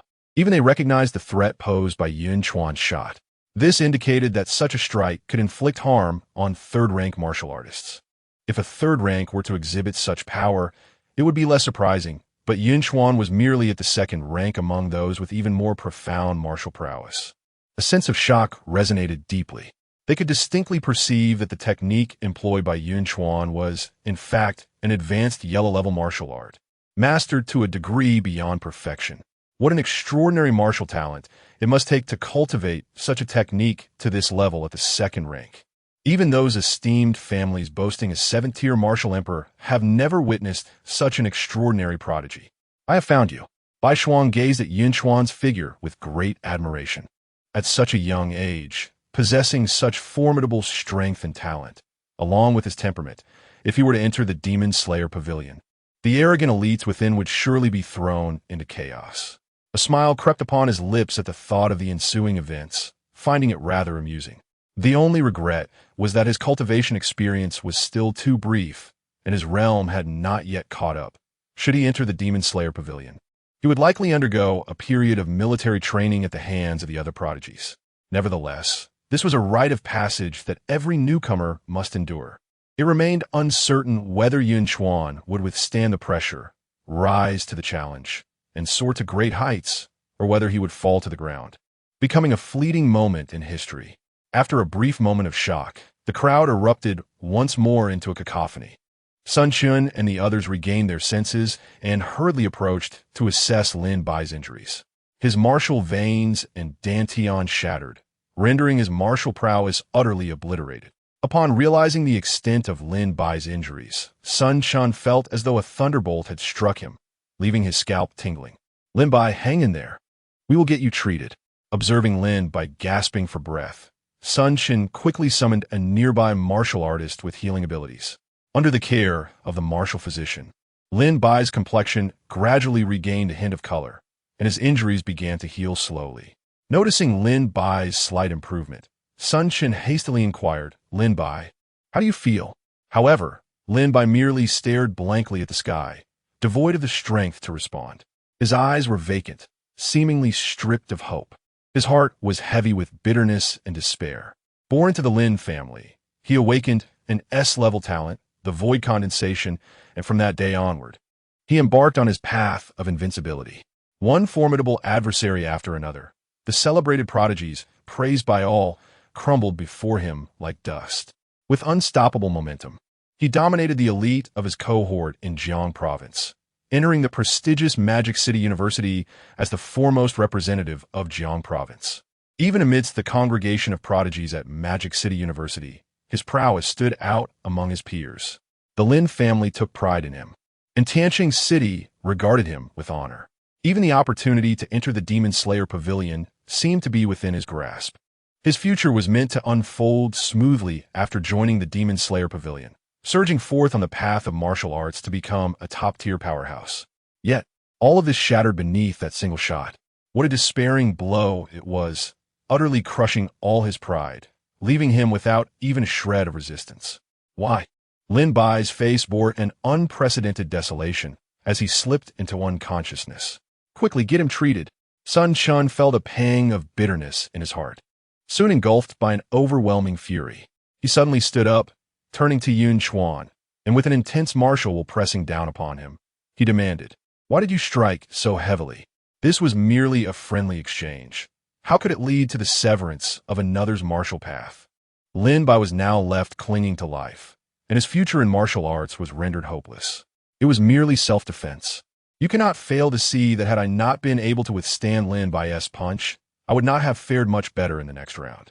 Yun Chuan stood unfazed, utterly unaffected by Sun Chen's agitation.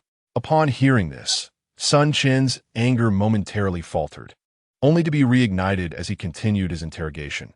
Yet the outcome reveals that you could have easily countered that attack, yet resorted to such lethal measures.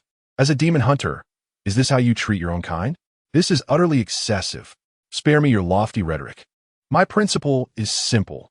If one does not offend me, I shall not offend them. Perhaps you should inquire what your precious subordinate has done. Yun Chuan scoffed at the prospect of engaging in a futile argument. Should this individual dare to strike, he still possessed hidden cards to play. What has Lin Bai done to you? Sun Chun inquired, momentarily taken aback, perplexed as to when Lin Bai and Yun Chuan had ever crossed paths. He then turned to the pale-faced Li Guangdao, who had accompanied Yun Chuan, demanding, "Do you know something?" Li Guangdao, aware of the undeniable evidence, lacked the energy to refute the claims and slowly nodded, recounting the events in their entirety. Once Sun Chun grasped the sequence of occurrences, he trembled with a mix of rage and frustration. Foolishness. How could Lin Bai commit such a foolish act? Surely, there must be some misunderstanding. Yunchuan cast a cold glance in his direction, disdainful of any attempts at justification at this juncture. With a clatter, a token was thrown before Sun Chun. Yunchuan's chilling voice rang out as he gestured to the emblem upon his chest, declaring, "I possess evidence. See for yourself." Chapter 36. The ancestor of the Lin family. Upon hearing those words, Sun Chun felt a dryness in his throat. The evidence was irrefutable, further compounded by the token he had just retrieved from the ground, inscribed with the character for Lin. He could no longer refute the accusations. This token was familiar to him. It was a sacred emblem of the Lin family. The fact that it had been taken from Yun Chuan as possession, along with the words of Li Guangdao, all served to substantiate the claim that a member of the Lin family had attempted to assassinate Yun Chuan, but to no avail. Colluding with villains to strike down the demon hunter guards was a grave offense. In the days to come, both Lin Bai and Li Guangdao would be confined to a prison cell. However, could Lin Bai, in his feeble state, truly withstand the hardships of incarceration? And what of the Lin family? Indeed, there was the Lin family to consider. Sun Chin suddenly recalled that Lin Bai had been reduced to this state. The Lin family, which had once regarded him as their hope, would surely be driven to madness.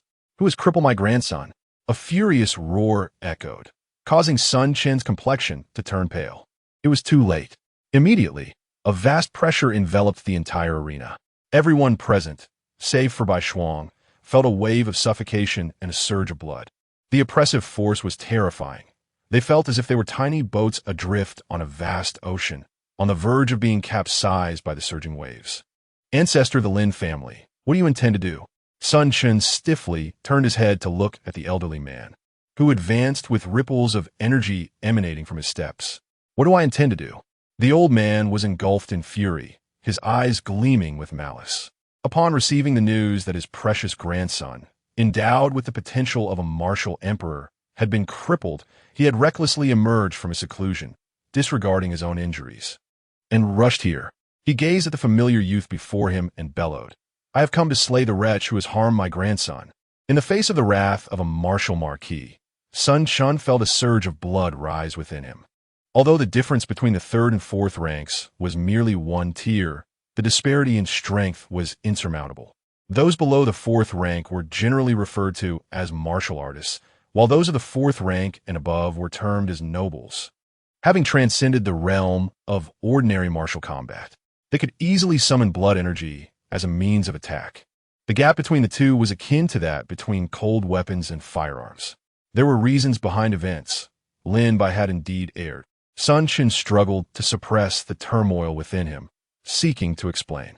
Yet he was interrupted by Lin Batian's furious admonition.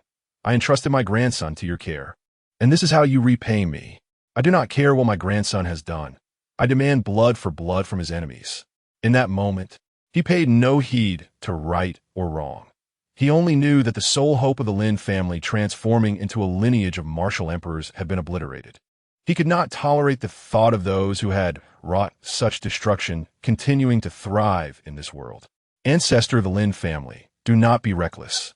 The Demon Hunter Bureau will not permit this." Although Sun Chin still harbored resentment towards Yun Chuan, It was undeniable that Lin Bai had been at fault first. Even for the sake of preserving the dignity of the Demon Hunter Bureau, he could not allow Lin Batian to act without restraint. Ha ha, I scoff at you. My Lin family as prodigy is gone. What do I have left to concern myself with? I may as well go down in flames alongside him. The ancestor of the Lin family laughed maniacally, engaging in a desperate struggle against his enemies, hoping against hope to vanquish them, yet suffering grievous injuries himself, merely clinging to life while awaiting Lin Bai's ascendance. If hope has vanished, then his lifespan is already dwindling. In any case, after his demise, without his presence, the Lin family would inevitably be devoured by relentless adversaries. It is merely a matter of time. You are truly insane. Sun Chun gazed at Lin Batian in a daze, a wave of unease washing over him as he discerned the resolute determination of death reflected in the man's eyes. Insane? Huh. Today, I shall embrace madness. With Dongfang being absent, let us see who can withstand my wrath. Lin Batian's aura erupted with ferocity, violently sending Sun Chun flying, blood splattering into the air. Disregarding the fact that Sun Chun was now on the brink of collapse, utterly devoid of combat capability, his previously murky gaze suddenly ignited with a brilliant clarity. The Chi perception technique, this was a martial art he had comprehended on his own, although it was of lower grade. It enabled him to perceive the depths of those whose realms were inferior to his own. In an instant, he locked onto the strongest presence in the vicinity, a second-tier figure whose aura was particularly striking. The depth of this aura shone forth like a candle in the dark of night. I found you. With a swift motion, he surged towards Yun Chuan, propelled by an overwhelming momentum that easily sent any demon hunters attempting to obstruct him flying. He could have crushed Yun Chuan from several meters away with a mere gesture of his blood-infused palm, yet he relished the thought of prolonging Yun Chuan's suffering. He yearned for Yun Chuan to endure the torment his grandson had experienced, to suffer agonizingly before his end. A powerful aura of death approached, causing Yun Chuan to tremble involuntarily, a primal fear stemming from the oppressive force of absolute power. With a deep breath, Yun Chuan exhaled a hot sigh, a flush of excitement spreading across his face. Is this the power of a martial marquis? It's overwhelmingly intoxicating. This force rendered him immobile, forcing him to remain rooted in place. The thought that he might soon possess such terrifying, no, even more formidable power filled Yun Chuan with exhilaration. Even in the face of imminent death, he smiled. Do not worry, I will not grant you a swift demise. A cruel smile danced upon Lin Batian's lips as he moved with astonishing speed, appearing before Yun Chuan in an instant. Poised to effortlessly shatter Yun Chuan's vitality with a mere grasp, observing everything with his hands clasped behind his back. Bai Shuang noted Yun Chuan's calm demeanor amidst this perilous crisis, even exuding excitement. This realization ignited a spark in his eyes. At that moment, Yun Chuan resembled an unsheathed treasure soar before him. This was the moment. Bai Shuang understood that embellishing a situation was less valuable than providing timely assistance. Only by intervening in this life-or-death crisis could he truly leave an impression on Yun Chuan. Boom! Just as Lin Batian was about to make contact with Yun Chuan, a more formidable aura erupted forth. Bai Shuang transformed into a streak of white light, abruptly appearing before Lin Batian, fingers converging as he clenched his fist and struck in one fluid motion. However, to his astonishment, another robust figure unexpectedly materialized beside Yun Chuan, delivering a simultaneous punch akin to his own. In an instant, piercing frost and dense yellow sand coalesced into a vivid canvas of white and yellow, erupting with tremendous force. Rumble. In comparison to the formidable clash between Yun Chuan and Lin Bai that transpired previously, this strike was truly earth-shattering, causing the entire stadium to tremble at that very moment. Even individuals within nearby buildings, situated miles away, were filled with trepidation and rushed out of their confines. Simultaneously, a figure radiating an air of madness surged along the path to the stadium, sensing the tremor and abruptly jolting. In the next instant, an overwhelming surge of ferocity erupted, far exceeding its original magnitude, causing the ground beneath to shatter under the intense pressure. Damn it, Lin family's old hound. You better pray that Yun Chuan is unharmed. The frenzied figure muttered, unleashing an unprecedented speed that transformed into a streak of light, tearing apart the entirety of the roadway.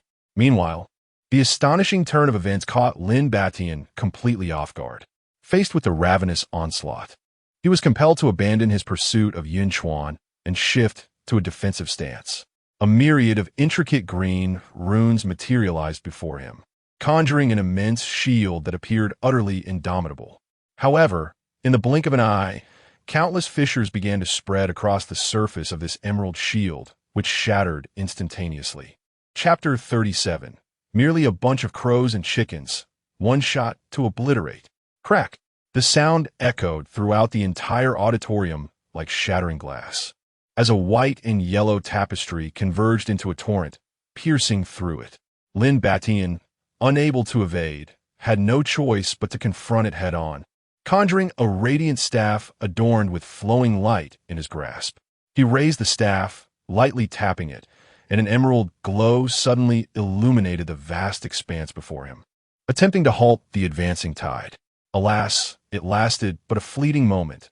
The magnificent staff, a top-tier treasure of the 4th grade, became riddled with dense fissures almost instantaneously.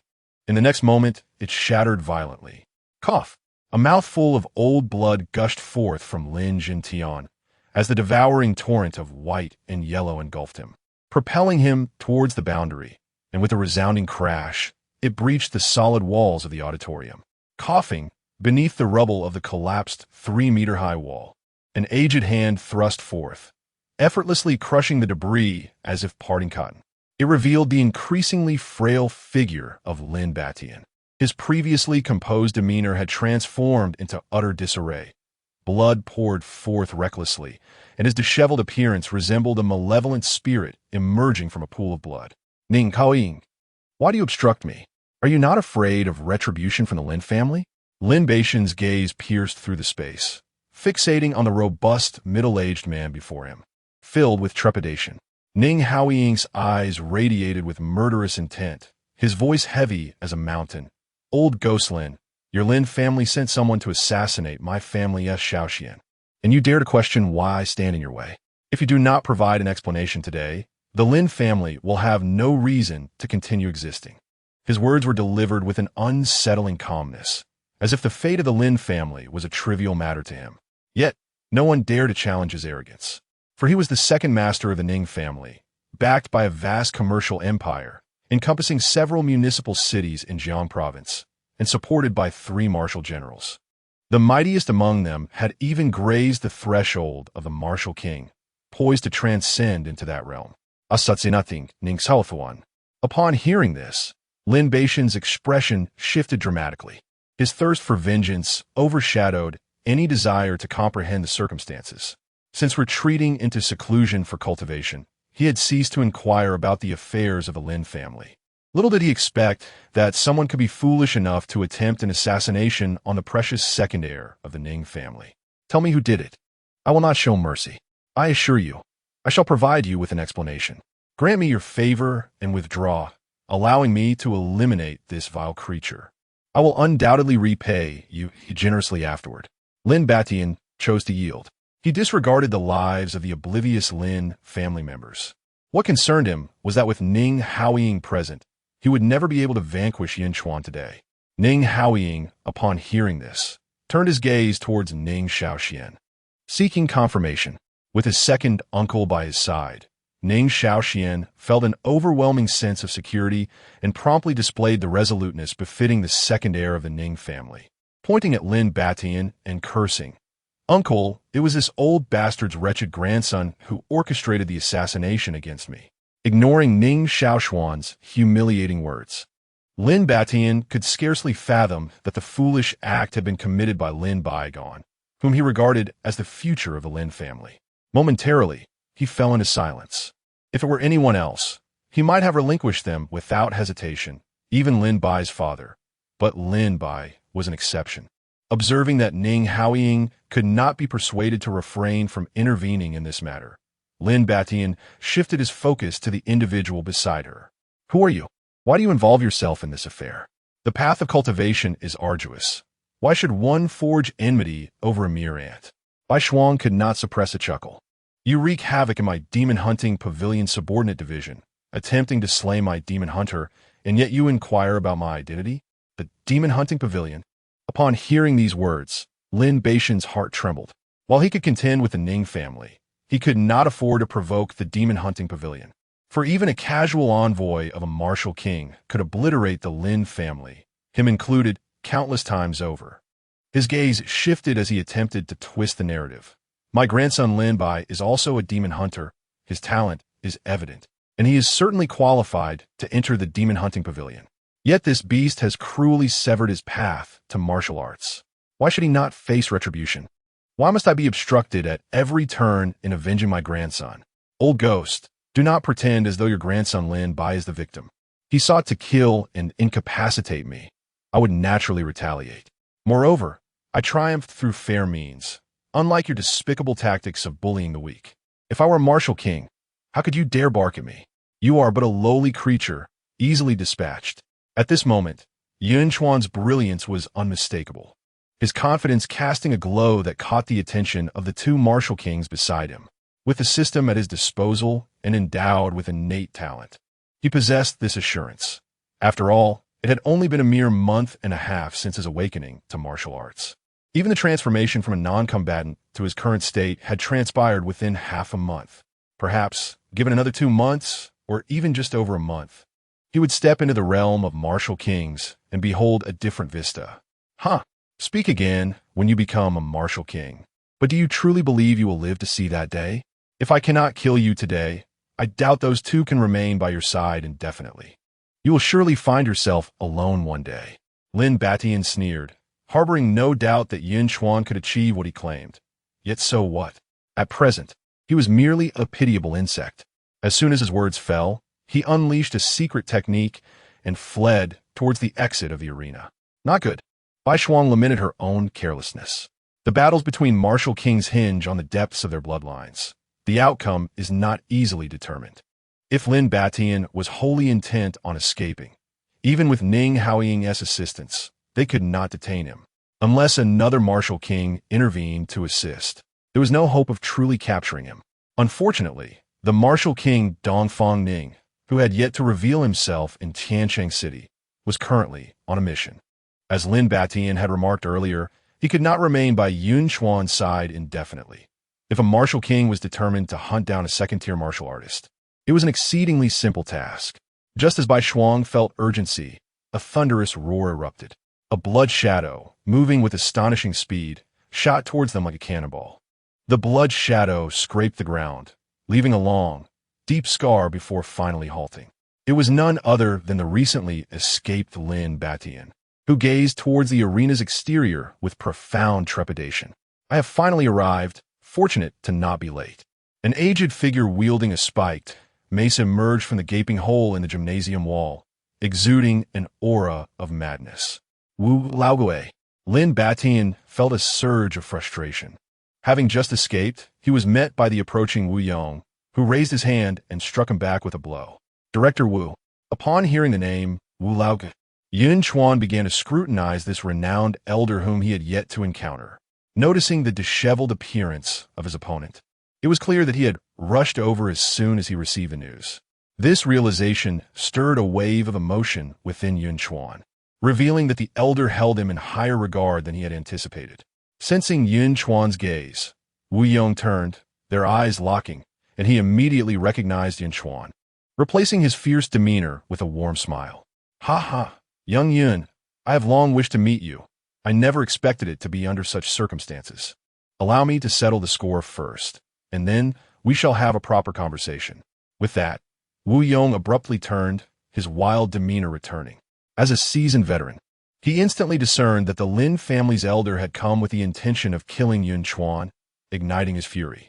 Bai Shuang and Ning Haoying exchange a glance, instinctively moving forward to encircle Lin Batian. In that moment, Lin Batian found himself with no path to escape. Chapter 38. Quota of the Demon Hunting Pavilion. The battle between the martial lords raged on for an extended period. Had it merely been a reckless pursuit to eliminate Lin Batian, it would not have taken such time. Yet, they had to remain vigilant to avoid collateral damage to others. No one could discern the intricacies of the combat, and no soul dared approach within 100 meters of the fray. The Demon Hunting Bureau had long since initiated an urgent evacuation, including Yun Chuan and his companions, who had vacated the stadium. Countless spectators, from a distance, could only glimpse the vibrant hues and feel the spine-chilling vibrations emanating from the conflict. Few were privy to the ultimate outcome of the battle. They only knew that, when it concluded, the entire arena and the surrounding area had been reduced to ruins. In a lavish estate belonging to the Ning family in Tiancheng City, Ning Haoying, donning black-rimmed glasses and an elegant black suit, appeared remarkably refined, a stark contrast to the burly man from earlier. His eyes brimmed with admiration for Yun Chuan, while his gaze towards Ning Shaoxian was laden with disappointment. Yun Chuan inclined his head respectfully. This matter arose due to me, and Ning Shaoxian was inadvertently drawn into it. You have spared me from the Lin family's patriarch's vengeance, for which I am truly grateful. Ha! It was but a trifling effort. You are a friend of Shaoxian. There is no need for such formality. Besides, I had intended to settle accounts with Lin Bati and myself. Ning Haoying exclaimed with hearty laughter. Having learned of Yun Chuan's prodigious talent from Ning Shaoxian, he recognized that the Ning family would be fortunate to cultivate a friendship with such a promising individual. Reflecting on this, he continued, as for the remaining members of the Lin family, you need not worry. The old ghost Lin Batian is deceased, and his adversaries will not pass up the opportunity to strike at a fallen foe. That is of no concern, should they dare to approach. It would merely be a path to their demise, Yun Chuan replied, unperturbed by the potential threats posed by the Lin family without the presence of a martial lord. The reward for first place in the friendship exchange would soon be in his possession. With diligent effort, he would ascend to the 3rd rank, leaving no one from the Lin family capable of withstanding even a single strike from him. Splendid. Such audacity. You possess the same spirit I had in my youth, Ning Haoying remarked, genuinely impressed by Yun Chuan. A martial artist lacking even a modicum of courage and confidence could not hope to advance far. At that moment, Ning Shaoxian interjected, enough of that, uncle. I recall grandfather mentioning that when you were 18, you sulked for 3 days without eating or drinking after your girlfriend dumped you. It was only after he treated you to bamboo shoots stir-fried with meat that you finally agreed to eat. I see your skin is itching for a beating. I shall treat you to a meal of bamboo shoots stir-fried with meat right away. Ning Haoying composure falteret. Ha! Since you have family matters to attend to, I shall not impose further. Farewell for now. Yun Chuan, sensing the awkwardness, decided to take his leave, having intended to depart anyway. Turning to Yun Chuan, Ning Haoying offered an apologetic smile. I truly apologize for the commotion. I will have the butler see you off, and I hope we can meet again soon. Please, Yunge, save me. Ning Shaoxian cast a desperate plea towards Yun Chuan. However, Yun Chuan merely shrugged in helplessness regarding this matter. The black history of a martial lord, known only to Ning Shaoxian as his nephew, would likely be forgotten by strangers. As Yun Chuan approached the entrance, he could still faintly hear the anguished cries emanating from within. Upon returning to the hotel, he clenched his fist in determination. That battle had ignited a fervent yearning within him. The martial lord, with an aura of omnipotence, seemed like a being from an entirely different realm compared to ordinary warriors. He longed to reach that level as soon as possible. With great anticipation in his heart, he promptly fell into a deep slumber. The day's exertions had been exhausting, nearly draining him of all energy. Besides aspiring to become a martial lord, his greatest desire was simply to rest. However, when he next opened his eyes, it was not due to a restful sleep, but rather a call from the Demon Hunter Bureau requesting his presence. Yun Chuan pondered silently. It was likely the martial lord who wielded the chilling bloodblade, an old Wu who wished to see him. Upon his arrival at the Bureau, he could sense the gazes of many, filled with both reverence and hostility. It was understandable. Seeing a close colleague incapacitated would surely breed resentment. Yet, Yun Chuan was indifferent. He could not expect the affection of all, nor did he require it. When he was led to a courtyard, he found 3 individuals gathered around a stone table, engaged in lively conversation over tea. Among them was an elder he had not previously encountered, but given his presence, it was easy to surmise that he was also a martial lord, likely Dongfang Ning, the head of the Demon Hunter Bureau in Tianqing City. Yin lad, you've arrived. Old Wu was the first to notice him, jovially rising to pull him over to the stone table, devoid of any airs befitting a bureau chief. Resembling instead a kind elder at home, he gestured toward Dongfang Ning, introducing him. This old fellow is Dongfang Ning, the head of the Demon Hunter Bureau in Tianqing City, a fellow graduate of the same martial arts university as myself. No need to be overly formal, just consider yourself at home. Following this, he introduced Bai Shuang, who sat nearby. This is Deacon Bai from the Demon Hunter Pavilion. You should be sure to curry favor with him. Who knows, you might get recruited into the pavilion. Old Wu chuckled loudly, completely disregarding the feelings of the other two, which left Yun Chuan feeling somewhat awkward. Fortunately, the two martial lords appeared unfazed, evidently accustomed to Old Wu's demeanor. After some pleasantries, Yun Chuan and the others grew more familiar. Young friend Yun, I have heard that during your ambush, you felled a third-tier warrior from the Lin family. Such talent is wasted in Yunchuan City. Why not come to Tianqing City? Once you attain the third tier, I could offer you the position of deputy director. Dongfang Ning regarded Yun Chuan as one what a precious gem. Prior to Yun Chuan's arrival, the three had been taken aback by this news. In Jiang province, events that could stir the emotions of martial lords were rare. To have vanquished a third-tier warrior was an exceptional feat, one that was seldom seen throughout the entire Dragon Kingdom. Only the hidden clans of great lineage could nurture such prodigious talents. Go away, you old fool. How can you attempt to poach someone like that? Old Wu retorted with irritation. I was planning to retire and let Yin lad take over. Dongfang Ning retorted, why not? If Tianqing City loses a Lin Bai, what harm is there in compensating me with a Yun Chuan? Beneath his words lay a flicker of resentment. After all, Lin Bai was the face of the Demon Hunter Bureau in Tianqing City. It was all but certain that he would ascend to the position of bureau chief in the future. I'm not concerned. Old Wu crossed his arms, evading responsibility like a child. All right, there's no need for either of you to argue, Bai Shuang interjected, raising his hand. Both men turned their gazes towards him, contemplating a shared possibility, and simultaneously exclaimed, you mean? Indeed, I intend to transfer my quota in the Demon Hunting Pavilion to Yunchuan. Bai Shuang's declaration sent a jolt through the two elders. A quota for the Demon Hunting Pavilion. Those who could enter were all exceptional prodigies. Even Lin Bai had merely a glimmer of hope. The mere thought that Bai Shuang would bestow this quota upon Yun Chuan was initially surprising, yet upon reflection, it was entirely reasonable, as Yun Chuan's accomplishments were more than sufficient for entry. The only question that lingered was, what are your thoughts, Yun Chuan?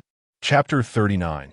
The pool technique. Old man Wu harbored the hope that Yun Chuan could succeed him as the director. Yet he was even more reluctant to let Yun Chuan miss this opportunity. He cast a significant glance at Yun Chuan, urging him to accept swiftly. Thank you, Elder Bai. I am indeed willing to join the Demon Hunting Pavilion. Under the gaze of several onlookers, Yun Chuan nodded vigorously. His initial intention was to ascend from the Demon Hunting Bureau to a superior department, and he had not anticipated achieving this so swiftly. The resources available at the Demon Hunting Pavilion far surpassed those of the Bureau, and he certainly would not decline. Excellent. This is your identity token as a disciple of the Demon Hunting Pavilion. You may report to the pavilion next Monday. However, once you enter, you will need to exercise a degree of restraint for a time. The prodigies within possess rather difficult temperaments, and your current realm is still somewhat lacking, Bai Shuang remarked, presenting an ancient token to Yun Chuan. He had already imparted the necessary advice. Whether Yun Chuan heeded, it was entirely his own affair. Many newcomers to the Demon Hunting Pavilion often scoffed at the idea, convinced of their unparalleled talents, only to be thoroughly disheartened within a month. The moment Yun Chuan grasped the token, he felt a chilling weight, and he certainly did not absorb Bai Shuang's counsel. What a jest! If he were a conventional practitioner, he might need to tread cautiously, but he was operating with an advantage. After all, why be timid? Focus on your cultivation. Once you reach the Martial Marquis realm, you will govern two cities.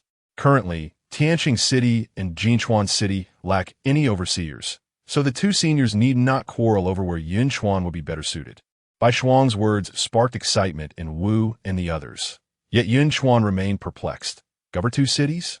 Indeed, in terms of status, the authority surpasses that of the director of the Demon Hunting Bureau.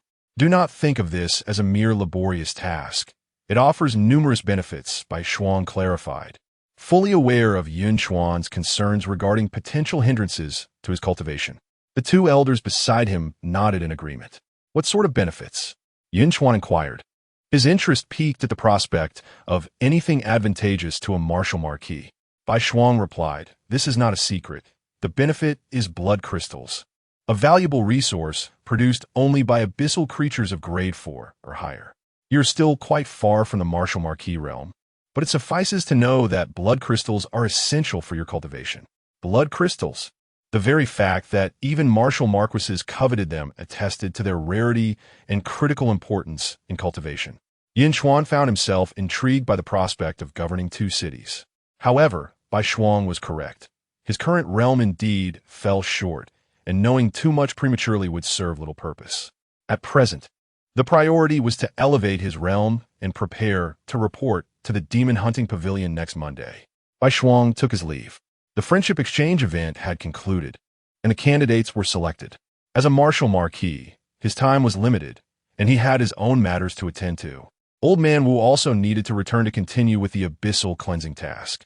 His visit had been urgent, having set aside other duties solely to ensure Yun Chuan's safety. Upon meeting Yun Chuan, he realized he had made the right decision. Just a week prior, he received the notification that Yun Chuan had recently ascended to the second rank. To his astonishment, in such a brief period, he had reached the pinnacle of the second rank, which brought him immense joy. Furthermore, his combat prowess had not diminished. He had mastered the notoriously difficult third rank to perfection, easily overpowering even Lin Bai. He was not merely a prodigy in cultivation, but also a genius in martial arts. Once Yun Chuan matured, he would find his own path considerably easier. A day later, Yun Chuan returned to Yunchuan City, bearing the award for first place in the recent friendship exchange. Feeling somewhat uneasy on foreign territory, he resolved to enhance his skills further upon returning to Yunchuan City. When Zhang Yuan, who had come to personally greet him, sensed the aura emanating from Yun Chuan, he was left utterly dumbfounded. Had it really only been a week? And was he already on the verge of breaking through to the third rank? How could mere months of cultivation yield such results? Especially in just a month and a half. After years of dedicated effort, Zhang Yuan found himself overshadowed by the accomplishments of another in such a short span, leaving him feeling disheartened. Moreover, Yun Chuan had effortlessly triumphed over the top genius of Xinjiang province and returned with the first-place prize from the exchange. Initially, Zhang Yuan had merely intended for Yun Chuan to gain some experience, yet achieving first place seemed as simple as picking up a piece of trash. To his further astonishment, he learned from Old Wu that Yun Chuan had indeed defeated the Abyss Emperor, leaving him breathless. How could a person be so extraordinarily gifted?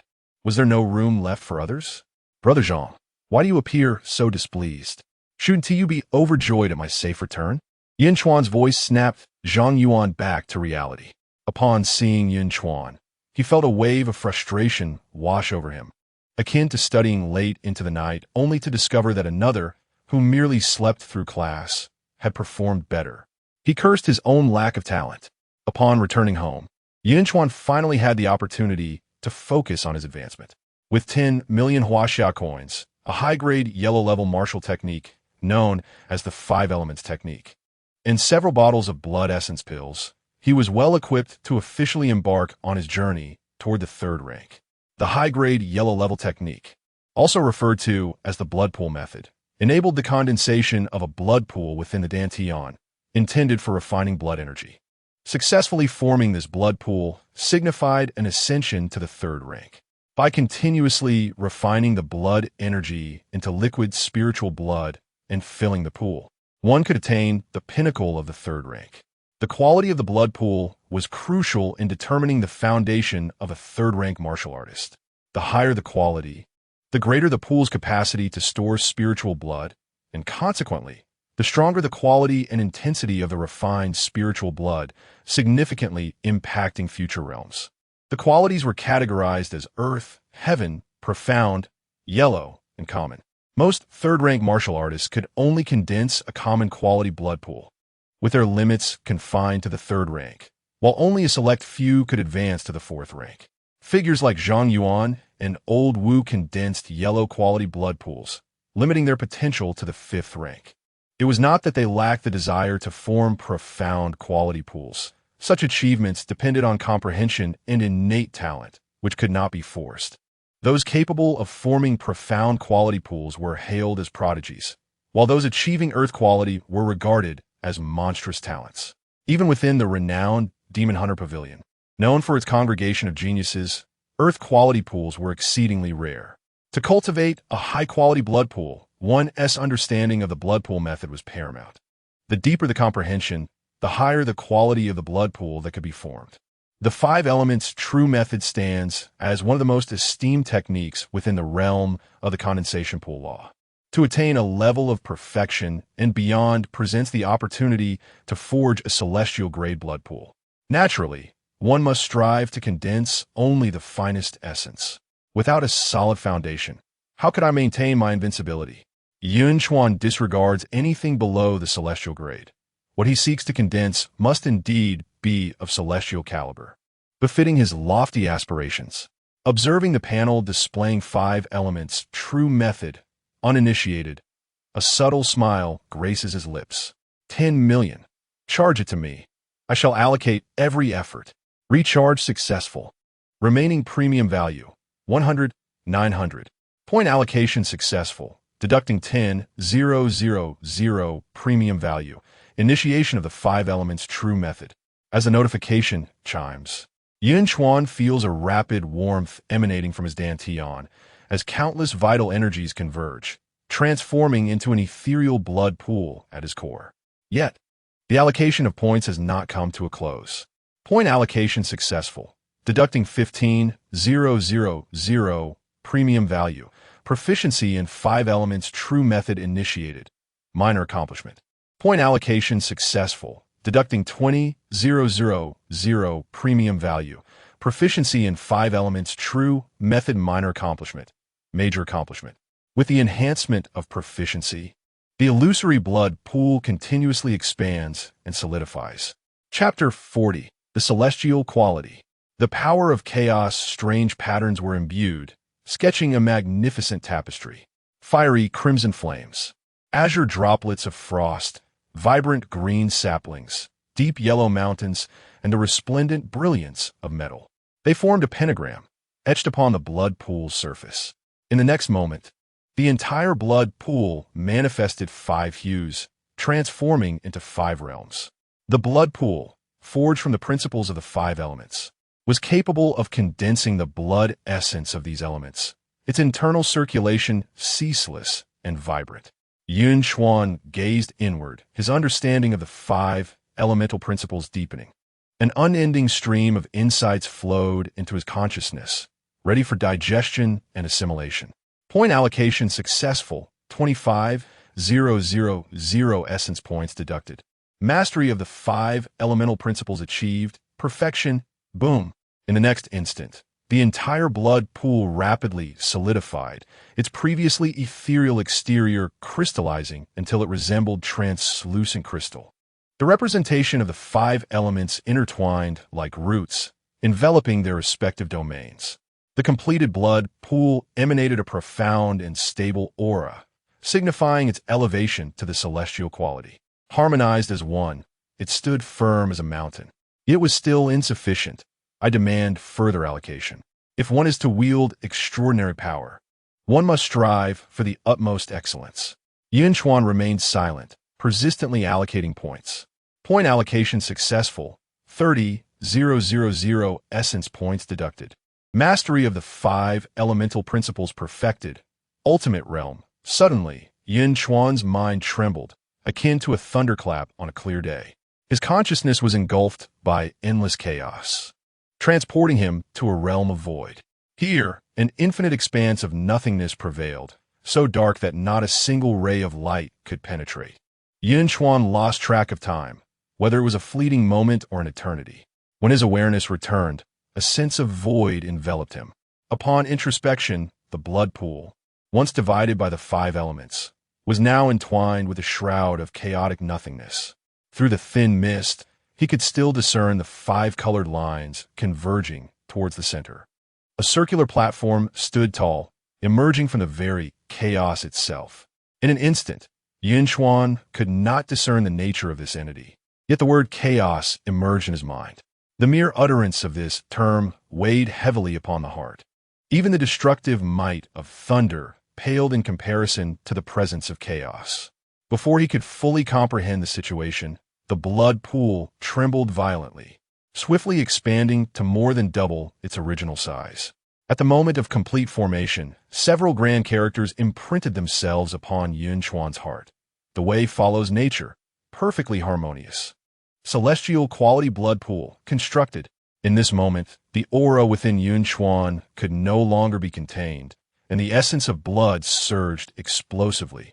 The panel displayed a blood essence level of 99, which rapidly escalated. 100, 200, 300. It only ceased at 600, elevating his realm to the 3rd tier. 6th stage. Simultaneously, within the chaotic blood pool, the blood essence continuously liquefied, transforming into gem-like radiant liquid, gradually filling the void. A new entry appeared on the panel, spiritual energy. The term spiritual energy is not unfamiliar to Yun Chuan, as it represents the maximum energy that can be unleashed from the blood essence refined within the blood pool. Upon reaching the 3rd tier, martial artists no longer merely enhance their physical forms through blood essence as they did previously. They can now project their blood essence several meters outward, enabling a clash of energies, accompanied by various attribute enhancements or additional powers, such as Yun Chuan's chaotic force. However, not all martial artists opt for this combat style. Some still adhere to the aesthetic of brute force, dedicating their blood essence entirely to fortifying their physical bodies, excelling in physical cultivation without any less prowess. As the blood pool continues to fill, the initially non-existent spiritual energy experiences a meteoric rise, swiftly reaching 3,000, 5 times that of the blood essence. This figure is nothing short of terrifying.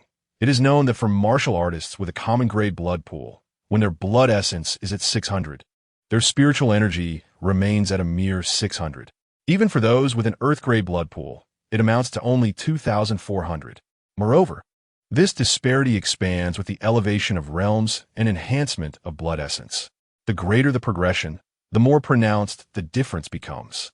Furthermore, this only accounts for the energy unleashed by blood essence, excluding the support provided by martial arts and other innate passive abilities. Yun Chuan can distinctly sense his formidable strength. He could effortlessly crush the 3rd-tier elder who had previously ambushed him with a mere finger. Such overwhelming power, and he is still only at the 3rd tier. Imagine how formidable he will be once he attains the rank of a martial marquis. Surely, he can annihilate an entire city with ease. While Yun Chuan revels in the fulfillment brought by his newfound strength, chaos brews outside. Zhang Yuan, still engaged in administrative matters, hears alarming news regarding the newly emerged 2nd-tier abyss, which had already been purged once. Astonishingly, it harbors an abyssal emperor that appeared just last night. Fortunately, to ensure safety, he had suspended an old weapon, the wolf-toothed club, tainted with the essence of the old Master Wu, at the abyss's entrance, preventing this abyssal emperor from escaping and wreaking havoc upon Yunchuan City. However, this method cannot remain concealed for long. The wolf-toothed club serves merely as a deterrent and has no real effect on the abyssal emperor. Should the emperor discern that there is no martial marquis guarding outside, it would undoubtedly break free from the abyss and commence a massacre. The pressing urgency now is to summon Master Wu back immediately. Just as he prepares to call him, an overwhelming aura, sending chills down his spine, emanates from the community housing near the Demon Hunter Bureau, who has broken through to the 3rd tier.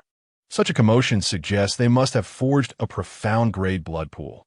In an instant, Zhang Yuan's expression shifts to one of envy.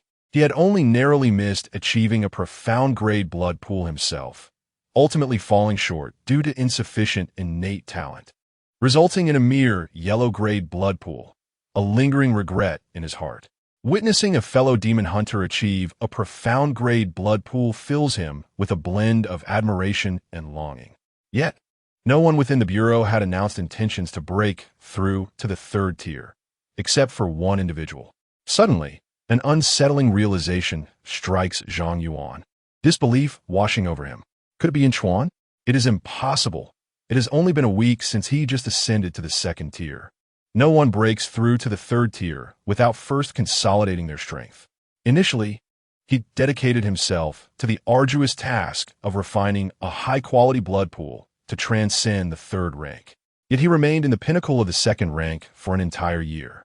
Without this period of introspection, rushing to break through could easily result in a fragmented failure of the blood pool's construction due to insufficient comprehension. Should he attempt another breakthrough thereafter, his potential would irrevocably diminish by an entire rank. But if it is not Yunchuan, then who could it be? In order to ensure the safety of the families of the Demon Hunter Guard, he hastened towards that direction without delay. The majority of the families of the Demon Hunter Guard resided in Yunchuan City, and any misfortune would weigh heavily upon him. However, upon his arrival, he was engulfed in silence. The location of the energy eruption was precisely assigned to Yun Chuan. "Brother Zhang, what brings you here?" As fate would have it, he lifted his gaze to see Yun Chuan on the balcony, having just reassured his parents and younger brother, waving at him. Upon sensing the lingering, terrifying aura emanating from Yun Chuan that sent shivers down his spine, Zhang Yuan's expression morphed into one of dismay. It was indeed Yun Chuan. He had endeavored to compress his estimation of Yun Chuan's breakthrough to the third rank into a mere 2 months. Yet it had only been 1 week, just one single week. Zhang Yuan instinctively reached into his pocket, yearning for a cigarette to alleviate his tumultuous emotions, only to discover that he was out. Furthermore, Yun Chuan's subsequent words weighed heavily on his chest. "Brother Zhang, why do you seem unhappy? Is there something weighing on your mind?" Chapter 41. A sudden turn of events. Enough with the nonsense, you rascal. As long as everything is fine, I have other pressing matters to attend to. Zhang Yuan yearned to leave this sorrowful place swiftly. Although he had known Yunchuan for a short time, he was genuinely pleased with his accomplishments. Yet, the thought of his own arduous years of cultivation yielding minimal results left him feeling despondent. "Do you need assistance?" Yunchuan leaped over the railing, plummeting from the high building and landing with a thud, his condensed vitality enveloping his feet, leaving him unscathed.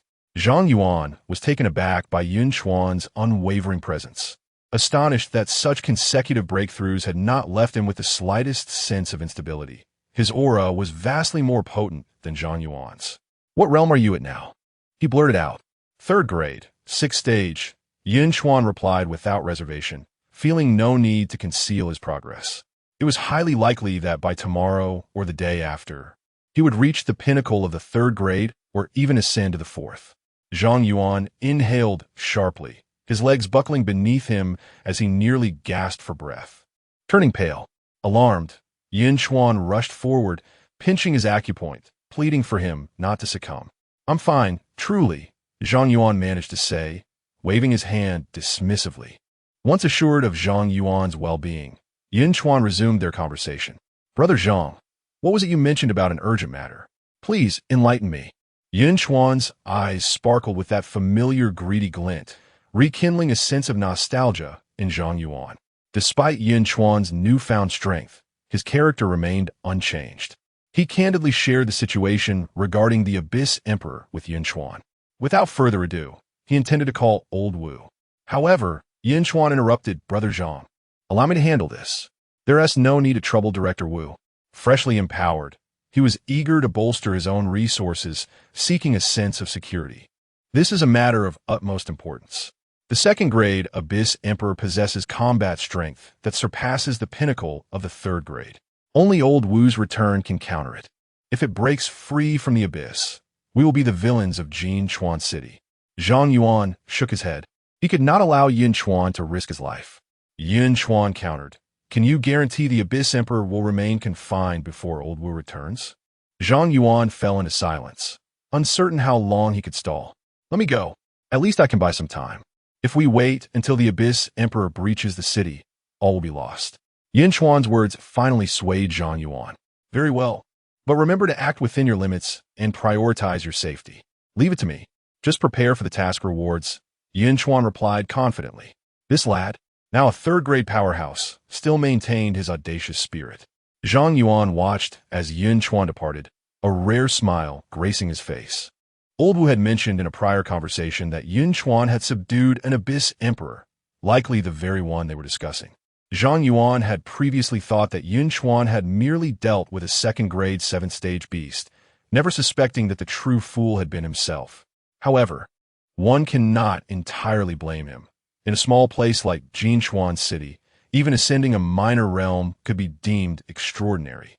Individuals like Yun Chuan, who are truly prodigious, appear only once in several centuries. It is due to this remarkable achievement that Zhang Yuan felt emboldened to permit Yun Chuan to venture forth. Defeating him was undoubtedly impossible, but stalling until the arrival of Old Wu should pose no challenge. To rescue the entire populace of Yunchuan City from peril. Such an accomplishment must surely be worth millions of Huaxiao coins, one would think. Yun Chuan, reveling in this thought, felt himself drawing closer to the title of martial hero. Most importantly, possessing a representative of the Abyssal Emperor would grant him access to an extraordinary skill. If the Infernal Tiger Beast was already formidable, one can only imagine the prowess of an Abyssal Emperor, which was a rank higher. To hasten his journey, Yun Chuan summoned the Infernal Tiger Beast. As it galloped through the city, it attracted the gaze of all. Initially, the sight of the Abyssal Emperor instilled fear, but upon seeing the youthful figure atop it, the crowd settled into calm. The uproar surrounding the friendship exchange was so substantial that it would be nearly impossible for Yunchuan City to remain oblivious. Yunchuan's exploits spread like wildfire. From octogenarians to 10-year-olds, everyone became acquainted with this rising star of martial arts. High school students throughout Yunchuan City took Yun Chuan as their paragon. With the Abyssal Emperor beneath his feet, he had vanquished last year's top scorer from Jiang Province as college entrance examinations. What youth would not aspire to be a celestial prodigy like Yun Chuan? Basking in the adoration of the masses? Even the fervently active anti-Shura organization online, upon realizing that Yun Chuan was indeed Shura, fell silent. What a jest! The mere presence of the Abyssal Emperor was enough to intimidate them, let alone the fact that Yun Chuan was a demon hunter capable of subduing even Lin Bai. They dared not provoke him. Human, how had you suddenly become so powerful? The Infernal Tiger Beast, swift in its movements, reached the sparsely populated outskirts in a matter of minutes, drawing near to the second-tier abyss. It had long wished to voice this thought. In just a day, the human upon its back had grown exponentially stronger. It recalled that while the human's cultivation speed was rapid, it had never been to such an outrageous extent. Yun Chuan replied, "It is merely a combination of talent and diligence. Were it otherwise, how could I ever be worthy of being your master?" The Infernal Tiger Beast regarded him with clear eyes. "That is a valid point. You indeed differ from any human I have encountered. By the way, when will you fulfill the promise you made to me?" "Do not fret. News is already forthcoming," Yun Chuan reassured, stroking the soft fur of the Infernal Tiger Beast. Its eyes sparkled with excitement as its speed surged. "Really? You are indeed a person of great virtue. I did not misplace my trust in you. If you have a piece of meat, I shall have a share of the broth." Yun Chuan pounded his chest in assurance. Encouraged by his words, the Infernal Tiger Beast exerted itself even more. Covering the distance of over 10 kilometers, they arrived in mere minutes. However, upon reaching their destination, all he found were a few demon hunters sprawled on the ground in slumber. Though their acquaintance had been brief, Yun Chuan's memory allowed him to recognize several of them. He approached to investigate, his brow furrowing deeper when he noticed the absence of the Wolf Fong Club, which bore the aura of Old Wu. Left at the entrance of the abyss, could it be that the Abyssal Emperor had already emerged? No, if that were the case, these few would surely not still be alive. Yunchuan sensed the presence of several individuals and found their energy to be remarkably stable, likely due to having been momentarily incapacitated by a formidable adversary far stronger than themselves. If his conjecture held true, It was understandable why they had failed to relay their message in a timely manner. Humans, I detect numerous residual traces of others within your realm, although none possess your strength, the abyssal tiger murmured, lowering its head and leaning closer to Yunchuan's ear. Since the incident where Yun Chuan had decisively bested it, the creature's perception had sharpened significantly, allowing it to discern the profound depth of Yunchuan's capabilities. Just as I suspected, I am eager to discover who it is. Fortunately, the Abyssal Emperor has not been unleashed. Otherwise, you would be in dire straits. Even Old Wu's Spike Club was swiped away, had an unexpected event occurred. The Abyssal Emperor might have already manifested in the city center, and the consequences would be unimaginable. However, now that I have arrived, there is no need for haste. With my presence, the Abyssal Emperor shall not escape this small town. He first roused the individuals, and upon learning of the situation, their expressions grew grim. A few identified themselves as third-year students from Magic City University who had ventured here for training. Despite being warned of the Abyssal Emperor's presence, they disregarded the caution and recklessly charged in, even disdainfully discarding their spike clubs.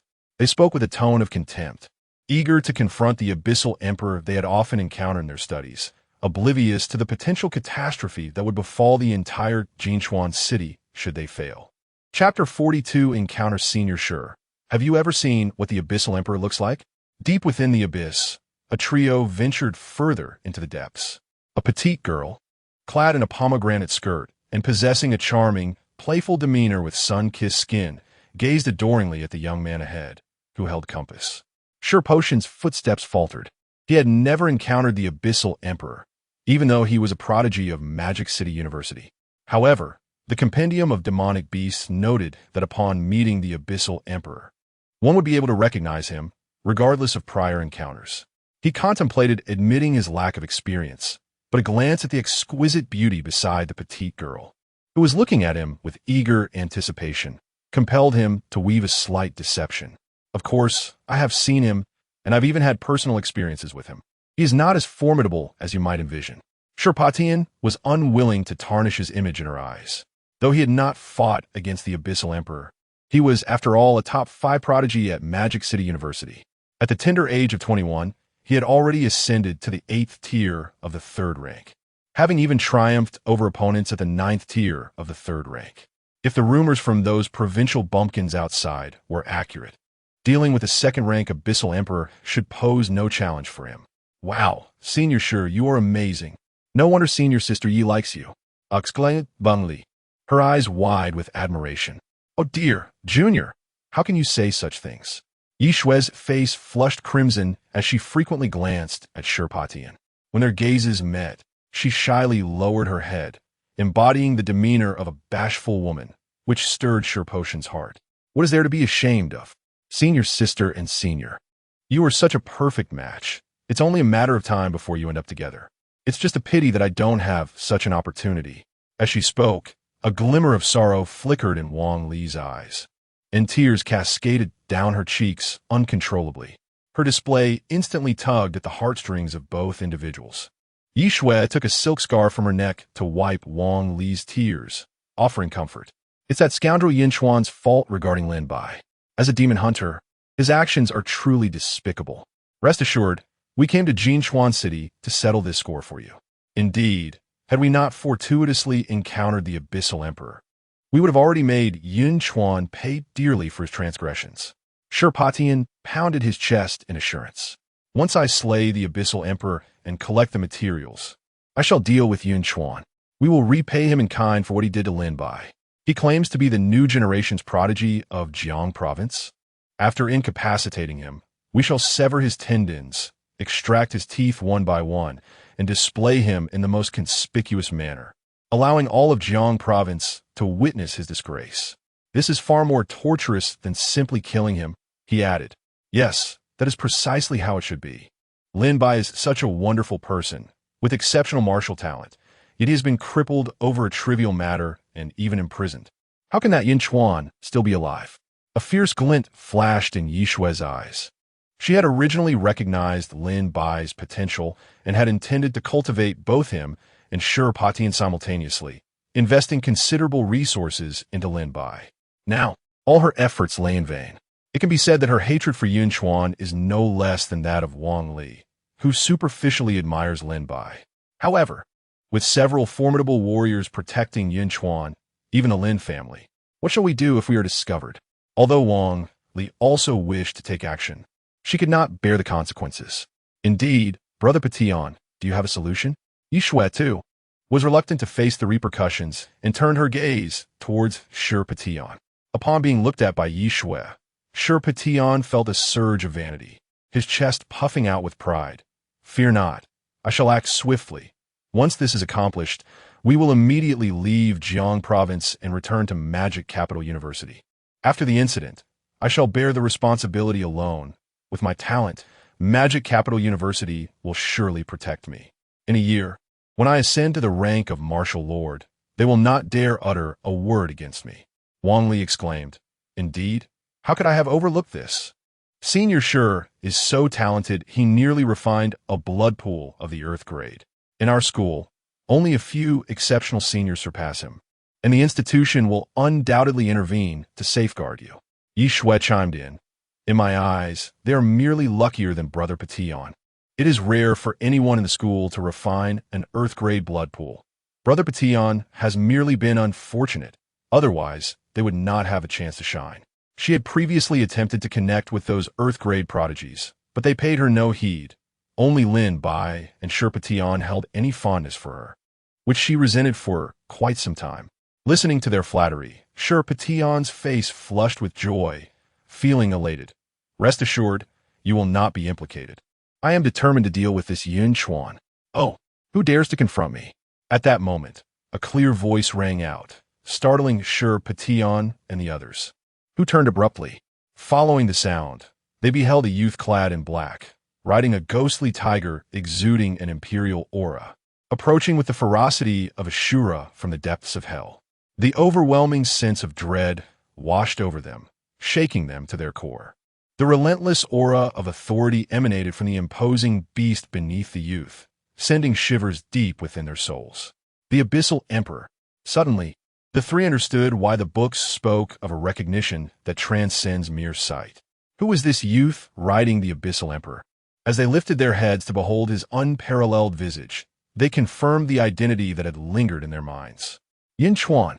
Wang Li suddenly erupted with a sharp cry. Is it a competition to see who can shout louder? Little cat, roar at him. Yun Chuan rubbed his ears and patted the ghostly tiger beneath him, unleashing a deafening roar that shattered the silence. Wang Li, caught in the line of fire, was drenched in a spray of foul saliva, her face paling in shock. You call this a little cat? The tiger's roar resonated through the heavens, causing the myriad beasts of the abyss to cower in fear. Once the roar subsided and the sharp cries ceased, Yun Chuan slowly spoke. 3 questions. What are your origins? Why do you harbor animosity towards me? What is your purpose for being here? Upon his arrival, he was met with a singular male voice threatening to strike him. Yet he heard nothing further. His hesitation to retaliate stemmed from a desire to ascertain the circumstances. It was utterly confounding that someone would seek to confront him without provocation. He could not find peace of mind without eradicating the source of this grievance. However, to his astonishment, the individual below, Shi Petion, paid no heed to his inquiries and declared with self-absorption, I shall claim this Abyss Emperor. Those who are wise would do well to descend promptly and not compel me to take action. Upon witnessing the Abyss Emperor subdued beneath Yun Chuan, the last vestiges of fear dissipated from his heart, replaced by an insatiable greed. He had heard that the Abyss Emperor was a treasure trove in itself. If Yun Chuan could subjugate such a being, surely he could seize control with his own prowess. He desired both the Abyss and Yun Chuan. At this proclamation, Yun Chuan could only chuckle in exasperation. It seemed that his recent displays of amiability had emboldened others to tread upon him without restraint. Chapter 43. A fitting punishment, how audacious! Do you truly believe that defeating Lin Bai renders you invincible? You fail to comprehend the truth that there are always greater mountains beyond the mountains and skies beyond the skies. Fear not, for today you shall grasp this lesson. Shi Petion's colossal fist began to radiate a profound brilliance. exuding an oppressive aura akin to the weight of Taishan descending upon Yun Chuan. Even before the punch was unleashed, the surrounding foliage was uprooted, as if burdened by an unbearable weight. The ground trembled beneath their feet. To confront a mere second-tier martial artist, he found it beneath him to engage directly. His mere presence served as a suffocating force. Yet, to his astonishment, Yun Chuan, seated atop the back of the nether tiger, remained utterly unfazed, a smirk of derision playing upon his lips. What audacity! No wonder he was able to defeat junior brother Lin Bai. There is indeed merit to his prowess. It appears I must take matters into my own hands. Intending to impress the girl he fancied, Shipo Tian found his efforts thwarted, and the sight of Yun Chuan's taunting grin ignited a fiery rage within him. However, before he could launch an attack, a roar more terrifying than that of the nether tiger froze him in place. Yun Chuan had initially contemplated striking, but chose instead to subdue the Abyss Emperor before dealing with the lesser nuisances. All eyes turned toward the source of the fearsome roar. A pair of massive, lantern-like golden eyes emerged from the shadows, emanating an overwhelming pressure that constricted one's chest, inducing a sense of suffocation. What manner of eyes are these? Merely gazing into those orbs stripped one of all secrets, rendering them utterly exposed. Yun Chuan felt as though he were laid bare, momentarily entranced by the Abyss Emperor. Pondering, could this be a skill of the Abyss Emperor? The nether tiger's abilities were impressive. One could only speculate on the prowess of this creature, which surpassed it by a tier. Its skills could rival the elite of the yellow-grade martial arts. Ah, how disheartening. The trash of a small place is still trash. It is time to see who truly reigns supreme. Observing Yun Chuan rendered speechless by fear, Shipo Tian's expression morphed into one of disdain, his fighting spirit igniting fervently. Senior brother, sure, what shall we do? The Abyss Emperor is terrifying. Under the watchful gaze of the golden eyes, Wang Li, possessing only a second-tier rank, trembled with trepidation. However, being a distinguished student from Magic City University, she was not easily cowed into inaction. Yi Shui, slightly less powerful than Shipo Tian, standing at the third-tier 7th level, felt the weight of the Abyss Emperor's presence. Yet, she had no desire to engage. Such laborious tasks were best left to someone like Shipo Tian, the tool of the group. Her eyes glistened with unshed tears as she looked at Shipo Tian with a gaze full of pity, causing his heart to soften. He thumped his chest confidently. Fear not. Watch and learn from me. Though Shipo Tian sensed the formidable aura before him, the thought that a mere country bumpkin like Yun Chuan could succeed spurred him on. He stepped forward, unleashing a robust, mountain-like presence that enveloped him, and turned to Yi Shui with a cautionary word. Xiao Shui, ensure that Yun Chuan does not escape.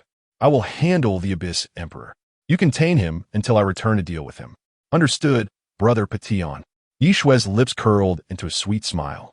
Yet beneath her gaze lay a barely perceptible disdain.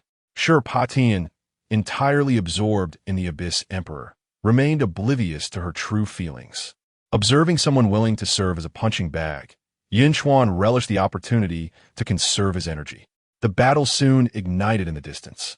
Sure, Patian, a paragon of the Magic City University, exuded an intense aura that could be felt even from several dozen meters away, obscured by a dense thicket. The clash of two formidable presences unleashed a torrent of residual force that swept through the woods, the air resonating with a spine-chilling lament. Yun Chuan surmised that the confrontation between the human and the demon would stalemate for a while. His attention then shifted to the two remaining women. Perched atop the head of Spectral Tiger, he surveyed them with keen interest, a light chuckle escaping his lips. I am curious about this fool's claim to incapacitate me. What precisely does that entail? Having caught the name Lin Bai from his adversary's lips, and knowing they hailed from Magic City University, he had begun to form a hypothesis. They were likely close friends or classmates of Lin Bai, seeking retribution. Yet, he was eager to discern their intended method of revenge, for it would dictate the extent of his forthcoming cruelty. Of course, it involves rendering you utterly helpless, you vile creature. Lin Bai merely sought someone to teach you a lesson. After all, you emerged unscathed in the end. Why then must you treat him so maliciously? You may suffer some injuries, yet Lin Bai has lost his future. Wang Li spat vehemently, her emotions running high, her trembling finger pointed accusingly at Yun Chuan, her chest rising and falling with palpable agitation. Yun Chuan cast a sidelong glance at Wang Li. "And what do you intend to do after you incapacitate me?" "Huh, naturally. We shall sever your limbs and bones, rendering you a lifelong invalid, unable to care for yourself. Then, we shall strip you bare and display you atop a skyscraper in the city center for all of Jiang province to witness your disgrace." Wang Li's face flushed with the fervor of impending vengeance, her entire being quaking with excitement. "Oh, that is indeed a creative method of punishment," Yunchuan mused, a smile gracing his lips. He found it hard to conjure such a malicious form of reprisal. His own thoughts had only ventured as far as reducing his enemies to mere fragments. It seemed he had been far too merciful. "Ha! It appears you have resigned yourself to your fate. You are not as resolute as the rumors suggest. With Senior Yi present, defiance is futile. She is a third tier, 7-stage powerhouse, capable of crushing you with a mere finger." Yunchuan, unfazed, retorted, "Is that so? Then I shall heed your advice and crush her with a single finger." Yunchuan scoffed, "Such arrogant boasts. You must be out of your mind, a mere second tier." Yet before she could finish, an icy wind surged forth, and heavy snow began to coalesce in the air. An intangible chill produced a frosty sound that sent shivers down one's spine. An endless frost condensed into a blizzard, instantaneously enveloping the area within a 10-meter radius. The surrounding flora and rocky landscapes could not withstand the frigid onslaught, shattering into ice sculptures. An overwhelming cold enveloped Yunchuan, threatening to drag her into an eternal winter. The sudden turn of events left her in shock, an aura of lethal intent encasing her. She gazed around in bewilderment, unsure of who was taking action, her eyes falling upon Wang Li, now an ice sculpture. There, seated upon the back of the spectral tiger, was a youth whose eyes were dark and terrifying. "It is you." At that moment, she felt an overwhelming absurdity. Yunchuan had previously been merely a second-tier practitioner. How could he unleash such formidable power? Yet there was no response, only a furious shadow of a spear rushing towards her. With a mere gesture, Yunchuan summoned the surrounding blizzard, instantly enveloping the spear's shadow imbued with chaotic energy. The force erupted with a ferocity 100 times greater than before, crashing down violently. In that instant, the air itself was rent asunder, and the abyss fell into a profound silence. Even the combatants, Sher Patian and the Abyss Emperor, halted their movements, turning abruptly towards the spectacle, their hair standing on end. What an astonishing display of power, as if it sought to pierce through the very fabric of space, stirring within them an unsettling sense of helplessness. Chapter 44, Clamor. In contrast to the explosive snow spear technique executed at the second tier, its true potency is only unleashed at the third tier. An unending flow of spiritual blood rapidly vaporizes, and the overwhelming chaotic force, infused with ferocious spiritual energy, coalesces into a crimson spear, descending with a might capable of piercing through an entire building. How could this be possible? In this moment, Yunchuan, the proud daughter of Magic City University, feels an overwhelming power far surpassing that of the fiends from the earthly blood pools. Under this force, she feels as if she were a drowning person swept away by a torrential river, gasping for breath. Her once indomitable pride is utterly shattered in an instant. The spiritual blood continuously boiling within the blood pool forms a defensive barrier that, like a fragile membrane, is violently torn apart in less than a heartbeat. It shatters as easily as crisp seaweed. The blood spear, infused with raging power, mercilessly obliterates everything around her, including the garments enveloping her flawless form. Boom! The blood spear strikes, sending tremors throughout the abyss. A mushroom cloud of dust rises, with the aftershock creating rolling waves that sweep across a 100-meter radius. As the dust settles, a deep pit remains, with Wang Li and Yunchuan beneath it, both continuously spewing forth blood, their delicate bodies drenched in crimson. The swirling dust, mingled with blood, cloaks them in a shroud, obscuring their beauty. Cough, cough. Only the sound of their coughs remains, accompanied by the relentless expulsion of internal organs, a sight both grotesque and distressing. In the final moments, Yun Chuan restrained his power. Otherwise, Wang Li would have been reduced to mere fragments. This was not his intention. How could he allow her to perish so easily? He is not a merciful soul. Without the system, he would still be at the second tier. And in the presence of these three, he would be the one suffering. The sound of footsteps crunching on the sandy ground draws near, and the wounded Yunchuan and Wang Li lift their heads to behold the approaching figure of a youth clad in black. The once handsome boy now appears monstrous and terrifying in their eyes. They were gravely mistaken. Their error was profound. The strength of their adversary is not merely that of the second tier. It far exceeds it. Yunchuan even believes that the prodigies capable of crafting earthly blood pools within the academy would not stand a chance against Yunchuan. But how could such a transformation occur in just a day? Why was this happening? A torrent of regret washes over Yunchuan. She should never have followed this foolish companion to seek revenge on Lin Bai, who had become a worthless, useless shell. As Yunchuan crouches at the edge of the pit, gazing down at them, a murderous intent akin to the chill of midwinter envelopes them, penetrating to the bone. Yunchuan realizes that this boy truly intends to kill them. Turning her head, she sees Wang Li's pale face tilted defiantly upward, her expression one of stubborn resistance as she screams at Yun Chuan. "What do you wish to do?" "What do I wish to do? Aren't you the ones who set your own fate?" Yun Chuan's lips curl into a relaxed smile, laced with ruthless mockery. "Regrettably, you are not as formidable as you imagined. You cannot withstand even a single finger of mine." Wang Li seemed to have recalled something, and in an instant, her body turned cold. "No, you cannot treat us this way. We were merely joking." Wang Li's face was ashen, devoid of any color. If Yun Chuan truly incapacitated her, severing her limbs and bones, and if the people at school witnessed her in such a disgraceful state, what would her admirers, who idolized her as a goddess, think?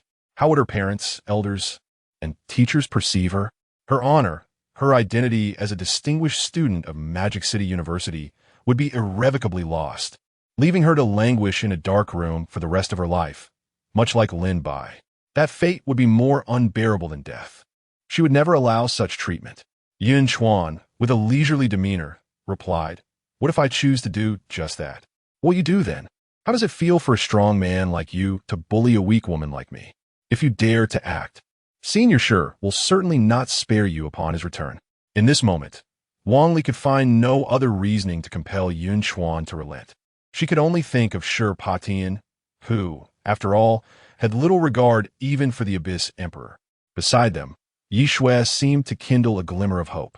"The Senior Shi you speak of is that foolish fellow over there, isn't he? It seems he has come to rescue you." Yun Chuan, sensing the situation, displayed a peculiar smile. "Afraid, are you? If you are, then bow and apologize to me, and I might grant you a more merciful end." Upon hearing this, Wang Li, oblivious to Yun Chuan's odd expression, began to regain her pride. However, Yunchuan sensed something amiss. In the next moment, a tremendous crash echoed. They then witnessed a figure hurtling towards them like a cannonball, drenched in crimson blood, leaving a trail of blood rain upon the ground. "Senior Shi has arrived. You are doomed," Wang Li exclaimed with excitement, turning her gaze skyward, her previously pale face growing even more pallid. Yun Chuan, amused, remarked, "It seems your Senior Shi is not as formidable as you claim." The figure of Shi Patian descended, perfectly positioned to collide with Yun Chuan. As he was about to strike Yun Chuan, the latter raised his hand, unleashing chaotic power that exuded an aura of disorder and obscurity. A colossal hand formed, ensnaring the descending Shi Patian. The dark energy steadily dissipated the force of impact, shocking Shi Patian and causing him to feel a piercing pain in his mind as he attempted to resist. When he regained his composure, he found himself safely on the ground. Shi Patian instinctively uttered, "Thank you." Upon opening his eyes and seeing the two young women, Wang Li and Yunchuan, exposed and vulnerable, his throat went dry, and he instinctively swallowed. Then he realized something was amiss. "No need to thank me." A clear male voice resonated from behind him. Shi Patian felt a sudden jolt of force from his backside, propelling him abruptly into the pit. "Ah, Senior Sure, do not look at me," the two women screamed, shielding themselves with their hands. In a brief moment of losing balance, Sherpatian regained his wits, desperately trying not to look, though his eyes betrayed him. "So your Senior Sure has arrived. What of it?" Yun Chuan observed Wang Li with a mocking gaze. Wang Li, in turn, cast a resentful glance at Sherpatian, silently cursing him for his ineptitude. Upon being witnessed in such a humiliating state by two women, Sherpatian's pride was irreparably pierced, and all the ire from his defeat at the hands of the Abyssal Emperor was unleashed upon Yun Chuan. "Yun Chuan, do not revel in your triumph. Even in my wounded state, I can easily subdue you. Is that so?" Yet, before he could rise, an indistinct and chaotic hand materialized, imbued with an unparalleled force, and struck Sherpatian's face with startling ferocity. Sherpatian scarcely had time to react, as his entire body spun violently in midair, completing a full 360-degree rotation before crashing to the ground, emitting a pained wail. When he opened his mouth again, it was filled with blood, and a set of pristine teeth had been utterly obliterated. In that moment, he finally emerged from the daze of his defeat by the Abyssal Emperor, his hair standing on end, cold sweat cascading down his brow. Why were Yunchuan and her companion in such a state? The terrifying strike just now was not delivered by Yunchuan, but by the seemingly harmless Yun Chuan before him. Yun Chuan retracted his right hand, remarking, "You speak so boldly, yet cannot stand up to me. You are not even as resilient as Lin Bai. Do not take pride in this. I can see that you are formidable, but what of it? Without my assistance, can you truly contend with the Abyssal Emperor?" Sherpatian's expression turned resentful as he attempted to intimidate Yun Chuan. A roar erupted from the Abyssal Emperor, seemingly in agreement with Sherpatian's words. A flicker of arrogance flashed in Sherpatian's eyes, but in the next instant, he beheld the youth above him, whose gaze was suffused with a profound shade of darkness. A spear, exuding a menacing aura of violence, materialized from thin air. "Silence!" the youth bellowed, as the spear in his grasp cleaved through the void like lightning, aimed directly at the Abyssal Emperor. In an instant, the world around them dimmed. Chapter 45. Two choices in an instant. The terrifying primordial gun cleaved through the Abyss Emperor, unleashing an endless wail of despair. The threat posed by Shipo Tian dissipated into mere vapor, replaced by an overwhelming dread. How could this be? Was he not merely a second-tier warrior? How could he have not only broken through to the third tier in just one day's time, but also become so formidable? Despite having sustained no injuries for so long, he found himself unable to withstand even a single strike from the heavily injured Abyss Emperor in Yun Chuan's hands. Was this a jest? Shipo Tian had watched the combat footage of that beast, even through the screen. He could discern that Yun Chuan's destructive power barely grazed the strength of a first-tier third rank. Who could possibly ascend from second tier to the pinnacle of third tier in a mere day? Not even the school's little tyrant could accomplish such a feat. In fact, before the little tyrant, he had not felt any pressure greater than that single strike just now. It must be noted that the little tyrant was a genuine third-tier peak warrior, with one foot already poised at the threshold of the martial marquee, and possessed the earth-grade blood pool. Why should a mere boy, who had just achieved a breakthrough a day ago, surpass him? Empowered by the brutal core and chaotic forces, the snowstorm gun technique had reached a level of sheer terror. In an instant, it had severely wounded the Abyss Emperor. Yun Chuan then approached, utilizing the blood contract oath to forcibly capture this newly emerged Abyss Emperor, the crimson-eyed ape, into the primordial gun, thereby acquiring a remarkable skill. Golden ILV2 upgradable. Source: Crimson-eyed ape, Abyss Emperor. Skill effect: can discern the weaknesses of enemies no greater than one major realm above oneself, capable of piercing through illusions and perceiving the human heart. Now that the troublesome foe had been dealt with, it was time for you all. For Yunchuan, dispatching the Abyss Emperor was as effortless as swatting away an insect. At this moment, Wang Li, who had always believed in Shipo Tian's potential to turn the tide, was devoid of any lingering hope. Upon witnessing the unmasked murderous intent in Yun Chuan's eyes, she was genuinely terrified. "Please spare me. I am willing to apologize. I am sorry. I realize my mistakes." Wang Li's eyes brimmed with tears, her voice quivering as she spoke. If her admirers at school saw her in such a state, they would undoubtedly forgive her and go to great lengths to cheer her up. Yet, if apologies held any weight, what purpose would the Demon Hunter Guard serve? Yun Chuan raised the emblem of the Demon Hunter Guards in his hand. Why? Why must you cling to this trivial matter? I've already apologized. What more do you want from me? As Yunchuan's footsteps drew ever closer, Wang Li's defenses crumbled, and she screamed in desperation. Shut up. You're making too much noise. With a swift strike, Yun Chuan sent Wang Li into a spinning arc, crashing to the ground, desperately searching for her lost teeth. Finally, silence descended. Observing the futility of her pleas, Yishui feigned a pitiful demeanor. Please, don't treat me this way. If you're willing to forgive me, I will do anything, even offer you all the resources I possess. As she spoke, Yishui opened her arms to reveal her body, causing Shipo Tian, who stood nearby, to stare in disbelief. Yunchuan appeared somewhat tempted. Anything you say? Indeed, I am willing to concede everything, even my own body. A seductive expression graced Yishui's face. Shipo Tian stared wide-eyed, having never witnessed such a lascivious demeanor from Yishui. How could she, just moments ago, have concealed her figure from him? Arriving at Yunchuan, she transformed entirely. Yishui, how could you behave like this? You appear utterly alien to me now. Have you no shame? It truly disgusts me. I spit. Yishui spat disdainfully, turning her gaze towards Shipo Tian, her countenance brimming with contempt. Shameless? Perhaps you should take a look at your own repulsive reflection before casting judgment on me. Shipo Tian faltered in his words. Yishui, disinterested in him, redirected her attention to Yunchuan, her eyes shimmering with allure. Brother Yunchuan, do you desire me? Yunchuan nodded affirmatively. Indeed, I do. Upon hearing this, a flicker of disdain ignited within Yishui's heart. It became evident that no man was virtuous. All were entranced by her allure and could hardly resist temptation. However, Yunchuan's subsequent words rendered her expression rigid. Since you are so willing, why not procure a loan of over 10 billion from Longzhang Bank for me? As a student of Magic City University, you should be able to manage it. Such a vast sum. How could I possibly secure it with my meager capabilities? Brother Yunchuan, do not jest with me. Is it that I lack the allure to entice you? After a fleeting moment of shock, Yishui regained her composure. Enough of this, Andy.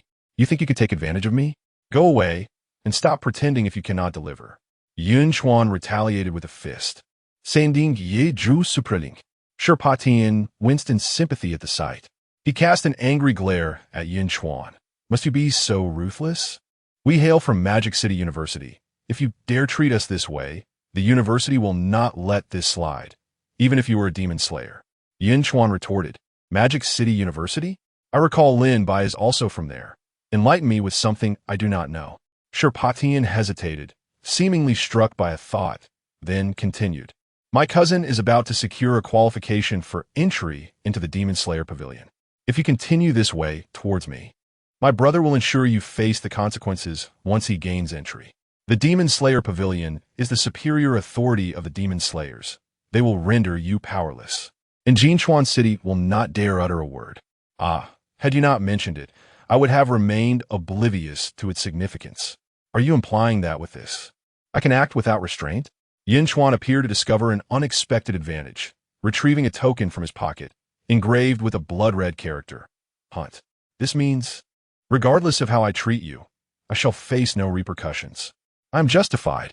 It is you who sought to attack and retaliate against an exalted member of the Demon Slayer Pavilion, and I am merely forced to counter.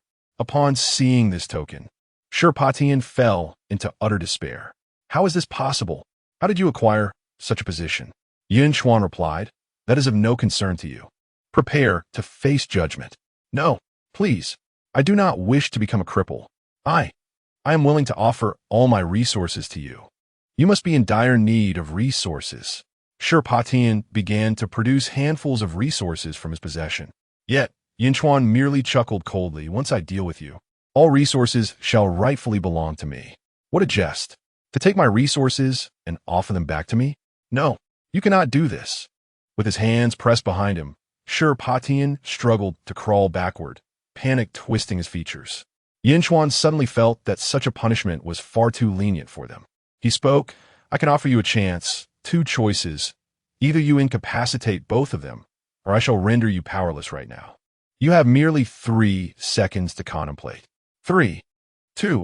Beads of sweat streamed down Potion's forehead, his face reflecting a tumult of struggle and hesitation.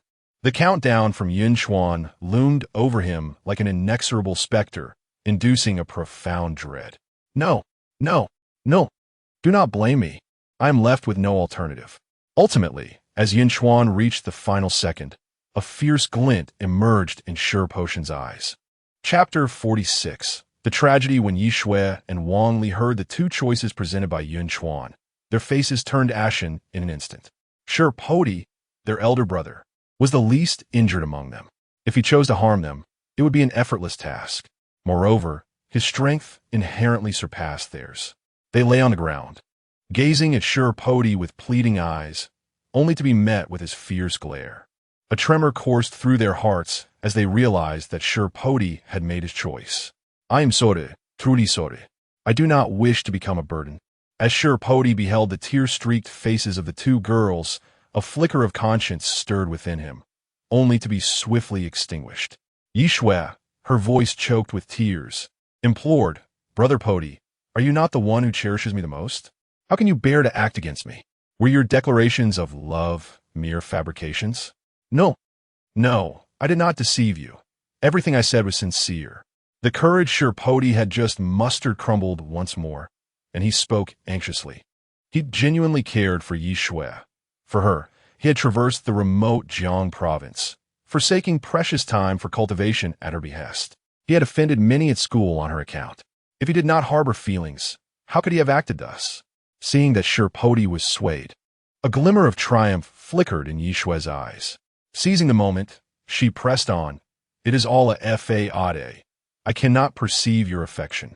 Just moments ago, you even harbored murderous intent towards me." "No, not at all. I was left with no choice. It was not my intention."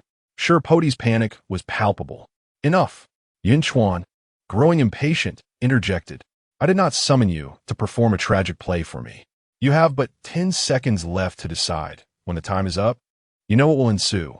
Yun Chuan's frigid words jolted Poti back to reality. His aura erupted, and even in the face of the girl's despondence, he did not waver. In the presence of martial prowess and the woman he adored, he instinctively made his choice. A bitter smile graced Yi Shui's lips as she resolutely closed her eyes. "I do not blame you. If sacrificing my abilities grants you the chance to live, I shall willingly accept it." At her words, Poti trembled, his breath fluctuating.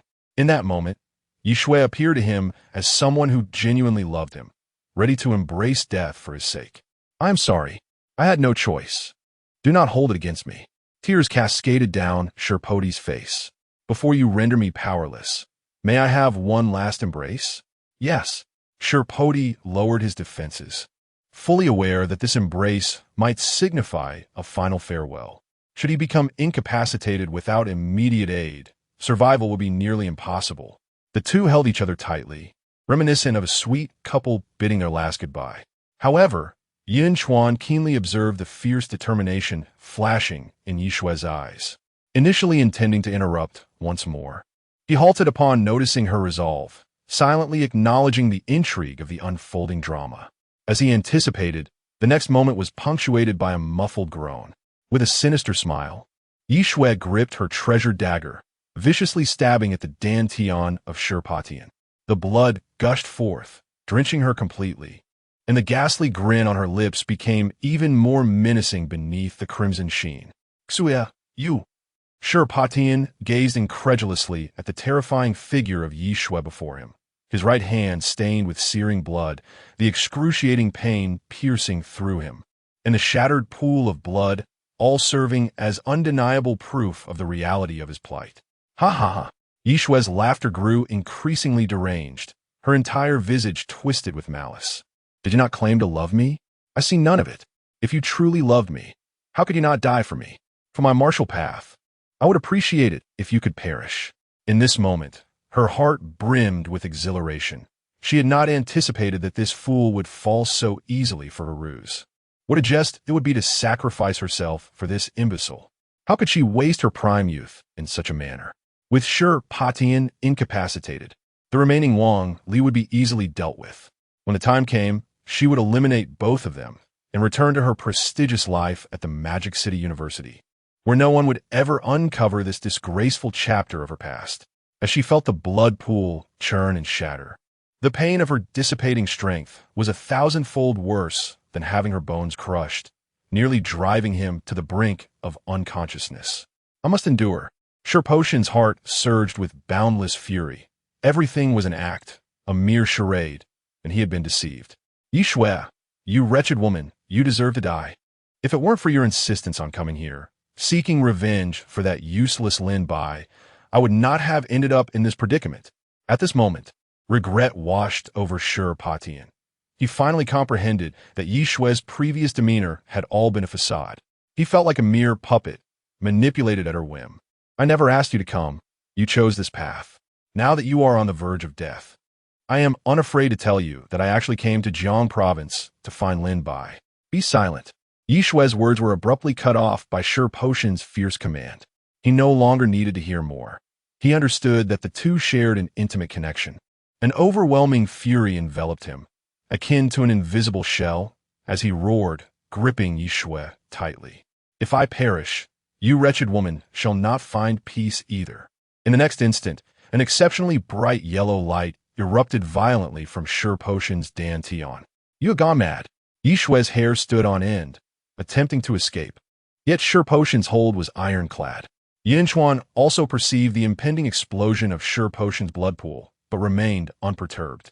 A domain unfolded beneath his feet, encompassing both him and the Yuhu beast. He lamented only that he had not brought any sunflower seeds. Such a large melon felt incomplete without them. Boom! A thunderous roar erupted, the full force of Potion's self-destructive strike resulting in a terrifying impact, widening the original pit significantly. As the smoke dissipated, only yellow sand remained within the crater, revealing Potion's half-exhausted form. Summoning his last reserves of strength, he turned his head and, upon realizing Yunchuan was nowhere to be seen, he released a sigh of relief coupled with a faint smile. However, in the next moment, his smile froze upon his lips. From the adjacent sand, a bloodied hand emerged, and soon after, Yunchuan staggered to her feet. Her body bore no unscathed flesh. One of her arms had vanished, and even her once proud features had been reduced to rubble, revealing her heart, which thudded ominously within. I have fulfilled my part. You promised to let me go. Yunchuan gazed at Yun Chuan, who remained utterly unaffected, her eyes brimming with terror. Such a tremendous surge of power had evidently failed to disturb this demon before her. Not even a strand of hair was out of place. If granted another chance, she would never return, not for anything. Yun Chuan, having witnessed the spectacle, rose and shook his head. Why? She implored. Is it because I am not the waste that Wang Li has become? What she is now is no different from being utterly ruined. Yunchuan's face contorted in disbelief, her emotions surging. Yet, Yun Chuan continued to shake his head. No. In a state of desperation, Yunchuan exclaimed, Are you reconsidering? I have made sacrifices based on your choices. You should honor your word. A faint smile crept across Yun Chuan's lips. Indeed, it is precisely because I honor my commitments that I cannot allow you to leave. What do you mean? A foreboding sensation surged within Yunchuan. Yun Chuan's frigid words struck her like a chilling current, plunging her into a frozen abyss. The implication was clear, regardless of the choice made. He would personally ensure their downfall. Chapter 47. A great disturbance. Haha. You wretched creature, this is your fate. On the ground, Patian seemed to experience a moment of clarity, violently expelling a surge of pent-up resentment from his chest. Silence. Yunchuan, in a fit of rage, unleashed a powerful aura that sent Patian hurtling through the air, blood splattering several meters away. She then turned her attention to Yun Chuan, adopting her familiar fa of pitiful innocence. All of this is orchestrated by Patian. I never intended to harm you. Yet, from Yun Chuan's perspective, Yunchuan's bloodied and disfigured face twisted into a grotesque expression. It was truly repulsive. Do not look at me with such eyes. Yun Chuan, with a sudden motion, struck out his palm, forcefully smiting Yunchuan's ghastly visage. As she was sent flying, he swiftly landed a heavy blow upon her face, smashing it into the ground. He looked down upon her, his dark pupils glinting with a faint golden hue. Your heart betrays you. You are lying. This was yet another skill bestowed upon him by the Abyssal Emperor's scarlet-eyed ape, enabling him to pierce through deception and discern the truth within the soul. Yunchuan could never have imagined that the alluring arts she had painstakingly cultivated would fail against this young man before her, who even Sherpatian could ensnare. Her final gambit was utterly futile, and despair consumed her heart. What do you want from me to let me go? Let you go? That is the business of the king of hell. My duty is to escort you to him. Yun Chuan's foot ground against Yunchuan's face repeatedly, effortlessly obliterating the layers of pale defenses she attempted to conjure. An overwhelming sense of humiliation surged within this proud daughter of heaven. Aside from a few exceptional talents from her school, who wouldn't admire her? Yet now, she faced unprecedented disgrace, inflicted by this impoverished lad from the remote Yun Chuan city. Yun Chuan's indifferent voice echoed from above. You seem rather unconvinced? In the next moment, a searing pain akin to a dagger plunged into Yunchuan's heart, a gaping wound appearing in her dantian. The blood pool she had painstakingly forged, along with her bright and promising future, was shattered beneath Yun Chuan's foot. Yunchuan cried out in agony, Yun Chuan, may you meet a terrible fate. This was merely the beginning. When you entertain such thoughts, you should have foreseen this outcome. With a raised hand, the chaotic force instantaneously suppressed Yunchuan's desperate attempt to self-destruct her blood pool. The torment that surged through her mind obliterated her resolve, rendering her unable to concentrate. Next came the severing of her limbs. Yun Chuan's voice, like the whisper of a devil, echoed in Yunchuan's ears. Soon after, an excruciating pain, far worse than that of her shattered dantian, erupted violently. Yunchuan trembled uncontrollably from the agony, unable to suppress her cries, her lips devoid of color. Her right leg, from the knee down, was a gruesome mess. The bones intertwined with flesh were utterly pulverized under the overwhelming force. Yun Chuan's voice resounded again now. You must choose, your left hand, or your right hand, or perhaps your left leg. Yet, there was no immediate response. Fear clung to Yunchuan's heart like a shadow. In a moment of daze, she realized that Yun Chuan approached from the side, dragging a person by their foot like a lifeless pig. The next instant, pain surged again, this time in her right hand. Her face contorted in agony, she hunched over, attempting to touch her right hand, only to encounter a mass of flesh. Ha ha ha! You wretched creature, truly deserving of this fate. Yet even in his utmost weakness, a sense of satisfaction emerged. What are you laughing at? Your turn will come soon. Yun Chuan casually threw Sherpatian onto the ground. Coughing, Sherpatian lay on the ground, his animosity towards Yun Chuan diminished significantly, replaced instead by an intense hatred for Yunchuan. Just put me out of my misery. I concede this time. A swift end? How beautifully naive. Yun Chuan crushed Sherpatian's hand into a pulp with a swift kick. Despite the excruciating pain, Sherpatian remained silent, beads of sweat forming densely on his forehead. He endured the torment. Why this cruelty? Is it too much to ask for a quick end? Yun Chuan sneered, continuing to obliterate his other hand. You all came to Yunchuan specifically for revenge against me. If I were to beg for mercy, do you think you would grant me a swift end? Yes, a lie. The golden hue in Yun Chuan's eyes made him appear like a sovereign emerging from the abyss of hell, piercing Sherpatian's heart, leaving him at a loss for words. He had committed such acts before, many times, often in pursuit of Yunchuan, humiliating those weaker than himself. The pitiful pleas of his victims echoed in his mind, vivid and haunting, reminiscent of his current plight. Had Yun Chuan been weaker today, he would undoubtedly face the same fate. Now, the cycle of karma had turned, and retribution had finally befallen him. Seeing Sherpatian fall silent, Yun Chuan directed another kick towards Wang Li, who feigned unconsciousness. The searing pain instantly elicited a silent scream from her. As Yun Chuan's attack loomed, she finally spoke. Why treat me this way? You are unharmed. You are nothing but a demon, and you will face retribution. Mark my words. There are many who wish to take revenge on me. You are insignificant. Yun Chuan's assault descended as anticipated. Be quiet. You are unworthy of speaking, and I am disinclined to listen. His attacks fell like a tempest upon the three, their wretched cries reverberating through the area. Nearby, the Minghu beast felt a shiver run down its spine, relieved to have aligned with this master, realizing that opposing him could have resulted in a fate far worse than death. That afternoon, atop the tallest building in Yunchuan City, three figures, barely recognizable as human, dangled high above. Below, their crimes were laid bare, obstructing the safety of Yunchuan City, assaulting enforcement personnel of the Demon Hunting Bureau, disregarding the lives of the city's citizens, and even attempting to murder the newly appointed member of the Demon Hunting Hall, Yun Chuan. With irrefutable evidence, they had been brought to justice, serving as a warning to others. Once this news spread, it stirred a tremendous uproar.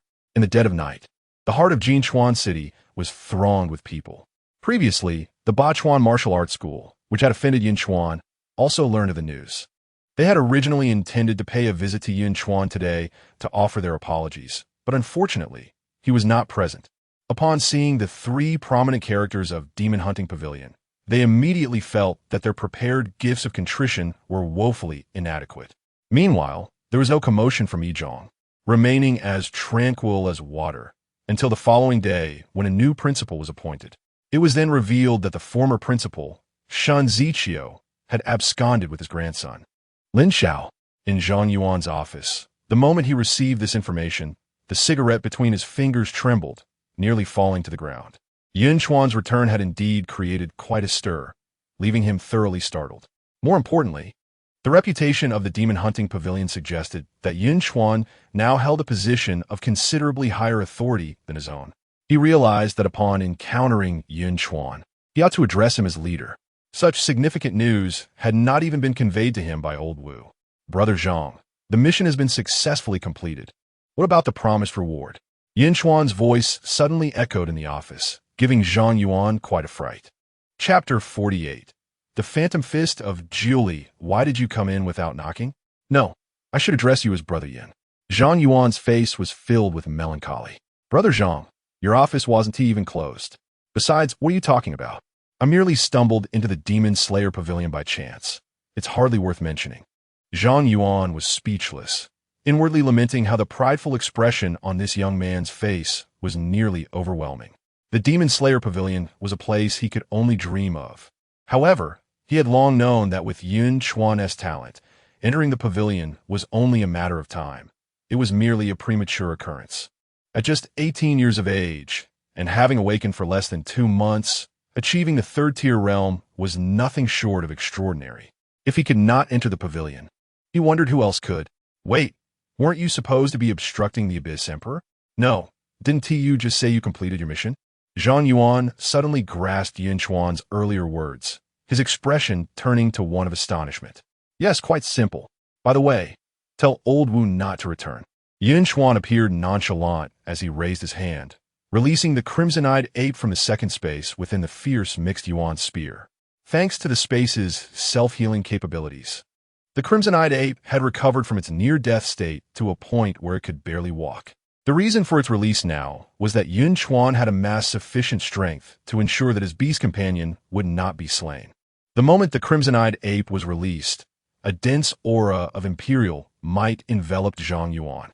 Instinctively, he felt the urge to resist, but was held back by Yun Chuan. Brother Zhang, there's no need to be nervous. It has already been tamed by me. With Yun Chuan's assistance, Zhang Yuan quickly calmed himself, allowing him to reassess the Abyss Emperor, Crimson-Eyed Ape. Even reduced in size, one could still sense the overwhelming imperial majesty emanating from its body. Zhang Yuan's throat felt dry. He was rendered speechless, for even in its injured state, this crimson-eyed ape could likely dispatch him with ease. Such a formidable beast had been tamed by Yun Chuan. Zhang Yuan boldly voiced his thoughts. I knew you wouldn't believe me. You reacted the same way last time. Yun Chuan seemed to have anticipated this. He commanded the crimson-eyed ape, Little Monkey, put on a cute act for Brother Zhang. Little Monkey? Zhang Yuan was left gaping in disbelief. Before his very eyes, the crimson-eyed ape, capable of effortlessly dispatching him, indeed began to act adorably. The scene was exceptionally comical and bizarre. It was hard to imagine that even a beast could be subjected to such antics without feeling shame or anger. However, to his astonishment, the crimson-eyed ape showed no signs of irritation whatsoever. Yunchuan, how on earth did you manage this? As the words escaped his lips, Zhang Yuan immediately felt he had overstepped, realizing this was Yun Chuan's secret as a martial artist. He quickly added, if you prefer not to share, there's no need to force it, then I won't say anything. Yun Chuan's reply left Zhang Yuan feeling a slight itch of frustration. Yet he resolved not to press further. The same phenomenon can yield different results in different individuals. Even if he were to learn it, he knew he would not be able to master it. Much like martial arts, even when aware of more powerful techniques, he chose what suited him best. Over the years, he had developed a keen sense of self-awareness. Simultaneously, a tempest of emotions surged within him. Since Yun Chuan was able to tame a second-tier Abyss Emperor, it indicates that his prowess has reached at least the pinnacle of the third tier. At the age of 18, achieving the third-tier pinnacle. What a remarkable concept! How many lives would it take for others to attain such a feat? Zhang, stop daydreaming. You wouldn't want to forfeit my task reward, would you? Yun Chuan pulled Zhang Yuan back from his reverie, his gaze scrutinizing. His contribution in saving Yunchuan City from peril surely warranted a reward of at least 10 million Huaxia coins, wouldn't it? Come now. This modest reward is certainly within the department's means. 150 points of demon hunting credits have already been credited to your badge. Zhang Yuan's eyes reflected concern. In the coming days, you should carefully consider what to exchange for. I've heard that the competition in the demon hunting pavilion is fierce, brimming with prodigies, many of whom suffer severe injuries or worse during the contests. It would be wise for you to remain composed when you arrive there. Yunchuan discerned Zhang Yuan's worry for him and nodded solemnly. Rest assured, if anyone provokes me, they should be the ones who ought to be concerned. As for the 15 million Huaxia coins worth of demon hunting credits, he intended to convert them entirely into Huaxia coins. He was about to depart from the Demon Hunting Bureau, where the credits would serve no purpose in the pavilion, primarily because there were no fourth-tier concentration techniques available here, which were of the low-grade Xian level, and he found little of interest in other offerings. Moreover, he had acquired some valuable items from Patian and his companions. The most notable was a high-grade yellow-level martial art, the 9-leaf Phantom Fist, which he had picked up from Patian. The remainder consisted of some blood essence pills, comparable in quality to those obtained from friendly exchanges, which could expedite a martial artist's cultivation speed and assist in consolidating the blood pool's spiritual liquid. The day the blood pool is filled would signify his arrival at the third-tier pinnacle. Aside from these two items, there was little of value. These contraband goods could not be circulated on the market. Yun Chuan needed to find a time to dispose of this batch in the black market, estimating he could earn around 10 million Huaxia coins from it. This would equate to a lucrative gain, netting him over 20 million after all deductions. It truly seems that the path of bloodshed and chaos yields the richest rewards. Zhang Yuan shook his head, refraining from further persuasion. He had come to understand Yun Chuan's character, a person who could not endure the slightest grievance.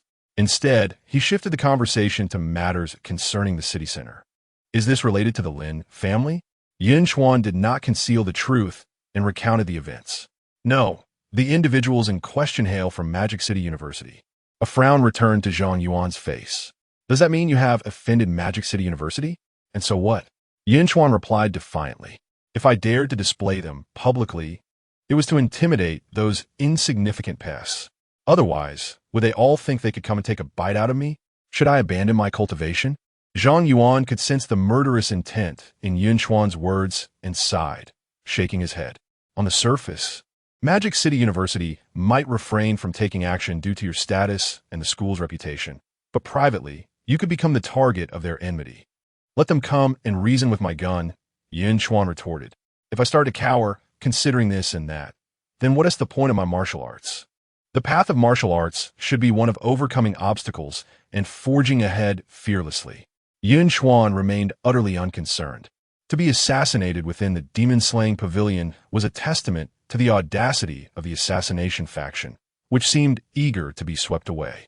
In the realm of formal duels, what significance does personal enmity hold? Among equals, who has he to fear? With a single shot, unleashing his full might. Transcending even a significant realm is not beyond the realm of possibility. A truly remarkable endeavor, cutting through thorns and advancing without hesitation. Memories surged within Zhang Yuan's mind, reminiscent of a time when he too brimmed with youthful vigor. Upon departing from Zhang Yuan's office, Yun Chuan returned home to embark on a new phase of enhancements. While he harbored no fear of retaliation or the brutality of the demon-slaying pavilion, he understood that power was the fundamental solution to all problems. If his predictions held true, the lifeless bodies of Shi, Patian, and the others, suspended from the heights of a building, had been whisked away by a mysterious force in a mere 6 hours. With their influence swiftly eradicated from the digital realm, it was not difficult for Yun Chuan to deduce that individuals from the University of Magic City, having received word, had rushed to retrieve the bodies overnight. For the sake of the institution's reputation, such prompt action was hardly surprising. He remained indifferent to the retrieval of the 3 corpses. Even if he cared, it would have been futile. The mere fact that they did not come to intimidate him was already a generous concession to the demon-slaying pavilion. All of this stemmed from a lack of strength. In this world, the fist is the ultimate truth. System enhance. Once the upgrades are complete, it will be time to visit the demon-slaying pavilion and witness the so-called true prodigies. May they not disappoint me. Chapter 49. Under the martial sage, I am invincible. After thoroughly examining the yellow-grade supreme martial art, the 9-ly Phantom Fist, Yunchuan observed that his interface still displayed the words 9-ly Phantom Fist, entry level. He promptly invested all of his recently acquired 15 million Huaxia coins. His expenditure points skyrocketed from 900 to a staggering 150, 900. Yun Chuan reveled in the exhilarating sensation of newfound wealth. However, as he pressed the plus sign behind the 9-ly Phantom Fist, watching the numbers plummet, it felt as though his heart were bleeding. In the midst of this, he did not forget to consume the blood essence pill in one go. Point allocation successful. Detected that the host has used the pill blood essence pill. Vitality enhancement increased by 100. Deducted 4, 900 expenditure points. 9-ly Phantom Fist has entered the beginner stage. Vitality increased from 600 to 700. Mental energy increased from 3,000 to 3,500. Realm breakthrough from 3rd grade 6th stage to 3rd grade 7th stage. Boom! In a moment of daze, Yun Chuan felt his bloodline swell, and visions of powerful figures capable of tearing apart the void flashed through his mind. Their faces were obscured, impossible to gaze upon directly. Those figures seemed to be mere fleeting glances. Yet even a single glimpse left Yun Chuan feeling as though his physical form might shatter. The image vanished as quickly as it appeared, and Yun Chuan found himself drenched in sweat, gasping for air. Who were those figures? Merely a glance stirred such turmoil within me. If I were to confront them directly, would I not be reduced to ashes in an instant? While he was filled with trepidation, he could also sense a significant enhancement in his physical prowess. With just a slight punch, 9 phantom fists trailed behind him, not mere afterimages but tangible specters. To the naked eye, each punch appeared utterly real. Yet, Yun Chuan discerned that the subsequent phantoms were merely an illusion, lacking substantial impact. If he were to continue enhancing, was it possible that each punch could manifest into reality? With anticipation swelling in his heart, Yun Chuan endeavored to advance further. As his expenditure points decreased, he struck again, feeling the 9 phantom fists grow increasingly solid. Point allocation successful. Detected that the host has used the pill blood essence pill. Vitality enhancement increased by 100. Deducted 36,000 expenditure points. Proficiency of 9-ly Phantom Fist has advanced from beginner to peak realm. Vitality increased from 700 to 999. Mental energy increased from 3,500 to 4,995. Realm breakthrough from 3rd grade 7th stage to 3rd grade pinnacle. Effect of 9-ly Phantom Fist at peak realm. Not limited to fist techniques. The user can unleash 9 layers of phantoms with any attack. The first layer will amplify the power by 100, with each successive layer diminishing by 50. As the system's voice faded, Yun Chuan's physique visibly expanded, radiating a terrifying, explosive aura. Even a third-grade cultivator specializing in physical prowess would instantly recognize him as a body cultivator. Once Yunchuan had fully absorbed the enhancements, this overwhelming aura returned to a more ordinary state. Truly, the techniques from the Magic City University, while demanding a greater expenditure than the Blizzard gun technique, proved significantly more potent. Yun Chuan felt confident that even without a firearm, he could easily crush a crimson-eyed ape with a single punch. And stone-breaking heaven would be but a trivial matter. No wonder Sherpatian was able to hold his ground against the crimson-eyed ape for several minutes. This martial art is indeed remarkable. With my current mastery at the pinnacle, a single punch can unleash a force approaching threefold potency. And this effect is not limited to just one strike. Every punch can achieve this outcome. Furthermore, it can be harmonized with other martial techniques. If coupled with the Blizzard Spear technique, the power would be unimaginable. Even though Yun Chuan has yet to put into practice, he can already sense that overwhelming strength.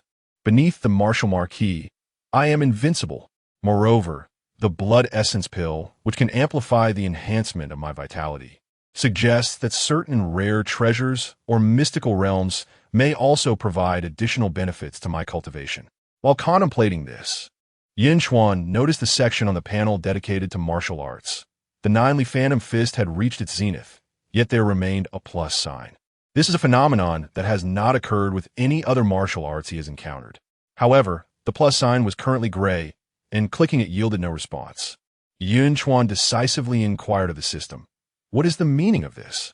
Detected that the 9ly Phantom Fist is a simplified remnant of martial arts left behind by an ancient race renowned for their physical prowess. A martial arts advancement card is required to gain eligibility for enhancement. Each upgrade of this technique will yield substantial improvements. Could reaching the highest level make me as formidable as those silhouettes I envisioned moments ago? Yun Chuan felt a surge of excitement. He sensed that those figures had likely reached the pinnacle of this world, perhaps even transcended it. However, using the martial arts advancement card will perfectly restore the remnants of that race's martial arts. It truly is possible. Yun Chuan could no longer contain his exhilaration, but a sudden thought crossed his mind, prompting him to blur out, "How can I obtain this martial arts advancement card?" Ding, task issued. Elevate to the martial marquee realm. Reward, martial arts advancement card X1, mythical grade blood fiend quality enhancement card. Martial marquee? I am but a step away from that realm. Once I enter the Demon Hunter Pavilion and acquire the low-grade Xian level technique, the concentration method, I will ascend to the martial marquee level. A mythical grade blood fiend quality enhancement card? It is likely a tool necessary for my promotion to the martial marquee, and with a mythical prefix, it must possess formidable strength. In comparison to the mythical grade blood fiend quality enhancement card, Yun Chuan found himself increasingly eager to discover the substantial improvements that would accompany the advancement of the 9ly Phantom Fist. Would it culminate in a unified 9-punch explosion? Or would it render the enemy unable to evade the fleeting 9 strikes? Or perhaps it would enhance the cumulative power, or something entirely different. Regardless, Yun Chuan finally possessed a martial art that was uniquely his own. Every martial art has its weaknesses, susceptible to counters. For instance, his Blizzard Spear technique consumes an immense amount of energy. Even with his current vitality, he could manage only about 10 strikes at most. If he faced a practitioner skilled in evasion techniques, once his energy was depleted, he would be left defenseless. Yet in the same realm, no one could withstand a single thrust from him, nor could they evade it. Thus, this flaw remained concealed. Only through one's own martial arts can weaknesses remain undiscovered. Techniques that are made public have already been thoroughly analyzed. This is why many prestigious families hold their martial arts in high regard, preventing their dissemination. As he contemplated a martial art uniquely his own, Yunchuan suddenly recalled the skills acquired from his contracted beast companion, which were indeed capable of being upgraded. He promptly accessed the interface. His gaze first fell upon the skill Golden ILV2 derived from the crimson-eyed ape. He attempted to initiate the upgrade, only to be met with the disheartening notification of insufficient funds. Goodness, was it truly the case that a staggering 110,000 in premium currency was insufficient to elevate it by a mere level? Resolutely, he decided to switch to Ethereal Plague and proceeded to another interface, promptly pressing the upgrade button. In the next instant, the realm of the Nether Tiger was magnified before Yunchuan's eyes. Within this space, the Nether Tiger abruptly opened its eyes, a spark of uncontainable exhilaration illuminating its gaze before it succumbed to slumber once more. Yun Chuan could distinctly sense the rapid ascension of the Nether Tiger's aura. No, it was not merely rapid, it was a meteoric rise. The aura surged, doubling in intensity, swiftly surpassing the second tier to ascend directly into the third tier. And it continued to surge forth, striving towards the pinnacle of the third tier. In but a breath, it reached the peak of the third tier and then came to a halt. Upgrade successful, deducting 100,000 premium currency. Nether Tiger's tier elevated to the second tier. Ethereal Plague level raised to LV2. Skill effect, doubling agility, tripling initial attack speed, guaranteed to trigger frenzy.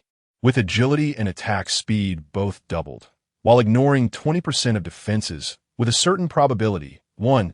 To trigger the bloodthirst effect, absorbing the enemy's vitality to replenish itself. Chapter 50. The pinnacle of second rank? Is it not akin to a mere trifle? Elevating the skills has directly enhanced the Hell Tiger Beast to the second rank. It is no wonder that my expenditure of 110,000 in-game currency was insufficient to upgrade the Golden Eye. Should the enhancement succeed, it would equate to my third-rank prowess, enabling me to possess a beast companion with the battle strength of a peak martial marquis. Nonetheless, the elevation of the Hell Tiger Beast, granting it a peak third-rank strength, is indeed commendable. The epic level enhancement, Phantom of the Abyss, coupled with its intriguing bloodlust effect, may yield remarkable results in future group battles. Henceforth, I shall await the arrival of the next week in tranquil anticipation. After diligently honing my skills for such an extended period, it is only fitting that I indulge in some relaxation. Yun Chuan rose and stretched languidly. The Demon Hunter Guild's token is akin to that of the Demon Hunter Bureau, serving as a means of communication. Through the token, Bai Shuang informed him that arrangements had been made for a dedicated person to escort him. Furthermore, there exists a family accommodation area there, the safety of which rivals that of the capital. This indeed alleviated many of Yunchuan's concerns, leading him to reflect. Such is the privilege bestowed by strength. Had it been more than half a month ago, upon my arrival to this world, I would have been entangled in disputes over hundreds of thousands with Shenwei. In the ensuing days, Yun Chuan remained by his family's side, refraining from venturing out, even though he was aware of Yunchuan's achievements through the internet. Hearing his son acknowledge them in person left both Yunchuan's father and mother in disbelief. When the topic of moving to a new home arose again, the elderly couple could only laugh and cry simultaneously, having barely settled in for a few weeks before yet another relocation. Simultaneously, they felt a sense of pride. Their eldest son had indeed made a name for himself, and it was a relief that he had not been burdened by them. Little Yuxiaguang, nourished by the ample provisions in the family accommodation area, had restored the vitality depleted by the bloodlust imprint. Each day, he clung to Yun Chuan, even calling out for his brother in his sleep, a sight so endearing it melted Yun Chuan's heart. Curse the ancient underworld sect. I hope I do not discover their other strongholds, or none shall be spared. Yun Chuan had long since placed the ancient underworld sect on his list of targets. Should he encounter them, no one would escape unscathed. Not even the worms would be left whole. Time swiftly passed, and before long, several days had elapsed. Within a vast island suffused with spiritual energy, resembling a celestial paradise, the aura shimmered in a mist-like form, nearly liquid in appearance. Countless towering peaks stood majestically upon the island. Atop one such peak, two elegantly constructed pavilions were connected by a courtyard. Two formidable young martial artists sat at a stone table in the courtyard, their gazes flickering with intensity. One of the martial artists spoke first. Wu Heng, among this new batch of arrivals, are there any particularly challenging individuals? The man addressed as Wu Heng lifted a teacup from the stone table, took a leisurely sip, and replied, "Indeed, there are. Those who can arrive at the Demon Hunter Guild are all prodigies, just as you and I were in our youth." "Why bring this up? It only brings back unpleasant memories," Yin Feng interjected, recalling his once impetuous entrance into the Demon Hunter Guild, believing himself to be the most talented of all, only to be humbled by Ace Senior after receiving a thorough lesson. What is there to hide? It was merely a few beatings. Your temper back then led to several encounters of that sort. It's an age-old tradition. Now it is merely our turn to be the seniors. Wu Heng seemed to have recalled something, smiling with delight. "Are you looking for a fight? Constantly picking at my wounds?" Yan Fei's temper erupted instantaneously. All right. Look at you all flustered." Wu Heng remained leisurely. "There are only a few troublemakers, one hailing from Jiang province named Yun Chuan, a peak second tier. Rumor has it he has slain a third tier. His combat prowess is commendable, albeit his realm is rather low. However, there are whispers that the renowned Shi Patian from Magic Capital University also fell to him. The truth of this remains uncertain, as Magic Capital University has not confirmed it." Yin Fei chuckled. "Killed a third tier? He certainly possesses some strength, but regarding your whispers, I can assure you they are false. I recall Shi Patian is a 7th stage, 3rd tier, though his might may seem average to us, his capabilities exceed that. He could contend with an ordinary peak 3rd tier. There is no way a peak 2nd tier could defeat him unless he miraculously ascended from peak 2nd tier to peak 3rd tier in mere days. How plausible is that? Consider how long it took us to reach our current realm. Even if one were to kill Yin Fei, I would find it impossible to believe such rumors are true." He surmised that Yun Chuan had fabricated this rumor to deter them from their military training. Thinking this, Yin Fei shrugged and scoffed. "Is there anyone else? If this is the only troublemaker in this cohort, I would be sorely disappointed. I wouldn't feel the slightest inclination to fight. I could crush him with just a finger. A mere peak 2nd tier, what does it matter if he has killed a 3rd tier? If he truly possessed the strength of a peak 3rd tier, he would still be wary of a 2nd tier. A peak 2nd tier? That is hardly worth mentioning." For Yin Fei, who had attained the 9th stage of the 3rd tier at the age of 25, such pride was entirely justified. Yunchuan was indeed insignificant. Wu Heng cast a glance at Yin Fei, unable to resist a jab, but if someone like Ning Bufan were to appear, you wouldn't be so pleased. Ning Bufan. The mere mention of his name sent a shiver through Yin Fei, and he quickly suppressed his smile. In their early days as newcomers, they had endured military training at the hands of their seniors, losing their points to them. Only Ning Bufan, that prodigy, had stepped forward, not only defeating the seniors, but also seizing their points. In just 2 short years, he had ascended to the Martial Marquis realm. Even defeating a senior one-on-one was a memory that left him trembling with awe. Truly, he was overwhelmingly strong. Why bring him up? Let's discuss the other troublemakers. This time, I intend to return all the grievances I've endured, and you are aware of the significance of points to us, are you not? Yin Fei endeavored to cast Ning Bufan's image from his mind. Among their cohort, Ning Bufan and a few others had already transcended to the realm of Martial Marquis. 3 had accumulated sufficient points for breakthrough resources and were currently in seclusion to advance to the Martial Marquis realm. If we do not hasten, we will fall far behind. Do not rush. There is no need for haste. Wu Heng understood that this opportunity to seize points for newcomers was their best chance to earn points. The Demon Slayer Pavilion had an unwritten rule. Everyone adhered to it strictly, never revealing anything to newcomers. The first purpose is to temper the arrogance of the inexperienced, while the second is to impart the harsh realities of this world. Without the protection of the Dragon Kingdom, these meticulously nurtured blossoms, once stripped of their safeguarding, may perish unnoticed, regardless of their martial prowess. Among them is Li Baichuan from Yun province, a 3rd-grade warrior at the 5th level, considered the strongest among this cohort of newcomers. He has mastered an impressive swordsmanship, displaying formidable lethality, and it is rumored that he has slain a disciple of the evil beast sect who was at the 7th level of the 3rd grade. However, he sustained severe injuries in that encounter, and his hidden capabilities remain unknown. Then there's Chu Jian from Chuan province, a 3rd-grade warrior at the 4th level, hailing from a family of body cultivators, possessing a diverse range of martial arts skills. He has reportedly defeated a third-grade warrior at the 5th level in close combat with minimal personal injury, leaving his ultimate combat potential uncertain. There are others as well. After absorbing this information, Yin Fei felt a surge of confidence. Splendid. It means that if he can eliminate Li Baichuan and Chu Jian, the rest will be insignificant. Reflecting on the past 2 years, when his points were stolen and he endured brutal beatings, struggling to complete perilous tasks to accumulate points and elevate his standing.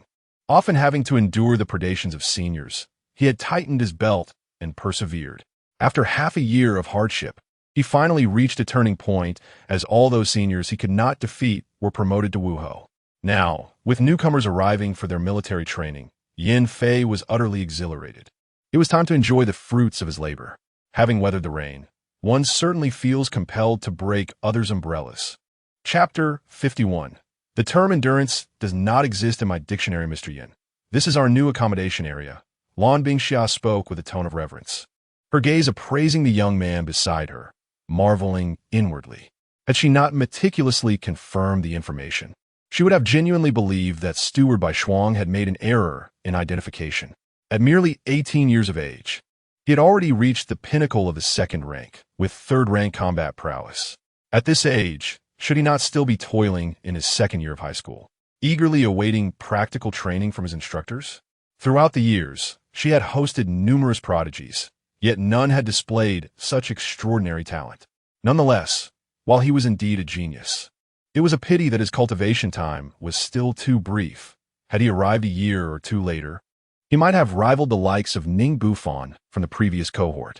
Yun Chuan stood in square, surveying his surroundings as though he had entered a realm of immortals, silently marveling at the place, truly deserving of its reputation as a blessed land. With a concentration of spiritual energy far surpassing that of the small town of Yunchuan.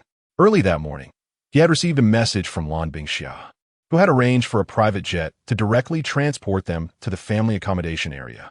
In less than an hour, they had arrived at the demon-slaying pavilion's blessed land. Once his parents were settled, he followed Lan Bingxia to this location. Yun Chuan recalled the information regarding blessed lands. High-ranking abysses had a certain probability of harboring such places, where danger coincided with opportunity. The concentration of spiritual energy in these blessed lands was remarkably high, accompanied by various resources that greatly benefited martial artists in their training. This was why regions with higher-tier abysses, such as the capital and the magic metropolis, harbored more powerful individuals. In contrast, Yunchuan, being a small locale, only possessed a third-tier abyss at its highest level, resulting in a scarcity of formidable warriors. Even if there were any, they would inevitably migrate to other provinces, as resources were the most pressing need for martial cultivation. Host environment detected to be enhanced. Blood essence training efficiency increased by 10. Leaving will result in a loss of effect. Even the periphery of the blessed land exhibited effects. It seemed my conjectures were correct. Upon hearing the notification sound, a glimmer of surprise flickered in Yun Chuan's eyes. He had heard that certain blessed lands contained locations capable of temporarily enhancing the training efficiency of martial arts techniques. If he could access such places to augment his abilities, would the consumption of resources be reduced? Contemplating this, he decisively inquired of Lan Bingxia, Miss Lan, does our demon-slaying pavilion's blessed land have? Indeed, the Shaoyan blessed land possesses several Lingming platforms that offer such effects, but Lan Bingxia's words seemed laced with hesitation. The Lingming platforms were always in high demand, a battleground for many prodigies, seldom vacant and reliant solely on strength to claim them. She refrained from explicitly stating that, given Yunchuan's current prowess, he might struggle to secure one. Yunchuan discerned her implication with a single glance and remained unfazed. The mere existence of such places sufficed. He could always attempt to seize one before augmenting his abilities later. It's all right, I understand. He raised a hand to interrupt, wishing to spare Lan Bingxia any discomfort. Lan Bingxia hesitated, but recalling the instructions from Steward Bai Shuang, she spoke again. Mr. Yun, Steward Bai Shuang has asked me to convey some matters to you. Yun Chuan glanced at her. Proceed. The esteemed Deacon Bai Shuang advised you to temper your temper, for the competition here is merciless. All resources must be acquired through one's own strength and resolve. Endure for a while, and with your innate talent, you shall surely retaliate swiftly. As Lan Bingxia spoke, she cast a timid glance at Yun Chuan, fearful of incurring his wrath, inwardly lamenting that Bai Shuang should not have tasked her with relaying such words. She was merely an external staff member, unlike Bai Shuang and the others, who were once illustrious talents that, upon realizing their aspirations were unattainable, remained to assume roles as deacons. To the prodigies of the demon hunting pavilion, she felt utterly insignificant and unworthy of their ire. Do not be anxious. You are merely the messenger, and I shall not be angered, Yun Chuan gently reassured, noticing Lan Bingxiao's trepidation. However, do convey to Deacon Bai Shuang that the word endure does not exist in my lexicon. Contrary to her expectations of a vehement reprimand, Lan Bingxia was taken aback. In the past, those illustrious talents often regarded her with disdain, and encountering someone as amiable as Yun Chuan was a novel experience for her. She suddenly grasped the sensation of being respected and felt compelled to contribute in some manner. Mr. Yun, I should not be saying this, but you must remember my following words. First, you must utilize your demon hunting points as swiftly as possible. Second, within the Shaoyan Blessed Land, the higher the peaks, the more potent the spiritual energy. Third, you must conceal yourself well tonight. Lan Bingxiao whispered urgently, standing on tiptoe and glancing around furtively, as though afraid of being overheard. I cannot say more, Mr. Yun, but do remember especially the first and second points. Thank you. Though the seemingly cryptic advice left Yun Chuan somewhat perplexed, he discerned within her dark gaze a glimmer of sincerity. Demon hunting points, you say? Indeed, his token bore a value of 10 points, equivalent to 10-fold in hunting merit, translating to a staggering 10 million in Huaxia currency. Frowning, Yun Chuan resolved not to expend those points just yet, as the technique he desired required 100 points for redemption. Moreover, what did it mean to conceal well tonight? Could there be a looming crisis? Never mind, he thought. Even if the esteemed General Wu were to engage personally, he would be able to match his strength. If it were the king of warriors, however, there would be little he could do, regardless of his thoughts. As Yun Chuan's brow relaxed, Lan Bingxia felt assured that he had grasped something important. She held a favorable view of him. Such a kind and approachable individual should not suffer undue harm from this military training. By the way, Mr. Yun, when selecting your residence later, please refrain from engaging in disputes with the other prodigies. I have reviewed their profiles, and each one is quite formidable. Suddenly recalling something, Lan Bingxia hastily added. But before she could finish, a thunderous roar interrupted them. In the next moment, a figure was hurled from the accommodation area like a cannonball, soaring above their heads and crashing against the stone wall behind them. Simultaneously, a coarse voice echoed from the direction of the accommodation area. Ku Tianxiong, is that all you've got? You think you can compete with me for territory? Ha! Upon the rocky wall, Ku Tianxiong, his hair cascading around him, gradually extricated himself from the stone surface. With a visage contorted in rage, he bellowed towards the lodging area. Zhenghe, what audacity you possess, relying on ambush tactics. Have the courage to stand your ground. His coarse voice echoed once more. I shall await you right here. With a disdainful snort, Ku Tianxiong surged towards the lodging area. His path fortuitously intersected with Yun Chuan and another individual. A cursory glance revealed that the woman was evidently an external liaison, while the man, appearing a few years younger than himself, likely accompanied her to behold these prodigies. It was improbable he belonged to the same cohort of newcomers. Under ordinary circumstances, this would have been inconsequential. However, at this moment, humiliated as he was by Ku Tianxiong and witnessed by these two perceived ineptitudes, he felt utterly mortified. A burning sensation enveloped his face. In a fit of fury, he shouted, "You two worthless trash, vacate the vicinity if you value your lives." No sooner had the words escaped his lips than Lan Bingxia sensed a shift in the atmosphere beside her. Yunchuan's demeanor had transformed, losing its former amiability. In an instant, he moved with agility, raising his hand to grasp Ku Tianxiong's face, pressing down forcefully, and in a moment of astonishment for Ku Tianxiong, he was thrust to the ground. Despite Ku Tianxiong's desperate attempts to defend himself, his efforts were swiftly rendered futile. With a resounding crash, the ground shattered. creating a gaping chasm, and Ku Tianxiong's face was engulfed within it, his thick blood staining the earth a deep crimson. Through Lan Bingxia's gaze, she witnessed two indistinct figures collide, ultimately freezing in place as Yun Chuan single-handedly restrained Ku Tianxiong to the ground. Then, turning his head, he revealed a congenial smile and inquired, "Miss Lan, what were you saying just now? I was interrupted by some trash and could not catch it." Chapter 52. The gamble. Lan Bingxia instinctively swallowed hard, her hands trembling slightly as she recalled the information in her mind. Ku Tianxiong, age 22, had just entered the third rank a few months prior. Was he truly defeated in an instant by Yun Chuan? She was aware of Yun Chuan's remarkable achievement of overcoming the third rank. Yet did this record encompass the effortless annihilation of a third-rank prodigy capable of qualifying for the Demon Hunter Pavilion? At that moment, witnessing Yun Chuan's benevolent smile juxtaposed with the desperate struggles of Ku Tianxiong, who lay bleeding beneath him, a peculiar sensation welled up within her. However, within the accommodation area, the perceptions of the other newcomers diverged sharply from her own. This was a formidable adversary. Almost simultaneously, this thought flashed through the minds of most newcomers. Although Yun Chuan's aura was not overtly revealed, it was evident that he had already attained the third rank. Otherwise, it would be impossible for him to dispatch Ku Tianxiong with such ease. In the dwelling closest to the foot of the mountain, Li Baichuan, clad in martial attire, meticulously polished his sword sheath, seemingly indifferent to the commotion involving Yun Chuan, as if all matters were of no concern to him, his focus solely fixated on the sword. Intriguing. Chu Jian, a master of diverse martial arts, exhibited a flicker of interest.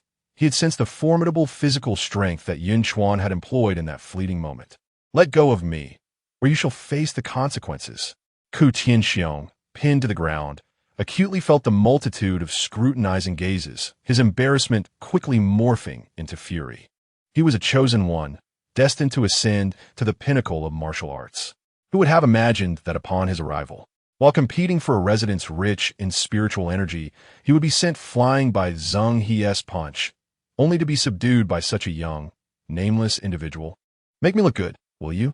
"I will see how you intend to make me look good." With each word Yun Chuan uttered, he forcefully slammed Ku Tianxiong's head against the ground, effortlessly suppressing his rebellious spirit. "I refuse to accept this." Even with his mouth filled with gravel, Ku Tianxiong remained defiant, though despair gnawed at him from within.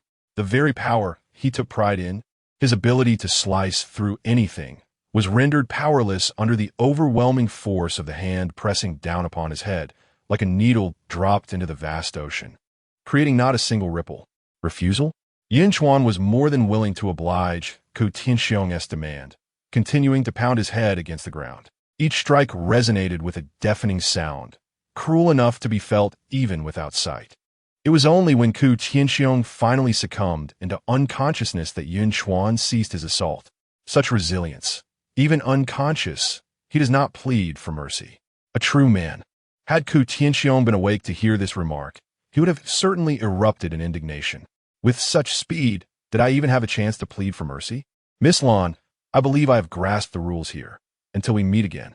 It was only after Yun Chuan had rendered Ku Tianxiong unconscious that no one intervened, and he fully comprehended the unspoken law. The fist is paramount. Dragging Ku Tianxiong by his legs, he made his way toward the dormitory area, leaving a long trail of blood in his wake. With a chuckle, the middle-aged man clad in black robes addressed Bai Shuang from his loft. Clearing his throat, Bai Shuang, trembling slightly as he lifted his teacup, hastily took a sip to quell his astonishment. He was aware of Yun Chuan's formidable talent, yet he never anticipated it to be so extraordinarily pronounced. In just a matter of days, he had ascended to the third tier. With his discerning eye, he could discern that even Yun Chuan's slightest exertion hinted at a foundational mastery of at least the earth grade, and it was likely nearing the celestial grade. The celestial grade is an elusive pinnacle, requiring an unparalleled comprehension of one's martial arts. He dared not even entertain the thought of reaching such heights.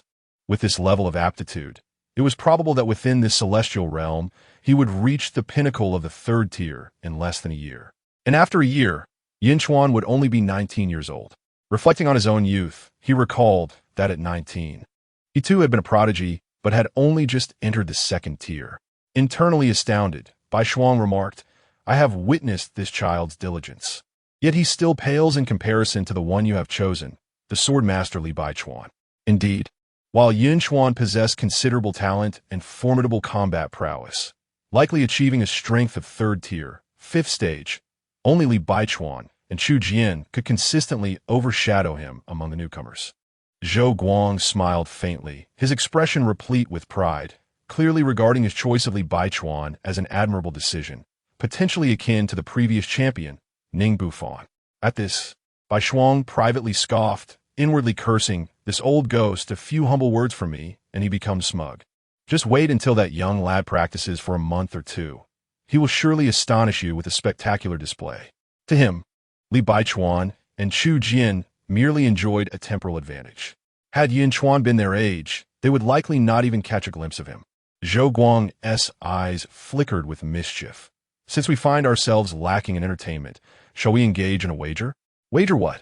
Bai Shuang inquired, intrigued.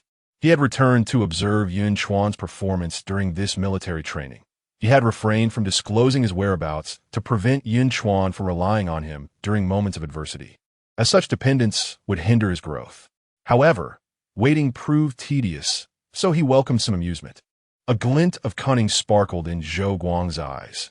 "Let us bet on whether Yun Chuan can gain entrance to the room closest to the foot of the mountain. I observe his temperament is rather volatile, compelling him towards the mountain's base, where the spiritual energy is more abundant. Thus, I wager he will not succeed in entering." "What kind of wager is that?" "The innermost room is occupied by Li Baichuan." "It seems you are not earnest in your bet," Bai Shuang retorted, immediately bristling and placing his teacup on the table, shaking his head in refusal. "Ah, even to alleviate boredom, the evening stretches interminably ahead. Very well. How about this? Should I win, you shall call me Zhougu every time we meet. If you win, you may choose any item from within the third tier." Zhou Guang's intentions were laid bare. He and Bai Shuang were old acquaintances, having entered the Demon Hunter Pavilion together and remained as attendants for years, constantly measuring their prowess against one another, both yearning for the other to address them as Brother Zhou or Brother Bai. "It is imperative to add a condition. Should I emerge victorious, I shall claim a third-grade refined spear, along with the stipulation that you must address me as Brother Bai whenever we meet henceforth." Bai Shuang found this proposition quite alluring.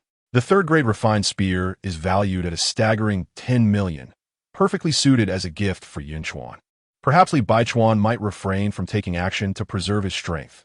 Such a possibility cannot be dismissed. This condition is worth the gamble. With a decisive nod, Zhou Guang affirmed the agreement, declaring it binding and irrevocable. He was confident of his victory. There was no way others would allow Yun Chuan to penetrate the innermost chamber. Even if by some stroke of luck Yun Chuan managed to enter, he would still face obstruction from Chu Jian, leaving him no chance to reach the innermost sanctum. This wager was as good as won.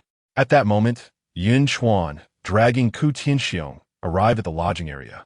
He unceremoniously tossed the unconscious Ku Tianxiong inside and, surveying the surroundings like a lion patrolling its territory, inquired, "Who is Zheng He?" The coincidence was remarkable, as Ku Tianxiong had just been thrown behind him. So much so that it seemed implausible to attribute it to mere chance. Despite sensing the hostility emanating from Yun Chuan and witnessing Ku Tianxiong's unfortunate state, Zheng He stepped forward, asserting, "I am Zheng He. What do you intend to do?" "That suffices," Yun Chuan replied. No sooner had the words left his mouth than he vanished from sight, reappearing instantaneously before Zheng He, delivering a powerful punch. Chapter 53. "Let you all go together. How dare you treat me as if I were that incompetent Ku Tianxiong?" A sudden flash startled Zheng He, and, to his astonishment, a phantom of a turtle shell materialized around him. He had not even discerned how his opponent had made a move, yet fortunately, his innate talent allowed him to sense impending danger and automatically activate a formidable defense. Yun Chuan had not been mistaken. He intended to use Ku Tianxiong to test Yun Chuan. Prior to this encounter, he had bribed the receptionist to obtain the list of newcomers. Among them, Only Yun Chuan and Ku Tianxiong were weaker than him, but he perceived that should Yun Chuan break through to the third rank, he would pose the greatest threat. To his utter shock, this Yun Chuan was nothing short of extraordinary. Ku Tianxiong was swiftly defeated in a single blow. In the fleeting moment of his contemplation, Yun Chuan's figure had already approached the turtle shell phantom, delivering a powerful punch. Zheng He sneered at Yun Chuan, thinking that even if he understood his intentions, what did it matter? No matter how strong the youth appeared, could he possibly breach the defenses of his third rank, second-tier turtle shell? Crack! To Zheng He's disbelief, the talent he had prided himself on, which had thwarted countless opponents, shattered under that single punch as if it were mere gossamer. The shell crumbled at the sound. The wind howled with ferocity, stinging Zheng He's face. What nonsense is this? The smile vanished from Zheng He's lips, replaced by sheer terror. Instinctively, he activated numerous defensive abilities, yet all were rendered futile against Yun Chuan's seemingly mundane punch, not even causing a ripple in his garments. He roared inwardly, cursing the one who had invited him into the demon-hunting pavilion. Wasn't I supposed to be the strongest prodigy in your eyes? What on earth is this? If I am a prodigy, then what is this person? Boom! In the next instant, a fist the size of a sandbag struck Zheng He's abdomen. He felt as if he had been hit by a high-speed train, his stomach churning violently, instinctively curling into a shrimp-like position, sweat pouring down his forehead, his body convulsing. You are no better than that useless fool, pathetically weak. With such meager skills, how dare you come to test others? Go back and train for a few more years. Yun Chuan's merciless words shattered the pride of this so-called prodigy. Zheng He, consumed by rage, nearly choked, teetering on the brink of unconsciousness. I thought this place would be more interesting, but it seems there isn't a competent one among you. With a swift motion of his wrist, Yun Chuan propelled Zheng He's limp form like a cannonball, crashing through the structure and leaving a gaping hole. As the thunderous noise subsided, silence enveloped the scene. Incredible! How audacious! Where did this wild dog come from, daring to act so recklessly before them? Did he really think he was invincible just because he defeated a worthless Zheng He? The prodigies near the inner quarters seethed with anger. They had heard similar taunts countless times, but they were always uttered by their own lips. This was the first time they had heard such arrogance from another's mouth. It was utterly outrageous, completely disregarding their presence. Yet, despite their boiling rage, none dared to act. Yun Chuan had not even unleashed his martial arts, and they could not discern his true strength, hesitant to strike carelessly. Each of them was waiting for someone else to make the first move. It seemed that no one dared to take action, so I shall proceed at my own pace. Yun Chuan casually flicked away the remaining blood on his hands and ventured deeper into the dwelling. He sensed that the concentration of spiritual energy increased as he moved from his previous position towards the interior of the house. Coupled with Lan Bingxia's reminder that the higher the peak, the denser the spiritual energy, he speculated that the source of this energy emanated from the continuous mountain range. Naturally, the dwelling at the foot of the mountain would grow richer in energy the deeper one ventured. In the distance, on a balcony, Zhou Guang laughed heartily, pointing towards the dwelling as he remarked to Bai Shuang. Yun Chuan is indeed audacious. It's as if he's openly insulting these prodigies as if they were worthless. You ought to dissuade him. He truly does not fear retribution. Bai Shuang ignored him, inwardly cursing. If you possessed his talent, you would be even more arrogant. Though Yun Chuan's footsteps were soft, they resonated like a drumbeat within the hearts of the many prodigies present. As the sound drew nearer, it seemed to crack their martial spirits. Since their awakening, they had been invincible, triumphing over all adversaries, nurturing an unassailable will. Even during their recent competition for room placements, they had merely attributed their failure to inferior martial realms and techniques, vowing to diligently train to bridge these gaps. However, if Yunchuan were to pass by without even lifting a finger, their martial resolve would surely shatter. At last, when Yunchuan arrived at the entrance of the third room, he abruptly halted. Suddenly, a beam of lethal energy erupted, tearing the door apart and lunging toward Yunchuan with ferocious intent. Shards flew at him with murderous intent, yet Yunchuan merely raised his hand to intercept it. This strike, potent enough to annihilate a third-tier warrior, was effortlessly caught between his fingers. What? The assailant could hardly fathom that his full-powered strike had been so easily subdued. Yet, Yunchuan would not afford him a moment's respite. With a forceful grip, he yanked the weapon, sending an irresistible surge of power coursing through the gun. The assailant staggered, realizing he was being pulled forward, and decisively released his hold. Just as he exhaled in relief, the butt of the gun surged back toward him with a ferocity several times greater than his initial strike. In his haste, he had no time to evade and was violently propelled backward by his own weapon. In midair, the overwhelming force tore through his garments, causing his vital energy to surge chaotically, and he spat out a mouthful of blood. As he fell into unconsciousness, a voice echoed in his mind. The gun is impressive, but the wielder is lacking. Sunlight streamed into the room, and through the gaping hole, he saw Yun Chuan, who had not even spared him a glance, continuing his advance. Another strike.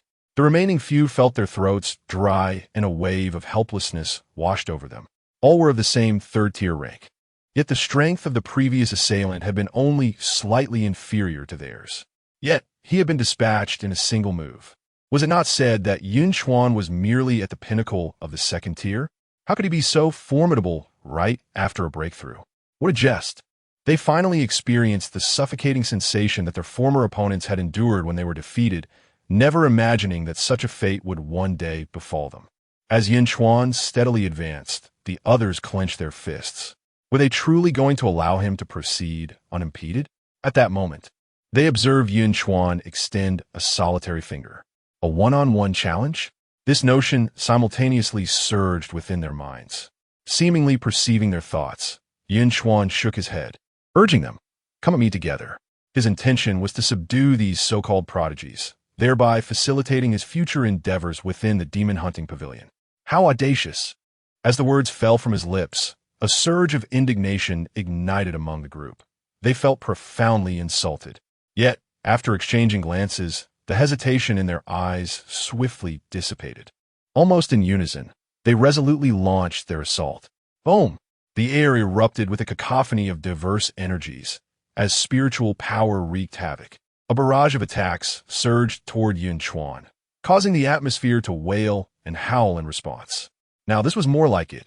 Engaging one by one would be far too time-consuming. A subtle smile graced Yun Chuan's lips as his figure abruptly vanished from sight. In the next instant, a sonic boom reverberated through the air. When he reappeared, he stood before Chu Jian, just as four explosive sounds erupted behind him, accompanied by the dull thud of heavy objects hitting the ground. Chapter 54. The frantic Zhou Guangha. It seems you're destined to lose this wager. This time, it was Bai Shuang's turn to chuckle, for Yunchuan's combat prowess truly exceeded all expectations. The four of them combined could easily contend with a third-grade, fifth-level opponent, yet they were effortlessly defeated by Yun Chuan, which clearly indicated that his strength was at least on par with a third-grade, sixth-level fighter, drawing perilously close to Li Baichuan. This revelation filled him with immense delight. What is the rush? There's still Chu Jian. Once he makes his move, this lad will undoubtedly expend considerable effort. By the time he reaches Baichuan's doorstep, how much strength will he have left to fight? Zhou Guang huffed in frustration, never anticipating that he would misjudge a situation one day. Bai Shuang merely smiled faintly. Let us await the outcome with bated breath. He recalled Yun Chuan's martial arts technique, renowned for its explosive force, having attained its utmost pinnacle. Once unleashed, it could pose a threat to a third-grade, seventh-level fighter, equaling Li Baichuan's apparent strength. As Yun Chuan approached Chu Jian's residence, the door suddenly swung open. A towering figure, standing at an impressive 2 meters and 3 centimeters, bent slightly as he exited. His bare upper body showcased solid muscles, exuding an aura of raw, explosive power. Chu Jian lowered his gaze to Yun Chuan, his expression grave, and spoke, "You are formidable. I wish to challenge you." Initially, he was merely intrigued by Yun Chuan, not believing that the youth before him could surpass his own strength. However, after witnessing the recent spectacle, his fighting spirit could no longer be contained. "Indeed, you're somewhat stronger than them." Yun Chuan extended his palm, signaling his acceptance of the challenge. "I shall exert my utmost effort. I implore you to do the same." Suddenly, Chu Jian's physique surged dramatically, resembling a small giant, causing the roof above him to buckle under his immense stature. His muscles coiled like dragons, and a palpable aura of explosive energy surged forth. Perhaps it would be best to refrain from using my full strength. I fear I might inadvertently cause your demise. Yun Chuan shook his head, knowing that if he unleashed his full power, none within this dwelling would survive a single breath. I hope your words reflect your strength. In that moment, even Chu Jian's typically amiable temperament was provoked. A primal, beastly essence emanated from him, and overwhelming strength obliterated everything in his vicinity. He brought his fists together and struck toward Yun Chuan with tremendous force, causing the ground beneath them to sink several inches. This was still within a blessed realm. Had it been the outside world, the ground would have likely caved in by a meter. This strike was akin to a full-force blow from a third-grade, 6th-level fighter. Even Li Baichuan, situated in the innermost chamber, halted his meticulous polishing of the sword sheath, abruptly lifting his head with keen interest. How intriguing! It appears that Yun Chuan has compelled Chu Jian to unleash his full strength. So, a body cultivator? Quite impressive indeed. If we were of the same realm, I would relish the opportunity to engage in a fierce battle with you. Alas, Yun Chuan felt a tinge of regret. He wished to measure his prowess against the towering figure before him with nothing but the 9-leaf phantom fist. Unfortunately, they would never share the same realm, for the individual before him could never keep pace with his strides. As his words faded, Yun Chuan unleashed a punch, sending forth an invisible ripple through the air. In the next moment, Chu Jian's formidable figure was violently propelled backward, resembling a small mountain crashing down, ultimately breaking through the entire structure and landing at the foot of the hill. Feeling the fierce wind tousle his hair, Li Baichuan abruptly rose, his hand gripping the hilt of his sword, trembling slightly, a surge of sword intent soaring into the heavens. He had believed himself to be the strongest among this new group, yet he had not anticipated the emergence of a hidden dark horse. The pinnacle of the second tier? It was astonishing that the information from the demon hunting pavilion could be misleading. Yunchuan, what is your true level, I wonder? Li Baichuan pundarat internali. A tempest of battle spirit swelling within him. Not only he, but his sword too trembled incessantly, as if expressing its desire to engage in combat. Hello. The figure of Yun Chuan had already materialized before Li Baichuan. The two locked eyes, and the atmosphere fell into silence. Li Baichuan's other hand pressed firmly against the sword's hilt, desperately suppressing the urge to draw it. Ever since acquiring a place in the demon hunting pavilion, he had been nurturing his sword. As a scion of a swordsmanship lineage, he had elders who had also endured the trials of the demon hunting pavilion, passing down invaluable insights to him. His purpose in nurturing the sword was not to compete with these newcomers, but rather to contend with those on the mountain behind him. Should he sacrifice months of hard work for a fleeting victory, or temporarily restrain himself? You seem to be troubled by something, Yun Chuan remarked, a glint of golden light flashing in his dark eyes, discerning the hesitation and inner turmoil of the individual before him. Never mind. Do you wish to take this room? Then by all means, reside here.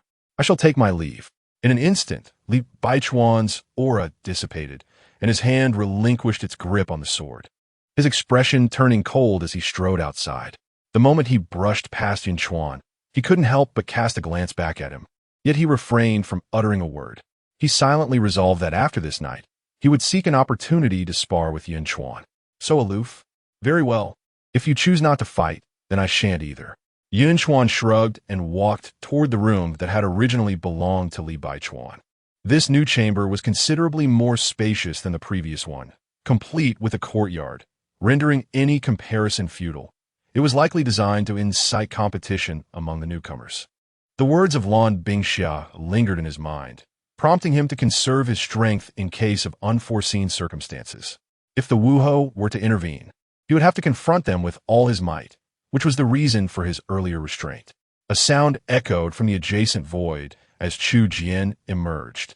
Noticing the absence of Li Baichuan beside Yun Chuan, his previously placid heart surged with tumult once more. Was even Li Baichuan no match for this young man? It seemed his earlier words had indeed held truth. Exerting his full strength could genuinely threaten Li Baichuan's life. Thank you for your mercy. He clasped his fists and began to exit, yet Yun Chuan could clearly see a flush rising to his face, as if the earlier punch had elicited a sense of enjoyment from him. Could it be that all physical cultivators harbored such peculiar tendencies? This thought sent a shiver down Yun Chuan's spine. With matters settled, all that remained was tonight. He was eager to uncover the unspoken words lingering on Lan Bingxia's lips. In the square, Lan Bingxia remained close by, not straying far after Yun Chuan's departure. Although her realm was rather low, she possessed sufficient sight to observe the illustrious names on the list being defeated one by one within such a brief span of time. At that moment, she was utterly astounded. Was Mr. Yun truly this formidable? The words she had just spoken suddenly felt foolish. How embarrassing it was to realize that she had advised a powerful individual to endure the weakness of others. In the distant loft, Zhou Guang's eyes widened in disbelief. As a steward of the demon hunting pavilion, he could no longer maintain his composure and abruptly stood up, momentarily forgetting the decorum expected of him. He resembled nothing more than a stunned gambler who had just lost a bet. Beside him, Bai Shuang was thoroughly amused, nearly doubled over with laughter. Zhou Guang, who would have imagined? You lost. Accept your fate and call me Brother Bai. Why on earth isn't Bai Chuan making a move? How could Yun Chuan be so powerful? Even Chu Jian couldn't withstand a single blow, and he is a body cultivator. How could it be? To be this strong at the initial stages of the third grade? It defies reason, utterly unreasonable. Zhou Guang scratched his head, his once smooth hair now a tangled mess. His gaze towards Bai Shuang was a mix of envy and irritation. You have the luck of the gods. You've stumbled upon such a treasure. Your future is boundless. To possess combat prowess exceeding the 7th stage of the 3rd grade at such a young age is remarkable. If only I had not merely chanced upon him during a casual outing. I never wished for such fortune. Bai Shuang seized the opportunity to tease Zhou Guang, recalling how he had boasted before Li Baichuan. Oh, don't forget about the bet. Zhou Guang gritted his teeth in frustration. Brother Bai, I accept my loss. That is more like it. Ha ha ha. Atop the mountain peak, Yin Fei noticed the sky darkening and inquired about the new recruits from Wuhan. How are they faring? It's chaotic. They're in the midst of a brawl. However, Yunchuan's strength seems to contradict the intelligence we received. He has fought his way to the foot of the mountain without engaging Li Baichuan. Yin Fei scoffed dismissively. Oh, I misjudged him, but it matters not. The two have yet to clash. It appears their strengths are comparable. A single defeat of Li Baichuan is sufficient. A second is unnecessary. In 2 hours, let us inform the brothers to act promptly. It's time to feast. Chapter 55. Senior, please accept the sword as night approached. The once arrogant prodigies, who had been thoroughly defeated by Yun Chuan, slowly regained their senses. Their eyes, once filled with defiance, now reflected sheer terror as they gazed towards the depths of the dwelling. They had never anticipated such a humiliating defeat, especially at the hands of a high school student who was significantly younger than themselves. Initially, they had hoped to continue basking in their former invincibility upon arriving at the demon hunting pavilion. Now, however, they were resigned to their fate. Even Chu Jian and Li Baichuan had conceded, leaving no room for pride. Meanwhile, Yunchuan had been seated at the stone table in the courtyard, deep in contemplation over the words spoken by Lan Bingxia. At that moment, he heard footsteps approaching, and Li Baichuan's figure came into view, bearing his usual frosty demeanor, exuding an air of distance. Yunchuan glanced up briefly and inquired, "What is it?" Li Baichuan halted, refraining from sitting beside Yunchuan at the stone table. Holding his sword, he spoke in a calm voice. "There is something I need your assistance with." Intrigued, Yunchuan urged, "Go on." Li Baichuan nodded. "Tonight danger looms. Danger?" At this revelation, Yunchuan recalled Lan Bingxia's words, which had hinted at the necessity of hiding. He pressed further. "What kind of danger?" A flicker of hesitation crossed Li Baichuan's face. He could not divulge too much information, as it risked exposing the secrets of his elder. After a moment's pause, he replied, "I cannot share further details, but I can tell you that formidable opponents will be arriving tonight." Formidable opponents? How strong? Where do they come from? Yunchuan, now fully alert, straightened his posture, eager for information. Below the martial marquee level, Li Baichuan indicated towards the mountain above with his sword, following the direction of his gaze. Yun Chuan spotted the peak above and nodded, "I understand. Thank you for the warning. Where are you going?" Li Baichuan watched as Yun Chuan turned away, momentarily bewildered. Had he not seen the direction Yun Chuan was heading, he might have thought the latter was attempting to flee. Yun Chuan paused at the large hole created by Chu Jian near the mountain's base, not glancing back. However, Li Baichuan felt as though he caught a glimpse of a smile on Yun Chuan's face. "Of course, I'm heading up the mountain. I initially expected there to be martial marquee-level foes, but it seems I was mistaken. Do you intend to confront them alone? Have you lost your mind?" This marked the second time Li Baichuan's emotions were stirred since arriving. The first was during his confrontation with Yun Chuan. "Huh." Yun Chuan stretched lazily and yawned. "Had I known earlier, I would have ascended right away. It's rather dull to bully you all. Farewell." "What do you mean?" Li Baichuan's expression darkened. He merely sought to avoid wasting energy on Yun Chuan, yet he felt belittled. Nevertheless, Yun Chuan chose not to engage further and vanished from sight, heading straight for the mountain peak. Madman. Left alone, Li Baichuan frowned as he pondered. He had intended to persuade Yun Chuan to join forces, only for the latter to rush toward certain doom. Such arrogance would surely demand its price. Shaking his head, he turned back towards his quarters to continue nurturing his sword. Old Bai quickly looked at lad. In the attic, Zhou Guang sensed the figure of Yun Chuan rushing toward the mountain peak. What is happening? Bai Shuang followed Zhou Guang's awareness and also discerned Yun Chuan's silhouette. What is he doing climbing the mountain? Does he know something? It seems this young man has narrowly escaped a calamity, but though he may evade for a moment, he cannot escape for eternity. Zhou Guang clicked his tongue in disappointment, as if he had missed a splendid performance. This fellow has yet to reach the Wuhou stage and has not awakened his blood soul. He should not have perceived the ambush lying in wait at the foot of the mountain, and by mere chance, he has evaded an encounter.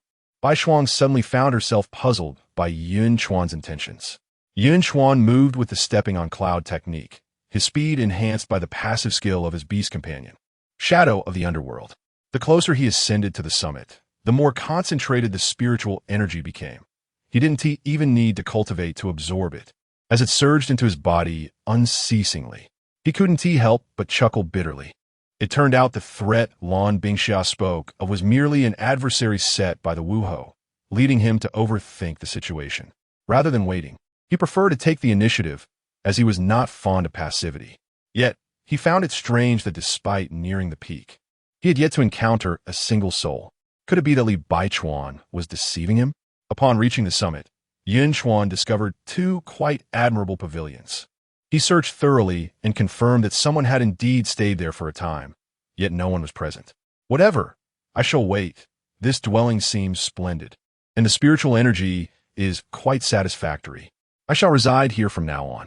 If, as Li Baichuan claimed, powerful beings inhabit this mountain and might descend to attack them, then seizing this territory is justifiable. After all, strength dictates reason. Whoever wields the greater fist holds the truth. Thus, Yun Chuan sat cross-legged in the courtyard, patiently awaiting developments. Meanwhile, at the foot of the mountain, a group of stealthy young men eyed Li Baichuan and the others with predatory intent. "Yin Ge, Wu Ge, when shall we strike?" A wiry man whispered. Yin Fei and Wu Hong exchanged glances and nodded. Yin Fei promptly waved his hand. "Let us go." They should be letting their guard down at this hour. In an unfamiliar environment, even when reassured of safety, a warrior's instincts would still remain heightened.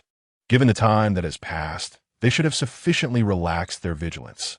Barely had he spoken when flames erupted into the sky. Countless bursts of blood, energy, surged forth. Spiritual power rampaging through the once tranquil atmosphere like thunderclaps. In an instant, the night was illuminated, suffused with chaotic colors. The spiritual energy was thrown into disarray, and a violent force tore through the new arrival shelter. Here they come. Li Baichuan, who had been meditating, suddenly opened his eyes, gripping the sword hilt. His sword energy surging forth. Chu Jian leapt to his feet, his muscles pulsating with explosive energy, akin to a beast ready to devour. What's going on? Ku Tianxiong and the other newcomers, still nursing their wounds, were startled by the sudden onslaught. Yet it was too late. The attack had arrived. An overwhelming force crashing upon them like a torrent, engulfing them entirely. Their already weakened bodies were instantly grievously injured.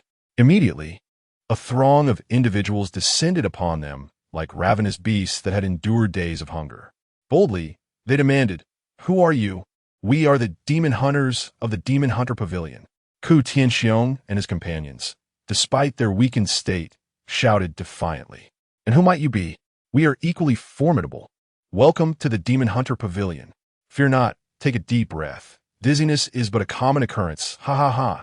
After being suppressed for so long, the tables had finally turned in their favor, igniting a thrill within them, their eyes gleaming with an unnatural light that chilled Ku Tianxiong and his companions to the bone. As they unleashed their auras, despair enveloped the room. There were 5 distinct presences, none weaker than the 3rd grade 7th tier, with the 2 strongest reaching an astonishing 3rd grade 9th tier.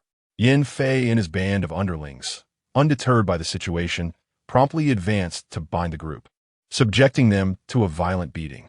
"Surrender your tokens and points, and we might consider sparing you further torment." Meanwhile, Yin Fei and Wu Hong made their way towards the 2 formidable auras within. Suddenly, a primal force surged forth. A figure as massive as a small mountain obscured the sky, fists united like Mount Tai, crashing down with tremendous force. The ferocious energy obliterated the already dilapidated structures, reducing them to ruins. Clang! At that moment, a flash of cold light cut through the air, and it seemed as though the world was enveloped in a blinding white brilliance, a sword aura tearing through the earth, surging towards the 2. "Elder, please accept the sword." Chapter 56. 1 against 5, sword energy surged through the air, wreaking havoc with a tremendous force that had already reached the formidable realm of the 3rd grade, 9th level. Yet, in the face of the attacks from Chu Jian and Li Baichuan, Yin Fei and Wu Hong remained remarkably nonchalant, engaging in idle conversation. Wu Hong yawned, expressing his boredom. "Yin Fei, it's your turn. I shall refrain from intervening." He chuckled. "Indeed, this batch of newcomers is quite cunning, reminiscent of our own youthful bravado. Alas, were we not once considered prodigies ourselves?" Yin Fei, with graceful hands, swept back his hair, revealing the crimson flame mark on his forehead. In an instant, the surrounding spiritual energy ignited, a torrent of flames radiating from him, enveloping dozens of meters in an inferno. Where the flames reached, even the air sizzled, producing crackling sounds akin to a fiery roast. As Chu Jian unleashed a violent strike, Yin Fei merely cast a glance in his direction. With a thunderous roar, columns of magma erupted beneath Chu Jian's feet, the searing crimson quickly eroding him. Yin Fei then unleashed a fist imbued with blazing fire, spinning his body before launching a ferocious flame that transformed into a dragon of fire, surging forth. The very space along its path shimmered, as if it too was ablaze, consuming the sword energy with a ferocity surpassing that of Li Baichuan's attack. The collision of energies caused the crimson fire dragon to quiver, its hue dimming significantly. This pause, however, was fleeting. As the sword energy dissipated, Li Baichuan's complexion paled, a sickly flush overtaking his features. With a sense of regret, he lamented, "Even with my 3rd grade, 6th level cultivation, having nurtured my sword for months, I still could not prevail." A wave of helplessness washed over him as he helplessly watched the intensified crimson hue on his face, concealing his true level of cultivation. He presented himself as merely a 3rd grade, 5th level practitioner, yet unleashed sword energy comparable to the 3rd grade, 9th level. This had drained the last vestiges of his strength, leaving him incapable of further resistance as the fire dragon approached. Regrettably, he could no longer create a miracle akin to Ning Buffon's. Li Baichuan closed his eyes, awaiting the impending strike. At that moment, a hand pressed down on his shoulder. "Why give up so easily? I feel deceived, having come all this way for nothing." The clear voice, tinged with a hint of jest and reproach, resonated in his ears. Li Baichuan abruptly opened his eyes to see the youthful, striking profile of a boy clad in flowing black attire. He blurted out, "Aren't you already captured?" However, before he could finish, He noticed the boy's lips curl into a relaxed smile, his other hand casually raised. With a crack, in the next instant, the suffocating fire dragon was effortlessly crushed, as if it were merely an eggshell. How could this be? Yunchuan esa pupils constricta. The indifferent expression that had never faltered in the face of defeat was now etched with disbelief. There is nothing impossible. It is merely that you are too weak, Yun Chuan remarked, removing his hand from Li Baichuan's shoulder. As he stepped forward, his broad back inexplicably instilled a sense of security in Li Baichuan. The next moment, the boy took a step, revealing an overwhelming aura. The pinnacle of the third grade. What? Li Baichuan trembled, his mind reeling as he instinctively took a step back. As Yin Fei witnessed the young man in black effortlessly crush the fire dragon, the smile on his face faltered. What a joke. Although he had merely acted casually and was already drained by Li Baichuan's sword energy, it was not something a mere novice could shatter so easily. My elder brother has arrived. You are doomed, Kei Tianxiong and the others, realizing that even Chu Jian and Li Baichuan could not withstand the onslaught, had succumbed to despair and prepared themselves for relentless assault. However, upon witnessing Yun Chuan's intervention, a flicker of hope ignited within them. The fear and a hint of resentment they harbored towards Yun Chuan dissipated entirely, replaced by excitement and admiration, to the point where they instinctively began to refer to him as elder brother. Unbeknownst to them, they had subconsciously relinquished their pride as prodigies, accepting the reality that Yun Chuan was the leader of their cohort. What will we do next? Can you withstand my next move?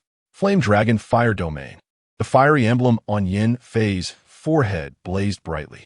In the next instant, the fire domain beneath his feet surged dramatically, transforming the ground into a sea of flames, from which 3 dragon forms, infused with searing heat, emerged.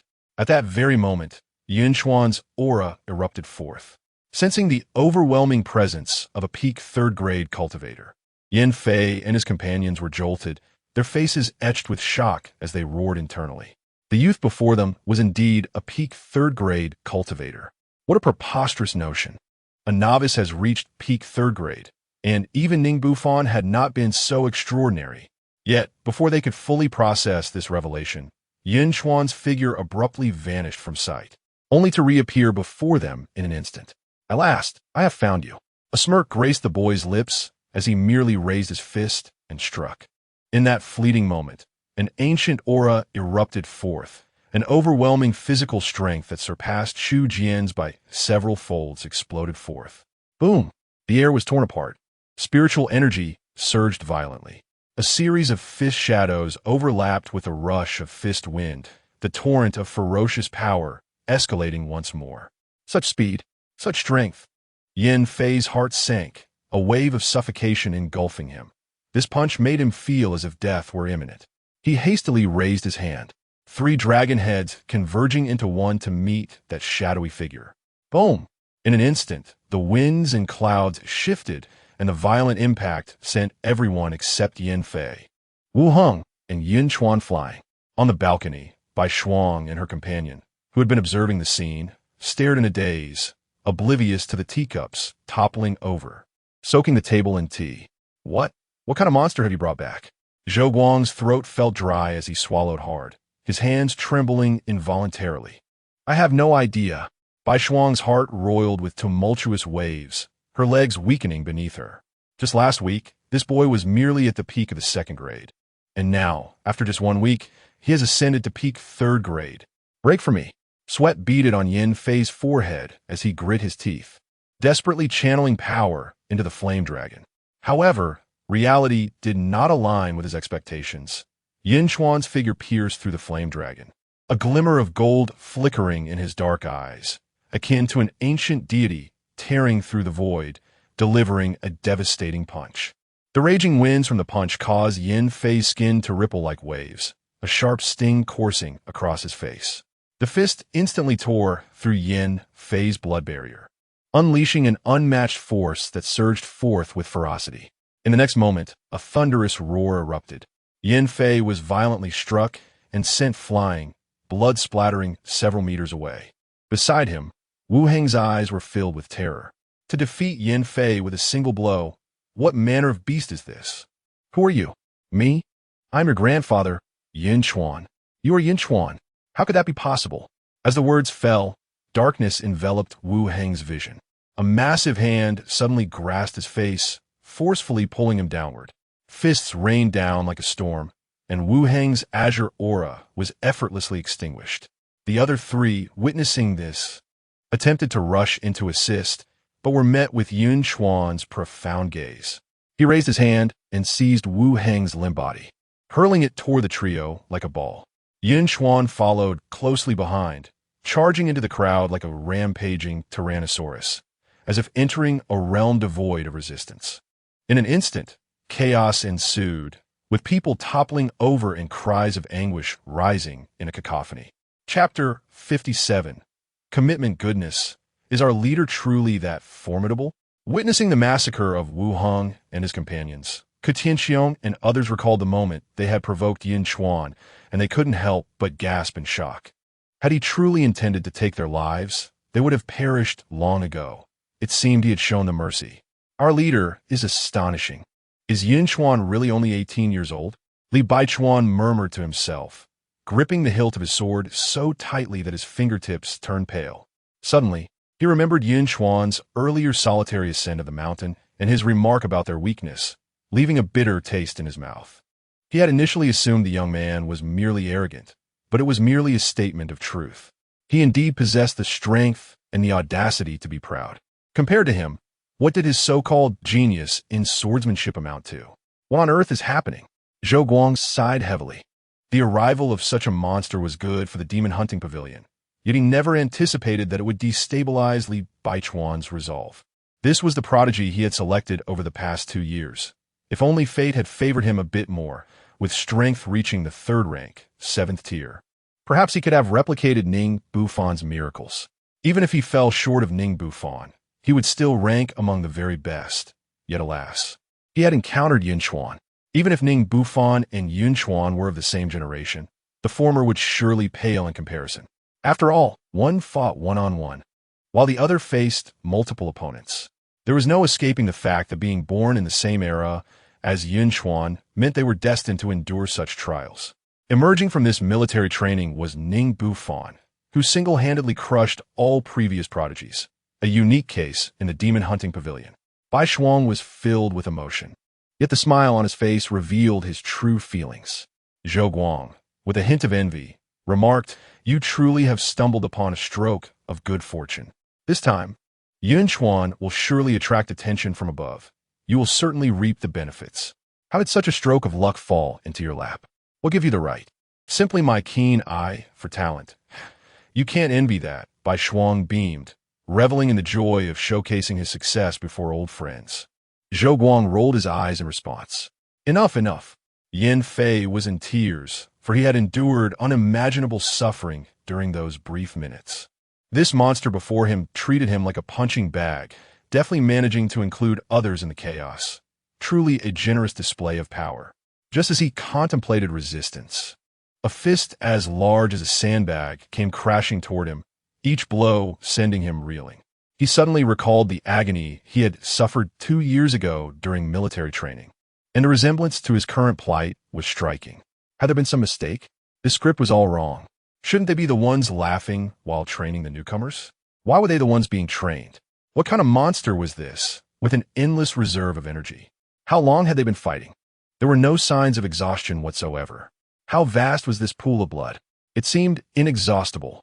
Yin Fei had completely lost faith in life, questioning why they were always the ones taking the beating. Oh, this world was so unfair to him. Wu Heng, this is all your fault.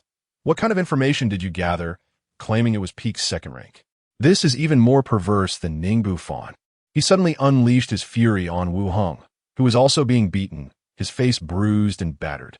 Wu Heng, almost laughing in anger, retorted, "How should I know? This is information from the pavilion. If you blame me, who should I seek for justice?" Typically slow to anger, he was now visibly agitated. Moments later, Yun Chuan finally exhausted himself and ceased his assault. With the enhancement of his golden eyes, he was able to effortlessly identify the weaknesses of Yin Fei and Wu Heng. Employing the 9-leaf phantom fist and the shadow of the nether realm to firmly subdue the two. The reason he halted only now was due to his caution regarding any hidden trump cards they might possess. He had not anticipated such feebleness. Clearly, he had set his expectations of the elite from the Demon Hunter Pavilion too high. Now speak. Who are you? Why did you attack us? Yun Chuan crouched down, gazing at the 5 trembling individuals sprawled on the ground. Attack? Were you not the ones who assaulted us?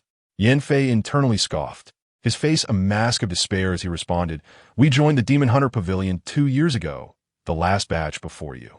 We came according to the pavilion's tradition, merely to exchange ideas and discuss martial arts, with no malicious intent whatsoever. You lie. A golden glimmer flashed in Yun Chuan's eyes. I am not lying.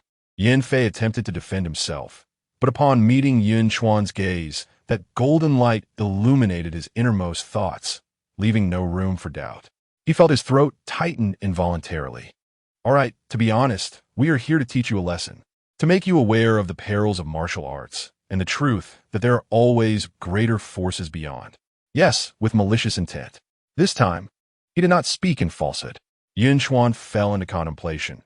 It seemed the tradition of the Demon Hunter Pavilion involved utilizing the elders to suppress newcomers, instilling in them a sense of humility and caution. Indeed, some caution was warranted. He had just arrived, and Ku Tianxiong and the others were quite self-satisfied. Yun Chuan, don't believe his deceitful words. He is lying. Ku Tianxiong jumped up, pointing at Yan Fei and the others, furiously exclaiming, They just stole our points. 10 points, all gone. You're full of crap.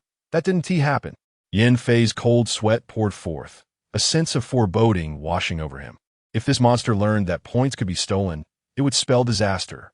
Upon hearing this, Yun Chuan's interest peaked. He raised his fist and struck Yan Fei squarely in the face. Wait, what did you just say? Ku Tianxiong, feeling anxious, replied, I said they are lying. Not that part. They just stole our points? As soon as the words left his lips, he noticed Yun Chuan's eyes ignite with fervor, as if ready to incinerate him. What you mean is, points can indeed be stolen, correct? A smirk crept across Yun Chuan's face. He had been pondering how to accumulate points to exchange for the concentration technique, and this opportunity appeared unexpectedly simple. It's over, it's all over. Yan Fei and the others, upon hearing this, lost all hope, their faces ashen. A shadow enveloped them, and in that moment, the anguish of 2 years prior washed over them once more. Please no. Haha. Obediently hand over your points, or you know my methods. Points can be earned anew, but the pain from a beating lingers long. At this moment, Yun Chuan transformed into a figure of greed and terror in the eyes of Yan Fei and others. And let's not forget the two of you. Yun Chuan did not overlook Li Baichuan and Chu Jian. Although they were part of the same group of newcomers, without his intervention, they too would have faced the grim fate of having their points seized. Thus, rather than endure a beating from Yan Fei and his companions and lose their points, it was far better to surrender them to him. You may take the points, but I require a promise from you. Li Baichuan remained remarkably composed, refusing to morally constrain Yunchuan simply because they were all newcomers. Yunchuan replied, Speak. I need your protection for 2 months, shielded from their disturbances. In return, I shall provide you with an additional 0. 5 points each day as a fee for your guardianship. As a prodigy of the sword, Li Baichuan was proud and ambitious. Yet he recognized the harsh realities of the situation. Without Yun Chuan's protection, he would be subject to daily harassment until he could surpass Yan Fei and his ilk. Thus, rather than endure such torment, he found it more prudent to relinquish his points to Yun Chuan in exchange for peace. What do you think? Chapter 58. The method of cultivating the Dao. Yun Chuan was deep in thought, having learned about various tasks for earning points through his token. By tending to the spiritual fields in the blessed land and performing miscellaneous chores daily, he could earn approximately 0.5 Demon Hunter points. High point tasks were primarily available through external missions, which were rather scarce and difficult to secure. The more perilous assignments were beyond the capabilities of third-tier martial artists and were typically handled by the local demon hunting bureau. Only exceptionally challenging cases would be entrusted to the Demon Hunter Pavilion. However, such tasks rarely fell into the hands of third-tier warriors, as they were usually claimed by stronger martial generals. Consequently, prior to breaking through to the martial general realm. Their primary means of accruing points was through menial labor in the Blessed Land. Earning around 0.5 points daily was quite commendable, as a single demon hunter point held a value of 1 million. Thus, 0.5 points amounted to 500,000, which was significantly more lucrative than the average task at the Demon Hunting Bureau, where assignments typically yielded only tens of thousands. After all, performing menial tasks in the Blessed Land posed little danger. However, now, through Li Baichuan's words, Yun Chuan had come to know of another avenue, the appropriation of others' points. After some contemplation, he resolved to acquiesce to Li Baichuan's request. The other party was willing to offer assistance freely, saving him the trouble of daily exertion. Very well, he agreed.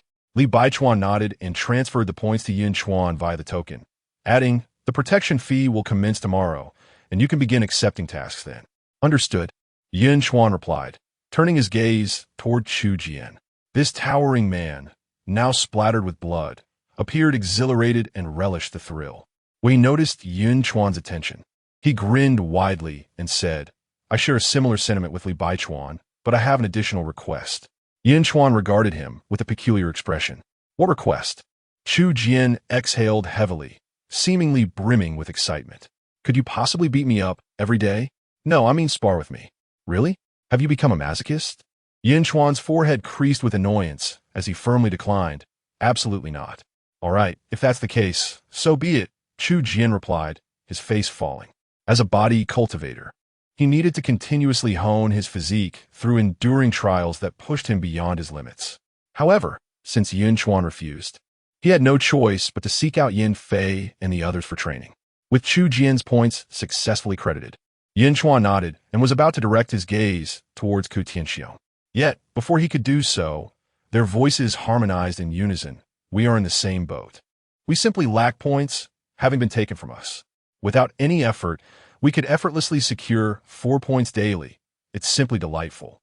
Yun Chuan felt a surge of joy within him as he turned once more to Yin Fei and the others.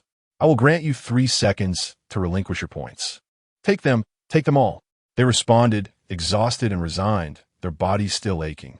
In an instant, Yun Chuan's account swelled with an additional 230 points.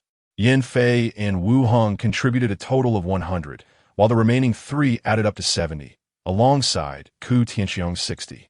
With the points from Li Baichuan and Chu Jian, as well as his own, his total points skyrocketed from 10 to 260, converting it into Huaxia currency amounts to a staggering 260 million. The points required for exchanging the concentration technique are sufficient, ranging from a modest 100 to a hefty 200 points. A 200-point concentration technique, prominently displayed in the Demon Hunting Pavilion, is undoubtedly among the finest in the world. Yet, what perplexes me is the scarcity of your points. Yun Chuan discerned a glaring inconsistency. Having resided in the Blessed Land for 2 years, it seemed implausible for them to possess so little. Upon this realization, Yin Fei and his companions were instantly overcome with emotion. The fact that they had managed to accumulate even this much was commendable, especially after being robbed by the previous cohort for over half a year. After painstaking efforts to gather their points, they had devoted them entirely to their cultivation, hoping to reap a significant profit this time, only to have it all snatched away at the last moment. Furthermore, they were not engaged in tasks daily. They needed time to hone their martial skills. "All right, my apologies for the misunderstanding," Yun Chuan remarked, glancing at their empty point tokens and listening to their heart-wrenching laments, which stirred a tinge of sympathy within him. Yet, who could blame their misfortune for encountering him? "Thank you. May we take our leave now?" Yin Fei inquired. "Wait, I have a question. Are you the ones residing at the mountaintop?" Yun Chuan called out to them. Yin Fei and Wu Heng felt a sudden tightness in their hearts, forcing smiles as they replied, "Yes, what is the matter?" Yun Chuan stated, "I have taken a liking to that place, so you must vacate." The two were left utterly stunned. They had anticipated a joyous day, yet their points had vanished, and now their residence was to be taken from them as well. They strained to maintain their smiles, replying, "Sure, brother, we will move immediately. By the way, remember to pay the protection fee daily. Otherwise, you know the consequences." Understood. After they departed, Yunchuan wore a broad smile, Calculating this way, I could accrue 5 points daily. If I remain here, wouldn't that imply a fortune? Suddenly, I find myself reluctant to hasten my breakthrough to the Martial Marquis. What is going on? He could easily surmise that upon reaching Martial Marquis, he would no longer be able to seize points. Otherwise, it would not be Yin Fei and the others attempting to claim their points, but rather the Martial Marquis himself stepping into the fray. Nevertheless, he resolved to dismiss such thoughts. Attaining the status of Martial Marquis would grant him access to more lucrative tasks and points. He must not allow such trivial gains to cloud his judgment. Yun Chuan abruptly slapped his own face, attempting to shake off the distractions. While the conversion of points into huaxia currency was indeed considerable, this was merely significant from the perspective of an ordinary person. For martial artists, particularly those at the level of Martial Marquis and above, the value of huaxia currency diminished greatly. Even amounts exceeding 100 million would not procure the resources they truly required. For those of Martial Marquis strength and beyond, perhaps the blood crystals mentioned by Steward Baishuang held more significance. Could it be that blood crystals serve as the currency for resource exchanges among Martial Marquis? Yunchuan pondered, though all would remain uncertain until he achieved the rank of Martial Marquis himself. A few minutes later, he returned to the mountaintop, comfortably settling into the elegant courtyard that originally belonged to Yin Fei and Wu Hong. Their belongings had already been removed. Now, seated in the courtyard, he activated the token to access the point store of the Demon Hunting Pavilion. His current level of authority was Tier 3, allowing him only to view items available from martial artists of Tier 3 and below. Certainly, it encompasses the Xian-level low-grade technique, the condensation method. However, access to the martial arts of the same tier remains restricted. It is likely due to concerns that certain prodigies, unaware of their own limitations, might squander their points on the exchange for these arts, only to find themselves incapable of mastering them, thus wasting precious time. How frustrating. I feel as though I am being targeted. Yun Chuan pouted and opened the interface for the condensation method, the Dian Star Divine method. Observing the stars gives rise to myriad phenomena, harnessing the power of the stars to condense the blood soul. The resulting blood soul will enhance mental strength beyond that of others. The Fiery Spirit Refinement method, utilizing the essence of earthly fire and the will of flames to condense the blood soul, unleashing martial prowess of unparalleled might. Yunchuan examined both tomes, each possessing its unique merits. One emphasized mental acuity, while the other focused on martial power. How perplexing. Must I choose only one?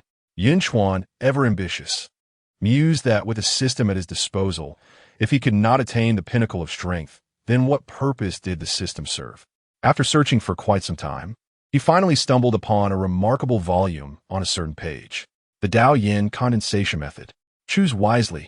To date, only the creator of this method has succeeded in its cultivation, observing all paths converging within the blood soul, allowing for clarity of mind and an understanding of all things, rendering one unmatched within the same realm. Chapter 59. The third-level secret realm. Is it truly so challenging that, apart from the creator, no one can master it? I shall endeavor to test its complexities. With the deduction of 200 points, the electronic version of the Dao Yin concentration method was automatically sent to his account. He could access it through his token. With the remaining 60 points, it would be prudent to convert them into huaxia currency. The enhancement would be necessary, while martial arts could be accumulated later. 60 points equated to 60 million huaxia coins. Successful in acquiring funds, gained 600,000 funding points. Current remaining funding points, 610,000. What a delightful sensation. As he observed his funding points replenishing, Yun Chuan felt a wave of relief wash over him. The emptiness within dissipated. The feeling of wealth is truly splendid. Next, he sought a spirit enlightenment platform to ascertain whether it could reduce his funding consumption. Every bit saved is a boon. Rising to his feet, Yun Chuan prepared to seek out Yin Fei and the others, as they were most familiar with this area and should know the whereabouts of the platform. However, upon stepping outside, he encountered Baishuang, accompanied by a middle-aged man whose smile was so broad it seemed almost uncontainable. Just as Yun Chuan intended to approach Baishuang for a conversation, The middle-aged man stepped forward first. Greetings, I am Zhou Guang, the steward of the demon hunting pavilion, and a friend of Yunchuan. Zhou Guang advanced and grasped Yun Chuan's hand with such fervor that it momentarily overwhelmed him. Hello, Steward Zhou. May I inquire about the purpose of your visit? Yun Chuan inquired, casting a questioning glance at Bai Shuang. Bai Shuang chuckled, giving Yun Chuan a pat on the shoulder, unabashedly revealing to his old friend, "This old rascal merely wishes to curry favor with you, having been struck by your extraordinary talent. Come now, how can you speak of me in such a manner?" The moment I laid eyes on young friend Yun Chuan, I perceived him as a dragon among men. I could hardly wait to make his acquaintance. Zhou Guang retorted, puffing out his cheeks, and, as he turned to Yun Chuan, his face was once again alight with smiles. He raised his hand, summoning a delicately crafted dragon-patterned spear that materialized in his grasp. As this is our first meeting, I am uncertain what gift to present. Thus, I bestow upon you this Qinglong spear. Should you require assistance at the demon hunting pavilion in the future, you may invoke my name. I retain a modicum of influence. Bai Shuang's expression soured. Zhou Guang, you scoundrel, is this not the item you lost in our wager? It was originally my gift to you. How has it become yours to give? Yunchuan was taken aback. A wager? What transpired? Well, even if I lost, I could have offered you a standard third-tier weapon. But considering young friend Yun's prowess, I opted for the finest spear among third-tier weapons. Shall we consider it a shared gift? Zhou Guang asserted, his demeanor exuding mischief. Very well, I cannot argue with you. Bai Shuang conceded, turning to Yunchuan. Please accept this. It is our heartfelt intention. Then I shall graciously accept it. My sincere thanks to both stewards. Yunchuan replied, feeling no reluctance. The spear was evidently of superior quality and held substantial value, even if he could not wield it. It could fetch a considerable sum if sold. Seeing Yunchuan accept the gift, both men beamed with joy. While Yunchuan may not currently provide them with assistance, given his prodigious talent, his ascent to the rank of Martial Marquis was merely a matter of time, and his eventual rise to Martial King was all but assured. Given their talents, it is likely that their future potential may only reach the level of a Martial King. To forge a connection with such a remarkable individual is a source of great joy for them, as future martial arts champions are bound to emerge from such alliances. Just as ordinary people value connections, so too do martial artists. Should Yun Chuan ascend to prominence in the future, any difficulties he encounters could be mitigated by merely mentioning his association with Yun Chuan, thereby instilling fear in others. Yun Chuan skillfully twirled his spear before sheathing it. Turning to the two attendants and inquiring, I presume your visit is not solely to present me with this fine spear? Indeed, there's another matter at hand. A unique third-level abyss has emerged in the Han province. In other words, it is a third-level secret realm teeming with abundant natural treasures and even some ancient mythological martial arts techniques. Bai Shuang nodded in agreement, indicating that their urgency was not merely to deliver a spear. A third-level secret realm? What do you require of me? Upon realizing they sought his assistance, Yunchuan immediately considered this point. Zhou Guang's expression grew serious as he replied, Indeed, this time we have a special mission that requires you to represent the demon hunting pavilion. Such secret realms are exceedingly rare. Are you aware that most of our current martial arts techniques are derived from ancient texts?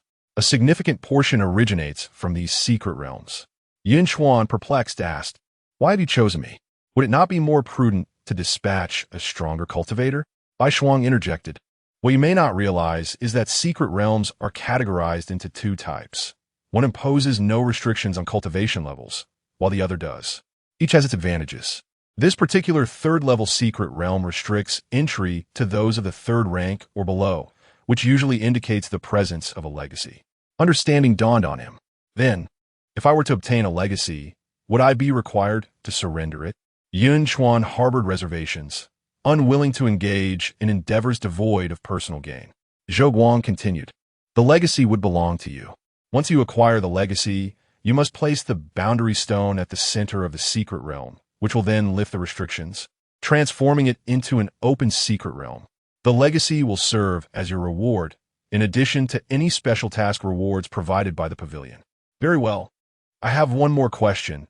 If I obtain a commendable concentration technique within, will I be able to return the Dao Yin concentration technique that I have exchanged for?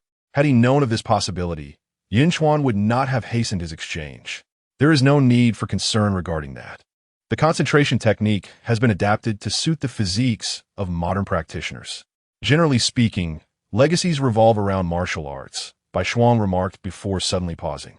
What concentration technique did you exchange for? The Dao Yin concentration technique. Coughing, both of them exchanged curious glances. Did you not review its introduction?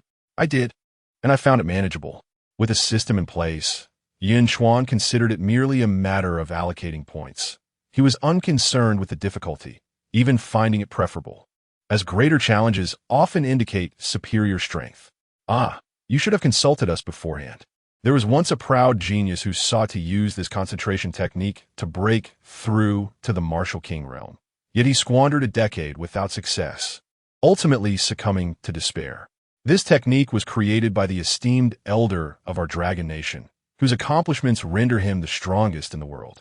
The challenges it presents are thus evident. Very well, we can apply for permission for you to exchange it. Both individuals were filled with a sense of trepidation, relieved that they had discovered the situation in time.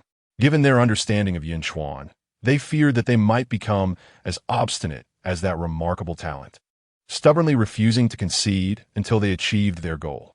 Time was of the essence for prodigies such as themselves. Thank you. I shall take a look first.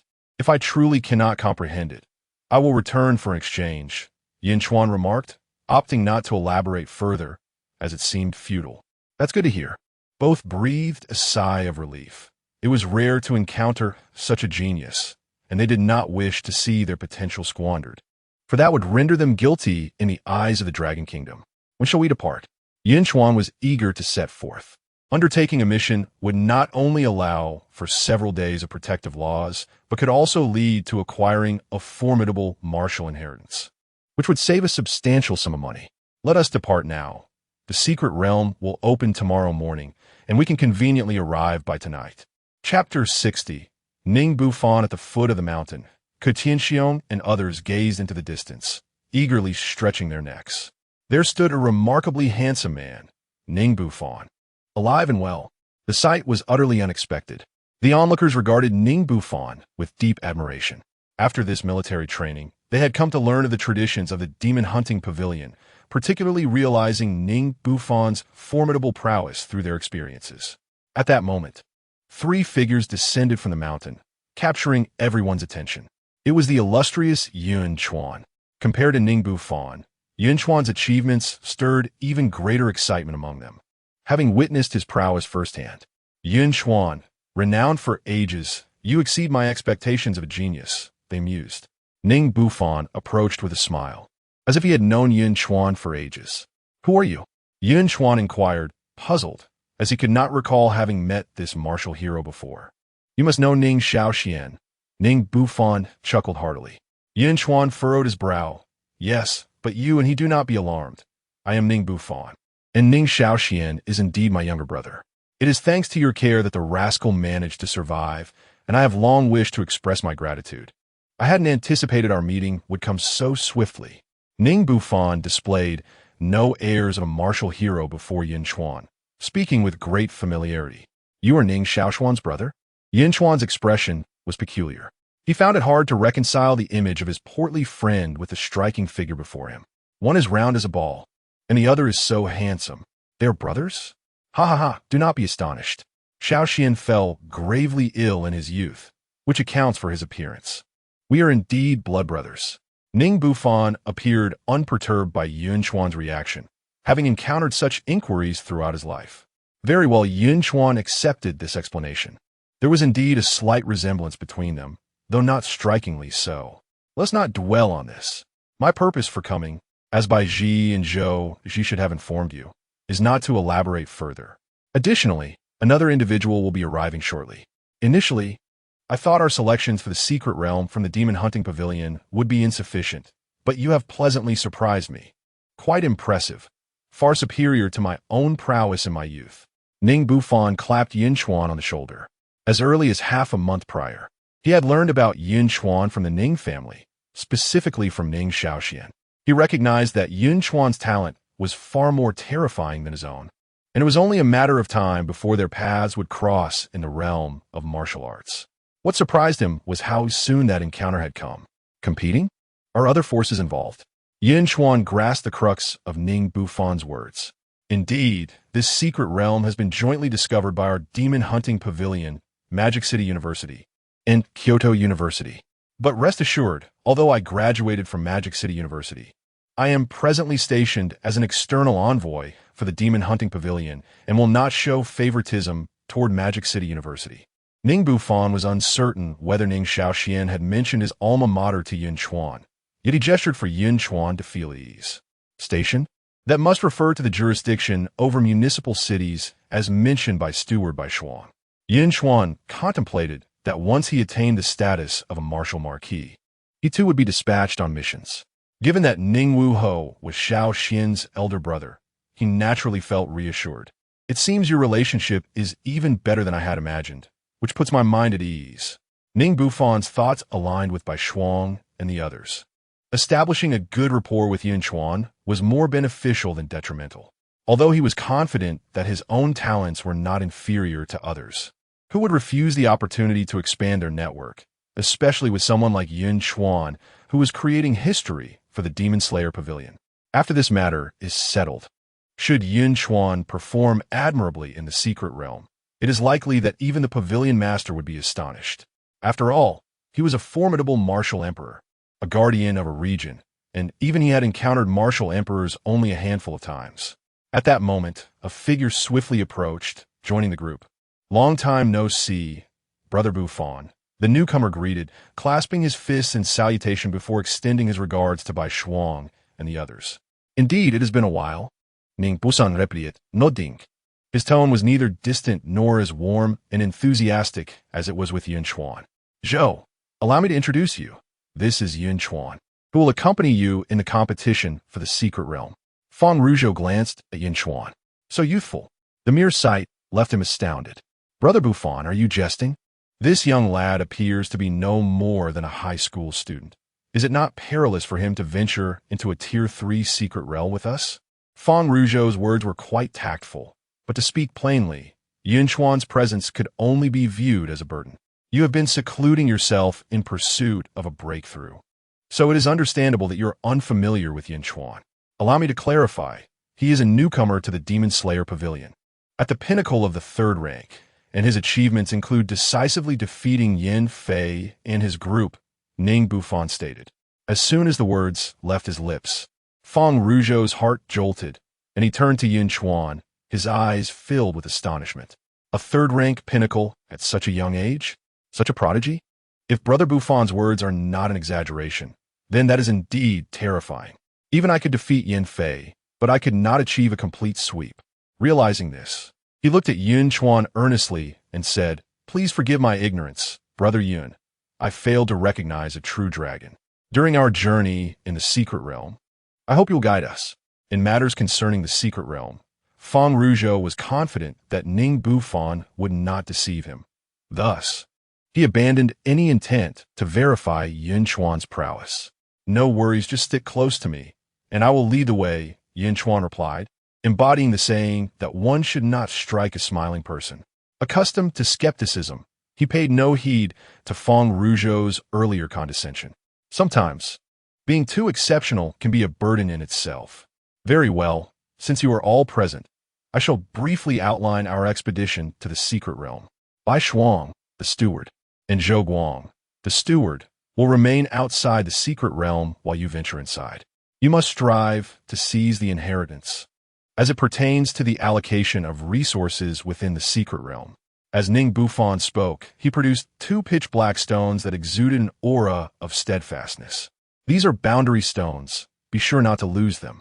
Additionally, the methods for seeking the inheritance are, after meticulously detailing the instructions, he concluded with a vital reminder. Above all, prioritize your safety. Let us depart. As Yun Chuan and his companions departed, Li Baichuan and the others gazed longingly at their retreating figures, a profound bitterness swelling within them.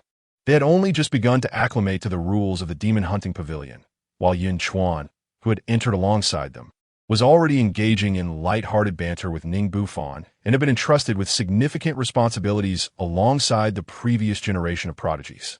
Was the disparity between individuals truly so vast? Time flew by. Ning Bufan and his entourage boarded a private jet, heading directly to Han Province. The third-tier secret realm was located in a small city, akin in scale to the Yunchuan city where Yun Chuan resided, named Tianan City. Following a series of arrangements, they settled into accommodations provided by the local demon hunting bureau. Yun Chuan could distinctly perceive the reverence in the gazes of the locals, even from the bureau chief, a martial arts expert. Despite he and Feng Ruzhou being merely third-tier martial artists, the respect they garnered was unprecedented, underscoring the weight carried by the name of the demon hunting pavilion. With everything in place, they awaited the morrow to embark on the unveiling of the secret realm. Chapter 61. A clash of titans. On the following morning, amidst the swirling snow of the mountains, an ancient stone door stood erect, exuding an aura of antiquity. The mysterious runes etched upon its surface, coupled with the ethereal white light emanating from within, captivated the hearts and minds of onlookers, drawing them into its enigmatic embrace. Teacher Liu, how much longer must we wait? If you ask me, my presence alone suffices to cleanse the secret realm. There is no need to await the inept individuals from Kyoto University and the demon-slaying pavilion. Beside the stone door, on a rock mound heaped with snow, sat a young man of striking features, exuding an air of arrogance as he reclined with a large gun slung across his back. One of his feet dangled lazily, swinging in the air, as if this expedition into the secret realm were but a trivial endeavor. Little tyrant, do temper your lofty demeanor when you encounter the people from the demon-slaying pavilion, urged the middle-aged man referred to as Teacher Liu. True, this year they lack any noteworthy third-tier prodigies, but your success is merely a stroke of luck. Had Senior Ning not advanced to Marshal General just over a year later, you would have had no opportunity at all. Ning Bufan. If it weren't for the fact that I was born 2 years later than him, he would hold no significance in my eyes, the little tyrant retorted, visibly displeased. He had grown weary of hearing tales of Ning Bufan at Magic City University, and had never encountered him in person until graduation, otherwise he would have sought to challenge him. You do not grasp the extent of his genius. Your current abilities fall significantly short of his past prowess. But never mind, even if I told you, you would remain unconvinced. Once you reach the Marshal General level, you will come to understand the disparity between you two. Teacher Liu sighed, shaking his head. Despite his extensive experience at the Marshal General realm, he felt a profound sense of inadequacy when faced with the current Ning Bufan. One day, I shall challenge him, the little tyrant scoffed. Having long been irked by the constant comparisons made between him and Ning Bufan at school. Teacher Liu, might you share who Kyoto University and the demon-slaying pavilion are likely to send?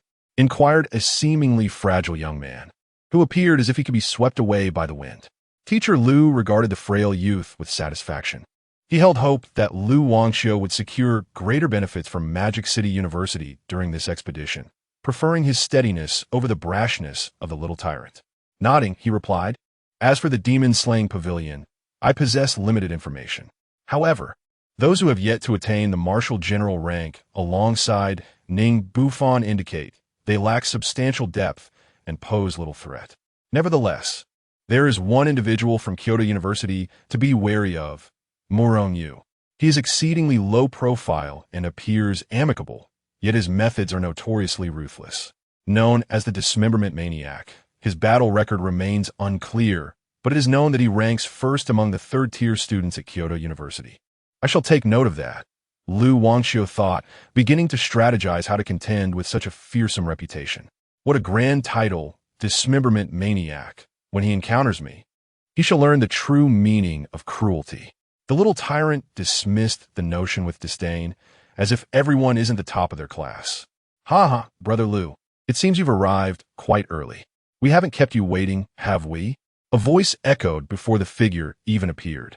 Liu Shouqing turned his gaze towards the sound, spotting a robust, middle-aged man striding forward with great confidence, his voice resonating like thunder, causing snow to cascade from the mountains.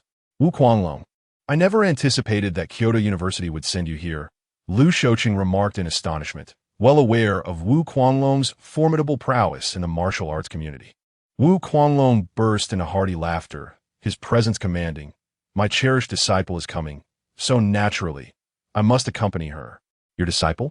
When did you take on a disciple? Lu Shouqing questioned, bewildered.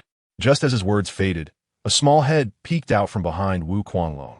A petite girl, standing at roughly 1.5 meters, pouted with her hands on her hips, pointing accusingly at the so-called little overlord.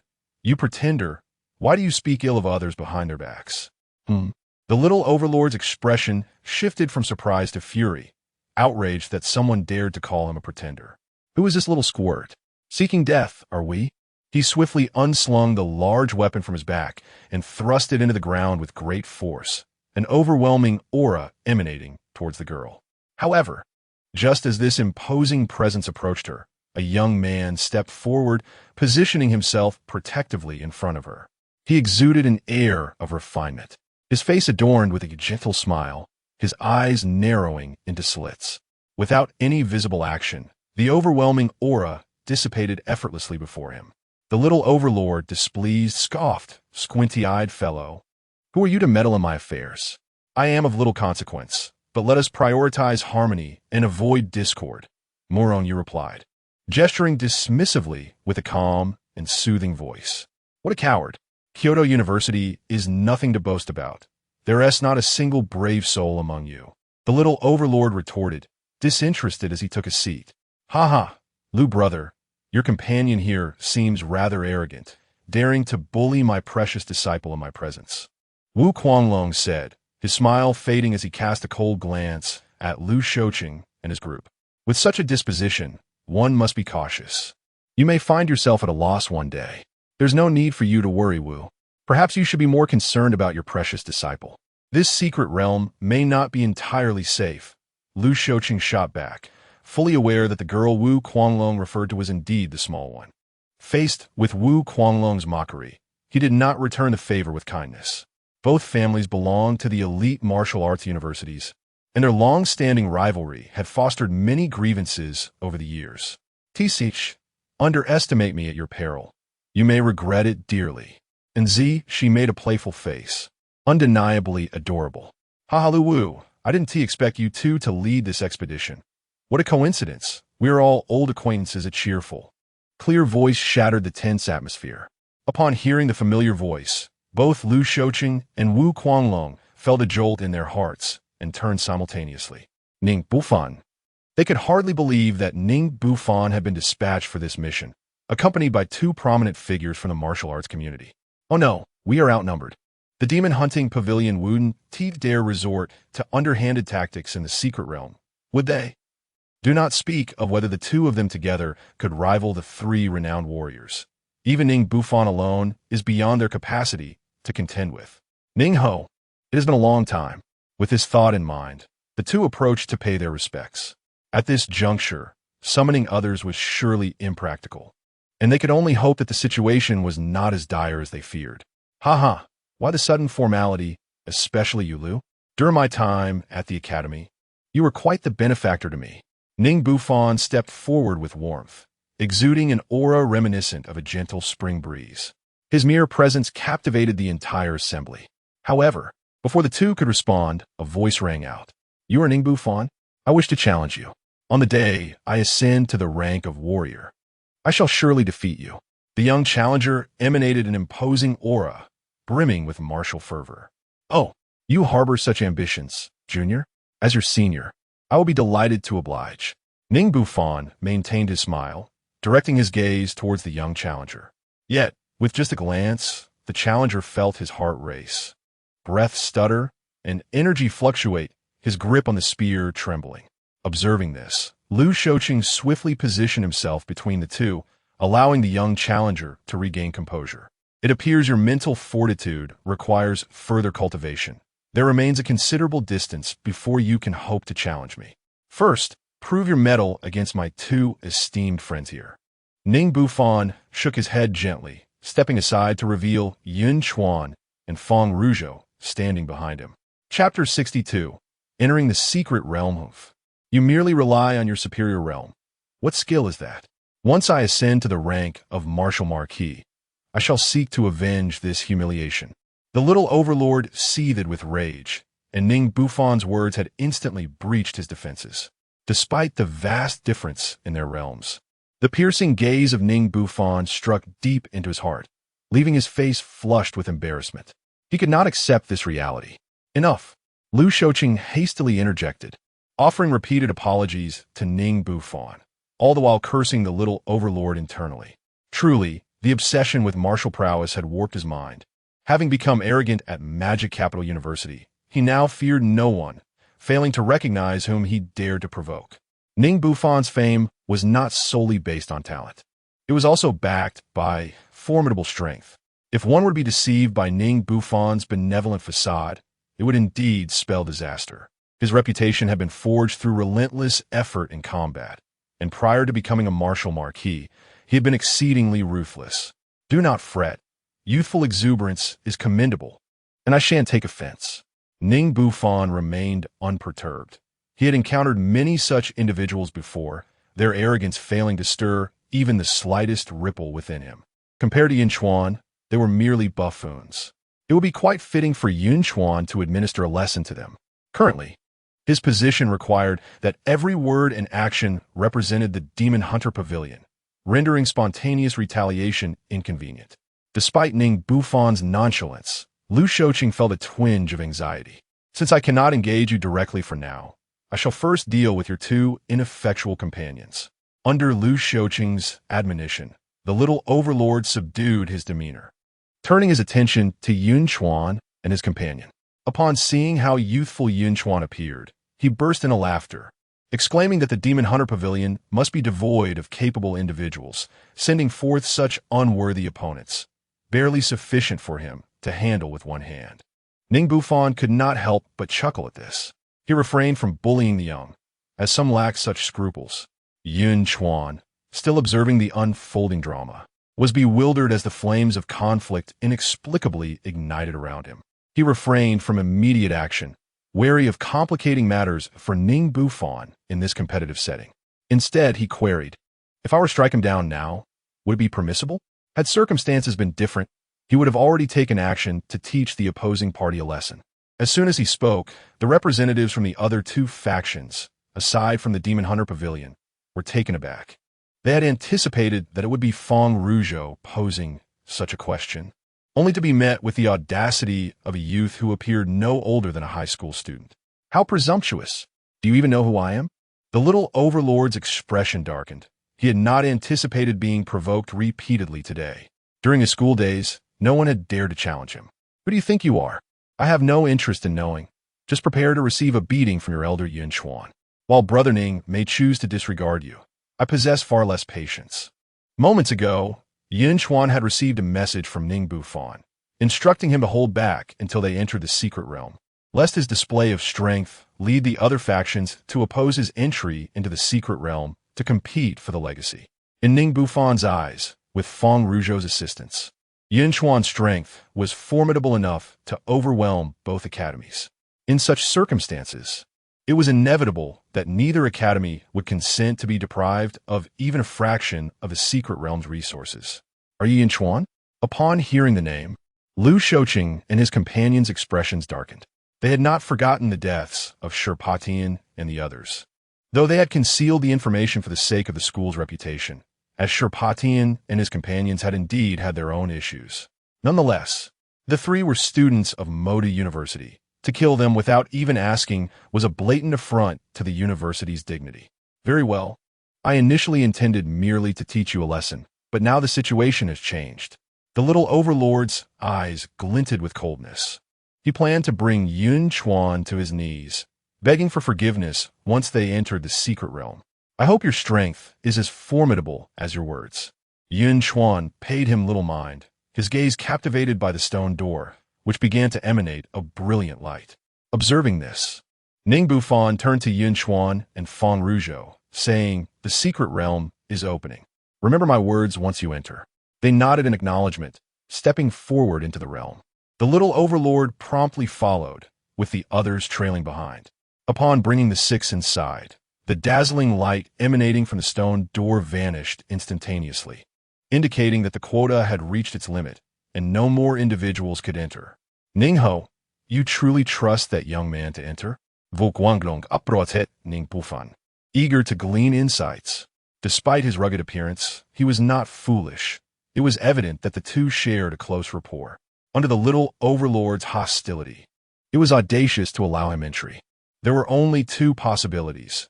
Either the companion accompanying Yun Chuan was powerful enough to contend with the little overlord and protect Yun Chuan, or Yun Chuan himself possessed such strength that he could disregard the little overlord entirely.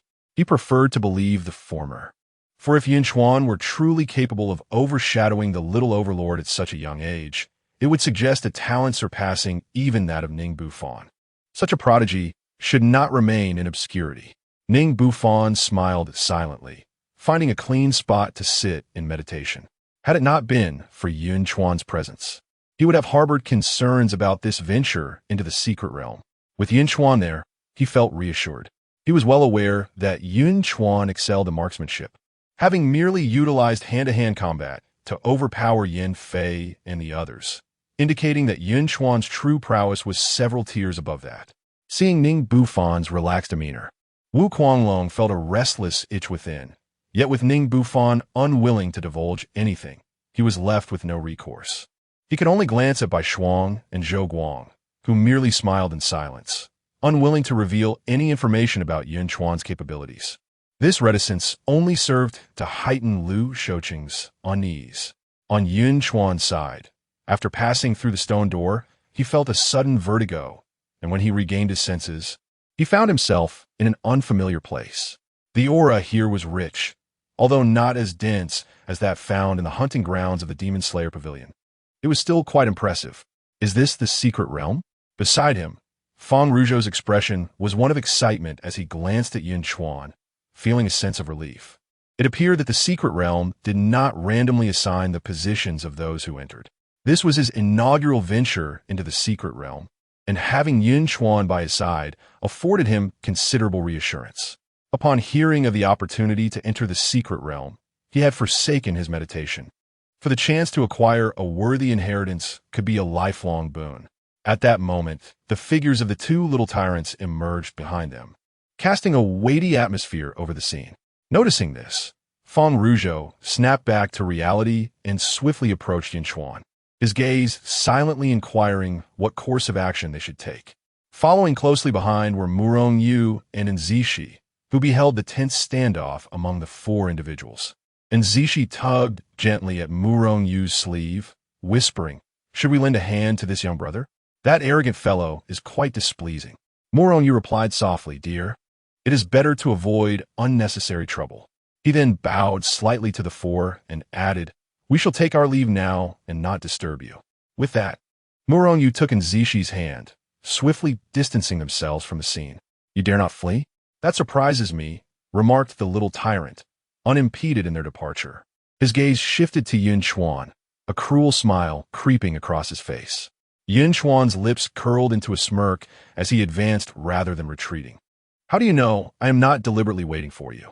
The excitement evident on his face suddenly struck the little tyrant with an ominous premonition, causing him to instinctively step back. "What do you mean by that?" In the next instant, a golden glimmer ignited in Yun Chuan's eyes, his aura radiating ferocity and rage. "Do you have any idea how arduous my restraint has been? Prepare to meet your demise, my friend." Chapter 63. Next, it's your turn. The overwhelming aura of a peak third-tier practitioner surged forth, startling the two young tyrants. Previously, they had believed that Shi Patian and his companions had been defeated with the assistance of the Demon Hunter Bureau from Jinchuan City. However, it now appeared that it was, in fact, Yun Chuan who had accomplished this feat at such a tender age of 23. Achieving the pinnacle of third-tier cultivation brought a sense of pride to the young tyrant, but now he found himself disheartened, realizing that Yun Chuan had reached this realm 5 years ahead of him. Although he had advanced rapidly, he pondered whether Yun Chuan's foundation was truly stable. He scoffed inwardly, thinking that defeating the seemingly weak Shi Patian had emboldened Yun Chuan, oblivious to the depths of his own strength. With a cold snort, He dismissed the significance of Yun Chuan's achievement, reminding himself that even within the same realm, disparities existed. Is all this chatter merely a delay before you face my wrath? Apologies, but I do not indulge in idle talk. As soon as the words left his lips, Yun Chuan abruptly vanished from sight. An invisible shockwave erupted between them, reverberating with a thunderous roar. Yun Chuan's figure resembled a fleeting white swan as he unleashed a punch. The sound that followed was akin to a thunderclap, causing the very air to emit a piercing screech. Shadows of fists coalesced in the air, overlapping with the force of the blow, as a violent energy sparked against the void. Was this Sure Potion's worthless 9-Li Phantom Fist? What a jest! How could such a trivial technique possess such power? An overwhelming sense of pressure bore down upon the young tyrant, who felt an immense force bearing down on him. Even before the fist made contact, the ground beneath his feet began to sink under the tremendous weight. Yet, he quickly realized this was merely an illusion. Behold my Overlord Spear technique. In an instant, he grasped the massive spear slung across his back. A torrent of domineering energy surged forth from him, and at that moment, he embodied a true overlord. Every movement he made was imbued with an overpowering force. He planted the spear into the ground, leveraging it to vault into the air. As he soared, cradling the spear with both hands, the silhouette of an overlord manifested behind him, crashing down with tremendous force.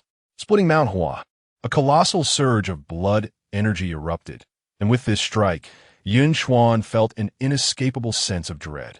Ha ha! I am but a step away from condensing a celestial-grade blood pool. With sheer spiritual energy, I can effortlessly crush you. What can you possibly use to contend with me? You cannot withstand this blow. The young tyrant looked down upon Yun Chuan's slender figure, reveling in the moment. Achieving the peak of third-tier cultivation at such a young age meant little to him. He was an exceptional talent among talents. Such strength. Feng Rougeau's expression turned tense. As his mind raced, contemplating whether he could withstand such a blow if he were in Yun Chuan's position. The answer was invariably no. I cannot allow this. I must intervene. I cannot bear to watch Brother Yun be defeated. He felt a surge of determination, ready to spring into action. The delicate figure beside the little tyrant stepped forward, positioning himself before him with a faint smile gracing his lips. In a one-on-one battle, it is best to refrain from interference. Allow me to spar with you. A deep crimson flickered in Lu Wanqiu's eyes, a piercing scarlet that made Feng Rougeau feel as though he had attracted the attention of a bloodthirsty demon, as if any attempt to strike would result in cataclysmic repercussions. Then let us fight. Feng Rougeau did not waver. He could not abandon Yun Chuan, regardless of the circumstances. Come at me. The blood-red gaze of Lu Wanqiu pulsed with a fervor akin to excitement. He had been observing closely, noting that the individual before him had been positioned behind Yun Chuan, clearly playing a supportive role. As long as he could hold this person back and prevent them from aiding Yun Chuan, then once the little tyrant dealt with Yun Chuan, they could join forces to eliminate the opponent. This expedition into the secret realm foreshadowed the early elimination of the Demon Hunter Pavilion. Their only remaining competitor would be Kyoto University, significantly increasing their chances of obtaining the inheritance. All of this transpired in the blink of an eye. At that moment, an aura of natural law, harmonious and perfect, abruptly manifested in the surroundings. The two combatants, on the verge of engagement, felt a jolt of shock, halting their actions to gaze toward the adjacent battlefield. Earthly treasures are, after all, merely trash, and now they would witness the vast chasm that separates heaven and earth. Under the dark pupils of Yun Chuan, golden light surged forth, and, at his dantian, the spirit liquid that enveloped the entire blood pool began to boil violently. A chaotic and disordered energy rapidly filled his being, as if he were a demon god emerging from the void. Just a glance sent Feng Rougeau's heart racing. The heavenly grade blood pool. The power of chaos. How can this be possible? The three individuals present nearly exclaimed in unison, their faces etched with disbelief. Possessing even one of these would render one nearly invincible among the third tier. Yet Yun Chuan astonishingly wielded both simultaneously. Nothing is impossible. You are simply far too weak. As Yun Chuan's words fell, he struck with sudden force. In an instant, the overwhelmingly powerful thrust was effortlessly obliterated. Within Feng Rougeau's astonished gaze, the treasured spear in his hand erupted with spiderweb-like fractures. Amid his shock, Yun Chuan's disappointed voice rang in his ears. That is not how a spear is wielded. Following this, an immense force surged forth, causing the spear, which had been his companion for a year, to slip from his grasp and into the hands of the youth. With a mere thrust, the boy conjured 9 overlapping spear shadows in the blink of an eye. The overwhelming momentum bore down upon Feng Rougeau, leaving him with the sensation that this strike was insurmountable. As the spear swept past, he felt a moment of disorientation, his martial heart shattered. He had been utterly crushed by a youth and a skill he had once taken pride in. Boom! The sound of a heavy object crashing to the ground echoed as Feng Rougeau was forcefully slammed down, the treasured spear that had pierced his chest now reduced to fragments. With such meager strength you dare to boast? You cannot even withstand my full effort. This is the so-called top talent of Magic City University. Merely a clown who knows nothing but to make noise. Yun Chuan spared no venom in his words, each one piercing like needles into the heart of this once mighty prodigy. Each word strikes deep, rendering rebuttal impossible. The atmosphere fell into a profound silence, punctuated only by the subdued gasps of the little tyrant. Lu Wangxiu and Feng Rougeau felt their hearts racing uncontrollably, unable to suppress the tumultuous waves surging within them. With just a single shot, the little tyrant was grievously wounded. And this was not even at full strength. One could only imagine the sheer power of this youth before them, who resembled a demonic figure when unleashing his full might. The little tyrant was no mere pedestrian. He stood among the elite of the 3rd tier. Yet, in the presence of Yun Chuan, he seemed no different from an ordinary street urchin.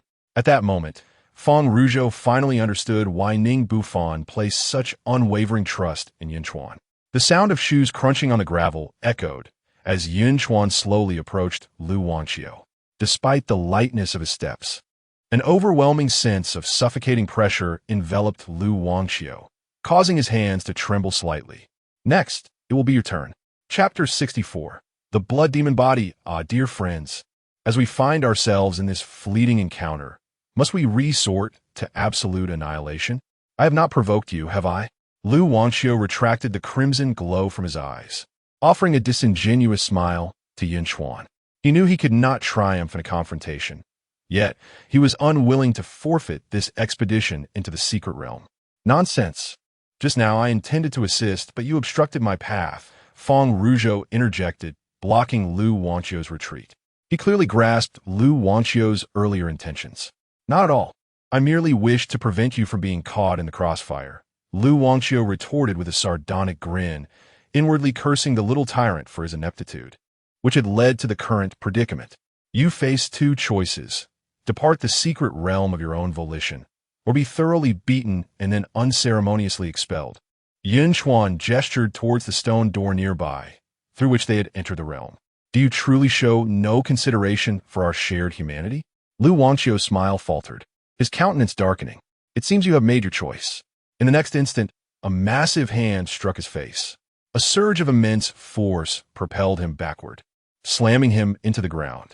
Following this, a relentless barrage of fists rained down upon him like a torrential downpour. The excruciating pain jolted him awake. In a desperate maneuver, he crossed his arms to shield his face. The ferocity of the assault sent tremors through the surrounding earth, causing the ground to buckle. The cacophony of cracking bones mingled with anguished cries, crafting a harrowing symphony. Feng Rougeau, witnessing this spectacle, felt a shiver run down his spine. He was thankful for the rigorous military training he had received upon entering the Demon Slayer Pavilion, which over the course of 2 years had tempered his once arrogant demeanor into one of composure. Otherwise, encountering someone like Yun Chuan would have rendered him deserving of such a beating. How infuriating! Do not underestimate me. Lu Wangxiu, battered and bruised, felt a surge of vitality, his entire being turning a deep crimson, as if he were on the verge of transformation. You find my strikes too gentle, do you? Allow me to strike a bit harder, Yun Chuan declared, delivering a sharp slap across Lu Wangxiu's face, instantly clarifying the rage-fueled haze in Lu Wangqiu's eyes. Lu Wangqiu was thoroughly enraged. The transformation accelerated, enveloping him in a thick, blood-red mist. As the fog dissipated, the once frail aura around him vanished, replaced by an insatiable bloodlust. You have compelled me to reveal my trump card, the blood demon body. You have earned my respect. In that moment, Lu Wangqiu fully embraced his blood demon form, emanating an unsettling darkness. The power within him now surpassed that of the previous little tyrant. The injured little tyrant, witnessing this transformation, froze in disbelief. It was inconceivable that this perennial second-rate rival was, in fact, stronger than he. All his years of arrogance would be but a farce in comparison to this revelation. In that instant, he could bear the blow no longer, spitting forth a mouthful of blood before losing consciousness entirely. Indeed, a biting dog does not bark. You are undoubtedly superior to this pretender, yet your strength is not vastly greater. Yun Chuan, intrigued, observed Lu Wangqiu. His curiosity piqued as he encountered a special physique for the first time. Such a physique is considered an extraordinary talent, a gift bestowed by fate. Those endowed with it are truly the fortunate ones chosen by destiny. I have concealed this trump card for a considerable time, never anticipating its necessity in this moment. I hope your prowess can provide me with the exhilaration I seek. Lu Wangqiu is indeed reluctant to employ this secret weapon, for the immense power it bestows is accompanied by grave repercussions. Each transformation into a blood demon results in a portion of his corporeal form being irrevocably assimilated. In other words, with every metamorphosis, a fragment of his body is permanently altered, and after a certain number of transformations, he will be unable to revert to his human visage. At that juncture, he would be regarded as an outcast, ostracized to dwell in the shadows, reminiscent of the first time he inadvertently changed in his youth. The haunting gazes of his companions still etched in his memory. The thought evokes a deep sorrow within him. Rest assured, it will happen. The momentum of the Yun Chuan fist unfolds. This marks the first occasion he earnestly practices this technique since mastering the 9-li illusory fist. Previously, even when facing formidable foes, he merely executed simple strikes. As Yun Chuan's form shifted, ripples surged through the air, accompanied by a cacophony of thunderous sound waves. In the next instant, Lu Wangqiu's body was sent hurtling backward. While suspended in the air, a multitude of fist shadows erupted forth, nearly obscuring Lu Wangqiu's vision. An overwhelming onslaught descending upon him. Each punch incited a surge of blood within him, causing his flesh to tear. What ist? This is the first time Lu Wangqiu, in his blood demon form, has been so utterly powerless to retaliate. He could even sense his vitality being siphoned away by the boy before him, vanishing without a trace. As Lu Wangqiu attempted to resist, the relentless barrage of fists left him defenseless. Whenever he sought to summon his blood demon power, that chaotic force effortlessly extinguished it, rendering his abilities seemingly halved in strength. Even more disconcerting was the sheer magnitude of this power that constricted his breath. Each blow effortlessly shattered his defenses, leaving a trail of injuries in its wake. In mere moments, his blood demon form was on the brink of disintegration. What manner of monster is this? Is this truly the full extent of the boy's strength? Such terror. As Yun Chuan's fists converged, he delivered a formidable downward strike. The ferocious force surged through Lu Wangqiu's chest, violently shattering the ground beneath him. Subsequently, Lu Wangqiu's figure plummeted to the earth like a cannonball. Yun Chuan swiftly followed suit, seizing the now reverted Lu Wangqiu by the collar and casting him beside the small tyrant. Wiping the blood from his hands, he nodded appreciatively, remarking, "You truly are resilient." At this moment, Feng Ruzhou stood in stunned silence, gazing at Lu Wangqiu, who lay bloodied and broken, resembling a pitiful heap of mud. It was a sight too harrowing to behold. The blood demon form of Lu Wangqiu had reached an explosive level of strength, yet within such a brief period, he was reduced to this state. The youth before him was indeed monstrous, shattering his previous perceptions. Even the formidable Ning Bufan of years past could not have effortlessly defeated Lu Wangqiu in such a state as Yun Chuan had done. Concede with complete respect. Yet, I wish to know, was this your utmost effort? Lu Wanqiu strained to hold himself upright, blood gushing from his mouth. Yet he remained resolute in posing this inquiry. His gaze burned with intensity, as if the answer to this question held great significance for him. Full effort? Yun Chuan shook his head, asserting that had he exerted his full strength, his opponent would have been utterly annihilated. Impossible, Lu Wanqiu retorted instinctively.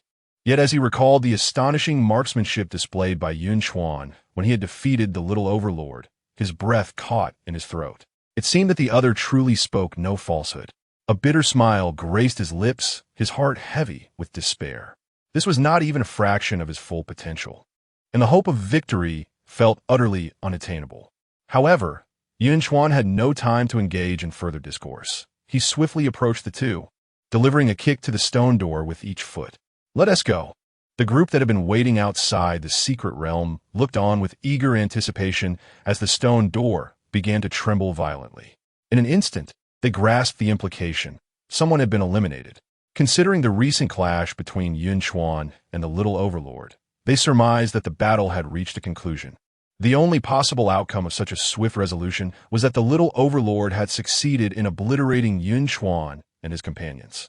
Lu Shouqing contemplated this, feeling a surge of relief as he turned his gaze toward Ning Bufan, a sense of pride swelling within him.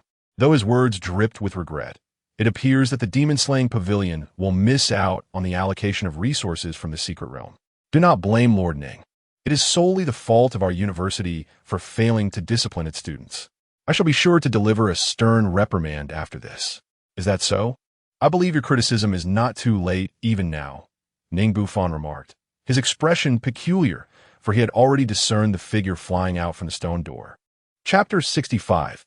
The little beast tied? What does it mean? As Lu Shouqing uttered these words, he immediately sensed a familiar aura, causing his heels to weaken in an instant. What is happening? He quickly regained his composure and rushed forward to inquire about the two individuals. To his shock, both were gravely injured, their breaths shallow, sustained only by the formidable vitality of martial artists.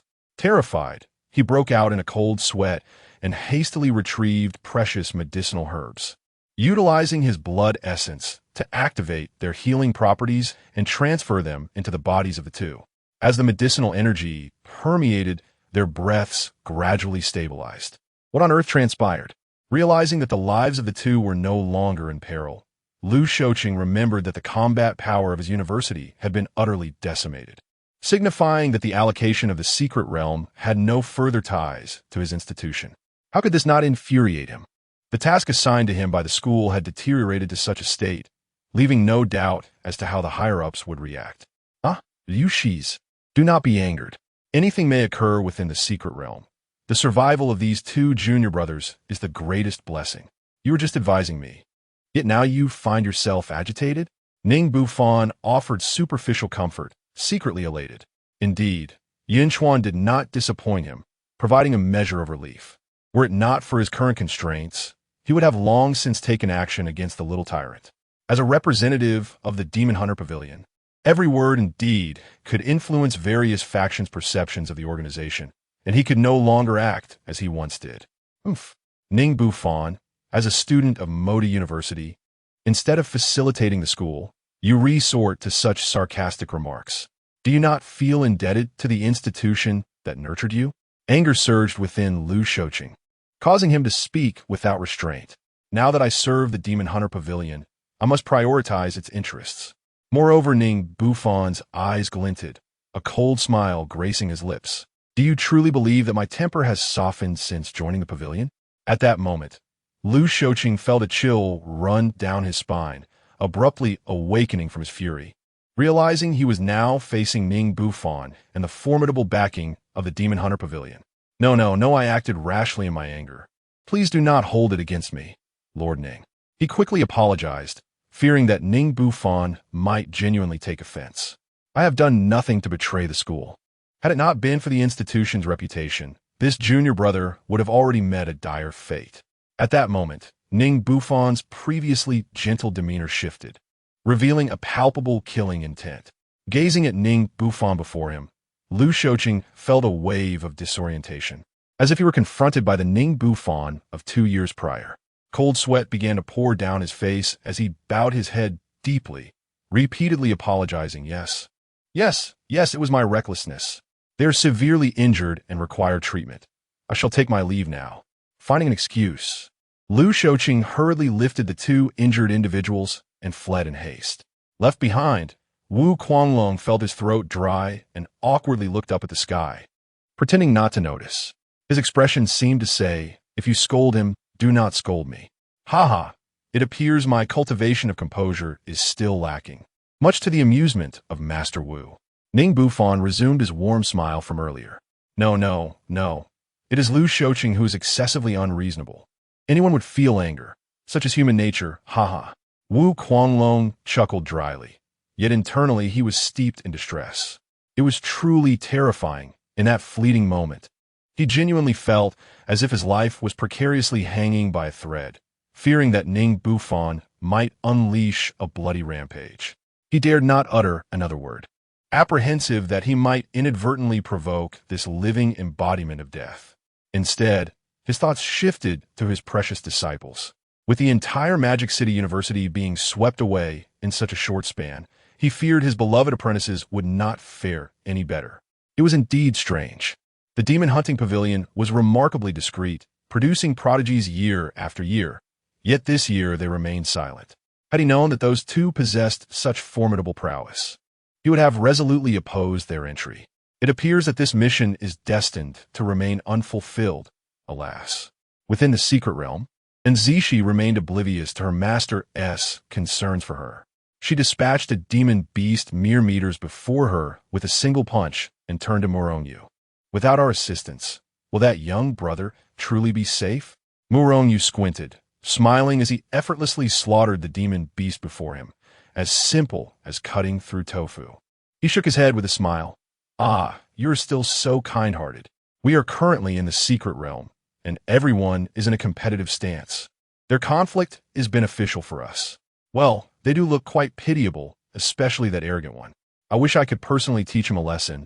And Zishi pouted, clearly holding a grudge against the little tyrant, still recalling the incident. Fear not. Once those 2 from the Magic City University navigate through the tide of beasts, I shall avenge you. As for those 2, it is better for them to exit early. Even this minor wave of beasts poses a grave danger to them. Murongyu shook his head, making his way toward the ancient stone gate at the base of the mountain. He had already located the site of the inheritance through a special secret method, hidden within the stone door. Indeed, I must thoroughly deal with that arrogant one. And Zishi followed closely behind, filled with joy and excitement, leaving behind a ground strewn with the carcasses of demon beasts. In a hollow several miles away from the inheritance site, Yun Chuan glanced at Feng Rougeau and inquired, "Is the inheritance truly ahead?" "Yes. If what Bufan said about the secret method is correct, then it is indeed so," Feng Rougeau replied, his gaze falling upon the densely packed demon beasts before them, his Adam's apple instinctively bobbing. Although the beasts were generally of low rank, the highest being merely at the 3rd tier, 5th stage, their sheer numbers were overwhelming. Even if they managed to break through, they would likely be left with little strength to contend with the inheritance. Moreover, Feng Rougeau looked at Yun Chuan. The previous battle must have drained the opponent's energy considerably, and he feared. Yun Chuan nodded. "Very well, since we have confirmed it, let us set forth." "Set forth? Are you truly unperturbed? So many demon beasts?" Feng Rougeau nearly choked at the thought. Indeed, there were quite a few. Engaging them would be problematic. However, I have my methods. Slaughtering our way through poses no issue for Yun Chuan. The crux lies in the considerable amount of time it would waste. The inheritance is within reach, and time is money. What difference is there between wasting time and losing money? What methods? As soon as Feng Rougeau spoke, he felt a sudden tremor behind him. A palpable sense of trepidation gripped his heart, a primal shiver reverberating from the depths of his soul. The Abyssal Emperor. Whence did this formidable entity emerge?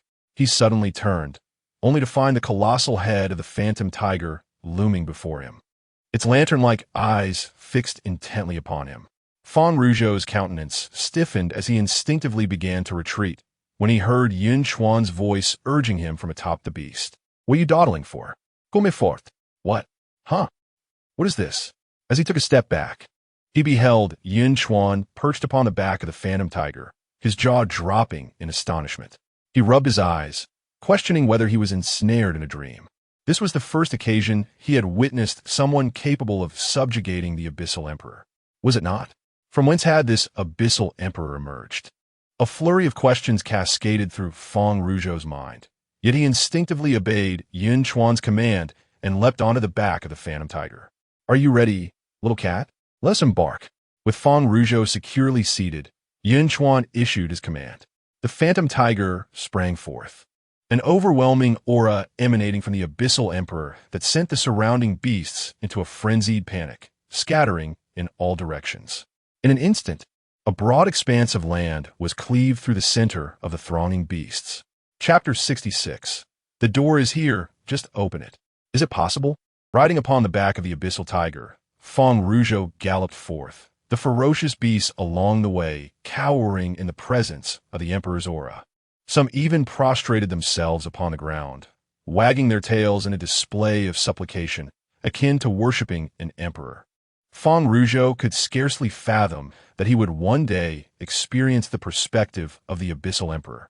The sight of myriad beasts bowing in reverence stirred a fervent passion within him. At the same time, he was filled with wonder, pondering how such a formidable Abyssal Emperor could bow beneath the feet of Yunchuan. He mused upon the promise made by humanity, questioning when it would come to fruition. At that moment, a voice, laden with an inexplicable sorrow, disrupted Feng Ruzhou's thoughts. He looked around, failing to discern the source of the utterance. Just as he was about to inquire, Yunchuan patted the Abyssal Tiger beneath him, remarking, "What is it? Do you find a little monkey unappealing? How can you be so picky? Such habits are rather unbecoming." As the words left his lips, the Abyssal Tiger paused, its voice tinged with an even greater melancholy. "Am I being picky? That creature is just as male as I am." It was at this moment that Feng Ruzhou realized the Abyssal Tiger was speaking, and he was taken aback. After all these years, this was his first encounter with a talking Abyssal Emperor. He understood that typically only beasts of grade 7 or higher possess the ability to articulate human speech. Yunchuan paid no heed to Feng Ruzhou's astonishment, continuing in a leisurely manner. "You are aware that your kind is scarce, reliant solely on fortune. I can do little to assist you. Moreover, I must warn you in advance, even if you find one, its success depends entirely on your own abilities. I shall not intervene." "Very well, I possess my own talents. Feel free to seek," the Abyssal Tiger grumbled, evidently accepting Yunchuan's explanation, its steps becoming noticeably lighter. It had grown completely devoted to Yunchuan. Even if it were to be dismissed, it would have no desire to leave. Remaining in that remote corner, not only would it fail to find any kin, but it would also require many more years to elevate to its current state. In contrast, following Yunchuan allowed it to ascend an entire realm in merely the time it would have spent napping, an extraordinary delight. Yunchuan chuckled in exasperation. Brother Yunchuan."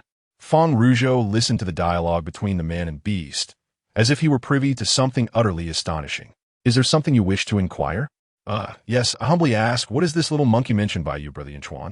Feng Ruzhou, already formulating a guess in his mind, unconsciously swallowed hard and posed the question. Yunchuan did not conceal the truth, responding, "Oh, that is another of my beast companions." "Is it also an Abyssal Emperor?" As he uttered this question, Feng Ruzhou instinctively held his breath.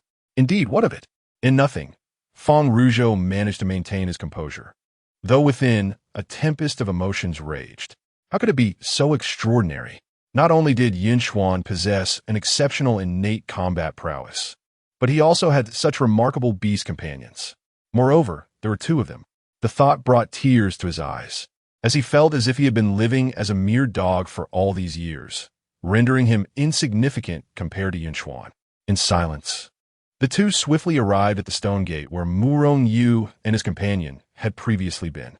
Observing the numerous carcasses of demonic beasts strewn about, Feng Ruzhou furrowed his brow, his face etched with anxiety. He hastily urged Yunchuan, "Brother Yun, we must hasten our pace. Those two from Kyoto University have likely been here for some time. We cannot ascertain the status of the inheritance. Do not fret. The inheritance will not elude us. Yun Chuan replied, unperturbed. Even if we are late, we can always reclaim it. Meanwhile, within the confines of the stone gate, and Zishi was panting heavily, drenched in sweat. Yet she could not break through the stone door inscribed with mysterious runes. Frustrated, she pouted and sulked beside Morongyu. Enough. Do not waste your efforts. This stone gate is indestructible. Perhaps only someone of martial general caliber could breach it. Our current strength is simply inadequate. Morongyu consoled her, stroking her shoulder. And Zishi's small face was filled with grievance. We have been trapped in this room for far too long. What if those ruffians seize the inheritance before us? Fear not. If we are ensnared, they cannot possibly be faster than us. Morongyu smiled gently. In fact, I have already discovered the method to pass this trial. What method? And Zishi's expression transformed into one of astonishing joy as she sprang up eagerly. Do you see the red beads embedded in the walls around us? Morongyu pointed out, indicating the numerous round beads, each roughly the size of a fingernail, that adorned half the walls of the room, countless in number. And Zishi's curiosity piqued. I see them, but what do they have to do with the trial? Quite a bit, Morongyu replied, his fingers twitching as one of the red beads shattered instantly. Almost immediately, a faint sound emanated from the stone door. Being a body cultivator, and Zishi was particularly sensitive to sounds, she quickly discerned the crux of the matter, her eyes brightening. Are you suggesting that shattering all these red beads will unlock the stone door? Not entirely. Morongyu gestured to the bead he had just crushed, which was now miraculously restored. I suspect that all the red beads must be shattered simultaneously. And Zishi frowned at the daunting task. With so many beads, how can we possibly crush them all at once? Indeed, to shatter the red beads requires considerable strength, and to do so simultaneously demands extraordinary speed and control. For others, it poses a significant challenge, but for me, it is a trivial endeavor. Morongyu's lips curved into a confident smile. This was precisely within his realm of expertise. In the next moment, his previously narrowed eyes widened abruptly, and he began to channel his energy.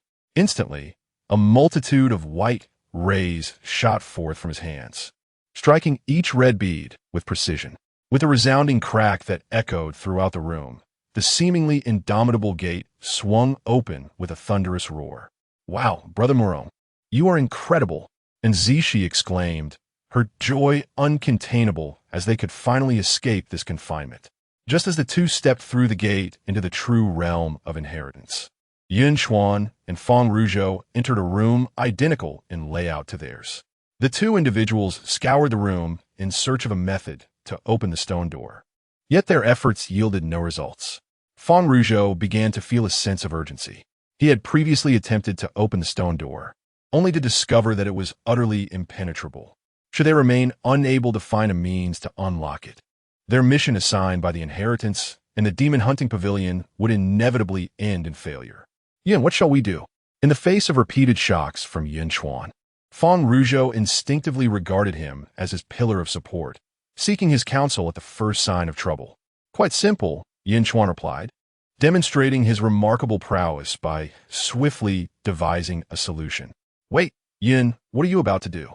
Feng Ruzhou felt a surge of elation, only to be momentarily taken aback. He observed Yun Chuan striding towards the stone door, spear in hand, as he remarked, the door is here, to open it is. However, this stone door could only be breached with the might of a martial hero. Break! Feng Ruzhou's words faltered, and he soon witnessed a scene that left him utterly astounded. Chapter 67, The Nine Calamities Gun Saint, the heart of the inheritance site. Within the spacious hall, a chilling sight unfolds. It is filled with countless skeletal remains, and the floor is littered with weapons and armor. A thick, dark crimson layer covers the ground. Along the edges of the hall, 3 stone doors stand, each adorned with a massive iron chain, a meter in diameter, emanating an eerie coldness. Extending from above to the center of the hall, interwoven amidst these colossal chains is a long spear, piercing the ground and standing resolutely atop a raised platform in the hall center. Countless tiny chains bind the spear, securing it firmly in place. In front of the spear sits a skeletal figure, radiating an indescribable aura of malevolence. Suddenly, a deep rumble resounds as one of the stone doors creaks open. After years of silence, the hall welcomes its first visitor. Murong-yu and Nzishi cautiously emerge from the gaping entrance, their eyes darting around the vast space. Yet, before they can fully assess their surroundings, a deafening crack reverberates above them. Instinctively, they look up to see the massive iron chain plummeting toward them.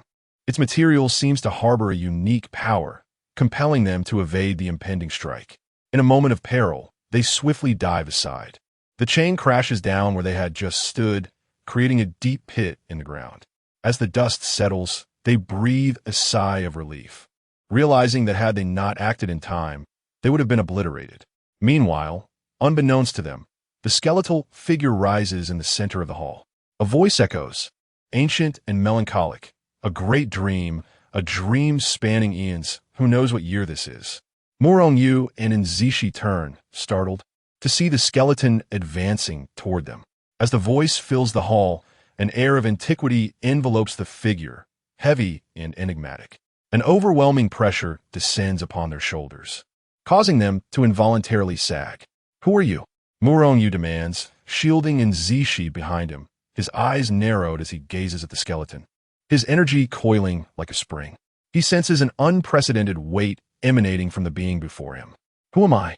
Elafurwuten. Young ones, do you know who I am?" The hollow eye sockets of the skeleton flicker with a hint of confusion before erupting into madness. As it clutches its head and howls frantically, Nzishi, gripped by fear, tightens her hold on Murong-yu's sleeve, her palms slick with sweat. They both stand transfixed, witnessing this bizarre spectacle. Having lived in the Dragon Kingdom all their lives and encountered countless beasts, this is their first encounter with a living skeleton, which appears to be an ancient cultivator. "I remember now. I remember." Suddenly, the skeleton halts, its soul fire blazing intensely, only to spiral in a frenzied movement again, causing the entire hall to tremble with its every action. "I remember. I'm a 9 Calamities gun saint." At last, the skeleton ceases its movements and locks its gaze on the two, the depths of its hollow eye sockets filled with a soul fire that sends shivers down their spines. "Saint." Murong-yu's heart raced uncontrollably. The mere utterance of a single word left him breathless. How could there be a martial saint in this third-grade secret realm? It felt utterly absurd to him. For on Blue Star, a martial saint was an entity of the highest echelon. No, that is not right. The other party isn't a martial saint. If they were, I would have perished long ago. Realizing the anomaly, Murong-yu suppressed his agitation and observed carefully. He soon discerned that the aura emanating from the other was merely of the third-grade level, albeit overwhelmingly strong, far surpassing the peak of the third grade. "Damn that cold saint. You never expected this, did you? I'm still alive. Your intricate schemes to eliminate me have ultimately failed, haha." The 9 Calamities gun saint seemed to be reminiscing, his words filled with unrestrained joy. Once he regained his composure, he abruptly turned his gaze towards Murong-yu and his companion, a glimmer of greed flickering in his soul fire. "Young ones, I owe you a debt of gratitude for trespassing into this secluded place. Otherwise, in a few more years, that wretched woman would have completely extinguished my existence. Senior, there's no need for formalities. If there are no further matters, could you possibly grant us passage out of here?" Murong-yu, having cast aside thoughts of inheritance, recognized the other's peculiar nature and overwhelming aura. He simply wished to depart swiftly. "Haha, do not be hasty. Did you not come seeking my inheritance?" The words of the 9 Calamities gun saint filled Murong-yu with a profound sense of peril. He hastily replied, "We merely stumbled upon this place by accident and would never dare covet the esteemed senior's legacy." "Oh, is my inheritance of the 9 Calamities gun saint so unworthy of your attention?" The 9 Calamities gun saint's fury ignited, revealing his true intentions. "If that is the case, then you shall serve as my sustenance." The celestial cold iron that had trapped him had broken, allowing him to awaken, and he was now in desperate need of flesh and blood to restore his corporeal form. Fortunately, 2 vigorous youngsters were now at his disposal. In an instant, Myriad phantoms of guns materialized, encircling Murong Yu and his companion. Murong Yu felt every hair on his body stand on end, sensing an overwhelming aura of death surrounding him. Any single gun could inflict severe injury. His fingertips flickered, unleashing a torrent of white light that tore through several gun phantoms. Yet, despair washed over him as the phantoms he had barely managed to rend apart reformed in the blink of an eye. Ha ha ha! There is no need to struggle. The 9 Calamities gun, Saint's eyes brimmed with disdain. Today's practitioners are pitifully weak, lacking even a heavenly grade spiritual foundation. Were it not for my current frailty, I would not even consider using you as nourishment. With a wave of his hand, the gun phantoms capable of easily tearing apart third-grade warriors instantly inflicted severe injuries upon the two. They were ensnared by the heavy gun shadows, like piglets awaiting slaughter. Despair flooded Murong Yu and his companion. They found themselves utterly incapable of resistance. However, to their astonishment, the 9 Calamities gun Saint did not strike them down immediately. Raising his head, he fixated on a tightly shut stone door. Though the soul fire betrayed no emotion, Murong Yu could sense an overwhelming greed emanating from him. A heavenly grade spiritual foundation. At last, a worthy source of sustenance. Let's allow you to live a while longer. I shall consume this heavenly grade practitioner first before feasting upon you. Ha ha ha. The 9 Calamities gun Saint was filled with exhilaration as he sensed a practitioner endowed with a celestial grade spiritual foundation. Their vigorous vitality astonished him. Even in his era, such beings were exceedingly rare. Consuming this individual would undoubtedly allow him to rapidly restore his corporeal form, far surpassing the benefits of devouring those 2 insignificant entities. To his surprise, the individual appeared to possess a celestial-grade blood pool. Anchi Sisi and Murong Yu exchanged glances, both recognizing the shock mirrored in each other's eyes. They were filled with hope, yet apprehensive that neither could withstand the might of this ancient specter. The opponent's marksmanship was far beyond the comprehension of those at the 3rd-grade level. In that moment, both the duo and the skeleton fixated intently on the stone door. Their emotions intertwined in complexity. In mere moments, the stone door began to tremble violently, seemingly under assault from some unseen force. Boom! The next instant, as the two and the skeleton stood in bewilderment, the stone door erupted, fragments hurtling forth with tremendous force, propelling the 9 Calamities gun Saint into the air at an astonishing speed. Following this, a youthful voice resonated within the hall, remarking, "This door is not particularly sturdy." Chapter 68. To kill me? Oh, how could it be you? Murong Yu and his companion could hardly fathom that the seemingly indestructible stone door had been so brazenly shattered. Yet the evidence lay before them, unmistakable. It was clear that the one wielding such formidable power had ascended to the level of a martial marquis. However, upon seeing the youthful figure at the entrance, brandishing a treasured spear, both were momentarily rendered speechless, a thought flashing through their minds. How could it possibly be him? He is so young, yet has reached the level of a martial marquis? No, that cannot be. A martial marquis cannot enter the secret realm. At the stone door, the young man stood resolute, his spear held aloft, as the swirling snow and wind formed a path before him. His dark eyes glimmered with a golden light, reminiscent of an emperor emerging from a tempest. "Are you trying out some new cosplay?" Yun Chuan remarked, having just stepped through the stone door. Sensing the precarious situation of Murong Yu and his companion, who were caught off guard. "What are you saying, little brother? Please save us." Ansi undicesimo, startled from her thoughts by Yun Chuan's words, urgently recalled their predicament. Just then, a chilling glint illuminated Murong Yu's eyes. His complexion drained of color as realization struck, and he hastily warned, "Little brother, beware of what's above you. Quickly, get out of the way." He recalled the terrifying iron chain that had loomed over them upon entry. A single strike from it would be fatal. Yet, despite his swift warning, it was already too late. By the time he remembered, the chain was already plummeting towards them. With a resounding clang, both shut their eyes, unable to bear the thought of witnessing Yun Chuan being reduced to a mere pulp. However, a string of expletives broke their stupor, compelling them to open their eyes in astonishment. Which heartless fiends set this trap? It hurts like hell. To their disbelief, Yun Chuan remained standing, one hand raised above his head, firmly grasping the iron chain, capable of crushing any peak third-tier warrior with ease. The only indication of its impact was the ground beneath him, which had given way. What jest! Such a formidable blow, and yet it merely stung a little? Is he even human? As they beheld this scene, Yu and his companion instinctively swallowed hard, their bodies trembling ever so slightly. Had it been them, they would have likely been reduced to a mere puddle of flesh, utterly lifeless.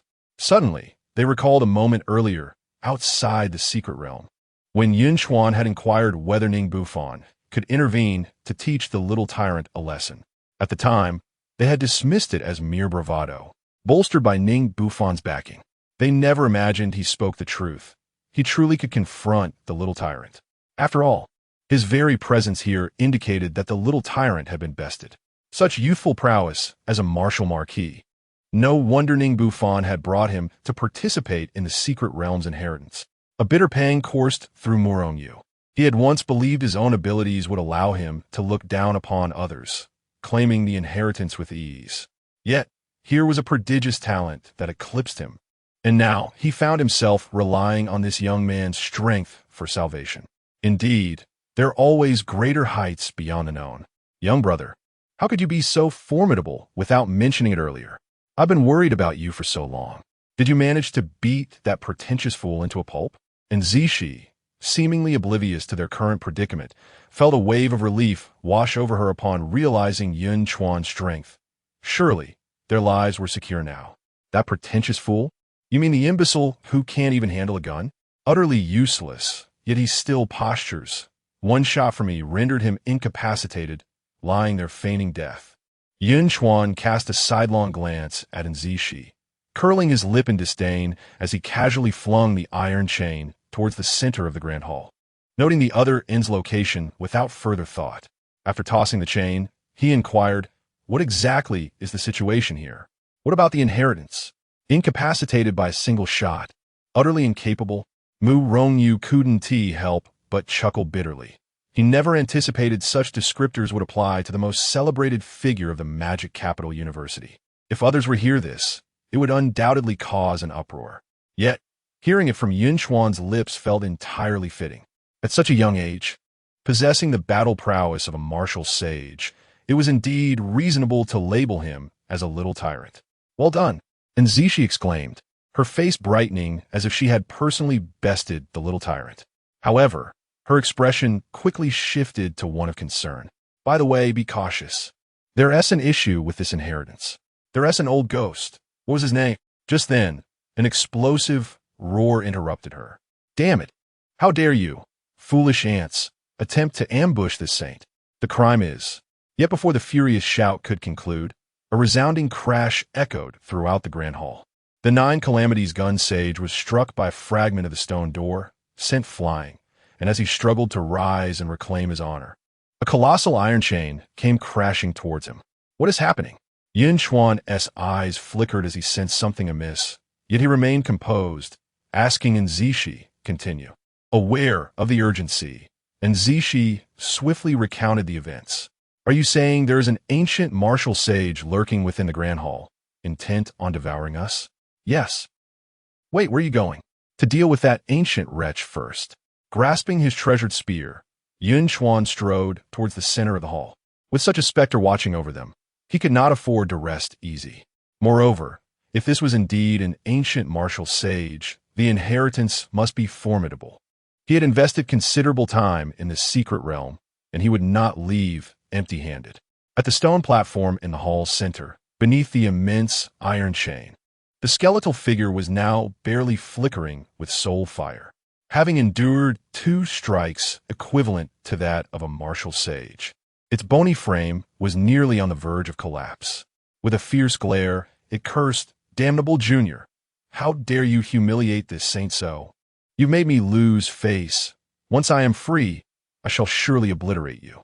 Obliterate me? Just then, a shadow cloaked in black loomed over it, and as it raised its head, it met the brilliance of golden light. For reasons unknown, a sense of panic washed over it. What do you intend to do? Looking to take advantage of me? Do you dare wait until I emerge for a fair fight? However, what greeted him was a resounding slap that left him utterly bewildered. Do you truly believe you are worthy of a fair battle against me? Yun Chuan stood upon the skeletal remains of the 9 Calamities gun saint, leaning down as a murderous intent surged within his gaze. Infuriating. You insolent young pup, do you comprehend the magnitude of the individual you have offended? You shall deeply lament your current actions.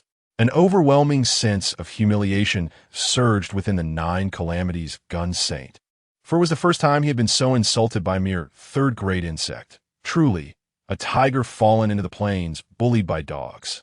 Regret? The word regret does not exist in my lexicon. It appears I have not sufficiently beaten you into submission, for you still possess the audacity to threaten me. Yun Chuan is ressurgit, and a phantom of a blood pool materialized, enveloped in a chaotic essence. His garments rose without a breeze, and with a sudden motion, he unleashed a powerful punch. In an instant, countless fist shadows descended like a torrential downpour upon the 9 Calamities gun saint. Each strike resonated with the vibrations of the void, producing a continuous roar. In the blink of an eye, a web of cracks spread across the skull of the 9 Calamities gun saint. Chapter 69. Crisis? Under the formidable onslaught of Yun Chuan, the 9 Calamities gun saint found himself helplessly pinned by iron chains, unable to defend against the relentless assault. Cursed vermin, you have provoked my wrath, he seethed, as he felt his skull teetering on the brink of shattering under the brutal blows. No longer able to remain passive, the 9 Calamities gun saint erupted with a surge of gun intent. The chains binding Murong Yu and the others suddenly vanished. In the next moment, a domain forged from gun intent erupted forth, centering around the 9 Calamities gun saint, enveloped by an overwhelming aura of murderous intent. A chilling sharpness pierced through him like needles. Yun Chuan's expression hardened, prompting him to retreat swiftly.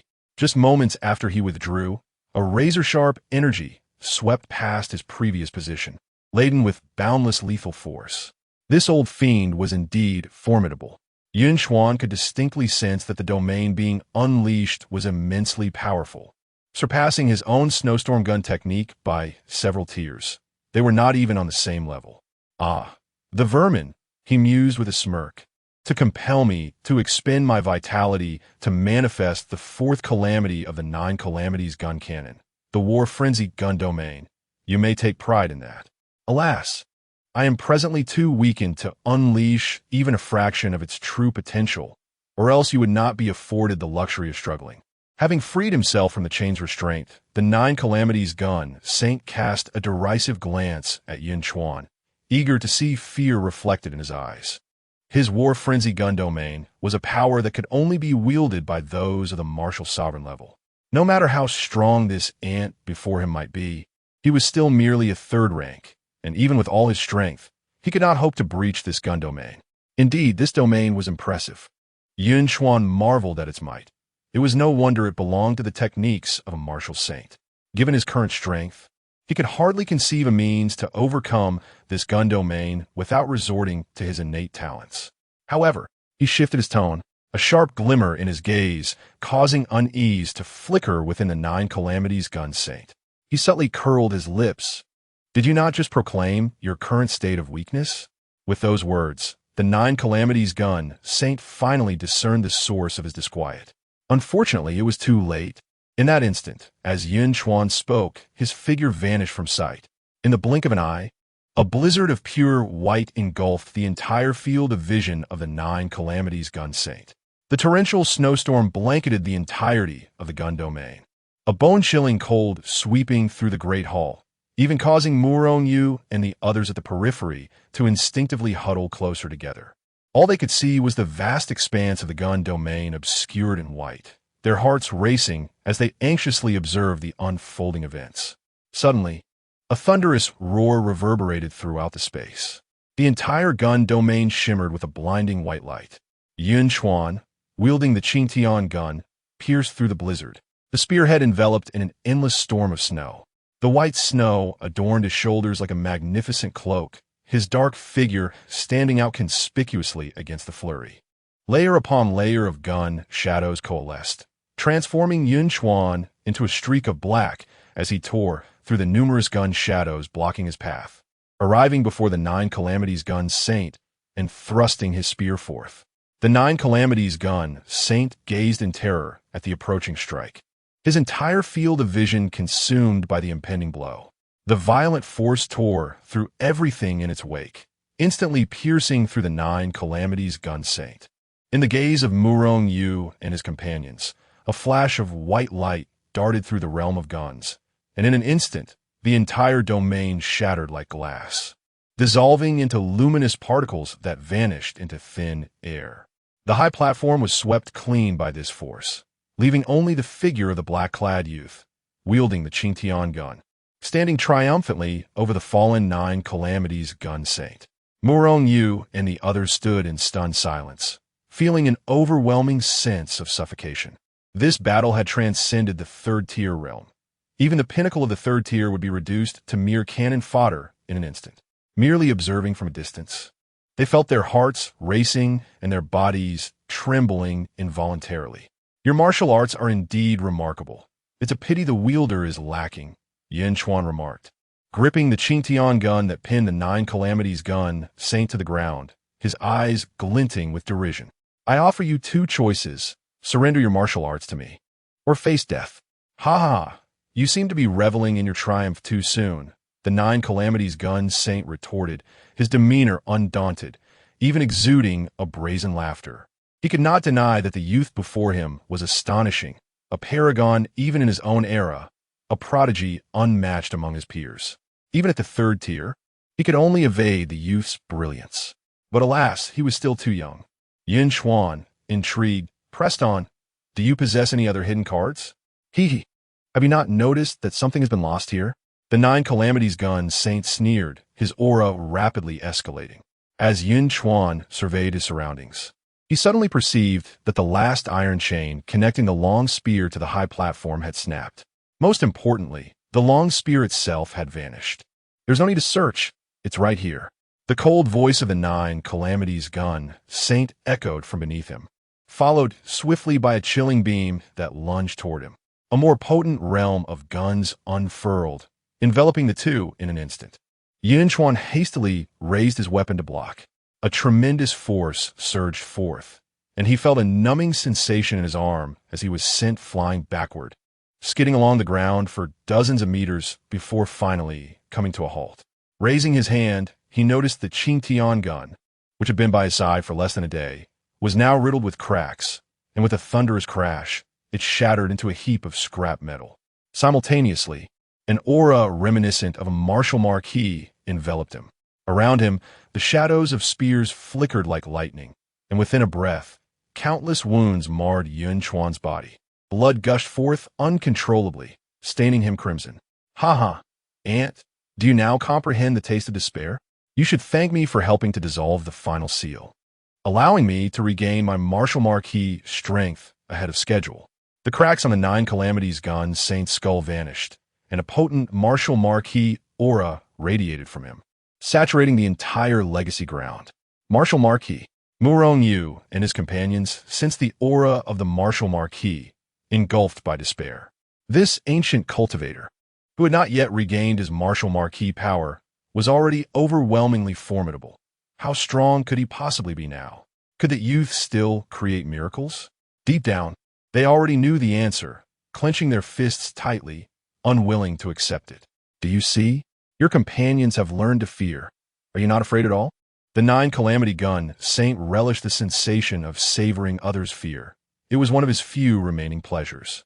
A soft chuckle escaped Yun Chuan's lips, prompting the Nine Calamity gun Saint to furrow his brow in displeasure.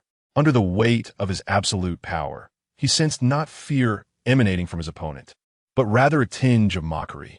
What are you laughing at? Do you possess some hidden trump card? It is inconceivable that you could have anything capable of amplifying your strength exponentially beyond my own. Accept your fate. Becoming my blood offering is an honor bestowed upon you. Yun Chuan replied, I am laughing because it has been a long time since I experienced the taste of blood. This sensation seems rather delightful. As his words fell, the 9 Calamity Gun Saint felt a surge of adrenaline. He abruptly lifted his gaze, detecting a fierce and brutal aura emanating from the boy ahead. Unbeknownst to him, the boy had been enveloped in obsidian armor, and even behind the mask, the Gun Saint could sense the smirk curling at the corners of the boy's lips. The boy's voice rang out with excitement. At last, I have the opportunity to unleash my full power. I hope you do not disappoint me. Chapter 70. O vast heavens, why do you weigh upon me? What is this aura emanating from you? How can this be? The 9 Calamities Gun Saint halted, disbelief coursing through him. Even in his era, such a legendary presence had never been witnessed. How can an insignificant being before him possess the power that belongs solely to the 4 fiends of myth? That ferocious and violent energy struck him with a sensation that even a 9th grade sacred beast could not rival, not in strength, but in primal essence. At that moment, distracted as he was, a chilling voice whispered in his ear, "Do you look down upon me?" It was Yun Chuan, his words echoing like the whispers of a demon, stirring his very soul. When had this happened? The 9 Calamities Gun Saint turned to confront a gaze reminiscent of hellish fiends. A piercing aura surgit forte, causing his heart to race as he sensed a sudden, exponential increase in the opponent's power. Instinctively, he summoned all his strength to activate the frenzied gun domain, only to discover that a foreign domain had inexplicably enveloped his own. He cast his gaze downward, witnessing the hellish abyss beneath him. The myriad gun shadows he had conjured appeared to be frozen, moving at an excruciatingly slow pace. The murderous intent he had infused into them swiftly dissipated, replaced by an entirely opposite sentiment. In that moment of stasis, the gun shadows inexplicably altered their intended trajectory and charged towards him. What manner of sorcery is this? In the blink of an eye, the 9 Calamities Gun Saint attempted to evade, but a colossal fist abruptly loomed before him. Though it retained merely the power of a 3rd grade being, it effortlessly pierced through his bloodthirsty defenses, striking directly at his core. The next instant, a force so tremendous that it shook the very foundation of the inheritance ground erupted from his abdomen. Crack! A web of cracks, akin to spider silk, spidered across his skeletal frame. The sheer impact propelled him through the ground beneath his feet. Trembling, he found himself embedded within the earth, gazing skyward. There stood a figure clad in battle armor, wielding a pitch-black spear, thrusting it forth. What he could not fathom was that, at this moment, his frenzied gun domain seemed to have been wrested from his control, with countless gun shadows erupting in response to that single thrust. In an instant, a tempestuous power surged throughout the secret realm, causing the beasts within to tremble in terror as they gazed in horror towards the direction of the inheritance ground. Simultaneously, within the secret realm, Ning Bufan and his companions were jolted to attention. They sensed the wave of energy comparable to a martial general-level attack emanating from within the 3rd grade secret realm. Doubt flooded their minds. Could there truly be a martial general-level powerhouse residing within this domain? Yun Chuan and his comrades were in grave danger. Was he genuinely merely a 3rd grade being? Mu Rongyu and the others felt their throats dry, their scalps prickling with unease. They had believed all hope was lost. Yet this youth had conjured a miraculous feat, delivering a blow surpassing the might of many martial generals. Here was a true martial general, rendered utterly powerless against this onslaught. The next moment that strike descended. At such close range, the deafening roar momentarily rendered them deaf, a fierce pain lancing through their eardrums as if they were being torn asunder. The radiant glow of the aftershock pierced their vision, rendering them unable to open their eyes. When they finally dared to look again, all obstructions had vanished. Before them stood a youth on the high platform, wielding a formidable spear, having bested the revered 9 Calamities Spear Saint. To his astonishment, the illustrious 9 Calamities Spear Saint, a figure of great renown, had not met his end at the hands of the cold-hearted Saint of Winter, but rather succumbed to a mere insect like him. The flame of the 9 Calamities Spear Saint flickered dimly, akin to a candle in the wind, on the verge of extinguishment. As his demise approached, a torrent of emotions surged within him. He had envisioned seizing this opportunity to reclaim his former glory and re-establish his legendary might. Little did he expect to encounter such a monstrous opponent. even in the prime of his era, when spiritual energy flowed abundantly. He could not have imagined a rival as formidable as Yun Chuan. Regrettably, had he been granted a bit more time to restore his powers to that of a martial king, he would not have faced such a dismal defeat. Fate had decreed this encounter. It was a matter of time and destiny. At this juncture, the Nine Calamities spear saint harbored no hatred towards Yun Chuan, only lamented his own ill fortune. In this vast universe, it was a cruel twist of fate that he should cross paths with such an adversary. Oh heavens, why do you chastise me so? The flicker of the soul fire in his eyes momentarily reflected a hint of human desolation.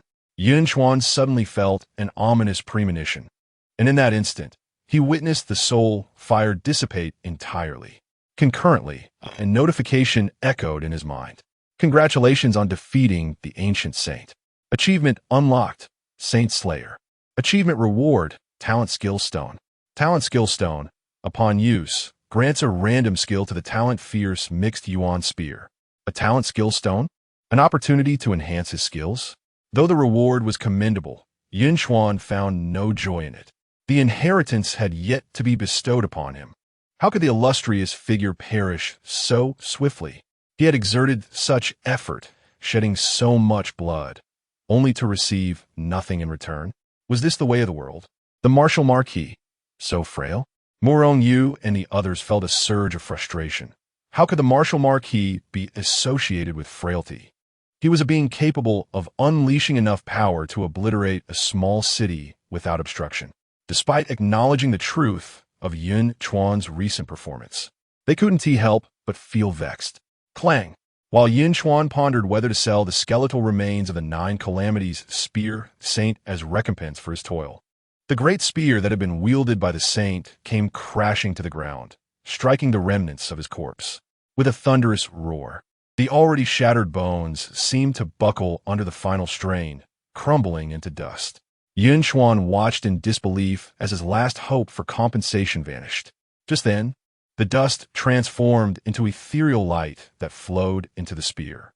The spear erupted in a brilliant radiance, blinding to behold. As Yun Chuan raised his right hand to shield his eyes, the light swiftly morphed into a dark gleam, embedding itself in his palm. In the next moment, a searing warmth enveloped the back of his hand. Yun Chuan abruptly extended the back of his right hand before him, revealing a long spear-like emblem that had mysteriously manifested upon it. In the next moment, his consciousness was thrust into an endless void where he gazed skyward. A towering figure wielding a spear, surrounded by 9 calamities, confronted countless formidable foes, bravely advancing and slaying with such ferocity that the heavens and earth were plunged into darkness. Each move he executed reverberated through the void, causing the very fabric of reality to tremble as the light of day faded and the moon dimmed. Swathes of powerful figures plummeted from the sky, transforming into a mountain of corpses and an ocean of blood. Even from a distance, the sight was enough to shatter one's spirit, instilling a sense of dread and unease. Yun Chuan instinctively swallowed hard, realizing that this was the peak state of that elderly figure from earlier, a display of such remarkable prowess. As the vision fragmented, Yun Chuan's consciousness returned, only to see the words 9 calamities, spear, manual emblazoned upon the panel before him. Chapter 71. The current state of the demon hunting pavilion with the demise of the 9 Tribulations gun saint. Yun Chuan silently obtained the 9 Tribulations gun cannon, marking the conclusion of this expedition into the secret realm. Outside the secret realm, Wu Quanlong made several attempts to forcefully enter, only to be thwarted by Ning Bufan's interventions. A powerful presence exceeding the limits of the secret realm, if attempting to intrude, would likely result in the shattering of the realm, along with the annihilation of all beings and objects within, caught in the chaotic currents of space. Ning Bufan was equally concerned for Yun Chuan and Feng Ruzhou. It was not until the stone door erupted with brilliant light that they finally breathed a sigh of relief. This radiance signified that Yun Chuan and his companions had completed their mission, placing the boundary stone at the center of the secret realm, allowing for unrestricted entry and exit. Upon witnessing this, Wu Quanlong rushed towards the secret realm, only to see Yun Chuan emerging. Following closely behind were Feng Ruzhou and Murong Yu, who were supporting each other as they stepped out. Master, at the sight of Wu Guanglong, and Zixu could no longer contain her feelings of grievance and burst into tears. Wu Guanglong's heart ached at the sight, as he could perceive the severe injuries both had sustained, connecting it with the aura of the martial marquis he had sensed earlier. He was about to inquire further. However, he noticed Murong Yu shake his head, signaling to discuss matters later. At that moment, Murong Yu appeared despondent, as if he had suffered a significant blow. Ning Bufan glanced at Yun Chuan, whose clothing was torn and bore the marks of a fierce battle, understanding that this was not an appropriate place for conversation. After bidding farewell to Wu Guanglong, he hurriedly departed with the others. It was evident that unforeseen events had transpired during this expedition, and they could only be thankful that no lives were lost. Once both groups had parted ways, the secret realm fell into a long-awaited tranquility, awaiting the arrival of individuals to further its development. On the journey back, Wu Guanglong finally voiced his lingering questions. Murong Yu remained silent, while Zixu, appearing much more cheerful, recounted their experiences within the realm. Wu Guanglong's expression shifted dramatically, revealing his complex emotions. He had not anticipated that the secret realm would harbor remnants of ancient powers, nor the formidable might of the martial marquis. As he absorbed the details of Yun Chuan's actions, he suddenly comprehended Murong Yu's silence and his subsequent melancholy demeanor. Not only Murong Yu, but even he, a seasoned professor from the prestigious Jingdu University, was taken aback and filled with a bittersweet sense of awe. He could not help but lament the current state of the demon hunting pavilion. Despite its diminished influence, it still boasted an abundance of talent. First came the prodigious Ning Bufan, now a leading figure at the martial marquis level. And now, they faced a third-rank counter-martial marquis, a veritable anomaly. Such prowess was unfathomable, as martial marquises had transcended the realm of mere warriors, entering a new echelon of existence. The chasm between these two levels was akin to an insurmountable divide. Now, a monster had emerged, possessing the qualifications of a third rank, forcefully breaching this divide. If this young man were to avoid premature demise, he was destined to become a formidable figure, causing the entire world to tremble in his wake. The feat of a third-rank counter-martial marquis was something Wu Guanglong had only heard of once before, and that remarkable individual was none other than the pillar of the Dragon Kingdom. The young man is likely to stand shoulder to shoulder with the elder in the future. The mere thought of this causes Wu Guanglong's breath to quicken and his heart to stir. The trio did not linger, returning discreetly to Kyoto University. The allocation of resources from the secret realm had become apparent, and with Yun Chuan's remarkable achievements, it was inevitable that the Demon Hunter Pavilion would monopolize them. After considerable deliberation, Kyoto University ultimately decided to suppress the news of this failure. If this incident were to be publicized, it would be devastating for Murong Yu and Zixu.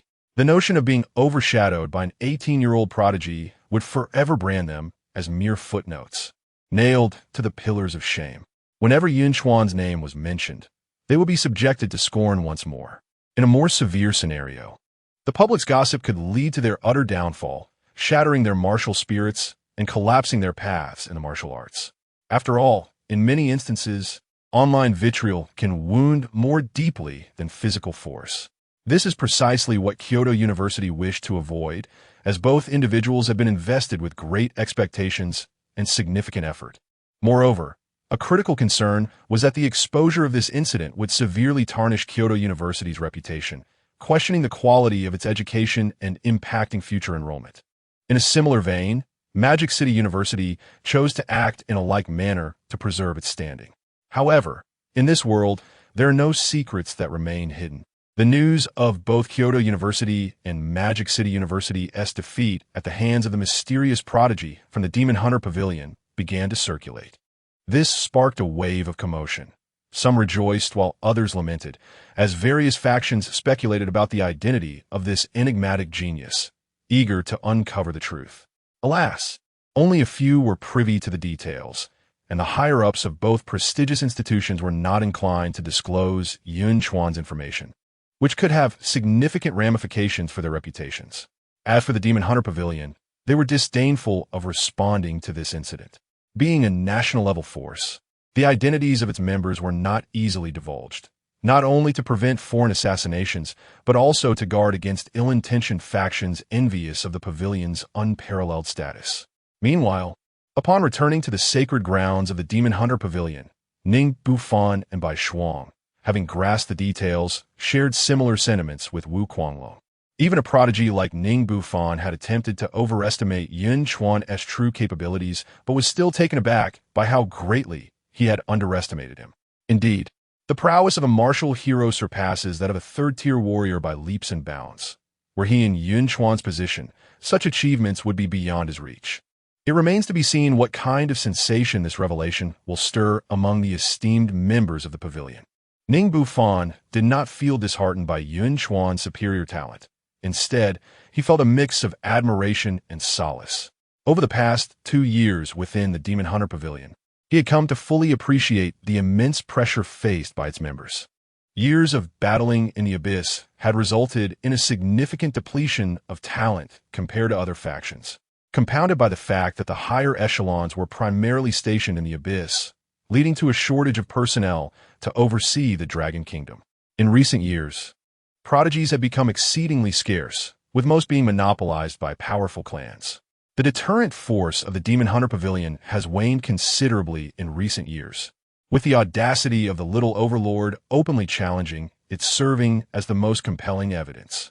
As a representative of the pavilion's martial prowess at the Wuho level, he finds himself utterly exhausted, strained by insufficient manpower, and besieged by formidable factions that refuse to be subdued, along with the incessant turmoil instigated by heretical cults. Thus, he harbors an urgent desire for an equally extraordinary prodigy to emerge, someone who could alleviate his burdens. Clearly, such a prodigy has indeed appeared, surpassing his expectations and exhibiting even greater talent. Once Yun Chuan ascends to the Wuho realm, he will be able to relax. With the capability to vanquish Wuho at the 3rd tier, one can only imagine the strength he will possess upon reaching the Wuho level. It is time for the illustrious name of the Demon Hunter Pavilion to resonate throughout the world once more. Chapter 72. The Birth of Spirit and the Ascendance of Martial Heroes within the Blessed Grounds. Under the guidance of Feng Ruzhou, Yun Chuan finally discovered the long-desired Lingming platform. At this moment, Feng Ruzhou had transformed into an ardent admirer of Yun Chuan, as the series of breathtaking experiences during their journey through the secret realm had profoundly altered his mindset. From an initial state of shock, he transitioned through feelings of helplessness and numbness, ultimately arriving at a place of admiration. Whether it was the effect of the military training or the process of adaptation, he had long since calmed his emotions, casting aside the setbacks he had endured. When the disparity in strength is so vast, the heart ceases to compare. The two are no longer on the same plane, rendering comparison meaningless. Reflecting back on the dispirited Little Overlord and others, Feng Ruzhou finally comprehended the significance of the military training tradition of the Demon Hunting Pavilion. It serves to prevent individuals from harboring inflated self-views, thus averting future blows that could lead to mental obstacles, the loss of one's martial spirit, and the indomitable will of a warrior. By merely shifting one's perspective, clarity can be attained. Those who cannot be surpassed are merely seniors. Since they are seniors, what is there left to compare? With this realization, Feng Ruzhou seemed to experience an epiphany. The breakthrough opportunity that had eluded him for so long suddenly presented itself. Yin, I feel it. I must enter seclusion now. Please excuse me. He bid farewell and entered a chamber to seek his breakthrough. Yun Chuan paid no heed to Feng Ruzhou's departure. He surveyed the expansive Lingming platform, which boasted over 10 rooms designated for cultivation and seclusion.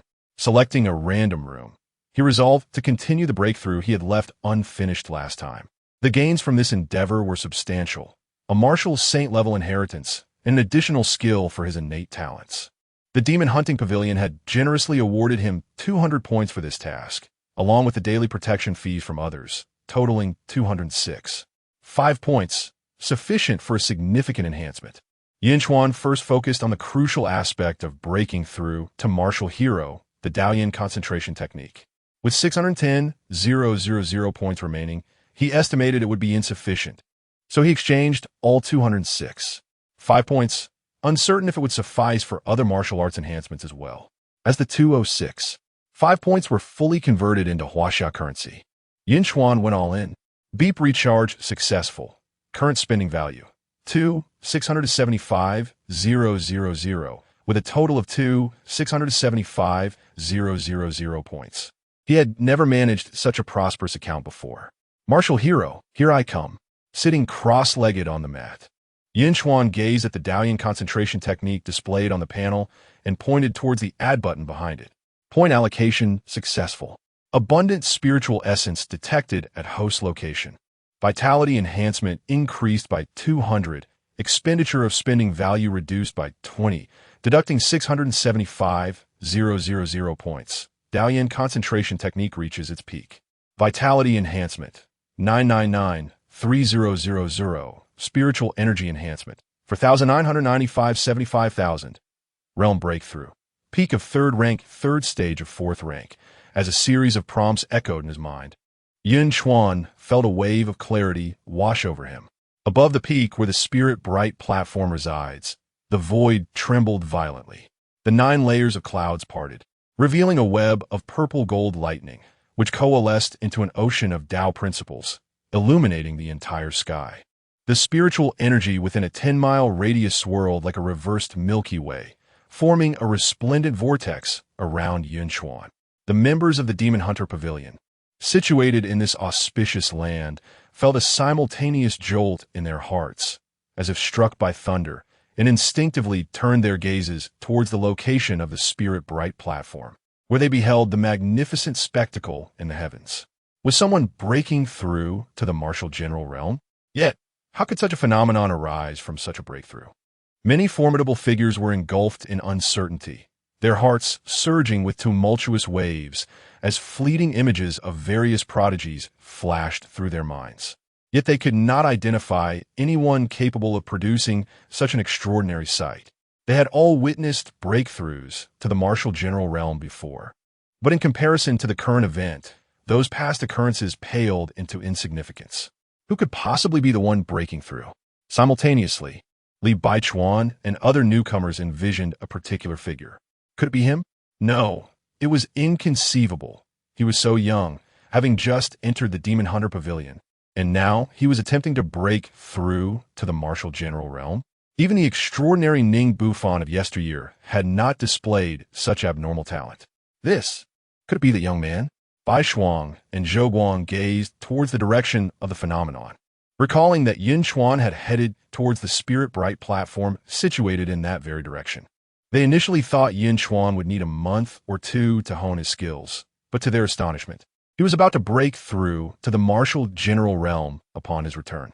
An 18-year-old martial general, the youngest in the history of the Dragon Kingdom, was on the verge of being born. With this realization, excitement surged within them. They were about to witness history. Meanwhile, Yun Chuan remained oblivious to the extraordinary occurrences in the heavens. His consciousness had transcended into a realm of void and chaos, devoid of any substance. His essence transformed into a figure, seated in meditation, oblivious to the passage of time and the flow of years. It was unclear how long he remained in this state, perhaps just a fleeting moment, or perhaps an eternity. With a resounding clang, a brilliant light cleaved through the expanse of chaos, akin to a sharp blade parting the heavens. In an instant, boundless insights into the laws of the great Tao surged into the essence that was Yun Chuan as consciousness. In the next moment, the figure of consciousness abruptly opened its eyes, radiating a dazzling brilliance, within which myriad laws seemed to flow. Almost immediately, the light of the laws enveloped the essence of consciousness, morphing it into a purple gold seed, which descended upon the altar at the center of the blood pool. As the seed landed, the spiritual liquid that permeated the pool ignited instantly, and waves of chaotic energy surged forth, encasing the purple gold seed and transforming into nourishing sustenance. As time passed, the purple gold radiance of the seed intensified, while chains of the great Tao transformed into runes that infused into the seed. The blood pool began to roil violently, a sinister aura spreading forth, gradually replacing the original spiritual liquid with an increasingly potent blood energy. Cracks began to appear around the purple gold seed. Suddenly, the entire blood pool solidified, transforming into a purple gold spiritual platform, with Tao patterns covering every inch of its surface. The blood aura ignited like flames from the platform, and resplendent light overflowed from the fissures of the purple gold seed, which subsequently shattered its constraints, erupting in an infinite cascade of spiritual radiance. As the radiant light dissipated, a diminutive figure emanating a resplendent aura of purple and gold seated itself at the heart of the spiritual platform, exuding an ethereal presence akin to that of a divine being. Observing its visage, one could discern an uncanny resemblance to Yun Chuan. The essence of divinity awakened. The martial ruler was born. Simultaneously, Yun Chuan, seated in meditation, abruptly opened his eyes, within which swirled the mesmerizing illusion of stars extinguishing, an anomaly heralding the collapse of the Tao. He then perceived the breath of every blade of grass and tree within a 10-mile radius, the tumultuous roar of the spiritual springs, and the varied expressions of curiosity from afar directed towards him. At that moment, Yun Chuan felt a profound transformation within himself, transcending the confines of humanity. He could acutely sense the intricate details of all phenomena within that expanse. With a mere invocation of his mind, everything slowed to a crawl in his perception. Is this the power of the martial ruler? As he reveled in his newfound potency, he realized that the version of himself prior to this transformation, even at full capacity, could scarcely contend with a mere flick of his current strength. Engaging once more with the Saint of Nine Calamities required no elaborate maneuvers, nor even the application of martial arts. A single hand was sufficient to obliterate. He slightly raised his hand, and the once sanguine aura was supplanted by a ferocious bloodlust that seemed to distort the very void. A malevolent force capable of rending all asunder. Gazing at the bloodthirsty energy igniting in his grasp, Yunchuan suddenly recalled the system task that promised a mythic-grade enhancement card for bloodlust upon becoming a martial ruler. Just then, the system's notification chimed once more. Ding, task completed. Reward. Cultivation Advancement Card X1. Mythic Grade Bloodlust Enhancement Card. Chapter 73. The Azura Marquee detected that the host possesses a Mythic Grade Blood Fiend Quality Enhancement Card, and the current realm meets the requirements. Would you like to use it? Without hesitation, Yun Chuan decided to proceed. Now was the opportune moment for elevation. From the insights gleaned from the likes of Old Wu and other martial marquises, he understood that the cultivation of a martial marquee involves the continuous refinement of Blood Fiend, enveloping the entire spiritual platform. Throughout this process, one simultaneously utilizes the Blood Fiend to incessantly temper the Blood Soul. Once the Blood Soul has been honed by the power of the Blood Fiend to a formidable state, one can traverse the bridge to ascend, acquiring a fragment of the ability to communicate with the heavens and stepping into the realm of the martial king. The higher the quality of the Blood Fiend, the greater its potency and the more effective its tempering influence on the Blood Soul. Having just broken through to the status of martial marquee, he was in the most favorable position to utilize it. Usage successful. The system's notification echoed. In the next instant, the Blood Fiend power ablaze within Yun Chuan's spiritual platform underwent a dramatic transformation. An overwhelming aura, magnified countless times, erupted forth, exuding an infinite power of sealing and confinement, as if capable of restraining all of existence. At that moment, an epiphany struck Yun Chuan. He directed the swirling malevolent energy in his hand forcefully downward towards the ground. Instantly, a domineering sealing force enveloped the entire room. In an instant, Yun Chuan felt the surrounding spiritual energy diminish drastically, becoming alarmingly sparse. The unique aura of the spiritual clarity platform vanished entirely, as though it had never existed. If I can even seal spiritual energy, wouldn't it render me invincible in combat, directly sealing my opponent's strength? The prospect of his newfound ability to seal the blood chi of his adversaries left Yun Chuan in awe, if it functioned as he envisioned. Transforming opponents into mere mortals would place him in a position of complete control. However, at that moment, he sensed a ferocious, repulsive force resisting the seal he was attempting to impose. This repulsion felt insurmountable, as if he were a paper boat adrift in a vast ocean, easily shattered by the slightest wave. Crack! In an instant, the sound of shattering resonated within Yun Chuan's mind. His seal crumbled under the weight of the opposing force. The spiritual energy and the aura of the path swiftly reasserted their dominance over the room. This must be the inherent power of the blessed land resisting my seal. Yun Chuan realized with clarity. His current strength was still insufficient, far too weak compared to the might of this 7th-level blessed land. Hence, his sealing power was utterly overwhelmed. Perhaps when he attains the status of martial emperor, he could wield the heavens at his command, unleashing a sealing force capable of enveloping the entire blessed land. The mere thought of such a scene filled Yun Chuan with exhilaration. Having already achieved the rank of martial marquis, his next task was to enhance his martial arts. With his current prowess, the snowfall spear technique no longer sufficed. The arrival of the old Ghost S9 Calamity spear cannon was indeed timely. However, before that, he should first elevate the 9-leaf Phantom Fist using the Cultivation Advancement card. Yun Chuan suppressed his excitement and focused on the 9-leaf Phantom Fist. Advancing according to the system's guidance, one can flawlessly restore the martial arts of the ancient body cultivation race, shattering the void with sheer physical strength. Without hesitation, Yun Chuan immediately utilized a martial arts advancement card. Martial arts advancement card successfully used. 9-leaf Phantom Fist has advanced to 9-leaf Phantom Divine Fist. New ability. After executing martial arts, each punch can condense a martial arts phantom to assist.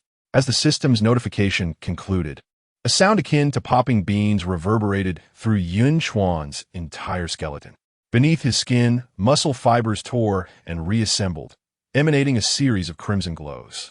His blood vessels flowed like molten lava, creating fine cracks on the surface of his body, with amber-like blood seeping from each fissure. The cracked old skin shed, revealing beneath its skin as lustrous as jade, with starlight swirling through its pores. An overwhelming, suffocating aura of explosive physicality filled the room. Instinctively, Yun Chuan raised his hand to throw a punch, producing a thunderous sound akin to cannon fire. The ground beneath his feet crumbled under the immense force.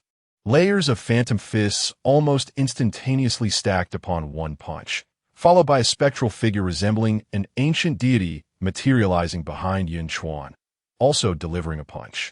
In that fleeting moment, a terrifying force of impact swept through the entire room, which was capable of withstanding the peak attacks of a martial marquis, now riddled with cracks.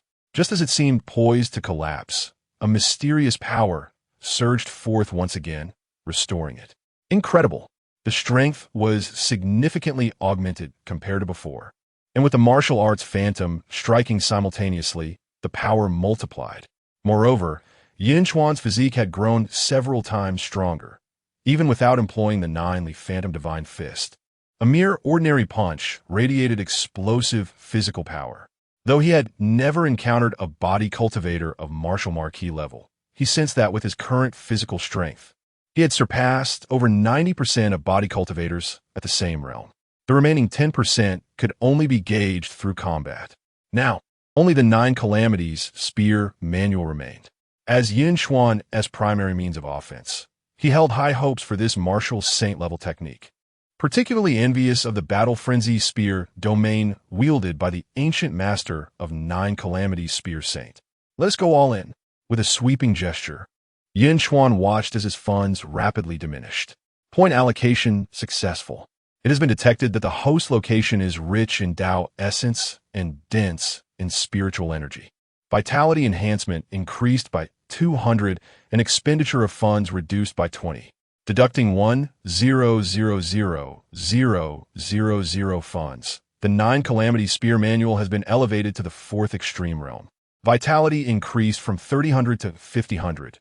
Spiritual energy increased from 75,000 to 125,000.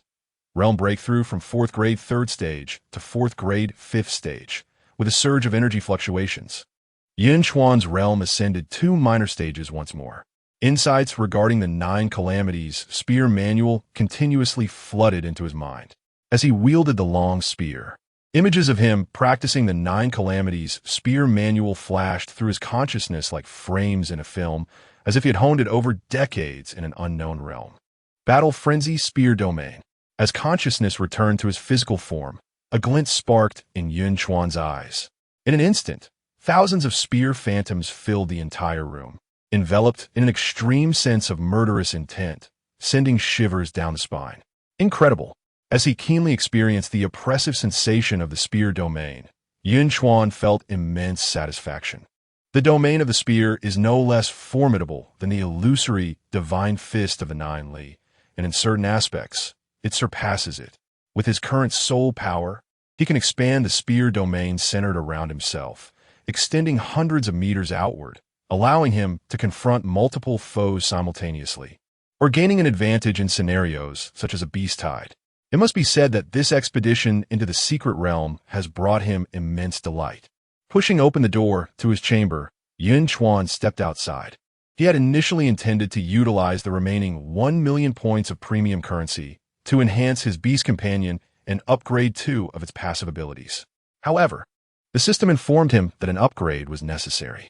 Following this upgrade, his talents would automatically consume the acquired talent skill stones, granting him new abilities. The nature of these new skills remains a mystery. Will they be as formidable as the previous 4, boasting either powerful mechanisms, overwhelming statistics, or functional passives? All is uncertain. Yet Yun Chuan eagerly anticipates the outcome, for who would ever complain about having more trump cards? We can only speculate on the expressions of those arrogant noble families when they learn of your breakthrough to the Martial Marquis at the tender age of 18. You truly are a prodigy. No, we were mistaken. It is time to amend our address and refer to you as Marquis Yun. Or perhaps Azura Marquis would be more fitting. Chapter 74. The Soul and the Martial Emperor's Summons by Shuang and Zhou Guang from a distance observed Yun Chuan standing at the entrance.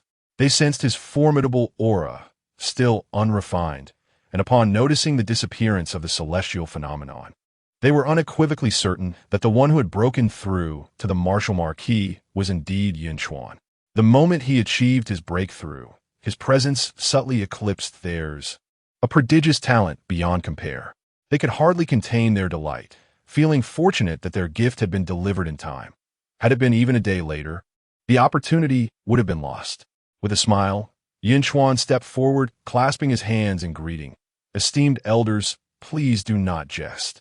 My journey into the secret realm yielded some insights, and I merely stumbled upon this breakthrough. What a fortunate stumble! Bai Shuang and Zhou Guang exchanged glances, each reflecting the unspoken resignation in the other's eyes. They had toiled extensively to achieve their own breakthroughs to the Martial Marquis rank, a stark reminder of the disparity in their paths. There is no need for modesty, Shura Marquis. Your talent is evident to us all, Bai Shuang replied earnestly, bowing slightly. At that moment, Yun Chuan was no longer perceived as a budding junior, but rather as an equal, a Martial Marquis with whom he could engage as a peer, regardless of the age gap that separated them. Recalling their initial meeting during the friendly exchange competition, where Yun Chuan had been but a stubborn youth of the 2nd rank, Bai Shuang marveled at how he had now matured into a formidable martial artist capable of defending a territory.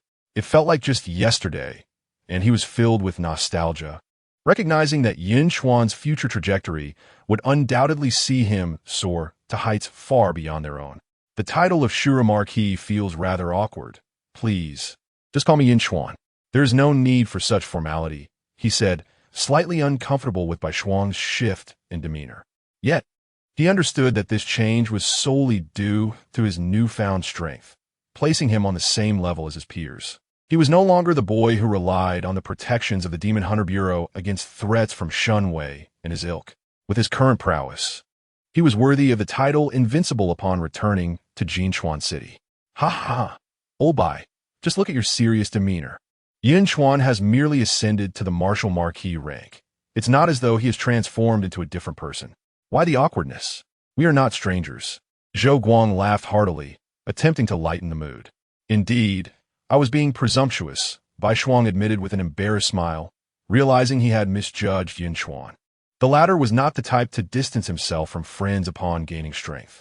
Yun Chuan smiled knowingly, precisely. At that moment, Zhou Guang seemed to recall something and spoke up. By the way, Yun Chuan, I see that you have ascended to the Martial Marquis rank. You must have exchanged for the concentration technique anew. Since we are here, we can assist you in returning the Dao Yin concentration technique. Exactly, Bai Shuang chimed in. As I mentioned before, cultivating as a martial marquis involves refining and strengthening one's blood soul through blood essence. The points you recover can be exchanged for rare materials to enhance the quality of your blood essence. The sooner you improve it, the better. With your talent, reaching the legendary celestial grade blood essence is not out of the question. Bai Shuang nodded in agreement, adding, if your points fall short, I can lend you some of mine. Zhou Guang, counting on his fingers, adopted a serious expression. What old Bai says is indeed crucial. The quality of blood essence is classified into 5 grades: heaven, earth, profound, yellow, and mortal. The higher the grade, the greater the refining effect. I can also lend you some of my points. Both individuals, with an air of experience, cautioned against Yun Chuan potentially straying down a misguided path due to the isolation of information. There was no need to retreat, for I indeed ascended to the martial marquis level using the Dao Yin concentration method. Yun Chuan was also tempted to revert and claim the 200 points from the Dao Yin concentration method, yet if discovered, Bai Zhou and the others would undoubtedly face punishment, with expulsion from the Demon Hunter Pavilion being a lenient consequence. While he was indeed covetous of wealth, it did not mean he was devoid of principles. Even a blind person could perceive the goodwill of the two, and he could not bring himself to commit such an act. All right, you can apply on the token. Wait, no. Did you say you broke through to Martial Marquis using the Dao Yin concentration method? Zhou Guang instinctively responded, only to suddenly pause mid-sentence, his eyes widening in astonishment. What? You claim to have mastered the Dao Yin concentration method? Bai Shuang's heart skipped a beat, her breath quickening. If true, this would imply that Yun Chuan's innate talent had reached parity with that esteemed elder, at least at the Martial Marquis level. Over the years, how many prodigies of the Demon Hunter Pavilion had struggled with their techniques, and yet someone had genuinely succeeded. Upon this realization, both Bai Shuang and Zhou Guang involuntarily trembled slightly, their lips parched. Indeed, it was quite straightforward. What's wrong with you two? Are you feeling unwell? As Yun Chuan spoke, he noticed their faces turning crimson, resembling boiled shrimp. Quite straightforward. Those 4 brief words echoed relentlessly in Bai Shuang and Zhou Guang's minds.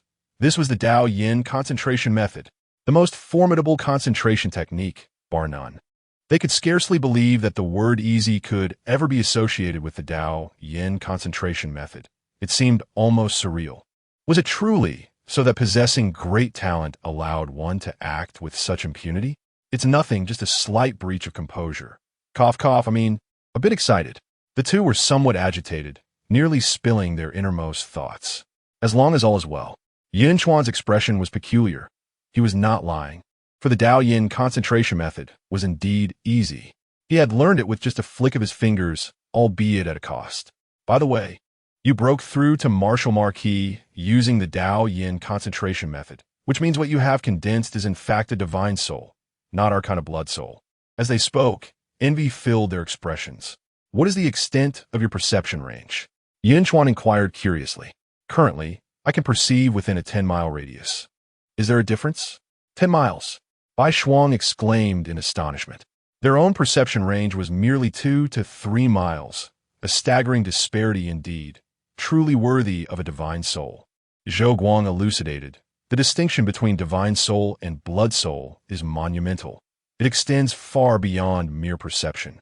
In the martial king realm, the comprehension of the heavenly path surpasses that of a blood soul, and the presence of divine and divine soul significantly mitigates mental damage, unlike the frail blood soul.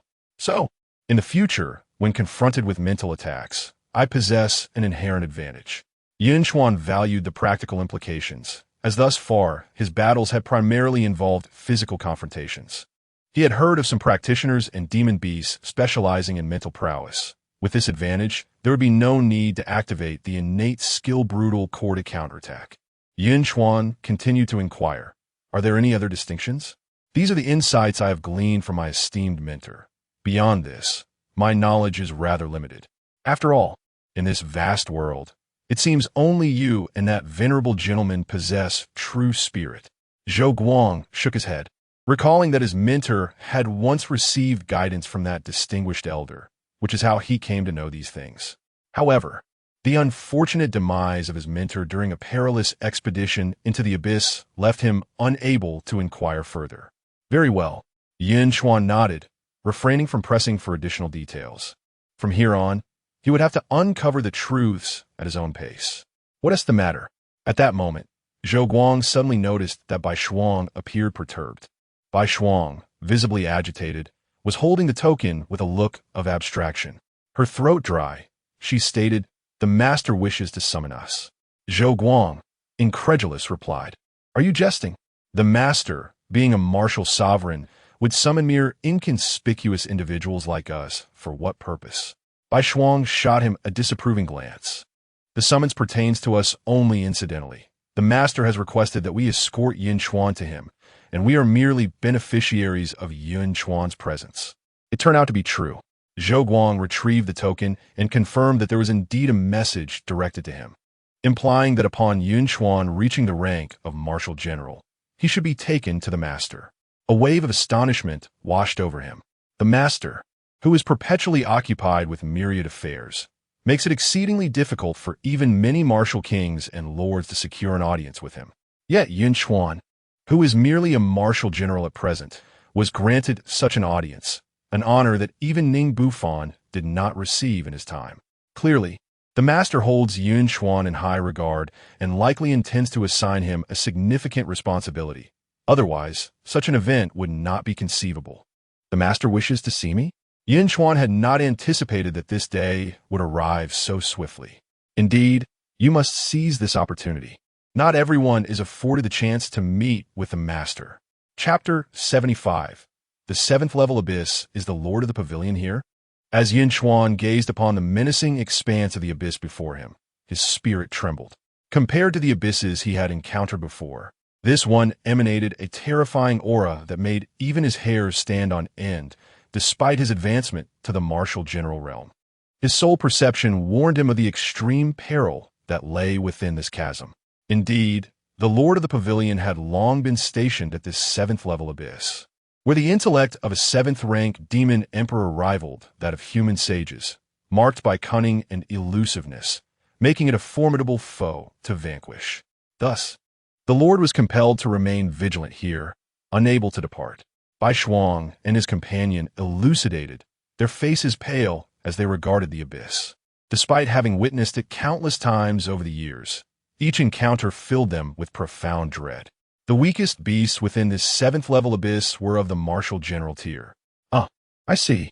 A warmth emanated from his soul, swiftly alleviating Yun Chuan's tension. "Come, we must not keep the lord waiting." Bai Shuang and his companion had previously ventured into the seventh-level abyss, though their stays were brief, merely circling the high city at the abyss's exit. They felt an overwhelming excitement, uncertain if they might bask in Yun Chuan's glory and meet the esteemed lord. As they stepped forward, their vision blurred momentarily, and upon reopening their eyes, a fierce, murderous sandstorm assailed them. Who dares to intrude upon the abyss? A thunderous roar accompanied by waves of oppressive force surged forth. Bai Shuang and his companion felt a weight upon their shoulders, their spirits taut with tension. Yun Chuan, however, remained unfazed, his gaze fixed ahead at the vast expanse populated by warriors clad in specialized armor. He could not help but marvel. Indeed, in the seventh-level abyss, even martial generals were relegated to mere sentinels. In other words, this was the foundation of the demon hunting pavilion. "Colleagues, we are attendants of the demon hunting pavilion, dispatched by the lord, and we bring Yun Chuan." No sooner had the words left his lips than a terrifying consciousness swept through the space, causing Bai Shuang and his companion to break into a cold sweat, their bodies tingling with apprehension. Yun Chuan's gaze sharpened, his soul's radiance brightening as he dissipated the oppressive weight of that formidable consciousness. Following its source, He pierced through layers of obstruction and beheld a resolute middle-aged man, exuding an aura of dread. In that fleeting moment, the man's eyes sparkled with interest as they met Yun Chuan's gaze. The next instant, a thunderous voice resounded within Yun Chuan's mind. Truly deserving of the title of prodigy, having just entered the martial general realm, you can sense my presence. Guoming, the Lord has awaited you for long. Yun Chuan, what troubles you? As the terrifying consciousness receded, Bai Shuang and his companion finally exhaled in relief. Noticing Yun Chuan's dazed expression, they hurriedly inquired. Yun Chuan exchanged a glance with them, realizing that he alone had heard the voice. The implication was clear. The entity sought only to meet him. A powerful being has conveyed to me to enter and meet the Lord. I shall proceed. With that, Yun Chuan advanced inward. The sentinels who had previously barred their path indeed parting to grant him passage. The two companions exchanged glances, each recognizing the regret in the other's eyes. It was evident that meeting the Lord was no simple feat. They were still deemed unworthy. Observing the silhouette of Yun Chuan, the two individuals were filled with envy. As soon as he entered the stone city, Yun Chuan sensed overwhelming divine consciousness sweeping over him. Each presence was above that of a martial marquis, with several particularly fearsome entities, only slightly inferior to the middle-aged man he encountered earlier. Fortunately, he had refined his divine soul, which shielded him from most of the mental pressure. Otherwise, he would likely find himself in an embarrassing predicament. The divine consciousnesses, surprised by Yun Chuan's unflinching demeanor, were taken aback. A mere martial marquis could remain unfazed under their scrutiny. Enough of this. Retract your divine senses and focus on your posts. The commanding voice resounded once more, followed by the sight of the middle-aged man striding towards him. As he spoke, the probing divine consciousnesses dispersed like startled birds. In the next moment, the man stood before Yun Chuan, who was startled, unable to discern how he had suddenly appeared. Such an ability indicated that he was at least a martial sovereign. Xiao Yuanshan scrutinized Yun Chuan, admiration evident in his gaze. Ah, you must be Yun Chuan. Truly, heroes emerge in youth.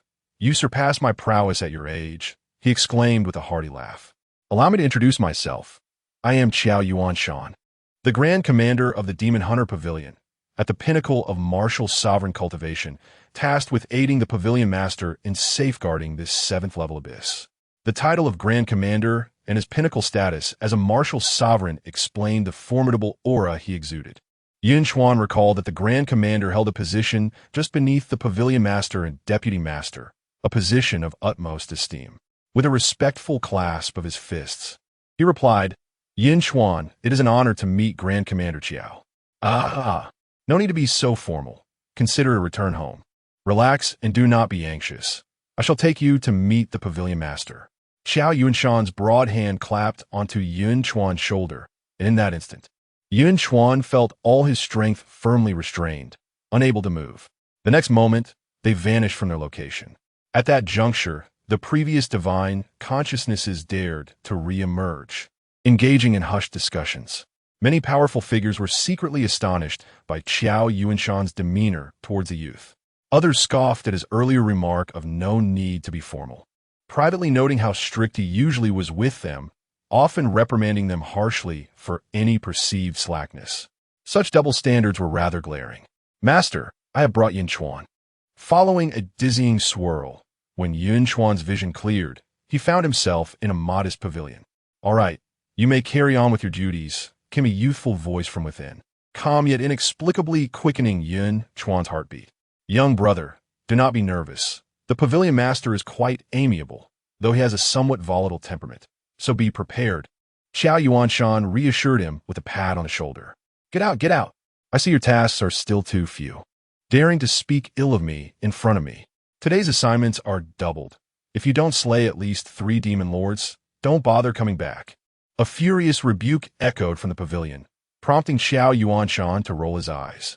Yes, yes, I'm leaving. In the next instant, he disappeared, leaving Yun Chuan alone. Soon, the youthful voice resumed, now with a notably calmer tone, please come in. Yes. Upon hearing the words, Yun Chuan, with a sense of trepidation, pushed open the door. only to behold a youthful figure reclining on a grand armchair, eyes closed in tranquil repose. Is this truly the esteemed leader of the demon-hunting pavilion? A formidable martial sovereign? How can he appear thus? Indeed, I am the leader of the demon-hunting pavilion, a martial sovereign. As for the reason behind my appearance, that I cannot disclose to you, he stated. At this revelation, Yun Chuan felt a jolt of astonishment. How powerful he must be to perceive his innermost thoughts.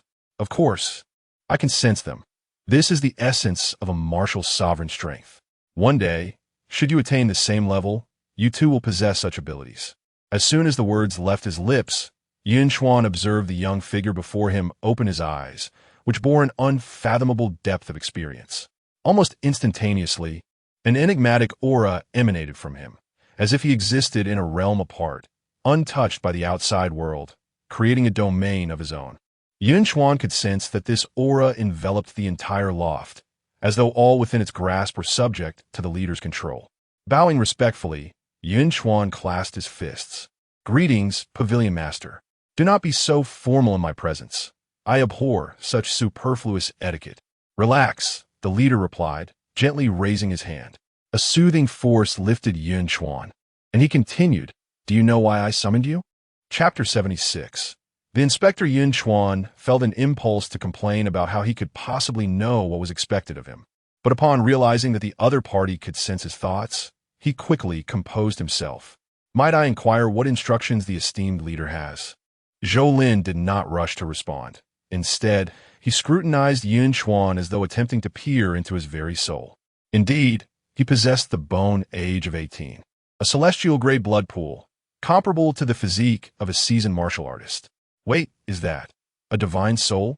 Truly a marvel, Zhou Lin murmured softly, and even as a martial emperor, a flicker of disbelief crossed his eyes upon sensing that Yun Chuan was coalescing a divine soul.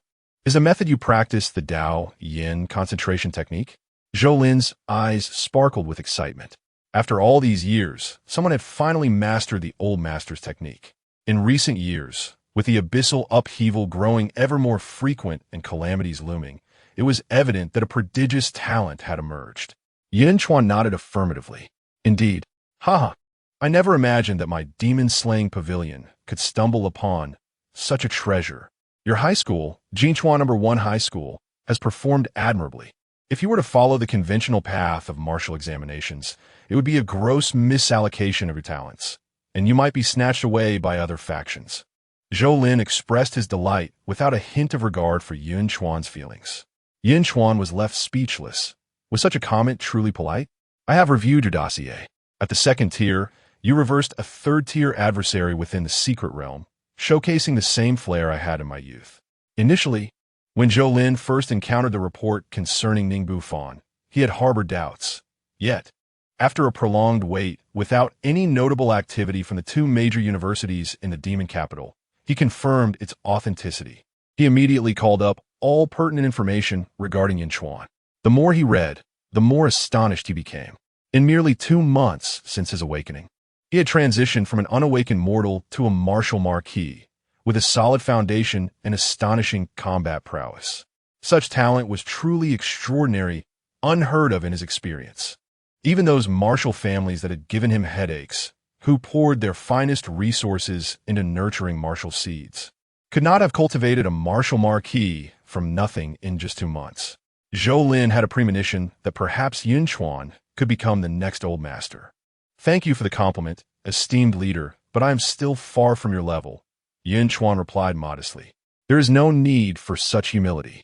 To be frank, I was not as formidable as you at your age, Zhou Lin remarked, increasingly pleased with what he saw in Yun Chuan.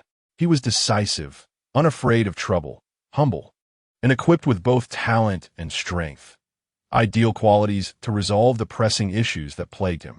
With a snap of his fingers, the aura enveloping the entire pavilion vanished in an instant. The sensation that had lingered in Yun Chuan's heart dissipated entirely, as if he had traversed from one realm into another. Cough, cough, let us get down to business. After his earlier inquiry, Zhou Lin had nearly confirmed all the pertinent information about Yun Chuan. He matched the criteria he had envisioned for the role. Initially, he had considered Ningbu Fan, but regrettably, He fell short of his expectations. Moreover, Ning Buffon's temperament was ill-suited for the task at hand, burdened by too many concerns. What he needed was someone unencumbered by taboos, unafraid of offending other factions. Please proceed, esteemed leader. Yun Chuan's eyes brightened. They were finally about to delve into the matter at hand. In this manner, our demon-hunting pavilion currently possesses considerable influence. However, it ultimately pales in comparison to the collective might of the other factions within the Dragon Kingdom. Given the vast expanse and populous nature of the kingdom, the abyss is correspondingly abundant, necessitating a greater number of personnel for garrison duties with an alarmingly high casualty rate. Consequently, our remaining capable forces to suppress the other factions within the Dragon Kingdom are rather insufficient. Even with the assistance of the Demon Hunting Bureau, the upper echelon's lack of strength is palpable, as most are preoccupied with maintaining their strongholds in the abyss. They can only exert absolute control in regions where even the martial marquis can dominate, which is far from adequate in the presence of formidable factions. This has led to numerous instances of armed transgressions in those areas. Moreover, in recent years, the caliber of prodigies recruited by our pavilion has noticeably declined, resulting in a dearth of individuals capable of standing alone. Other factions pay lip service while blatantly disregarding the existence of the Demon Hunting Pavilion. Zhou Lin expressed his frustration, asserting that had it not been for their necessity to remain stationed in the abyss, they would not find themselves in such a predicament. Yunchuan nodded in agreement, acknowledging that despite the excellence of the Demon Hunting Pavilion, not all gifted individuals are inclined to join. Some prestigious families, as well as institutions like the Magic City University and the Capital University, present alternative options. Certain individuals prefer a life of comfort, quietly nurturing their growth. The Demon Hunting Pavilion is synonymous with danger, and not everyone is unafraid of life and death. What does the Pavilion Master wish for me to do? He inquired, sensing that the conversation was inherently linked to his responsibilities.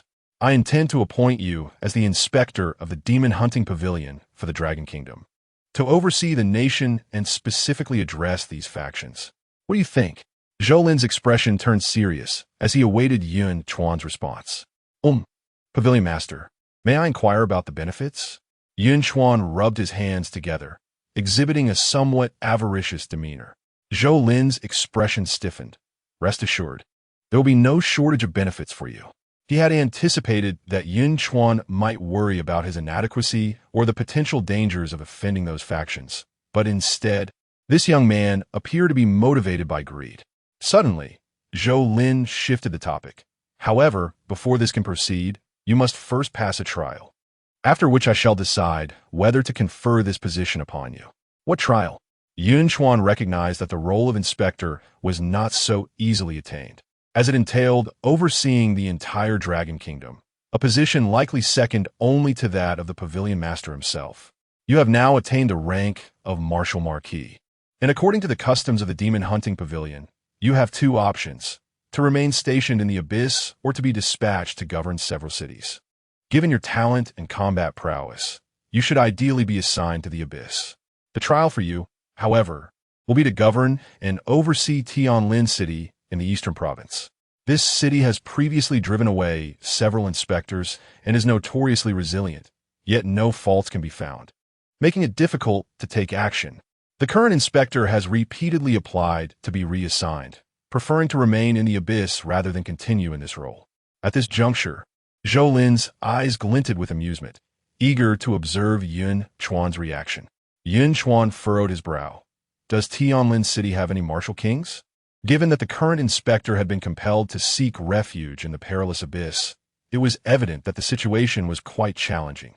There are no martial kings. Rather, it is predominantly comprised of forces at the Martial Marquis level. As soon as the words left his lips, Zhou Lin noticed Yun Chuan's furrowed brow relax, and he continued to inquire, are there any limitations? Am I free to act as I wish? Zhou Lin raised an eyebrow. Of course. As long as you can grasp their weaknesses, feel free to unleash your potential. I will back you up. Upon hearing this, a faint smile appeared at the corners of Yun Chuan's mouth. Challenging? In a city where even the martial king could not prevail, traversing from south to north, He could annihilate the entire city without the slightest difficulty. While others were burdened by numerous concerns, he needed only a single coordinate. In his eyes, there were no formidable factions. It merely depended on the strength of one's fists. Moreover, with the Master's assurance of unrestricted action, coupled with the support, he felt he could act with impunity. Master, I accept this challenge. When can I set off? Upon hearing this, Zhou Lin burst into hearty laughter. Rising to Yun Chuan's eye level, patting him on the shoulder, his eyes filled with admiration. It seems you can hardly wait. You can embark tonight, and you shall not miss out on the rewards. In Tianlin City, there exists a level 4 abyss abundant in blood crystals, from which you, as an inspector, will receive a share daily. Additionally, the extent to which you can extract resources from those troublesome factions depends entirely on your own abilities. The sect will not interfere. Furthermore, should any issues arise, you can directly contact me through the token. Chapter 77, Tianlin City. That evening, Yun Chuan departed for Tianlin City in the Eastern Province. Initially, he believed that his breakthrough to the Marshal General rank made him formidable. However, after meeting the Pavilion Master, he realized he still had a considerable journey ahead. In comparison to the powerful beings dwelling in the abyss, he found himself woefully inadequate. It was imperative for him to amass wealth and resources to elevate his capabilities.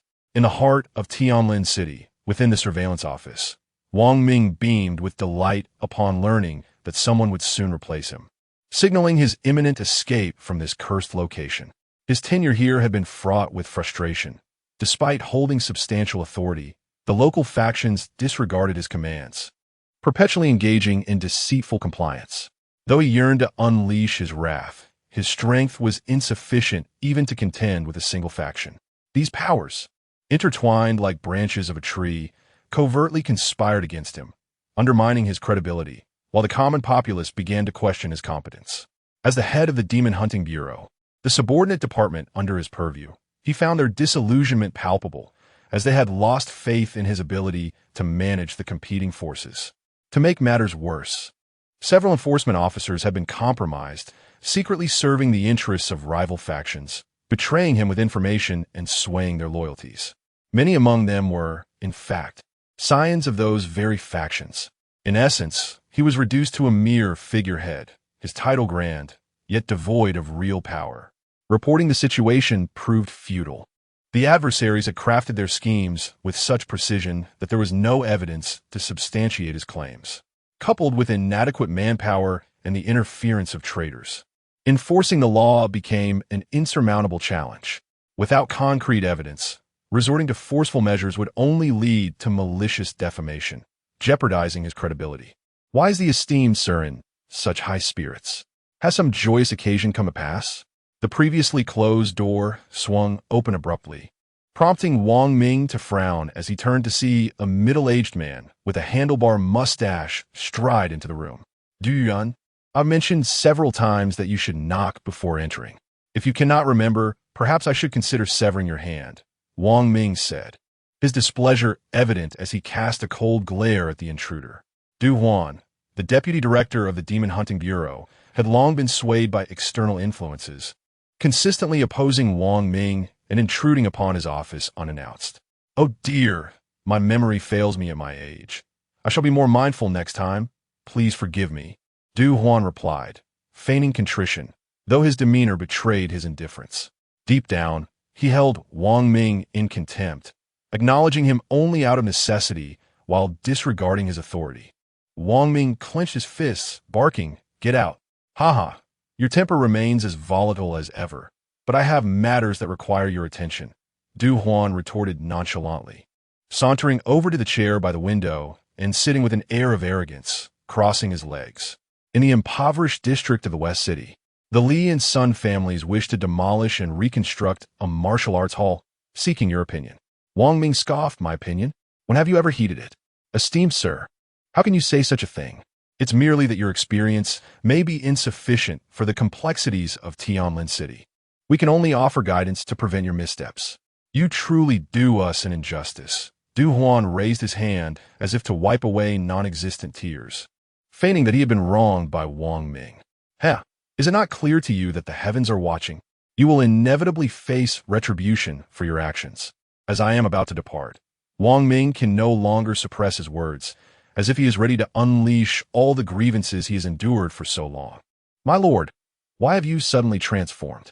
Perhaps it would be best if I were to visit you another time. Du Huan gazed in astonishment. Today, Wang Jiansha had shed his usual demeanor of restraint and had become surprisingly irate. Suddenly, a thought struck him, and the astonishment in his eyes shifted to a glimmer of insight. Several previous inspectors had exhibited similar behavior before their departure. It seems a new inspector is on the horizon. I must hasten back to discuss strategies with the others regarding how to deal with this new arrival.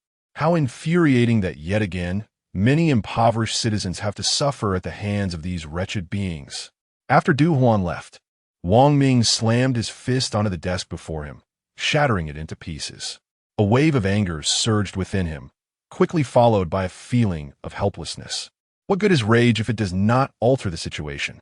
He despised his own lack of power, unable to vanquish these scoundrels, and could only hope that the incoming inspector would bring about change.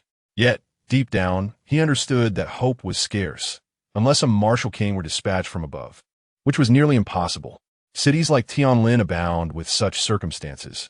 There are not enough martial kings to go around. Sigh, Wang Ming lamented quietly, waiting for the morrow to meet with the new inspector. Meanwhile, Du Huan had arrived at a concealed chamber. 4 voices hidden in the shadows had awaited his arrival for quite some time. As Du Huan entered, the individual closest to the door spoke first. What brings you to us? Has that fool Wang Ming agreed to allow the Sun and Li families to dismantle that bothersome slum and build a martial arts hall? TCH. Before Du Huan could respond, another person beside the first scoffed. His approval is irrelevant. Can he truly obstruct our establishment of the martial arts hall? It's merely a formality. Now what is it? Please do not waste our time. Esteemed heads of families, I have just visited Wang Ming, and upon my observation, it appears that Tianlin City is set to welcome a new inspector. Du Huan took a seat at the head of the table and regarded the 4 individuals. Oh, the 4 straightened at the mention of news regarding a new inspector. Du Huan shook his head. I do not yet know the specifics. Perhaps we will meet him tomorrow. The primary concern now is how to respond to this new official. What else is there to consider? If he is as foolish as Wang Ming, we can employ our previous methods. The head of the Sun family sneered. The head of the Li family nodded in agreement. As long as he is not a martial king, we need not concern ourselves. Even if he is, we can endure for a time. A martial king cannot remain in Tianlin City indefinitely. Once he departs, Tianlin City will still belong to us. Du Huan speculated. It is unlikely that he is a martial king. If he were, Wang Ming would likely be pleased rather than incensed. Indeed, since he is not a martial king, we can handle him at our discretion. I shall take my leave now. Such trivial matters should not require my presence again. Just contact me by phone. The head of the Wang family rose to depart, followed by the heads of the Sun and Li families. At this moment, the head of the Han family, who had remained silent until now, spoke up. Since we are all gathered here, I have recently procured some divine medicine from abroad. Shall we indulge in a tasting together? Oh, you have conducted this matter with discretion, I presume? The few individuals who were about to depart paused upon hearing this, and the head of the Sun family inquired.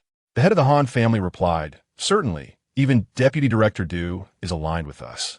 The majority of Tianlin City is under our influence, so discretion is paramount.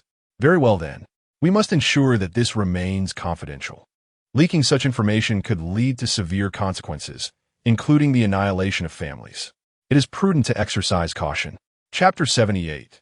The Law of the Sun family. In a quaint noodle shop located in the west city of Tianlin, a young man called out, Sir, I would like a large bowl of beef pulled noodles, a bit spicy, please. Certainly, young man. Please have a seat. It will be ready shortly. The elderly proprietor replied cheerfully. At that moment, the shop was relatively empty, and Yun Chuan casually chose a seat, surveying his surroundings while he patiently awaited his meal. He had arrived in Tianlin City early that morning, opting not to engage in a handover with his predecessor, but instead to meander aimlessly through the city, curious to discover the nature of the so-called hardbones. Unfortunately, after wandering for an entire day, even reaching the West City, he had encountered no trace of any malevolent forces, leaving him rather disheartened. It is said that one need not fear a rogue who resorts to trickery, but rather one who possesses intellect. If his adversaries indeed had nothing to incriminate them, it would be a troublesome affair. Determined to glean insights from the local populace, Yun Chuan resolved to inquire about the city's realities, for who better to inform him than its residents? Just then, the elderly man approached, carrying a steaming bowl of noodles, and warmly remarked, "You look rather unfamiliar, young man. Have you recently transferred here to attend high school in Tianlin City?" "Indeed, sir. I have just relocated and am not yet well acquainted with Tianlin," Yun Chuan replied, accepting the bowl with a friendly smile. While he had indeed transferred, it was not schools he had moved between, but rather his position in the oversight. "Ha! Then you must dedicate yourself to your studies and strive to excel in the martial arts examination. Perhaps even gain admission to a prestigious university in the magical capital of Kyoto. My grandson has spoken highly of those institutions," the elderly man chuckled, though Yun Chuan detected a fleeting glimmer of sorrow in his eyes. Narrowing his gaze slightly, Yun Chuan continued, "Those universities are indeed commendable, but quite challenging to gain entry to. I plan to pursue a university nearby Tianlin City instead, so that upon graduation I may return and contribute to the city." Upon hearing this, the elderly man's smile faltered momentarily. "Child, do not harbor such thoughts. What is there to return to in Tianlin City? If you gain admission to a martial arts university, you should naturally aim for better places." Yun Chuan took a bite of the noodles, savoring their delightful flavor, and responded, "So, sir, are you implying that Tianlin City is not a good place? Where could it possibly be bad?" "Ha!" The elderly man chuckled awkwardly, though his laughter was tinged with a hint of resignation. "It seems your tone suggests there are unspeakable troubles in Tianlin City. Is there some dark force at play here?" Yun Chuan chose not to beat around the bush and posed the question directly. As soon as the words left his lips, the shop fell into an immediate hush, with numerous patrons glancing up at Yun Chuan, abandoning their unfinished meals in haste to settle their bills and depart. And no, how could there possibly be any dark forces? The shop is closing now, and your meal is on the house. You should leave quickly," the elderly man stammered, visibly startled by Yun Chuan's inquiry, looking around as if searching for something while attempting to usher Yun Chuan out. However, he soon found that the young man remained composed, continuing to enjoy his noodles, as if the hand that clutched his arm was grasping a mountain, unwavering. "Sir, there is no need to be anxious. If there is any grievance, feel free to share. I can advocate on your behalf." Yun Chuan finally finished his meal and stood up, placing his hand on the old man's shoulder. "I have no grievances. You should leave quickly, for you are not welcome here." The old man seemed agitated, raising his voice several decibels, nearly roaring in frustration.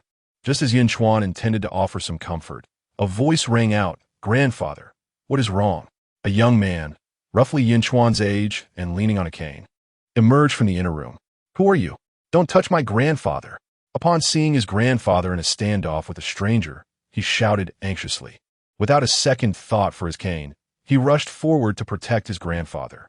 Unfortunately, he stumbled over a chair after only a few steps, and just as he was about to fall, Yun Chuan stepped forward to steady him. At the moment of contact, Yun Chuan sensed the boy's chaotic energy. He had clearly trained in martial arts, but had unfortunately sustained severe injuries, leaving him incapacitated. "What are you doing? Let me go." The young man struggled, but quickly realized he was unable to move. His face turned pale as he recognized the stranger was a martial artist. "Why? I'm in this state. Why won't he let me go?" "Cheer, do not speak." The old man hurriedly covered his grandson's mouth, urging Yun Chuan, "Please, just leave. We do not wish to cause any trouble." Furrowing his brow, Yun Chuan helped the young man to his feet, releasing his grip. It appeared the situation was more complex than he had anticipated. The grandfather and grandson were evidently terrified, oppressed to the point of silence. "I am an inspector dispatched by the demon hunting pavilion. If you have any grievances, you may share them with me." Yun Chuan took out his insignia as he spoke. However, before he could finish, he was interrupted. "I do not care if you're a student or an inspector. I beg you, just go." Tears streamed down the old man's face as he spoke, and he nearly knelt to bow before Yun Chuan. Meanwhile, the young man, Deng Qi, clenched his fists tightly, filled with humiliation and resentment. He could hardly believe that this stranger, who appeared to be his age, was truly an inspector. How could anyone possess the strength of a martial master at such a young age? The most likely scenario was that the individual he had offended had sent someone to intimidate them again. Even if this person were indeed an inspector, what difference would it make? Tianlin City had seen many inspectors come and go, and nothing had changed. In the end, they would still suffer. All right, I will leave. Here is my contact information. You can reach out to me at any time. Yun Chuan sighed, realizing that even revealing his identity as an inspector yielded no results. The current emotional state of the other party made further pressure futile. He would have to seek alternative measures. As he stepped towards the door, the sounds of a scuffle erupted outside. Yun Chuan's spirit, seated upon the spiritual platform, flickered to life, and he beheld a group of ruffians outside, surrounding a young man who appeared to be a student. The ruffians exuded a vigorous energy, while the student, evidently not yet a martial artist, seemed at a disadvantage. Rendered powerless by the onslaught, Yun Chuan observed with keen eyes as those capable of intervening chose to turn a blind eye, distancing themselves from the scene. It was as if he had reached the depths of despair. The evident reluctance of these ruffians to be challenged spoke volumes about their formidable backgrounds. They were not to be trifled with. Contemplating this, Yun Chuan exited the noodle shop and approached the group. Behind him, the elderly man intended to call out to Yun Chuan to refrain from meddling in such affairs, but was restrained by his grandson, helplessly watching as Yun Chuan drew nearer to the men. As he closed the distance, Yun Chuan overheard their conversation. I will grant you 1 more minute to sign this contract, or I shall break your limbs and render your martial arts useless. How can you be so ruthless? We have lost our home. Where shall we reside? You wish to take my family's house without offering a single coin. On what grounds? Is there no law? The student, bloodied and prostrate on the ground, glared fiercely at the thugs, his body trembling with rage. Listen well, you insolent brat. In Tianlin City, my family holds the law. Be wise and sign quickly. If not for the slight value of your dilapidated slum, this opportunity would not even be yours. Surely, you do not wish for your family to be beaten daily? You know well that we martial artists can be quite ruthless. If someone were to die, it will be no fault of ours. The ringleader brandished a baseball bat, smirking down at the high schooler. Having engaged in such dealings numerous times, he was adept at orchestrating fear. The nearby surveillance was under the control of his associates, leaving them untroubled by the prospect of exposure. Even if news of their misdeeds were to escape, they could simply coerce the victims into signing a statement of understanding afterward. Everyone has their vulnerabilities, and as long as they do, they will be at the mercy of such thugs. As for those without weaknesses, well, a discreet end could be arranged. Fine, I will sign. The student uttered this declaration, laced with indignation. Just as he was about to inscribe his name, the sound of approaching footsteps interrupted the moment. Raising his head, he beheld a youth clad in black, of similar age, with narrowed eyes and a benevolent smile as he stepped forward. He surveyed the group and spoke. Since when has the law of the Dragon Kingdom been overshadowed by the authority of your family? Can anyone enlighten me? Rest assured, the consequence of speaking incorrectly is merely a death at my hands. Nothing to worry about. Chapter 79. Kill. Which high school are you from? Seeking death, perhaps? Upon hearing these words, several individuals swiftly converged, astonished that a mere high school student dared to exhibit such audacity. They were oblivious to his background. A smirk curled at the corners of Yun Chuan's mouth. It seems you have answered incorrectly. The student, realizing Yun Chuan was coming to his aid, hurriedly exclaimed, Classmate, run. Don't concern yourself with me. It was too late. Seeking the spotlight without recognizing who we are, you shall not leave today. As the ringleader of the ruffians issued his menacing proclamation, a sinister whisper echoed beside his ear. Then I shall not leave. A chilling breeze swept across his neck, and despite possessing the strength of a first-grade 7th stage, he felt an overwhelming coldness. He abruptly turned, only to find that the youth who had been standing before him had inexplicably appeared at his side. In the next moment, a large hand enveloped his face. As he attempted to break free, he found the grip to be unyielding and powerful, rendering him as insignificant as a mayfly in an abyss, suffocated by his own helplessness. How could this be possible? An infinite dread surged within him. He had never experienced such a sense of powerlessness even against a second-grade warrior. Yet before he could contemplate further, that hand merely shifted slightly. A torrent of immense force surged forth, abruptly pinning him to the ground. His legs twisted grotesquely, crashing violently against the earth, accompanied by the agonizing sound of bones fracturing, along with his heart-rending screams. Oh dear, I may have been a bit too harsh. You know, sometimes a warrior cannot control their strength, and it's not uncommon to inadvertently kill someone. Wouldn't you agree? The youthful and amiable visage of the boy now appeared to him as that of a demon. The words he had uttered were met with a piercingly sarcastic retort from the youth. Swish! In the next instant, a leg strike, slicing through the air with unmatched force, came crashing toward him. With a thunderous roar, the ruffian leader was sent hurtling through the air like a cannonball, emitting a cacophony of bone-cracking sounds that made one's scalp tingle as he crashed through a wall. All of this transpired in but a fleeting moment. The remaining ruffians had yet to comprehend the situation when they beheld their leader being dispatched in an instant, leaving them paralyzed with fear. Who on earth are you? Do you have any idea what consequences you will face for offending the Sun family? A scrawny thug, his hand trembling around his club, still mustered the courage to threaten. What you ought to contemplate is what the outcome will be for the Sun family when they wreak havoc on my territory. Yun Chuan raised his hand and snapped his fingers. In an instant, a myriad of gun shadows enveloped the area. At that moment, the space surrounding Yun Chuan transformed into a hellish battlefield. The air was filled with the wails of the tormented. In the blink of an eye, only 3 individuals remained capable of drawing breath. The surviving thug looked at the heap of bloodied corpses beside him, an indescribable terror swelling within him. With just a single snap of the fingers, all of his more than 10 brothers had perished. What manner of monster is this? A second grade? Or perhaps a third grade? Ugh! The overwhelming panic caused him to instinctively retch. Before he could regain his composure, a large hand seized his collar. He looked up, his body trembling uncontrollably. A demon. This is truly a demon. His heart shattered with despair, and he pleaded incessantly, "Please, do not kill me. I beg you, spare my life." The warmth on Yun Chuan's face vanished, replaced by an icy demeanor. Contact the Sun family and have them come see me. He knew that anyone he chose to spare would not live long. Leaving this one alive was merely a tactic to draw out those who followed. I'll fight. Just let me live. The frightened ruffian shakily retrieved his phone.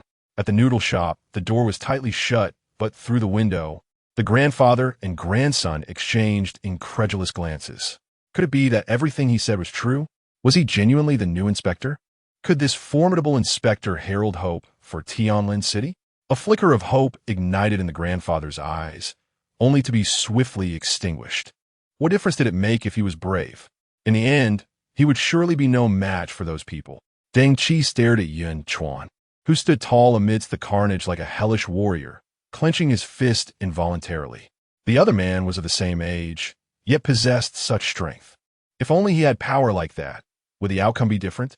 Would he not be reduced to a mere waste as he was now? Meanwhile, the student in Yang had never witnessed such a scene and was momentarily paralyzed with fear, his face turning pale.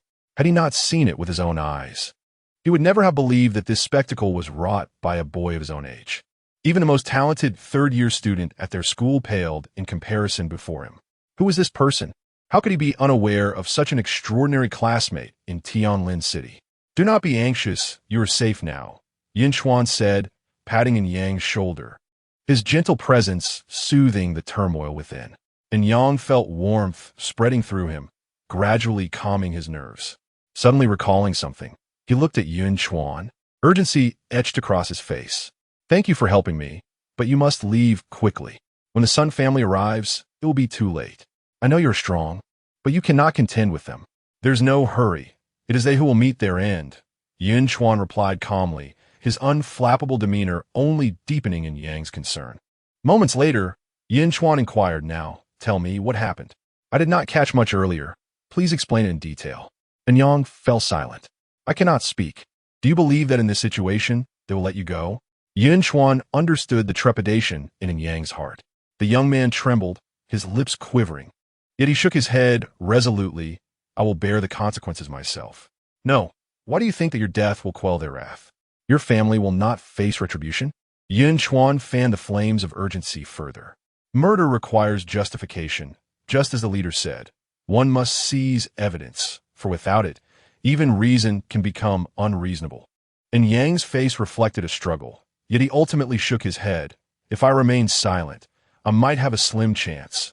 If I speak, there will be no chance at all. Not even if I'm a new inspector. Yun Chuan sighed, revealing his identity once more, but sadly. And Yang's eyes only registered a fleeting shock before he shook his head again. He bitterly remarked, "Is futile, my lord. The inspectors of Tianlin City have changed numerous times, yet the situation remains unchanged. You may walk away without consequence, but we cannot." He regarded the young man before him as merely a youthful yet formidable figure, not overly surprised. Over the years, he had heard too many tales of oppression, without evidence. The inspector was powerless, and there were those who dared to report only to face repercussions. But what good was it? Evidence would mysteriously vanish, leaving only witness testimony, which could easily be discredited and turned against the accuser.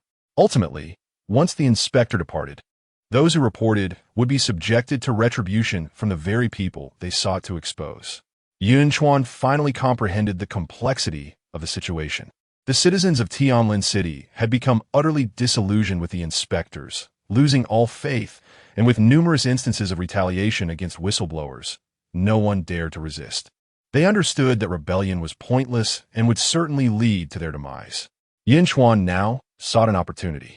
Given the precedents set by previous inspectors, it was evident that they would, as always, eventually find a way to exploit any weakness and uproot dissent. As he surveyed Tianlin City, a singular notion crystallized in his mind: to kill. Chapter 80, A Hand That Covers the Sky Before Long. A group of individuals approached from distance, each exuding an air of menace and bloodlust. Those who had been secretly watching from the shadows dared not linger any longer, fearful of incurring trouble. Even before they drew near, the sound of their furious shouts echoed through the air. Who dares to provoke the Sun family? And Yang was immediately struck with terror. Trembling uncontrollably,